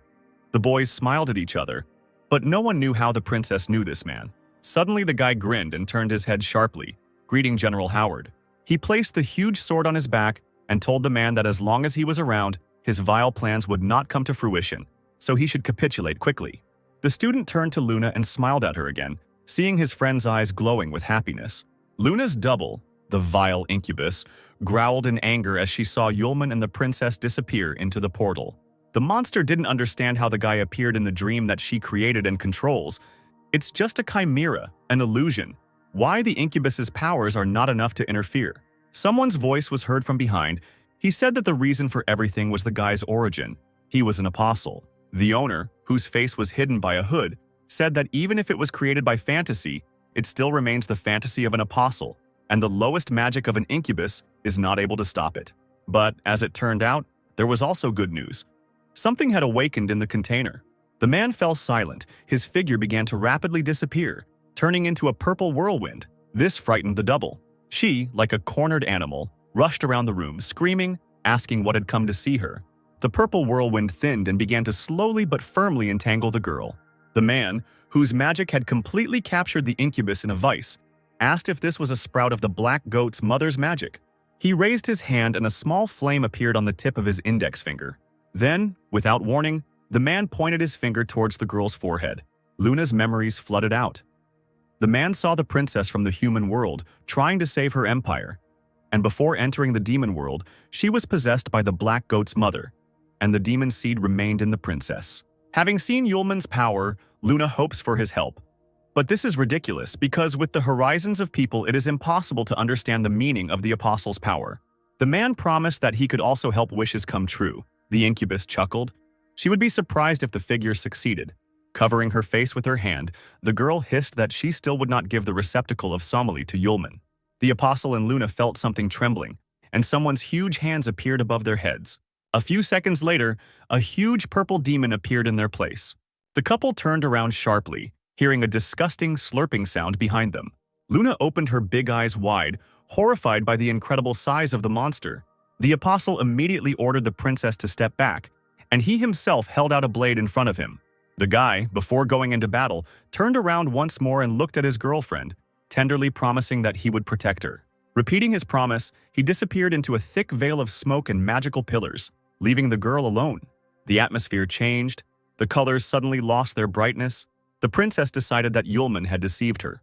She huddled in a gray corner and fell to the floor, pressing the sword to her knees, clutching it tightly in her hand.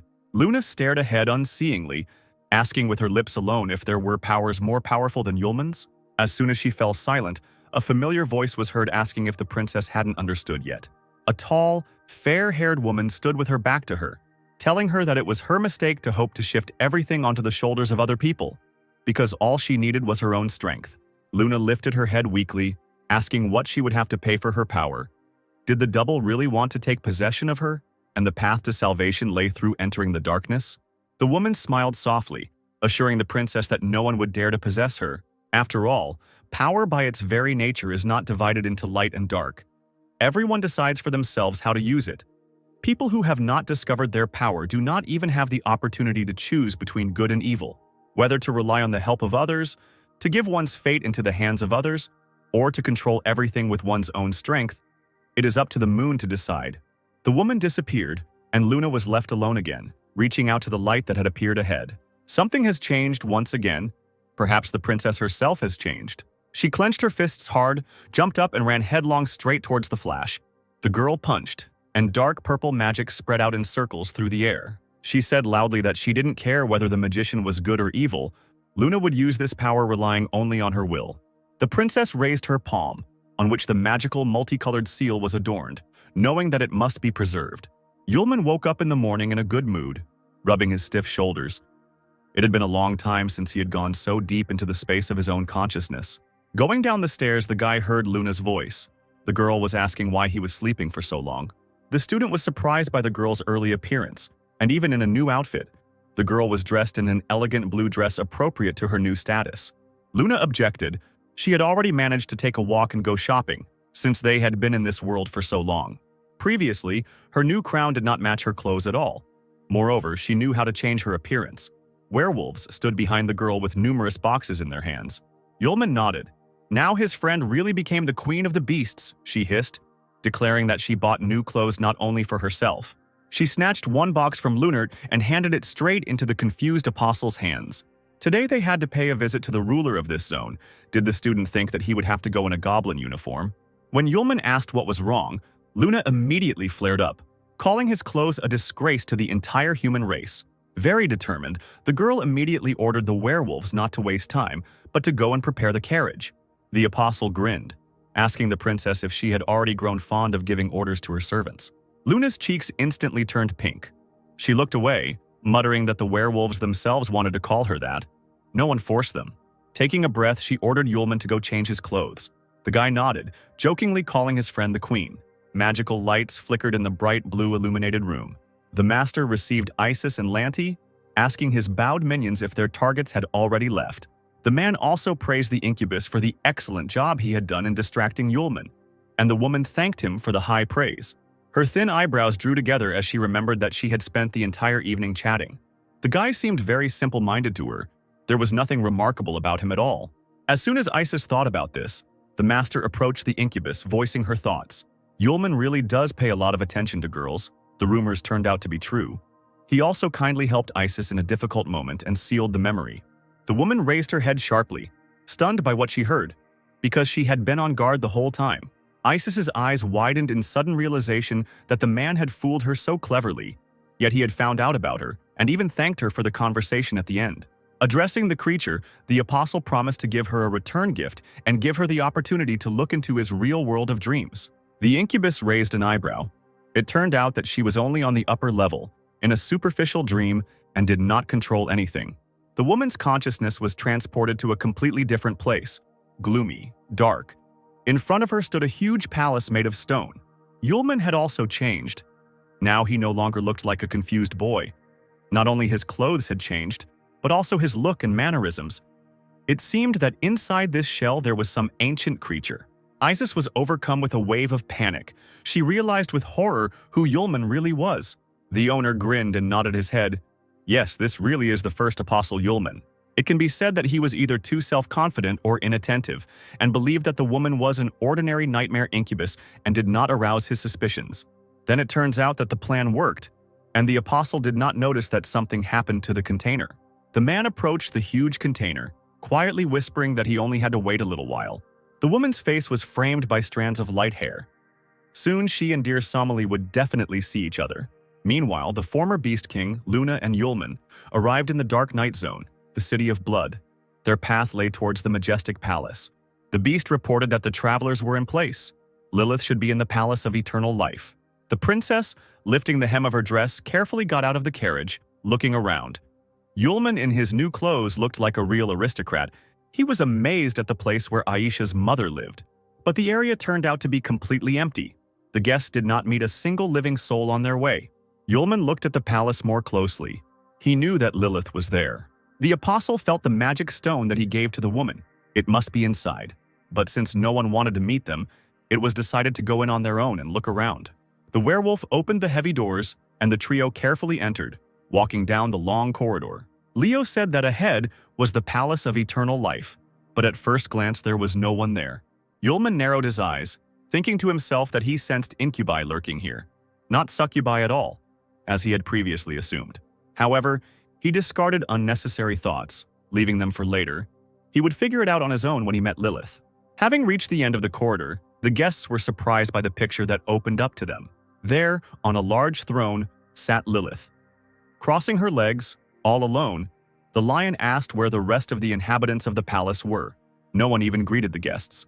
For the first time ever, the demoness called Leo's name. Asuka. She said that the Lord was gathering everyone in Gochin and asked why the beast had come to her in the Dark Night Zone, and even brought people with him. Lev coughed, saying that he was not looking for a succubus. It was the people themselves who wanted to see her. The succubus narrowed her eyes, indignantly asking Asuka since when the low-class creatures, humans, had the right to an audience with her, the queen of the Dark Night. Luna whispered to Yulman why Lilith was treating him like that, since they knew each other. But the apostle only sighed, answering that they had problems. Now, all the pieces of the puzzle came together before Yulman's eyes, no matter how much he didn't want to admit it. Right now, sitting on that throne before them was not Lilith at all, but someone posing as her. Asuka shouted that he had already met the woman and remembered her scent, but the apostle objected, explaining that the body belonged to Lilith, but the soul did not. The stranger on the throne laughed, declaring that she had been exposed. The trick had worked after all. She stood up and said that since the guests had decided to become her enemies, it meant that today they would all die. The succubus called her Minion Eleno for help. Yulman and the lion heard a rustling sound above their heads, and looking up, they saw a huge web-shaped trap descending on them. Asuka couldn't believe that they were attacked with her spiderweb by the fourth queen of the magical world, the insect queen Alano. Yulman grabbed Luna and jumped to the side, but the trap managed to capture the lion, tightly enveloping him. A spider with a woman's torso in a revealing dress and long purple hair ran out onto the balcony, laughing vilely. She pressed her hand to her mouth and hissed that Asuka, being one of the four kings, knew full well that the magical trap would prevent him from using his powers. Lilith approached Asuka, creating a flame on her palm. She said that she was only destroying the traitor on the orders of the ruler. The beast's body rose up. It desperately tried to escape from the trap, but it was all in vain. Lilith threw fire at Asuka, turning him into a sleep puppet with her powers. Light poured out of the werewolf's eyes. After a few seconds, he fell silent, then began to laugh. Something entered the body of the king of beasts, and without ceasing to laugh, it began to tear the net with its sharp claws. Yulman smiled, asking what was going on here, but reassured Luna by saying that Asuka was being controlled through sleep. Alino was surprised that the guy knew Lilith. She did not feel his magic, and did not understand how he was able to recruit two of the four kings. The stranger did not see any memories of Yulman in Lilith's memory, and now they needed to grab the student and hand him over to the ruler, but carefully, he needed to be delivered alive. The princess didn't know what to do, because now they had to confront four kings of this world at the same time, and Yulman realized that the head of the nightmare zone was in Lilith's body. Judging by their appearance, the kings will not talk nicely. All that remains is to teach them a good lesson. Luna was sad. She would have changed her clothes if she had known in advance that she would have to fight, and Lightning Asia stayed at home. Yulman winked at her, telling her that he could handle it himself, and formed a small red lightning bolt in his palm. A moment later, a blade, Asia, formed from lightning right in his hand, ready for battle. There was only one problem for the apostle. He was completely incapable of treating his enemies with leniency. The princess raised an eyebrow, looking at her sword in someone else's hands. She even felt a little offended. The one hiding under the guise of Lilith directed pieces of sharp ice at the apostle. Although the succubus's powers were not the same as in Pierce's world, this pure-blooded energy was very suitable for the enemy. But this is not bad, because then the fake Lilith will be able to test the full power of the combined energy of the succubi and incubi on people. The apostle, with a thoughtful look, crushed the stones into small pieces, swinging his sword several times. Turning to Luna for a moment, the student asked her to step back and be careful. Meanwhile, Asuka used the magic of the body's owner and transformed into an incredible monster with the help of the full release of the orc's rage. The Thunder Fist went straight to the apostle's face. He was not afraid. He just smiled at the monster's eagerness to play with lightning in front of a man. Yulman jumped back, transferred the lightning bolts to his foot, and swung at Asia. Then, running up to the lion, he threw his leg forward and the guy's boot flew straight into the stranger's nose. The huge beast was immediately thrown back by a powerful strike of 1,000 lightning bolts.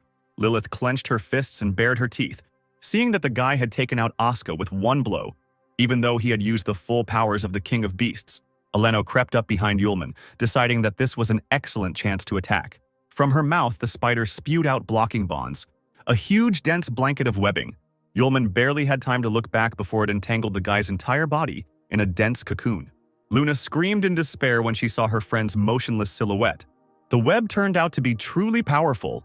Eleno continually released it from her mouth. Lilith smiled, sickeningly sad, because the spider-like bonds of the insect queen blocked the ability to concentrate and release magical energy.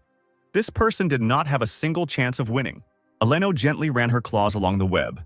This is a unique power. If it devours a person, it will rise to a new level, which will not fail to please the ruler. She didn't have time to finish her thought when suddenly a quiet hissing sound was heard through the cocoon, and a red dot appeared.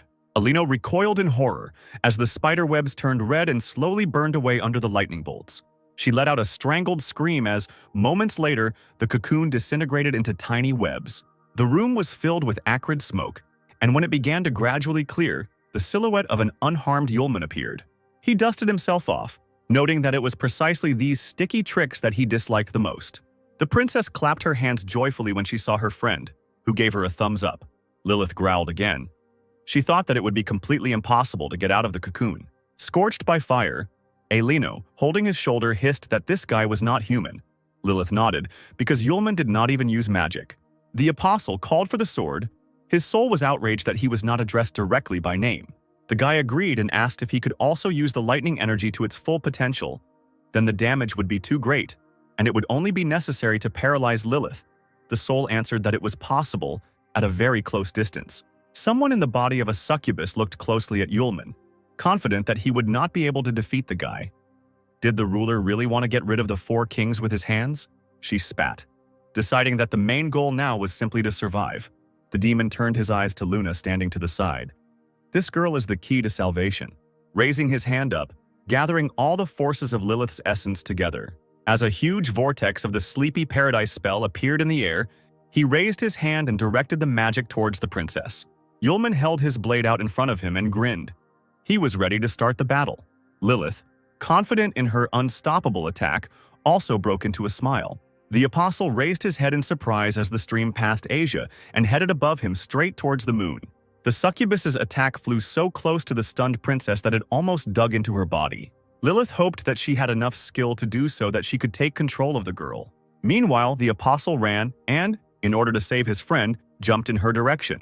He heroically covered her with himself and spread his arms wide, absorbing the succubus's magic into his own body. Luna didn't have time to do anything. She just desperately screamed her friend's name. Lilith chuckled, calling Yulman a fool who took the full brunt. Continuing to laugh, she looked at the guy's disconcerted face, exclaiming that now he would plunge into an endless sweet sleep. Raising her hands up, the woman laughed loudly. The smoke around cleared. All the magic completely drowned in the apostle. He didn't move. Luna began to shake her friend, shouting that this was all a dream and he should wake up. Lilith arrogantly said that people are just animals with feelings. Even if they had incredible strength, he has temptations. Then the succubus called her toy. She grabbed Yulman by the chin, whispering that with his terrifying power, the unification of the magical world was only questionable. How discouraging it was for her that the apostle smirked in response, saying that the demon would not succeed and called Asia for help. While Lilith was screaming about how it was that Yulman wasn't tempted, the soul of the sword deftly appeared behind her, creating lightning discharges in its palms. Still smiling, she aimed her hands at the succubus's back, whose body arched from the incredible attack. Trembling slightly, Lilith barely managed to turn her head towards Asia, hissing that she couldn't move now. The girl smiled and winked at the demon, replying that she had blocked the flow of the succubus's magic. The apostle patted the lightning-fast Asia on the shoulder, saying that she had done an excellent job. Although immobilized, she still smiled broadly, challenging Yulman as to what he wanted to do with Lilith's body. Approaching the settler, Yulman almost whispered into his lips that it was not a problem. He would pull the stranger out of someone else's body. He raised his hands and slowly began to bring them closer to Lilith's face, as if he wanted to hug her. A bright light blinded the succubus, and she lost consciousness. The sun was shining brightly in the blue sky. The trees rustled their green leaves softly in the wind. Yulman, with his hands in his pockets, was heading somewhere, thinking that in the magical world there really was no need to be too afraid of everything. He fell silent, accidentally looking down at his feet, and realized that he was walking right through the air, and below, in the middle of the forest, stood a solid village house. The apostle's boots landed softly on the lush grass. The guy scratched the back of his head and looked around, realizing that he didn't feel any incubi here. He approached the house cautiously, deciding to find out where he had ended up. Having climbed the stairs, the apostle approached the door. Yulman hesitated for a few seconds but still grabbed the round handle. Slowly opening the door, he quietly asked if anyone was home. But the large, well-furnished room greeted the guest with silence and solitude. The apostle looked around, thinking that things were not as he had expected. He put his hands in his trouser pockets again, and the apostle noticed the photographs on the wall. One of them depicted a family, a man and a woman, who was holding a baby in her arms, tightly wrapped in a blanket. The apostle immediately recognized Lilith in the image. In her hands was Aisha, and the man, therefore, was his future father-in-law. The apostle's thoughts were interrupted by a quiet child's voice asking something. Yulman turned around and saw little Aisha in front of him. His classmate was about 5 years old. The girl was holding a bouquet of flowers in her hands, asking who the stranger was. The apostle wondered why Aisha suddenly appeared in the world created by Lilith's consciousness. The girl turned out to be very sweet even as a child. There was no incubus energy in her. The girl tilted her head to the side, waiting for an answer. The guy decided that he needed to check everything first. Now we need to find out what happened in the human world a month after Luna and Yulman opened the seal and entered the magical world. The Empire stopped search and rescue operations and announced that Princess Luna had died in the magical world, and a full funeral was held. At the academy, students wondered why His Majesty the Emperor organized a funeral. Aisha and Arya sat among a pile of scattered books. Aisha was reading something enthusiastically, and her friend, stretching, wondered why the Emperor gave up so easily. Aisha's big eyes filled with tears and she whispered that a whole month had already passed. The girls looked through all the materials they could find, but still could not find a way to enter the magical world. Sierra, who was sitting at the table, spoke up. The witch said that someone had clearly hidden the materials well, or destroyed everything, which could have concerned the gates between the worlds and ways to open them. But even Sierra didn't believe that Luna and Yulman were dead. The seal of the teacher and student has not disappeared yet, so the guys will definitely be able to return. The secretary looked into the office with a sheet of paper in her hand and called the director. She reported that an urgent message had arrived in the capital. His Majesty was summoning the witch to court immediately. Charlotte immediately arrived at the imperial palace. The emperor was already waiting for the witch, standing on a large balcony. Approaching, Sierra dropped to one knee, greeting the lord, who noticed how the girl had grown over the years. After remaining silent, he finally asked directly whether Aces was dead. Sierra winced, asking how His Majesty knew about this. The man replied that he knew about the real evil that Aces hid within himself, but he still remained the emperor's teacher. Ordinary people only see the good and the bad. But you need to look deeper. For the head of the empire, this person was the one who had value, so the motives are quite natural. All these years, thanks to his power, the three clans maintained mutual balance. And now that the old man is gone, the empire is on the brink of destruction. Sierra listened carefully to the man, and he turned to the girl. He named her the new principal of the school in his own name and demanded that she make every effort to ensure the maximum safety for the students. Sierra could only nod, obey, and listen. The emperor never turned around, afraid to show his emotions. He said that from the very beginning he was sure that his beloved daughter could not just go and die in a strange world. Unfortunately, time is running out. A huge storm is approaching the empire. The man was afraid that he would never hear the voice of the moon again. Meanwhile, in the residence of one of the three large clans of the Bale Empire, they celebrated the victory. Chester Bale looked at the prince surrounded by his court girls, asking if he was finally at peace. The guy chuckled, saying that stupid Luna had disappeared into the magical world.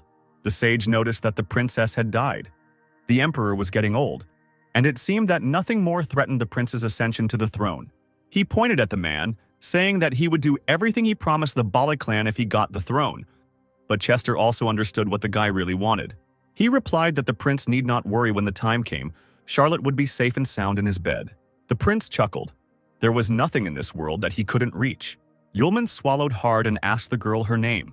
She answered, putting flowers in a vase, and asked if the stranger was a friend of her parents.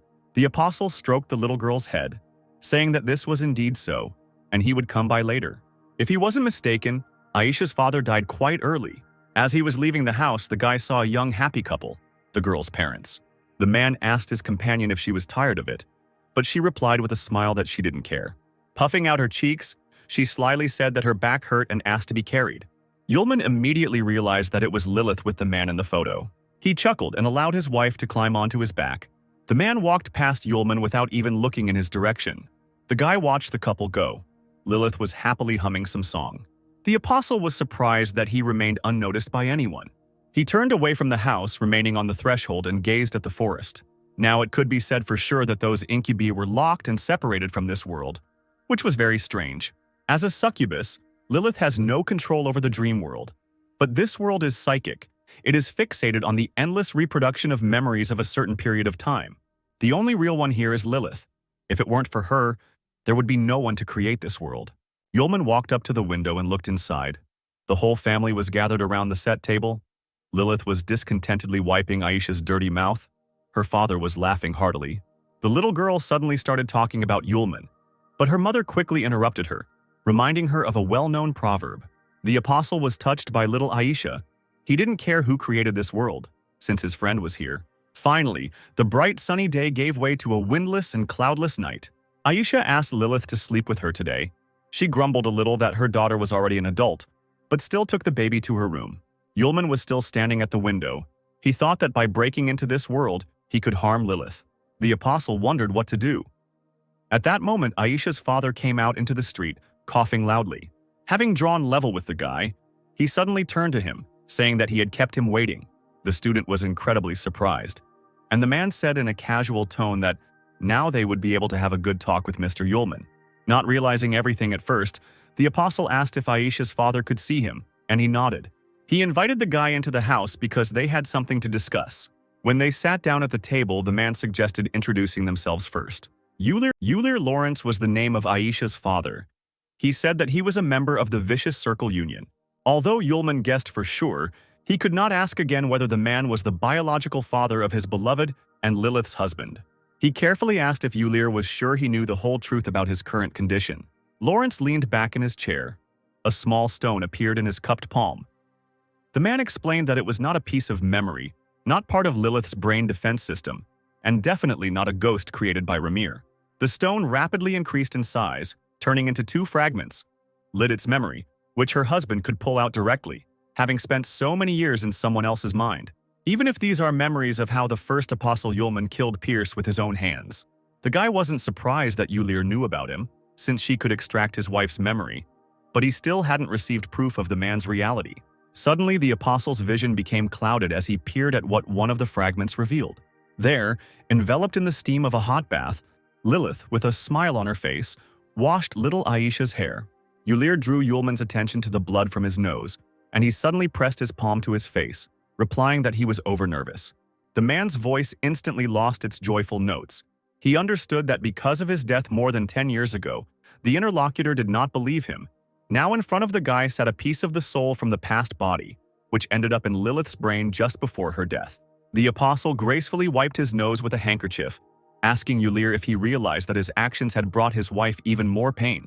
He nodded, replying that he understood perfectly well, but for some reasons he had to do so. Lilith always thought that it was her beauty spell that sucked all the life force out of Lawrence and killed him. In fact, this is absolutely not true. The man's death occurred for completely different reasons. Euler is a member of the Vicious Circle Alliance, an underground organization with a 1,000-year history. The Union has plenty of enemies, magicians, demons, harpies, and, of course, apostles. Although Mr. Yulman was not included in this list, in the end they spent hundreds of years just trying to find out where he was and what was happening to him. One day, the Vicious Circle Alliance and the magicians began to fight, and at that time the couple met. That year, the organization just sent its fighter on a mission to kill the succubus. They met, measured their strength, trying to finish off each other. And then Euler finally and irrevocably fell in love with Lilith, presenting her with a bouquet of bright red flowers. The man would never forget that expression on his beloved's face. It had turned into an amazing flower of shock and embarrassment, blooming and beautiful. The apostle urged Lawrence, who was deep in memories of how he confessed his love to Lilith. Of course, Euler revealed all this from the Union and left his position.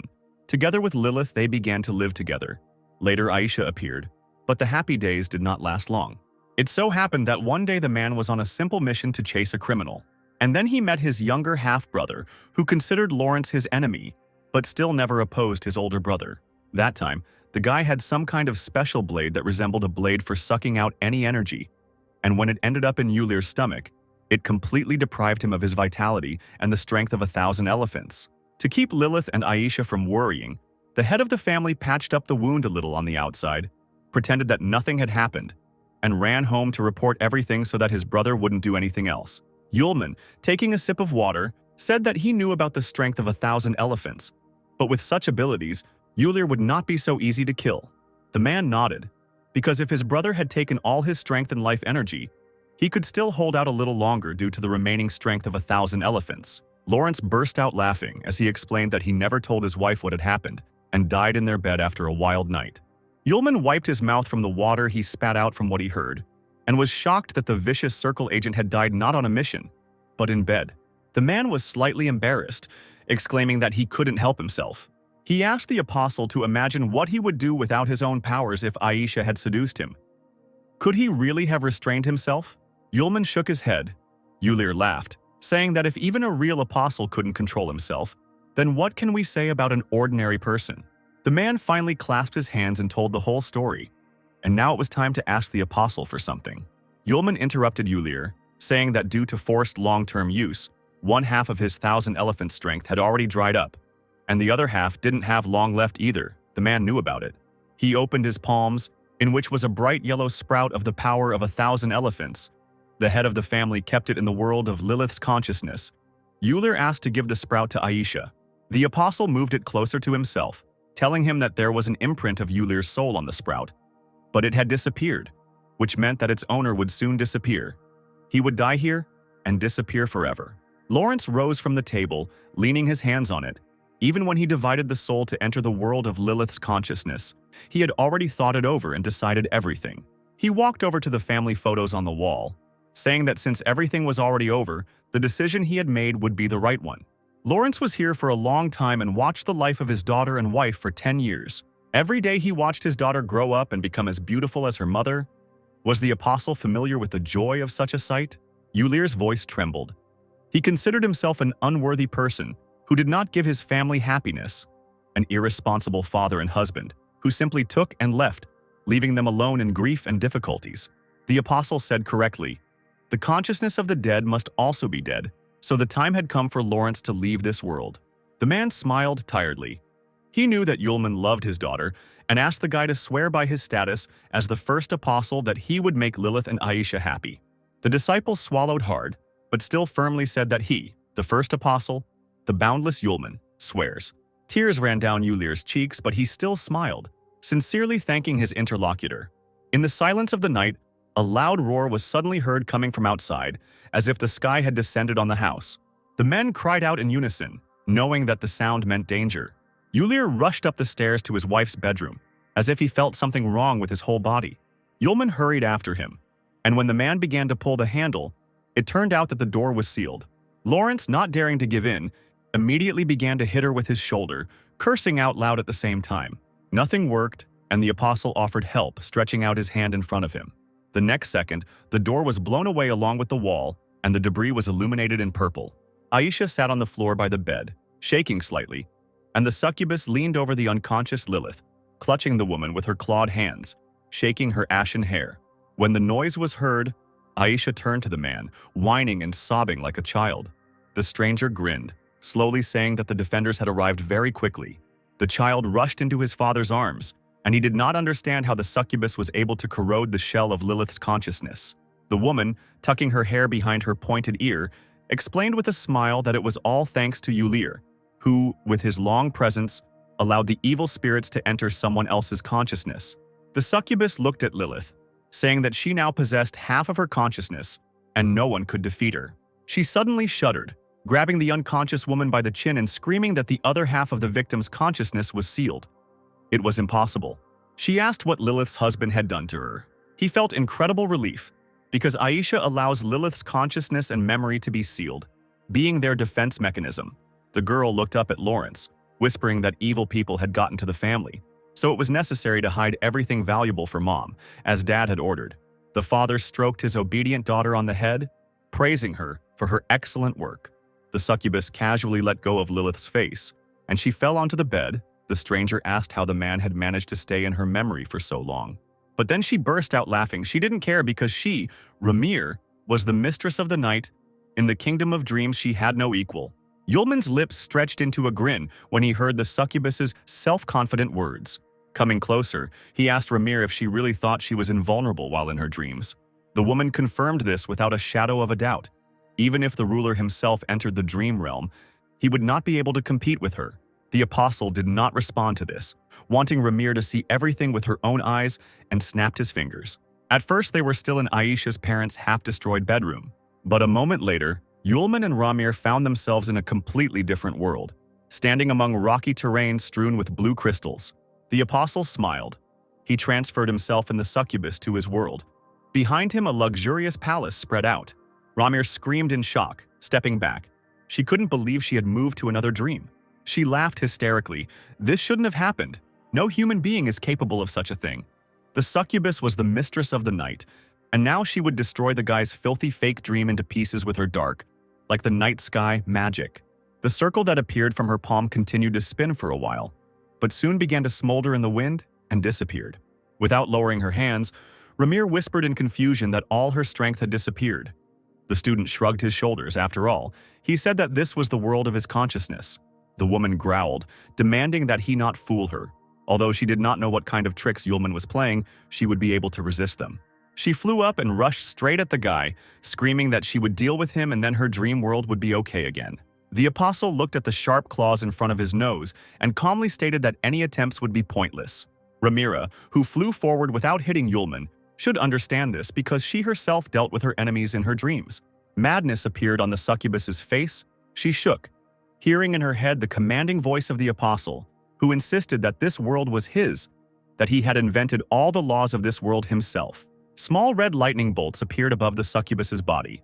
She froze in the air, and Yulman decided to leave Ramir here so that she could calm down until his return. The woman bared her teeth, making one last attempt to find out who this stranger was.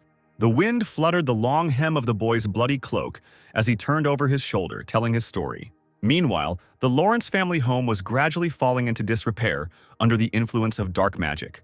The apostle returned there and was saddened to see this. Not only the house, but the whole world was gradually dying. Yulir asked Mr. Yulman in fear who the stranger was. The guy replied that it didn't matter now. For now, he had locked her in the world of his own consciousness, and now there were more important things to do. He ordered the man, who was hugging the people dearest to him with both arms, to do everything he had not yet managed to do, because there was very little time left. Yulir closed his eyes tightly and nodded, gathering his thoughts and spirit. He smiled and looked at his daughter, asking her to get the things he asked her to hide. Aisha laughed joyfully and took out a box from somewhere, in which she hid everything well. Lawrence took the item carefully from his daughter's hands, a sad smile on his face. Lowering his head and peering into the box, he informed Yulman that Lilith's consciousness and memory were stored here. A long time ago, the man agreed with the little girl that as soon as her mother found a worthy companion, all her previous memories would be erased. After opening the box, Lilith would forget about her husband and start life anew. That is why Yulir hopes that the apostle will be able to take care of his girls. Let them live the same life in the real world as they do here, calm, cheerful, and happy. Aisha watched in surprise as tears began to flow from her father's eyes, and the little girl asked why her father was crying. She stood up and with her small hand impulsively wiped the wet streaks from Yulir's face, asking him not to cry. Lawrence's wet eyes trembled as he looked one last time at his daughter and unconscious wife. He assured the little girl that her dad was okay, and immediately opened the box, from which a bright light poured. Lilith twitched in her sleep and sighed sharply, as if she sensed something was wrong. The girl opened her mouth slightly, looking at her dad, and bright rays of light shot up from the destroyed roof. Yulir, sobbing, told the little girl that her dad was too happy that there were people like her and her mom next to him. The man clenched his teeth to keep from crying harder and whispered that he would love his family forever. At that moment, the house burst at the seams, the earth opened up, swallowing up numerous false trees. Lilith's entire world, her precious memories, fit into a tiny sphere of oblivion. Soon, when there was nothing left of it, only people sitting by the ruins, Yulir finally got a grip on his emotions. He had already lost his fictitious shell and was gradually dissipating, But he still managed to tell Yulman that he was leaving, and now everything fell on his shoulders. The man turned to his wife and looked at her with inexpressible tenderness, saying goodbye forever. Suddenly, what Lawrence had been so afraid of and at the same time so desperately desired happened. Lilith spoke up, calling him a bastard. First, he treacherously breaks into her life, and now he wants to run away forever and also completely erase someone else's memory. The dumbfounded Yulir, who continued to disappear, stared at his wife and, stuttering, asked if her memory had still not disappeared. Lilith shook her head.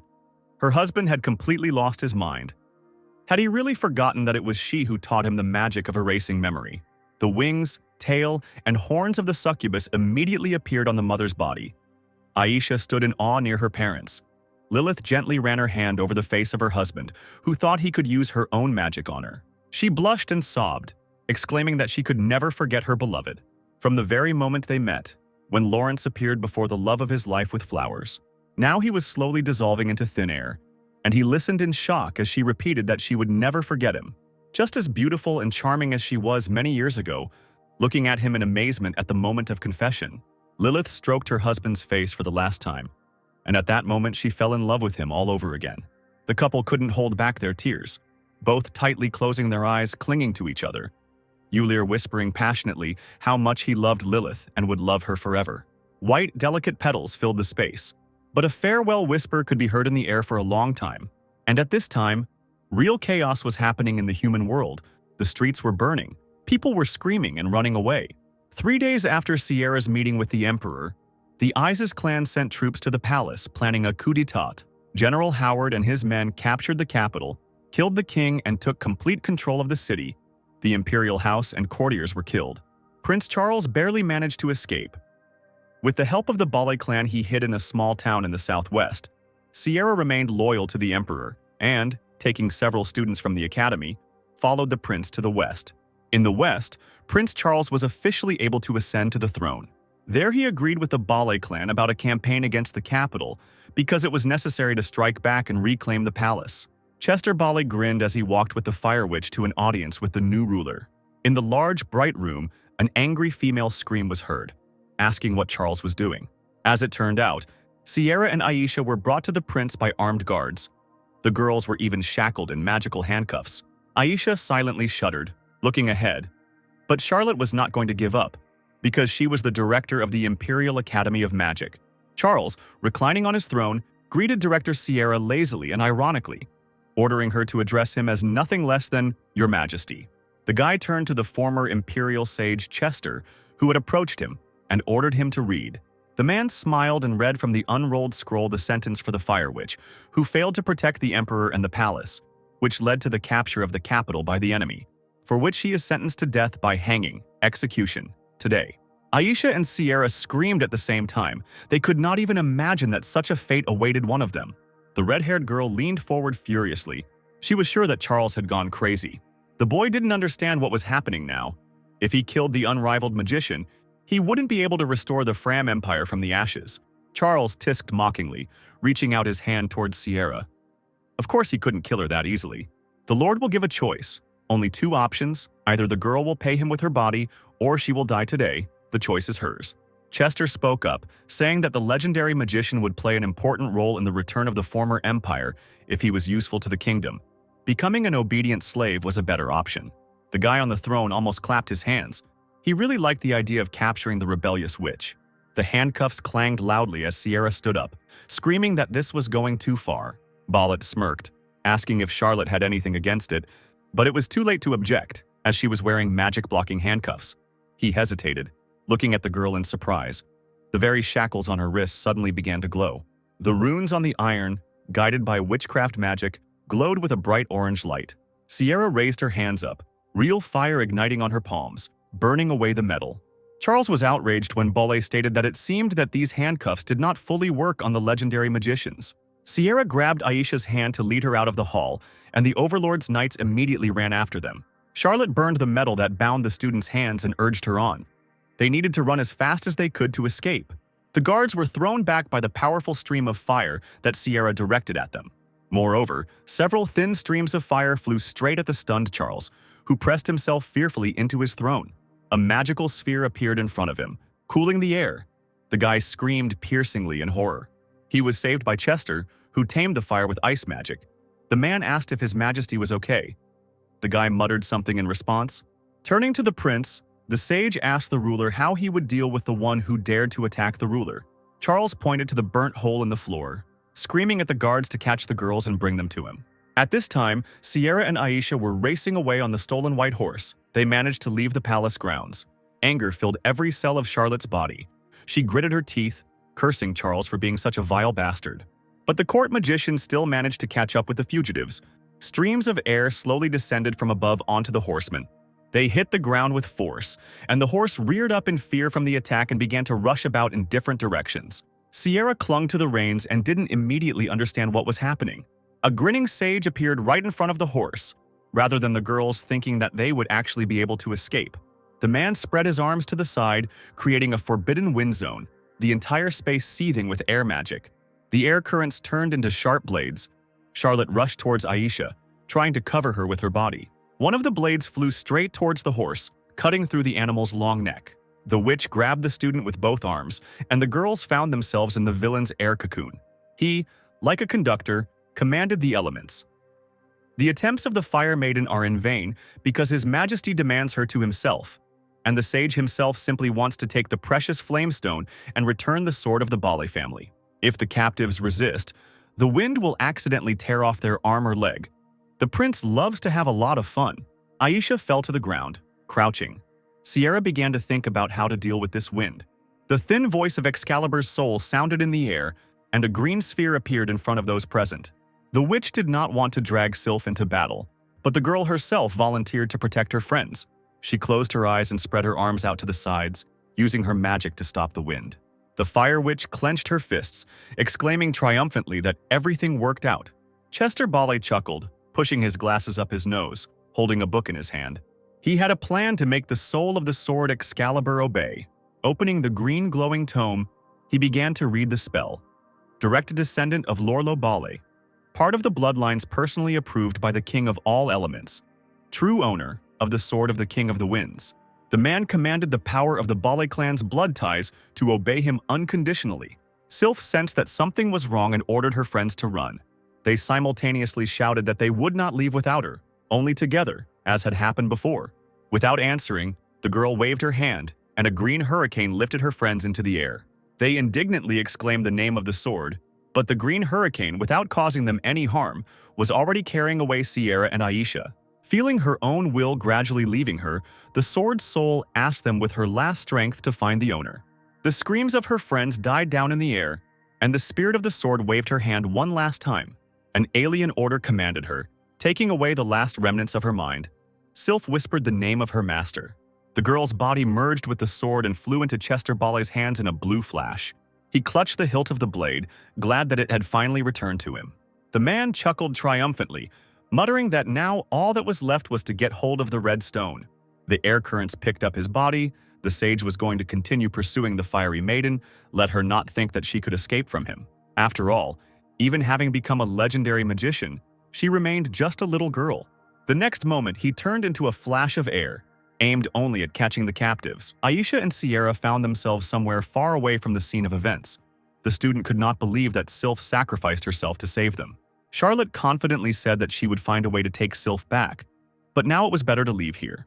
They had hardly moved from their place when they noticed the prince's knight on the dais. Seeing the fugitives, he shouted that he had found the girls, but the guards were only hunting for the fiery maiden desired by their master. The man was joined by other heavily armed knights who ran out of the forest. Soon, Aisha and Charlotte realized that they would not be able to escape. Their enemies surrounded them. At that moment, the commanding voice of Chester Bale was heard, asking where the witch would run now. What would the legendary mage do without a sword? Does he really think she can escape? The man narrowed his eyes and hissed predatorily that Sierra should be a good girl and surrender peacefully because His Majesty was waiting for her. The Fire Witch cursed, clenching her fists. She realized that she would have to protect her student in order to deal with the enemy. The master reached out her hand to Aisha and moved her slightly, quietly telling her that she should run as soon as she had the chance. Charlotte instantly created a fiery pentagram on the ground, each facet of the star glowing brightly. The girl stretched her hands forward, shouting loudly that she was calling upon the hellish Cerberus. A huge, devilish three-headed dog immediately appeared at her call. Chester, looking at the spawn of hell, only grinned, surprised by the magician's ability to summon creatures. Still smiling, he held Excalibur out in front of him, deciding to try his sword on Cerberus. After jumping, the man swung his blade using the wind whip technique. Flames erupted from Cerberus's three heads in unison, and the dog belched them at his enemy. The two opposing forces clashed, Excalibur's magic trying to merge with the fire. Unfortunately for the witch, the enemy's strength turned out to be stronger. The flame gradually disappeared, and sharp gusts of wind wounded the devilish creature. Sierra cursed and summoned a wall of fire that burst into the wind stream. Charlotte felt herself gradually losing her ability to resist Sylph's incredible power. Chester roared that this was not the end, and unleashed a hurricane charge on the Academy director.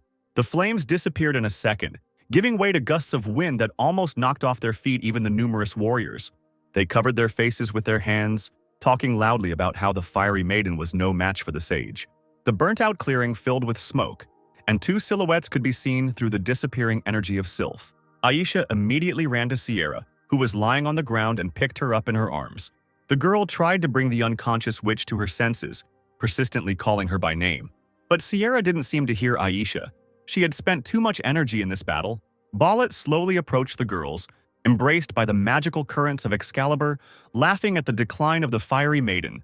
Noticing him, Aisha extended her hand and sent crystal arrows at her pursuer. But before the ice could even get close to the man, he stopped the attack, saying that this girl was overestimating herself. He came even closer, asking if the flamestone was in the spatial ring. The powerful sorcerer extended his hand towards Sierra. Aisha cowered in fear, unable to stop him. Chester grabbed Sierra by the wrist, lifting her off the ground, his eyes searching for the item he needed. Finally, he chuckled contentedly as the bright light of his prey burst forth. The magician held a large bloody stone in his hands, greedily devouring it with his eyes. Bollet threw the girl away from him. She fell face down on the floor. Aisha rushed to help her. The man immediately ordered the guards to escort the captives back to His Majesty, and they replied that they would do so. Aisha woke up, biting her broken lip. She slowly raised her head to look at the thief. The sage stared in surprise at the stone, which suddenly began to speak, loudly calling for his mother. The man's eyes widened in disbelief, and the object in his hands began to rapidly heat up. When the stone burst into flames, the man dropped it with a scream and began blowing on his wounded palm. Sierra had difficulty even raising herself up on her elbows. She looked at the light and reached out her hand towards it. The burning stone spoke to her, asking her mother to use its power. The bright flame reflected in Charlotte's eyes, and she whispered with her lips what she heard. Sierra did as she was told, and now the entire clearing was engulfed in flames. Chester couldn't believe his eyes. He had absolutely no idea what was happening. Aisha was afraid for the master, for her friend, but at the same time she could not get closer. The guards trembled, taking a few steps back from the strange captive. All present, surrounding Sierra, watched as she rose above the ground. Fiery wings grew behind the girl's back. Even her hair turned into pure flame. Charlotte had a flaming sword in her hands and seemed unresponsive to anything, even when Bollet yelped, asking where his stone was. Cursing, the man released a hurricane charge, streams of sylph power, at the witch. As soon as this energy touched Charlotte, she turned to Aisha and told her to take cover. The girl grabbed her blade with both hands and ran straight towards the energy flying towards her. Having absorbed it, Sierra spun around its axis like a top, which burned the guards and Bala himself with a searing flame. The magician's clothes immediately melted, and he was so shocked that he couldn't even fight off the attack.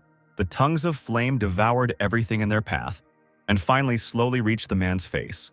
He was shaking, unable to understand why he had lost, silently denying his defeat as the flames licked his face. A column of lava rose up, swallowing the magician, and his terrifying cry of pain was heard over the forest. At this time, Lilith and Yulman returned to consciousness in the Palace of Eternal Life. The succubus did not understand why Yulir did this. She closed her eyes, and an inexpressible bitterness slid into her voice. Because the woman wanted to remain forever in this long dream. The apostle looked down at Lilith and didn't know how he could comfort her at such a moment. He grabbed the succubus by the shoulders and, looking into her eyes, offered to erase her memory. It would be a chance for a new life for her. He would fulfill the promise he gave to Yulir. He would protect mother and daughter. Luna, who was waiting for her friend, finally saw him with the real owner of this palace. Yulman turned to the princess, telling her that in the world of consciousness, time flows a little differently, and a lot had happened. But now the real Lilith had returned to them. Alino and Asuka trembled when they saw the apostle. They no longer felt Ramir. Her energy was not felt. They turned sharply towards the exit and started running, shouting as they went that this guy was a real monster. The student raised an eyebrow, demanding that the former villains return immediately. It was too late for them to try to escape. After some time, Aleno and Ramir were kneeling in front of Yulman, their heads down. Lilith asked if the Lord had sent them into an ambush when he was informed of the betrayal. The incubus replied that it was true. They had taken advantage of Lilith's moment of rest to penetrate her. Ramira smiled awkwardly, noting that she would never have stood in the apostle's way if she had known in advance that he was the Lord's enemy. Yulman suggested going to Gaocheng to visit the ruler, but Luna wanted to hurry because being far from home she was worried about the Empire and the Emperor. Lilith supported the guys, saying that she would go with them. It was high time to deal with the ruler. Their conversation was interrupted by the woman's confidant, a pink-haired succubus girl who ran into the hall, clearly worried about something. She covered her mouth with her hand to tell something to the lady. Lilith heard that it was news from the human world. From Lilith's indignant cry, the princess realized that something bad had happened and immediately began asking what had happened. Lilith had to tell that 4 days ago, a coup took place in the Fram Empire. The empire fell apart, the imperial court was destroyed, only Prince Charles managed to escape to the west. Now the empire is ruled by the Isis clan. The apostle realized that the imperial clan had been wiped off the face of the earth. His girlfriend was beside herself with shock. She trembled slightly after hearing the news and was afraid to even think about what could have happened to her father. The student rushed to the confidant, grabbed her by the shoulders and asked if there was any news from the academy about Sierra and the others. The succubus nervously replied that the Bale clan had arrested the Fire Maiden on suspicion of murdering the emperor, but she had killed Chester and was now wanted throughout the country. The apostle exhaled when he learned that Aisha and Sierra seemed to be okay, and were at least alive now. He heard the sound of feet, and when he turned around he saw Luna, grabbing the hem of her dress, running quickly somewhere. The succubus looked questioningly at Yulman, who nodded, confirming that Luna was the princess of the Fram Empire. After telling Lilith and Asuka that he would go and look for his friend, he asked them to stay here. Hot tears filled the eyes of the unfortunate girl as she ran without knowing where. She wasn't looking where she was going at all and ended up tripping on a protruding tile. The girl was hit hard when she fell on her stomach, almost injuring herself. She didn't even find the strength to get up. She just leaned on her elbows, realizing that it was too late to do anything now. Tears rolled freely down her cheeks. Luna whispered that the empire was lost and they had nowhere to return to. With her head hanging low, she began to howl loudly, calling herself guilty of what had happened and asking her father for forgiveness. Suddenly, right next to the princess's face, a wheedling voice was heard, confirming her words.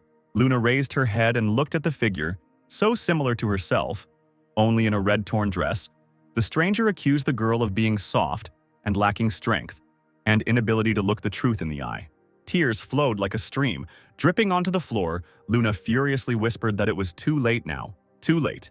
The figure hugged the princess tightly, daring her to accept herself, to accept someone else's power, and to take revenge. Make all the traitors walking through the imperial family pay with their blood, because now she has nothing to lose. So let her take on another power and become special. Luna whispered that she could take revenge, do what she so ardently wanted to do herself. Dark magic. Another force slowly flowed into the pure young body, staining it. On the girl's chest, a mark blossomed like a bright red flower, symbolizing change. A dark, suffocating voice repeated in her head that it would turn into ashes everything that stood in the princess's way. Yulman wandered around the huge palace and already ran out into the street in search of his friend. He made another circle and returned to the entrance, thinking that he had stopped feeling the moon nearby. Something confused his feelings, and the guy looked around sharply, not understanding where such energy was coming from. The apostle looked at the strange figure on the balcony, and it was clearly not his girlfriend. What was up there felt like a demon. Did someone do something to the moon? Having gained speed, Yulman jumped onto the balcony railing, but the stranger immediately disappeared. The boy cursed when he missed this thing whose presence was a bit like the moon. In the hall, Lilith and Asuka stood menacingly over Aleno and Ramir. The lion ordered the creatures to be calmer. Lilith demanded that they give up their royal seals and be obedient if they did not want to be beaten. At that moment, someone's otherworldly voice sounded right next to Lilith's ear, saying that she shouldn't do this. The doors swung open. A grave cold blew from there. Luna slowly walked towards those present, saying that she would take the seals herself. Asuka greeted Luna happily, but Lilith immediately realized that something was wrong with the girl. Looking at her clothes, the crown that appeared out of nowhere, and her dark eyes, The succubus suddenly leaned forward and screamed at Asuka, who was approaching Luna, that the princess had become a demon. Leo looked over his shoulder in surprise, not seeing the new moon about to attack him. The next second, Asuka was already flying backwards when the princess threw a stream of bloody energy at him. Small, furious lightning bolts streamed from Luna's hands, and she hissed menacingly that she would completely destroy everyone who stood in her way. She flinched as she felt a burning cold sensation all over her body. Something was slowly descending, trapping her. Lilith created an ice prison, huge, sharp ice peaks completely covering the demon. The succubus crossed her arms over her chest, commanding Luna to try to calm down. It doesn't matter what happened to her, but she must wait until Yulman returns because he will definitely come up with a way to help. It seemed as if a pure thought flashed through the girl's mind as soon as she heard her friend's name. But it turned out to be a flash of anger, grabbing the ice. The demon screamed that the apostle was a traitor who promised her a quick return to the world of people. And now the empire is gone, and her father is gone too. Tearing apart the ice bars with his bare hands, the demon growled like a beast, promising to take revenge with his own strength. Only such power, he says, will help to take revenge, and no one dares to stop the new moon. Lilith stepped back, puzzled. Things were going very badly. It didn't look like the enraged princess could be stopped. At that moment, the entire palace trembled. Red lightning began to destroy it, breaking the strong stones. In just a few seconds, the building was in ruins, with clouds of dust spreading everywhere. The apostle, who had been looking for the moon all over the city, sensed something was wrong and only now returned. He was late. There was only one thought in my head: to finish off the demon that had possessed the moon. He began searching for his friends when he suddenly heard Lilith's weakened voice nearby calling him. The wounded woman tried to help Asuka, who had turned into a baby again and was lying on her lap. Yulman rushed to them. Lilith said that they remained alive only because the demon needed to take the seals of the four kings. The student carefully asked if the succubus meant Luna. She nodded. Now the girl was possessed. She took the seals of the four kings and went to Gao Cheng. Who knows what the demon might do? We need to intercept her as soon as possible. The apostle listened to Lilith's story, and in the end said that he had managed. But before that, he needed to heal the woman. The cunning succubus winked at him, saying that she had already sucked some of the guy's life force, and she really did look much better. Her magic was in the air. One of the magical hearts landed on the apostle's neck. The guy got nervous. Lilith bit her lip, saying that he promised Yulir to take care of her and Aisha. The succubus just took a little of his powers. Would the great apostle really be offended? However, waving her hand, the woman hurried Yulman because he needed to save Luna, who had become very important to the guy. Gao Cheng was a gloomy, dark city. Stone buildings sprawled like chimeras across the lifeless land. Yulman rose above the ground to get there faster and saw that the magic barrier had fallen, meaning that Luna had already entered the city. As the apostle approached, he was noticed by a strange creature, a local resident. The red skin merged with the ground. The same color eyes quickly realized that the alien was a human. The resident did not like this very much. The pointy-eared creatures bared their teeth, noticing a human on their territory, considering him to be the girl's friend. The armed trio were going to get ahead of the stranger and attack him. Yulman shook his head, realizing that Luna had already entered and had managed to do something stupid. Having fallen to the ground, the apostle turned his head to the creatures, saying that he would simply go to the Lord. As soon as they dared to pounce on the alien, his figure was drowned in powerful purple magic. The wave of energy suddenly threw the opponents in the opposite direction from Yulman. A huge whirlwind picked up the residents, carrying them away towards the stone buildings. They screamed in a muffled voice. Having freed himself from the obstacle, the apostle suddenly flew up to the sky in order to find his friend as quickly as possible.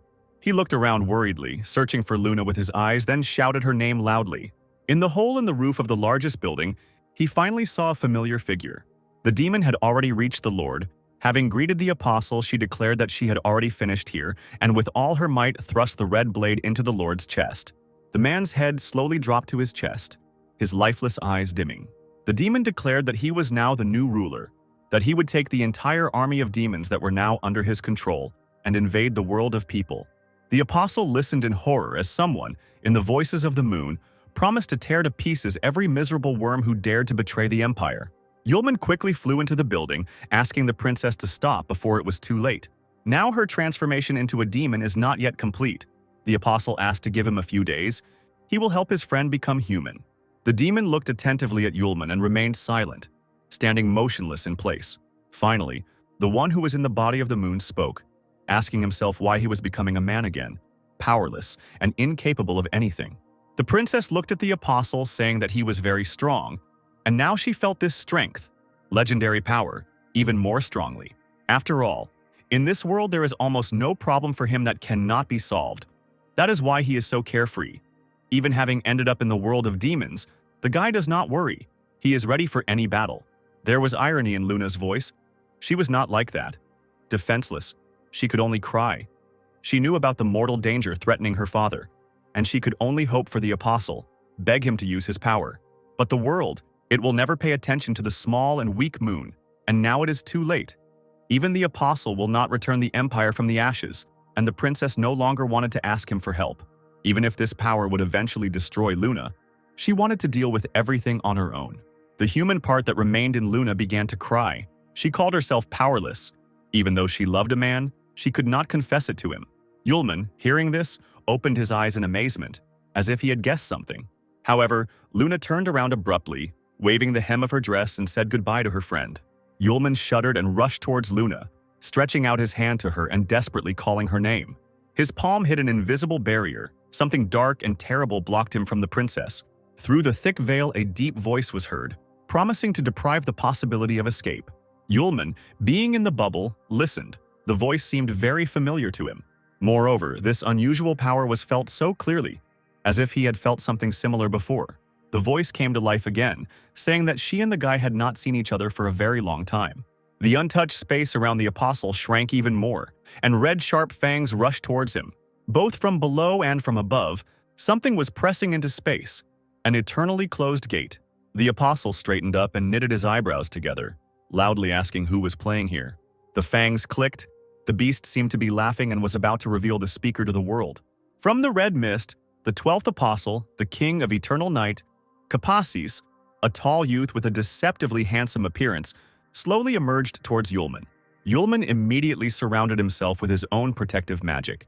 Looking at the other apostle, he didn't even think that Kapasis was still alive. He managed to deceive the demon. The guy grinned, waving his long gray hair. Apostles don't die so easily. Yulman knows this like no one else. With his hand on his hip, Kapasis asked if the first apostle had decided to leave the small world in which he had lived for 1,000 years. When Yulman demanded to let him through, the interlocutor stated that he would not allow anyone to interfere with her. The disciple narrowed his eyes and raised an eyebrow, asking if the 12th apostle really needed such an enemy. Kapasis smiled and held out his palm, on which a small sphere was pulsating. He had long wanted to try to find out this. A real hell opened up between the two apostles, flooding the space with black colors. The sphere shone brightly. The entire demon world was the source of Kapasis's demonic power. This power combined the power of the entire world with his own power. He wanted to see if Yulman could handle something like this. Initially, such a surprise was prepared for the second apostle, but Kapasis decided that it would do for the first one as well. Yulman replied in a bored tone that this performance only made his eyes water. The fire of madness blazed in the eyes of the king of eternal night. He growled that the power was greater than his opponent thought. Extending his hand in front of him, Yulman caught the spear of eternal night, a powerful weapon that the 12th apostle had summoned, in his palm. Not a single muscle on the student's face moved. He continued to resist the madman without moving. The sharp, magical tip pierced Yulman's palm, piercing the flesh. His hand didn't shake at all, and the guy didn't seem to feel the deafening pain. Kapasis leaned forward, whispering in shock that the first apostle had stopped the spear. But his lips spread into a grin as he saw blood dripping from his pierced hand. As it turned out, even the mighty first apostle had red blood. Yulman smiled, wiggling his fingers slightly, asking if Kapasis was disappointed. He chuckled, assuring that everything was the other way around. He only saw hope for himself. Although the fact that Yulman stopped the Eternal Night Spear with his bare hands surprised the 12th apostle a little. The weapon can only suck out life force when the opponent is wounded. The student snorted dismissively. This power sucking again. Why does everyone like it so much? Kapasis's mouth dropped open in surprise when Yulman said he had made a mistake. As it turned out, the life force of the first apostle was not so easy to suck out. The student smirked as he looked at the puzzled Kapasis, asking if he really needed someone else's powers. If so, then Yulman will show him something. The guy playfully squeezed his palm, and the incredibly powerful spear crumbled to pieces. The 12th apostle looked like a child whose toy had been taken away. The disciple, meanwhile, without lowering his hand, called upon the fourth seal and commanded it to open. The guy's gaze instantly became heavy. His pupils lost their color, tanning with a hellish red fire. The seal flared with purple lights that gradually grew larger and spread further. An explosion occurred that swept away everything in its path in order to take the power of a single apostle. However, one had to pay for one's actions, but Capassus did not even think about such a thing, believing in his impunity. My heart was breaking in my chest from the realization of total failure and the impossibility of getting everything back. The demonic power of the Spear of Eternal Night and Capassus's own power. The first apostle turned them into his own power. Yulman calmly looked at the defeated enemy, hoping that he now clearly understood the difference between them. He doesn't care what Capassus is doing here. He must open the way to the human world. Otherwise, the price may be his own life. A shadow of hopelessness crossed the face of the 12th apostle. He silently looked into the distance.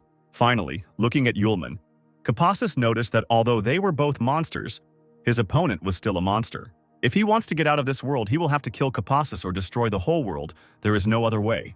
The King of Eternal Night would not allow Yulman to stop the moon from destroying humanity, and the student did not understand why he would turn the princess into a monster and kill people. Capassus chuckled, looking mockingly at the strongest first apostle. After all, being so powerful, he still hasn't understood what love is. Yulman opened his mouth in surprise. The last thing he expected was that Capassus would start talking about this very feeling. The 12th apostle said that 5,000 years ago he met a girl who was the first to enter his infinitely long life, and like the sun, illuminated the endless darkness with her light. Capassus clearly understood that he loved her. Compared to the life of an apostle, the short life of a man is like a fragile flower that grows once. And if such was fate, the apostle himself was ready to become an ordinary man and spend the rest of his life with her. But people discovered a couple, Semele, who was hanging out with Capassus, was accused of conspiracy and treason. She was a human being, and her own people tortured her to death. All this was arranged by the 10th apostle Arma. Damn him. And Capassus wanted to take revenge on Arma by bringing an army of demons to war with the world of people he protected. Yulman asked in dismay, was it really because of a simple girl that the war between humans and demons 5,000 years ago began? These words made the 12th apostle incredibly angry. He exclaimed that for Yulman and the whole world, Semele was an ordinary girl, but for Capassus, she was the whole world. Then, 5,000 years ago, the second apostle was not allowed to take revenge, but the King of Eternal Night never gave up his revenge. Yulman was silent, thinking about what he had heard and still surprised by what had actually happened. The result is that the second apostle intervened, put seals on both sides of the war, but who could have known that even the last seal was part of Arma's plans? He wanted to make the demons his power from the very beginning. And then Capassus was about to carry out his plan, met Luna, and was struck by the resemblance of the princess to Semele. And all of Luna's problems made her hate the world and people. Perhaps this is fate itself. And the apostle gave her the opportunity to take revenge, to destroy humanity in revenge for Semele. Capassus grinned, suggesting that Yulman found his motivation boring and funny, since such monsters could never understand what love was. The student was silent. He thought about the people he had met on his way during his life in their world. Aisha, whom he fell in love with at first sight and swore to protect. Master Sierra, who taught him so much. A wonderful friend and reliable battle companion, the never-despondent Arya. The affection of Linda, the bandit's daughter, flattered him, but the apostle always treated the girl well. Finally, Luna, the princess to whom he had become so attached, saw and learned of her feelings. Shaking his head, Yulman apologized to his rival for not realizing how deep his love was. Since Capassus does not want to give in to the first apostle, he will have to enter into battle. But before that, the disciple held out a gold ring, clenched between his fingers. The King of Eternal Night let out a startled cry, leaning forward when he saw the decoration. Yulman said that he found the ring near Luna before the demon possessed her, and picked it up, feeling the power of the 12th apostle on it. The decoration slowly made its way into the palm of the puzzled Capassus, the first apostle returning the second part of his strength to him, because there was no point in fighting if he only had half. Capassus regained his composure and chuckled, calling Yulman still as self-confident.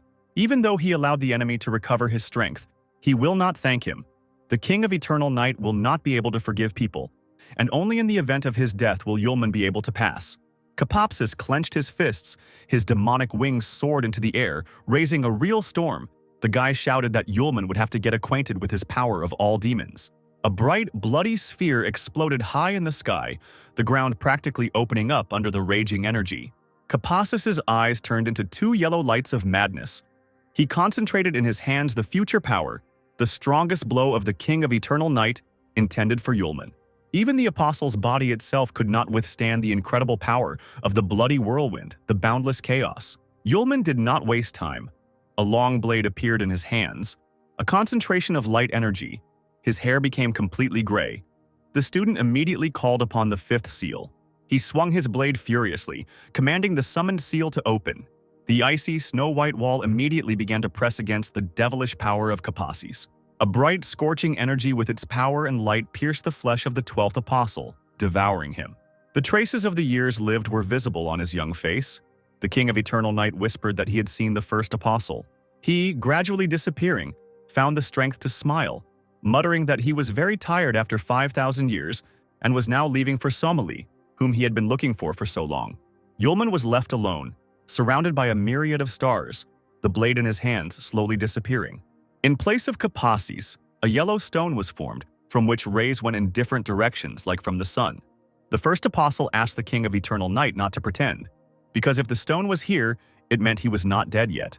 Kapassus's voice said that Yulman's feelings were a surprise. It would be better for him to kill the 12th apostle so that he could finally meet Somali. Yulman scratched the back of his head. He doesn't particularly like killing. Now there is no mortal danger for Aisha and Luna, which means there is no reason to kill Kapassus.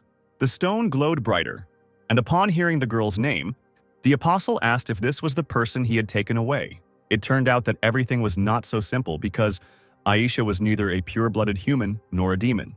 Before Kapassus could finish speaking, a huge human hand burst out from under the ground and grabbed the stone. Yulman stared in surprise at the living ruler, who was grinning as he looked at the stone, and the voice of the 12th apostle asked Aquila what he wanted to do. The demon laughed evilly, shaking his bright red hair. He intended to swallow Mr. Kapassus and already opened his mouth wide, holding out the stone to him. Yulman furiously rushed towards the foolish ruler because the power of an apostle is not something that such a creature can absorb. But it was too late. The stone fell into Aquila's throat, and smoke came out of his mouth. The demonic eyes of the overlord widened at the effect produced. Rage and anticipation of power overwhelmed the demon's entire consciousness. He began to beat his fists on the ground, shouting that it was a wonderful feeling when boundless power spreads throughout the body. The sky disappeared from view, so huge did Aquila become. Being a demon, his strength increased 100-fold. Yulman shook his head and called the ruler a real idiot.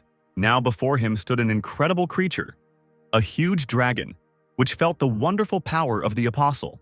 It felt like he could touch the sky just by raising his hand. Now he didn't have to remain the king of this miserable world. The whole universe would be under his control. The dragon lowered his head, looking at the first apostle, asking what would happen if he swallowed him, since such power came from the 12th apostle. The student rolled his eyes, calling Aquila a fool who had already gone mad from the apostle's power. Even Kapassus himself couldn't defeat him. And what can a ruler who is only 1/10 the embryo of a demon do? Several pairs of the monster's hands snapped their claws. The demon roared that if both guys were apostles, then Yulman had spent a lot of energy fighting the King of the Night. His strength was running out. This means that the first apostle must be obedient and allow himself to be swallowed by Aquila. Yulman stood motionless as the monster's huge paws reached out towards him. Suddenly the ruler froze. His red eyes widened in surprise. It was impossible to approach the apostle. His intended victim shook her head once again, and the guy called Aquila a fool again. The power of an apostle is not just some accumulation of energy. The monster did not even understand the essence of it and still decided to feed on the power of the apostles. Yulman gently touched the tip of Aquila's claw, and it began to dissolve, screaming as its power began to crumble from the mere touch. The first apostle said that Aquila's so-called power was just a fake compared to his own. The student will no longer be able to watch Aquila's atrocities. The power of the demon world was contained in the power of Kapassus, and now the whole world is in danger. Aquila laughed, clicking his sharp teeth. Because he had gained this power with such difficulty, what now? A bright flash of white light swallowed up the desperate roar of the monster that wanted to finish off Yulman even if the entire world was destroyed. The first apostle didn't answer but only made a slight movement with his fingers, turning the flash into a whirlwind. The space was filled with white smoke, and when it cleared, there was no one in front of Yulman. The apostle shook his snow-white hair, quietly wishing to convey greetings to the king of the underworld, Harvey. The boy was still in the sky, looking at the battle-scorched earth surrounded by thousands of stars. He sighed heavily, hoping that now everything was decided and no one would attack him anymore. It's time to leave this world. It seems the only way left is to go directly to the core of the demon world. Gathering his strength, Yulman jumped down and, without stopping, found himself underground. Surrounded by a bright glow, he looked down fearlessly, sinking deeper and deeper. There was an explosion. Breaking through the thickness of the rock, the apostle found himself at his target. In front of him was a small object, which from a distance looked like a stone, as if woven from threads. Yulman approached the core of the demon world, a small portal, inside of which bright threads of space were visible. It was not a good sign. The first apostle looked closely at the core, which should not have looked like this. The guy concluded that the core had begun to collapse, as he expected, and if it began to recover, it would cause a lot of problems. Yulman grabbed him with both hands, knowing that he could now directly leave this world. But on the other hand, if he left things as they were, the demon world would also immediately disappear. For some reason, an image of Kapasis appeared in my head, saying that a monster like Yulman could not understand what love was. The first apostle was deep in thought, looking into the distance. He thought about whether he could destroy the friends he had made here. Entire tribes of creatures. The choice had been made. He couldn't just let the demon world die by using his power to stimulate it. Yulman spread his arms to the sides, and the portal immediately lost its dangerous red colors. In the name of the first apostle, he granted this world new power. From the place where Yulman fell, a column of bright blue light shot out, rising to the sky. He swept across the entire demon world with a huge energy field, stunning its inhabitants. This force gave the dried-up land new life. Fields and meadows became covered with greenery. Trees and flowers grew in a few seconds. At the border of the two zones, the werewolf and the elf felt incredible tremors underground and fell to the floor. They had never experienced anything like this before. The elf cried out in confusion and drew his friend's attention to the large rocks in the distance. Both exclaimed in surprise when they realized that they should now be at the transborder rift. Had the crack really disappeared and the girl with the animal ears was looking at them from afar, clearly seeing them? The Nekomimi and Goblin tribes also couldn't believe what was happening. Lemur ran up to her friend Arlie, asking what happened. The girl almost cried with joy, exclaiming that the water had come and the riverbed was filled with water. The villagers, fully dressed, rushed into the cool river and joyfully splashed around there, crying with happiness. The lemur froze, looking at her fellow tribesmen screaming with joy, and thought that this was a real miracle. She suddenly felt something, raised her head and looked closely. Lemur's lips involuntarily stretched into a smile. The wind brought a familiar scent. Could it really be the owner? In the dilapidated castle under the clear sky, Lilith was able to breathe a sigh of relief, asking herself if Yulman was involved in what was happening. The woman asked if he had planned these changes and chuckled at the completely different surroundings. Suddenly, another voice, the voice of the first apostle, treacherously sounded in the succubus's head. She began to look around, calling Yulman by name. Little Aska looked at the woman in surprise. Yulman mentally replied that he was in the center of the demon world, the very core, and said that he had assimilated the demon world. What she heard surprised Lilith beyond words. She even asked again if she had heard correctly. The apostle confirmed this. Now he had to return to the world of people to look for the moon. Now Aisha's mother must stay in this world and look after him. Lilith began to protest when Yulman announced that, having settled everything in the human world, he would return to the succubus and take Aisha with him. The conversation was taking place in Lilith's head, so the little lion asked in surprise what had happened. The woman turned to the vast expanses of the demon world, collecting her thoughts. It seems like she suddenly became the ruler of this world, temporarily. But still, it is so. Meanwhile, in the human world, in an abandoned house in the city of Hop, Aisha and Sierra have made a shelter for themselves. Aisha found a long cloak and, wrapped in it, wandered through the streets with a hood on her head, making her way to the house. She carefully pulled the handle of one of the rooms and went inside, removing her hood. Charlotte sat on the bed by the window with her head bandaged and Excalibur resting on her lap. When asked how she felt, the witch replied that everything was fine and inquired about what was happening outside. There was no news from the magical world. 2 days ago, the Bale clan was defeated by a neighboring empire. Charles had disappeared somewhere. The new kingdom headed by the Ises family had already issued an arrest warrant for the girls. Sierra smiled slightly and thanked the student for telling her. They needed to do something, and Sierra needed to find a way to remove the seal from Sylph. Aisha lowered her head and clutched the fabric of her cloak in her hand. So much time had passed, she was very worried about Yulman. Sierra didn't let her student get discouraged, exclaiming that the guy was definitely alive and was now somewhere in the corners of the universe. She stopped mid-sentence, her eyes wide open as she felt an unusual sensation. The witch gritted her teeth. Something incredibly burned her leg. Aisha immediately thought that the wound had opened. After catching her breath, Sierra whispered that this was how a special mark manifested itself. The student's face instantly brightened, and hope blossomed in her soul that Yulman was alive. The master picked up on her guess, showing her thigh, on which the tattoo burned brightly. Yulman had finally returned. The same symbol lit up on Yulman's forehead, thanks to the seal he hears Sierra. But as much as he would like to see her first, he needs to find Luna. Left with platinum hair again, the first apostle sniffed the air, sensing the demon. A little more time passed before the apostle's instinct discovered the loss. Like a bright supernova, Yulman rushed to the desired refuge of the demon in the body of the moon. Now the princess was hiding in the lands of Nonya, an amazing blue planet. The guy saw various creatures scurrying side by side among the city streets. These were monsters that Luna brought with her from the world of magic. They had already managed to settle there. But there was no time for them now. The most important thing now was to find the princess. Finally, Yulman hit the right trail and landed among lifeless white stones. Luna did not greet the apostle very warmly, placing her foot right on the back of the lying man. Yulman, trying not to scare the demon, only cautiously called the girl by name. The princess's eyes, surprisingly, were not as red as before, but something in her gaze expressed complete devastation as she looked at her friend. Luna calmly told him that Yulman was late. People no longer lived in this city. The Capella family betrayed the empire in collusion with Isis, so the girl killed them all. The man on the ground groaned dully, looking up at the apostle. The princess introduced him. Vance, the head of the Capella family, he cannot die so easily for everything he has done. The apostle was silent. Luna asked if he wanted to stop her now.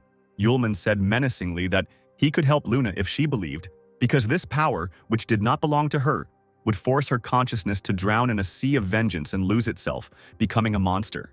The girl gave the student a blank look, asking if he would give up if she refused. Yulman shook his head. He had to save the princess and nothing else. Luna chuckled, accusing the apostle of being complacent and unwilling to listen to anyone, her anger transforming into red flashes. After all, the student was the biggest obstacle on her path to sweet revenge. A long blade illuminated by bloody lightning appeared in the princess's hand, and she proposed a game where there would be only one winner. Yulman barely recognized the sword. It was Asia, who was most likely infiltrated by dark forces. A real fiery hell opened up under Luna's feet, and her darkened face twisted into a grin. The princess swung her sword, narrowly missing the apostle, and he realized that he had one way to pull the demon's consciousness out of Luna's body. Yes, it will hurt her, but there is nothing to be done about it. Capassus was right. As he approached the moon, the apostle bitterly wondered why he had any feelings for humanity at all. The princess threw lightning bolts and screamed like a wild beast, ordering the student not to come near her. Flying closer, Yulman suddenly touched the stranger's palm, tightly intertwining his fingers with the stranger's. The space suddenly lost its colors. Luna looked puzzled at the guy who asked her not to be afraid, because he came to save her. The demon growled, the red pupil of his left eye blazing with rage. With her free hand, which held the sword, Luna screamed and tried to thrust the blade into her opponent, driving him away. A moment later, Asia easily pierced the first apostle's chest. The princess froze, a puzzled expression appearing on her face as she looked at her creation. The eyes widened, confusion, horror, and pain mixed in that girlish look. Yulman didn't move either, the clock slowly counting down the seconds as the couple looked at each other. After a few seconds, Luna's gaze became clear and she realized what she had done. The sword fell from her weak hand, and the princess tried to step back, realizing that she had killed Yulman. But he only smiled, starting to calm the girl down. But he was really in pain. But it was worth it, because in this way the apostle managed to bring at least a little consciousness back to the girl. The sword was still sticking out of Yulman's body when he pulled the princess towards him sharply. Smiling with a bloody mouth, the student winked at Luna, saying that he told her he could save her. Tears gathered in the corners of Luna's eyes as she looked at her friend without blinking. With his left hand, the apostle brought the girl's face closer to him. He whispered that the filthy demon only corrupts the minds of people. Let her try to approach him. The mark on Yulman's forehead lit up, and he rolled his eyes and began to fall backwards. Now the demon was in Yulman's mind. He pressed his palm to his forehead, grinning as he ordered the monster to stay in him. Grasping the hilt of the sword, the apostle slowly pulled it out of his chest. As soon as the blade slipped out of the flesh, The wound began to slowly heal. Luna was still silent, looking at the guy with wide eyes, and he put his hand on her shoulder, saying that everything was okay now. Finally, the princess regained her speech and began to ask through tears how Yulman had not died. He asked for forgiveness for frightening the princess, but it was necessary to force the demon's will to leave her body, and this was the only way that came to his mind. And if all it takes to get the moon back is getting pierced by a sword once, that sounds like a good deal. Luna suddenly flared up, calling Yulman an idiot. Then she called him many more insults until she threw herself on his neck and embraced him. Finally, she burst into tears because she was sure that her friend was dead. Yulman hugged the girl, saying that everything was already behind them. Now they only had to cleanse the princess, drive out all the demonic power from her body. But before they could carry out their plan, a male voice was heard. Luna froze, trembling slightly from pain. Vance stood right behind the girl, grinning evilly.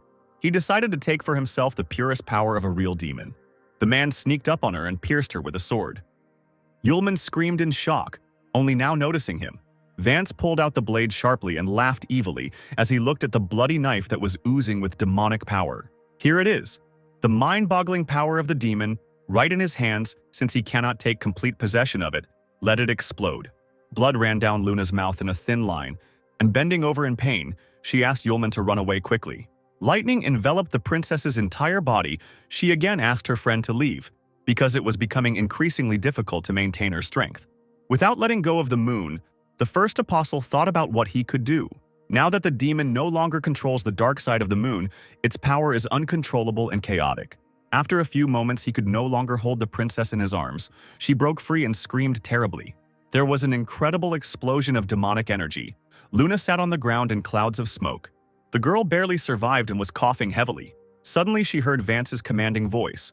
The man said that Luna had managed to return his demon power to him and also got rid of the annoying idiot. The girl growled, preparing to kill Capella with her bare hands. But when she turned around, she froze in place at the sight of the horned figure. The human body gradually disappeared, acquiring new outlines. As it turned out, Vance had always been a demon, and now he looked at the puzzled princess with a grin, shooting his black eyes at her. The demon didn't understand why Luna was surprised. If she could become a demon, then why shouldn't Vance try too? All the girl's actions, everything she did, was arranged by the demon. Everything in order to allow the demonic essence to absorb her. It was preparation for his transformation into the original demon. Luna trembled, lashing out at the monster with accusations. He smirked, stating that the princess was just a tool he used to obtain pure demonic power. But he never thought that Luna would return from the clutches of the sealed demon. The demon had to thank the girl. If her demonic power wasn't so great, it would have been difficult to obtain it with a demonic blade, relying only on his own hidden abilities. The monster bared his teeth and swung his weapon, declaring that the princess's mission was over. Pure madness flashed in his eyes. The demon was ready to do what he had planned. He screamed that now his time had come and thrust the blade into his chest with all his might. The power of a pure-blooded demon was released into the monster, and the space was illuminated by bloody flashes. The air grew hot, and a terrifying laughter echoed over the mountains. Then a huge red tornado, shooting lightning, was ready to destroy everything in its path. Luna covered her face with her hands as rock fragments flew towards her. Now standing before her was an advanced demon in magical armor. Vince Capella would become the great demon ruling this continent. The monster spread its bloody wings behind its back, spreading its arms to the sides. Luna weakly raised herself up on her elbows, cursing Vince. Everything happened because of him. The fall of the empire, the death of his father. This man is to blame for everything. The demon chuckled, replying that compared to the great goal of his rule over the continent, some small empire meant nothing. The princess bared her teeth, cursing her opponent with all her might. She grabbed Asia and jumped towards Vince, swinging at him, wanting him to die quickly. The demon bared his teeth, hissing that this girl had overestimated herself. He only had to lazily move his hand, and Luna flew away, dropping the blade. Without turning around, Vince said imperiously that without the demon's power, the girl was now just a pathetic worm. The man walked towards the victim, saying that the demon's power was definitely not something a weak person could withstand. That mad dark force is already eating away at Luna's body. Even if she is not killed, the princess does not have long left. But before his death, the demon decided to show the unfortunate woman something. He ran his hand over the armor, and the death mask of the emperor appeared there. Luna screamed terribly when she saw her father's lifeless face, as if it had been swallowed by a monster. The condition on which he helped Howard capture the capital was the right to decide the fate of the dynasty. So the demon devoured the princess's entire family. Vince grabbed the girl by the neck and licked his lips. It was time to find out what she tasted like. He kept pulling the struggling princess towards him. But the demon did not have time to fulfill his desire. An icy burning sphere appeared right in front of his face. A loud voice asked if it was a pity to destroy an entire country in order to become a demon. The sphere instantly grew to the size of a whole wall, approaching Vince, who froze in surprise. The demonic scream was drowned out by the blue light. The sphere swallowed his hand, and Luna was freed. The demon screamed terribly, having lost almost his arm. The astonished princess began to look around, searching for her savior. In the distance, a man's silhouette appeared in the clouds of smoke, the hem of his cloak fluttering in the wind. Yulman slowly approached those present with light Asia in his hands, telling them that the apostles were originally not supposed to mix in worldly affairs, but now it was time to teach the demon race a lesson. Vince cradled the stump of the other in one hand. Luna screamed her friend's name in a hopeful voice. The demon angrily asked why Yulman did not die after such a reception. The apostle, coming even closer, introduced himself, looking Vince in the eyes. The demon asked in confusion if this was the first apostle from the legends who had never appeared in any of the worlds. Then he spat. Because everyone knows that the demon cannot be killed, the eighth apostle only managed to seal it. He clutched his bloody stump of an arm. The hand instantly grew, because if even one cell remained, the demon would be reborn again and again. And he will be able to do this at the expense of people's bad thoughts. Vince was so absorbed in himself that he didn't notice Yulman approaching. He, being very close, whispered that the eighth apostle was unable to kill the demon then. But now the powerful first apostle can do it. The guy summoned a destructive whirlwind that cut Vince into pieces. The demon laughed, saying that demons are a specific manifestation of the concentrated evil thoughts of the entire world. After examining himself, the monster realized that he was dissipating, and this was completely impossible. The disciple replied that the erasure of the soul would force both the creature and the apostle to die, especially as regards the demon. Vince screamed furiously, calling for Yulman to stop. Before he could finish speaking, a bright glow engulfed his entire body. The first apostle looked over his shoulder when there was nothing left of the demon. Well, he only has himself to blame for what happened. All this time Luna sat motionless without uttering a word. She rose slowly, ignoring the blood in the corner of her mouth. That's how it all ended for her. For her father. For the whole family. Suddenly the girl bent over and began to cough violently, covering her mouth with her hand. Yulman immediately ran up to his friend, worriedly asking what was wrong with her. He laid the princess on the ground, carefully holding her head. The girl tiredly closed her eyes, calling the guy by name.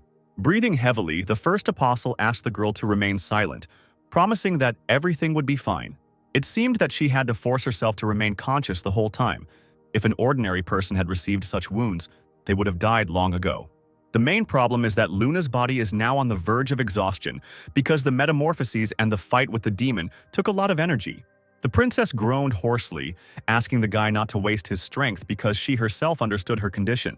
Luna only asked for a promise to save this country, because the Isis clan would not be able to bring peace.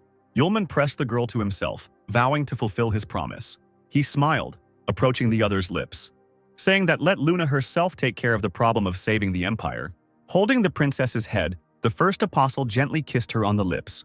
The girl's eyes widened in shock, meeting the gaze opposite.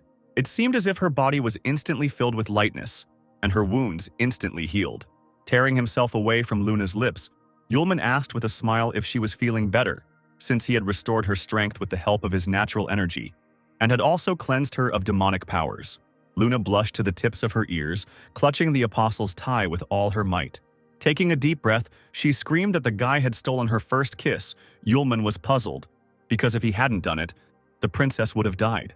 Meanwhile, in the capital of the empire, things were progressing quite well for the new government.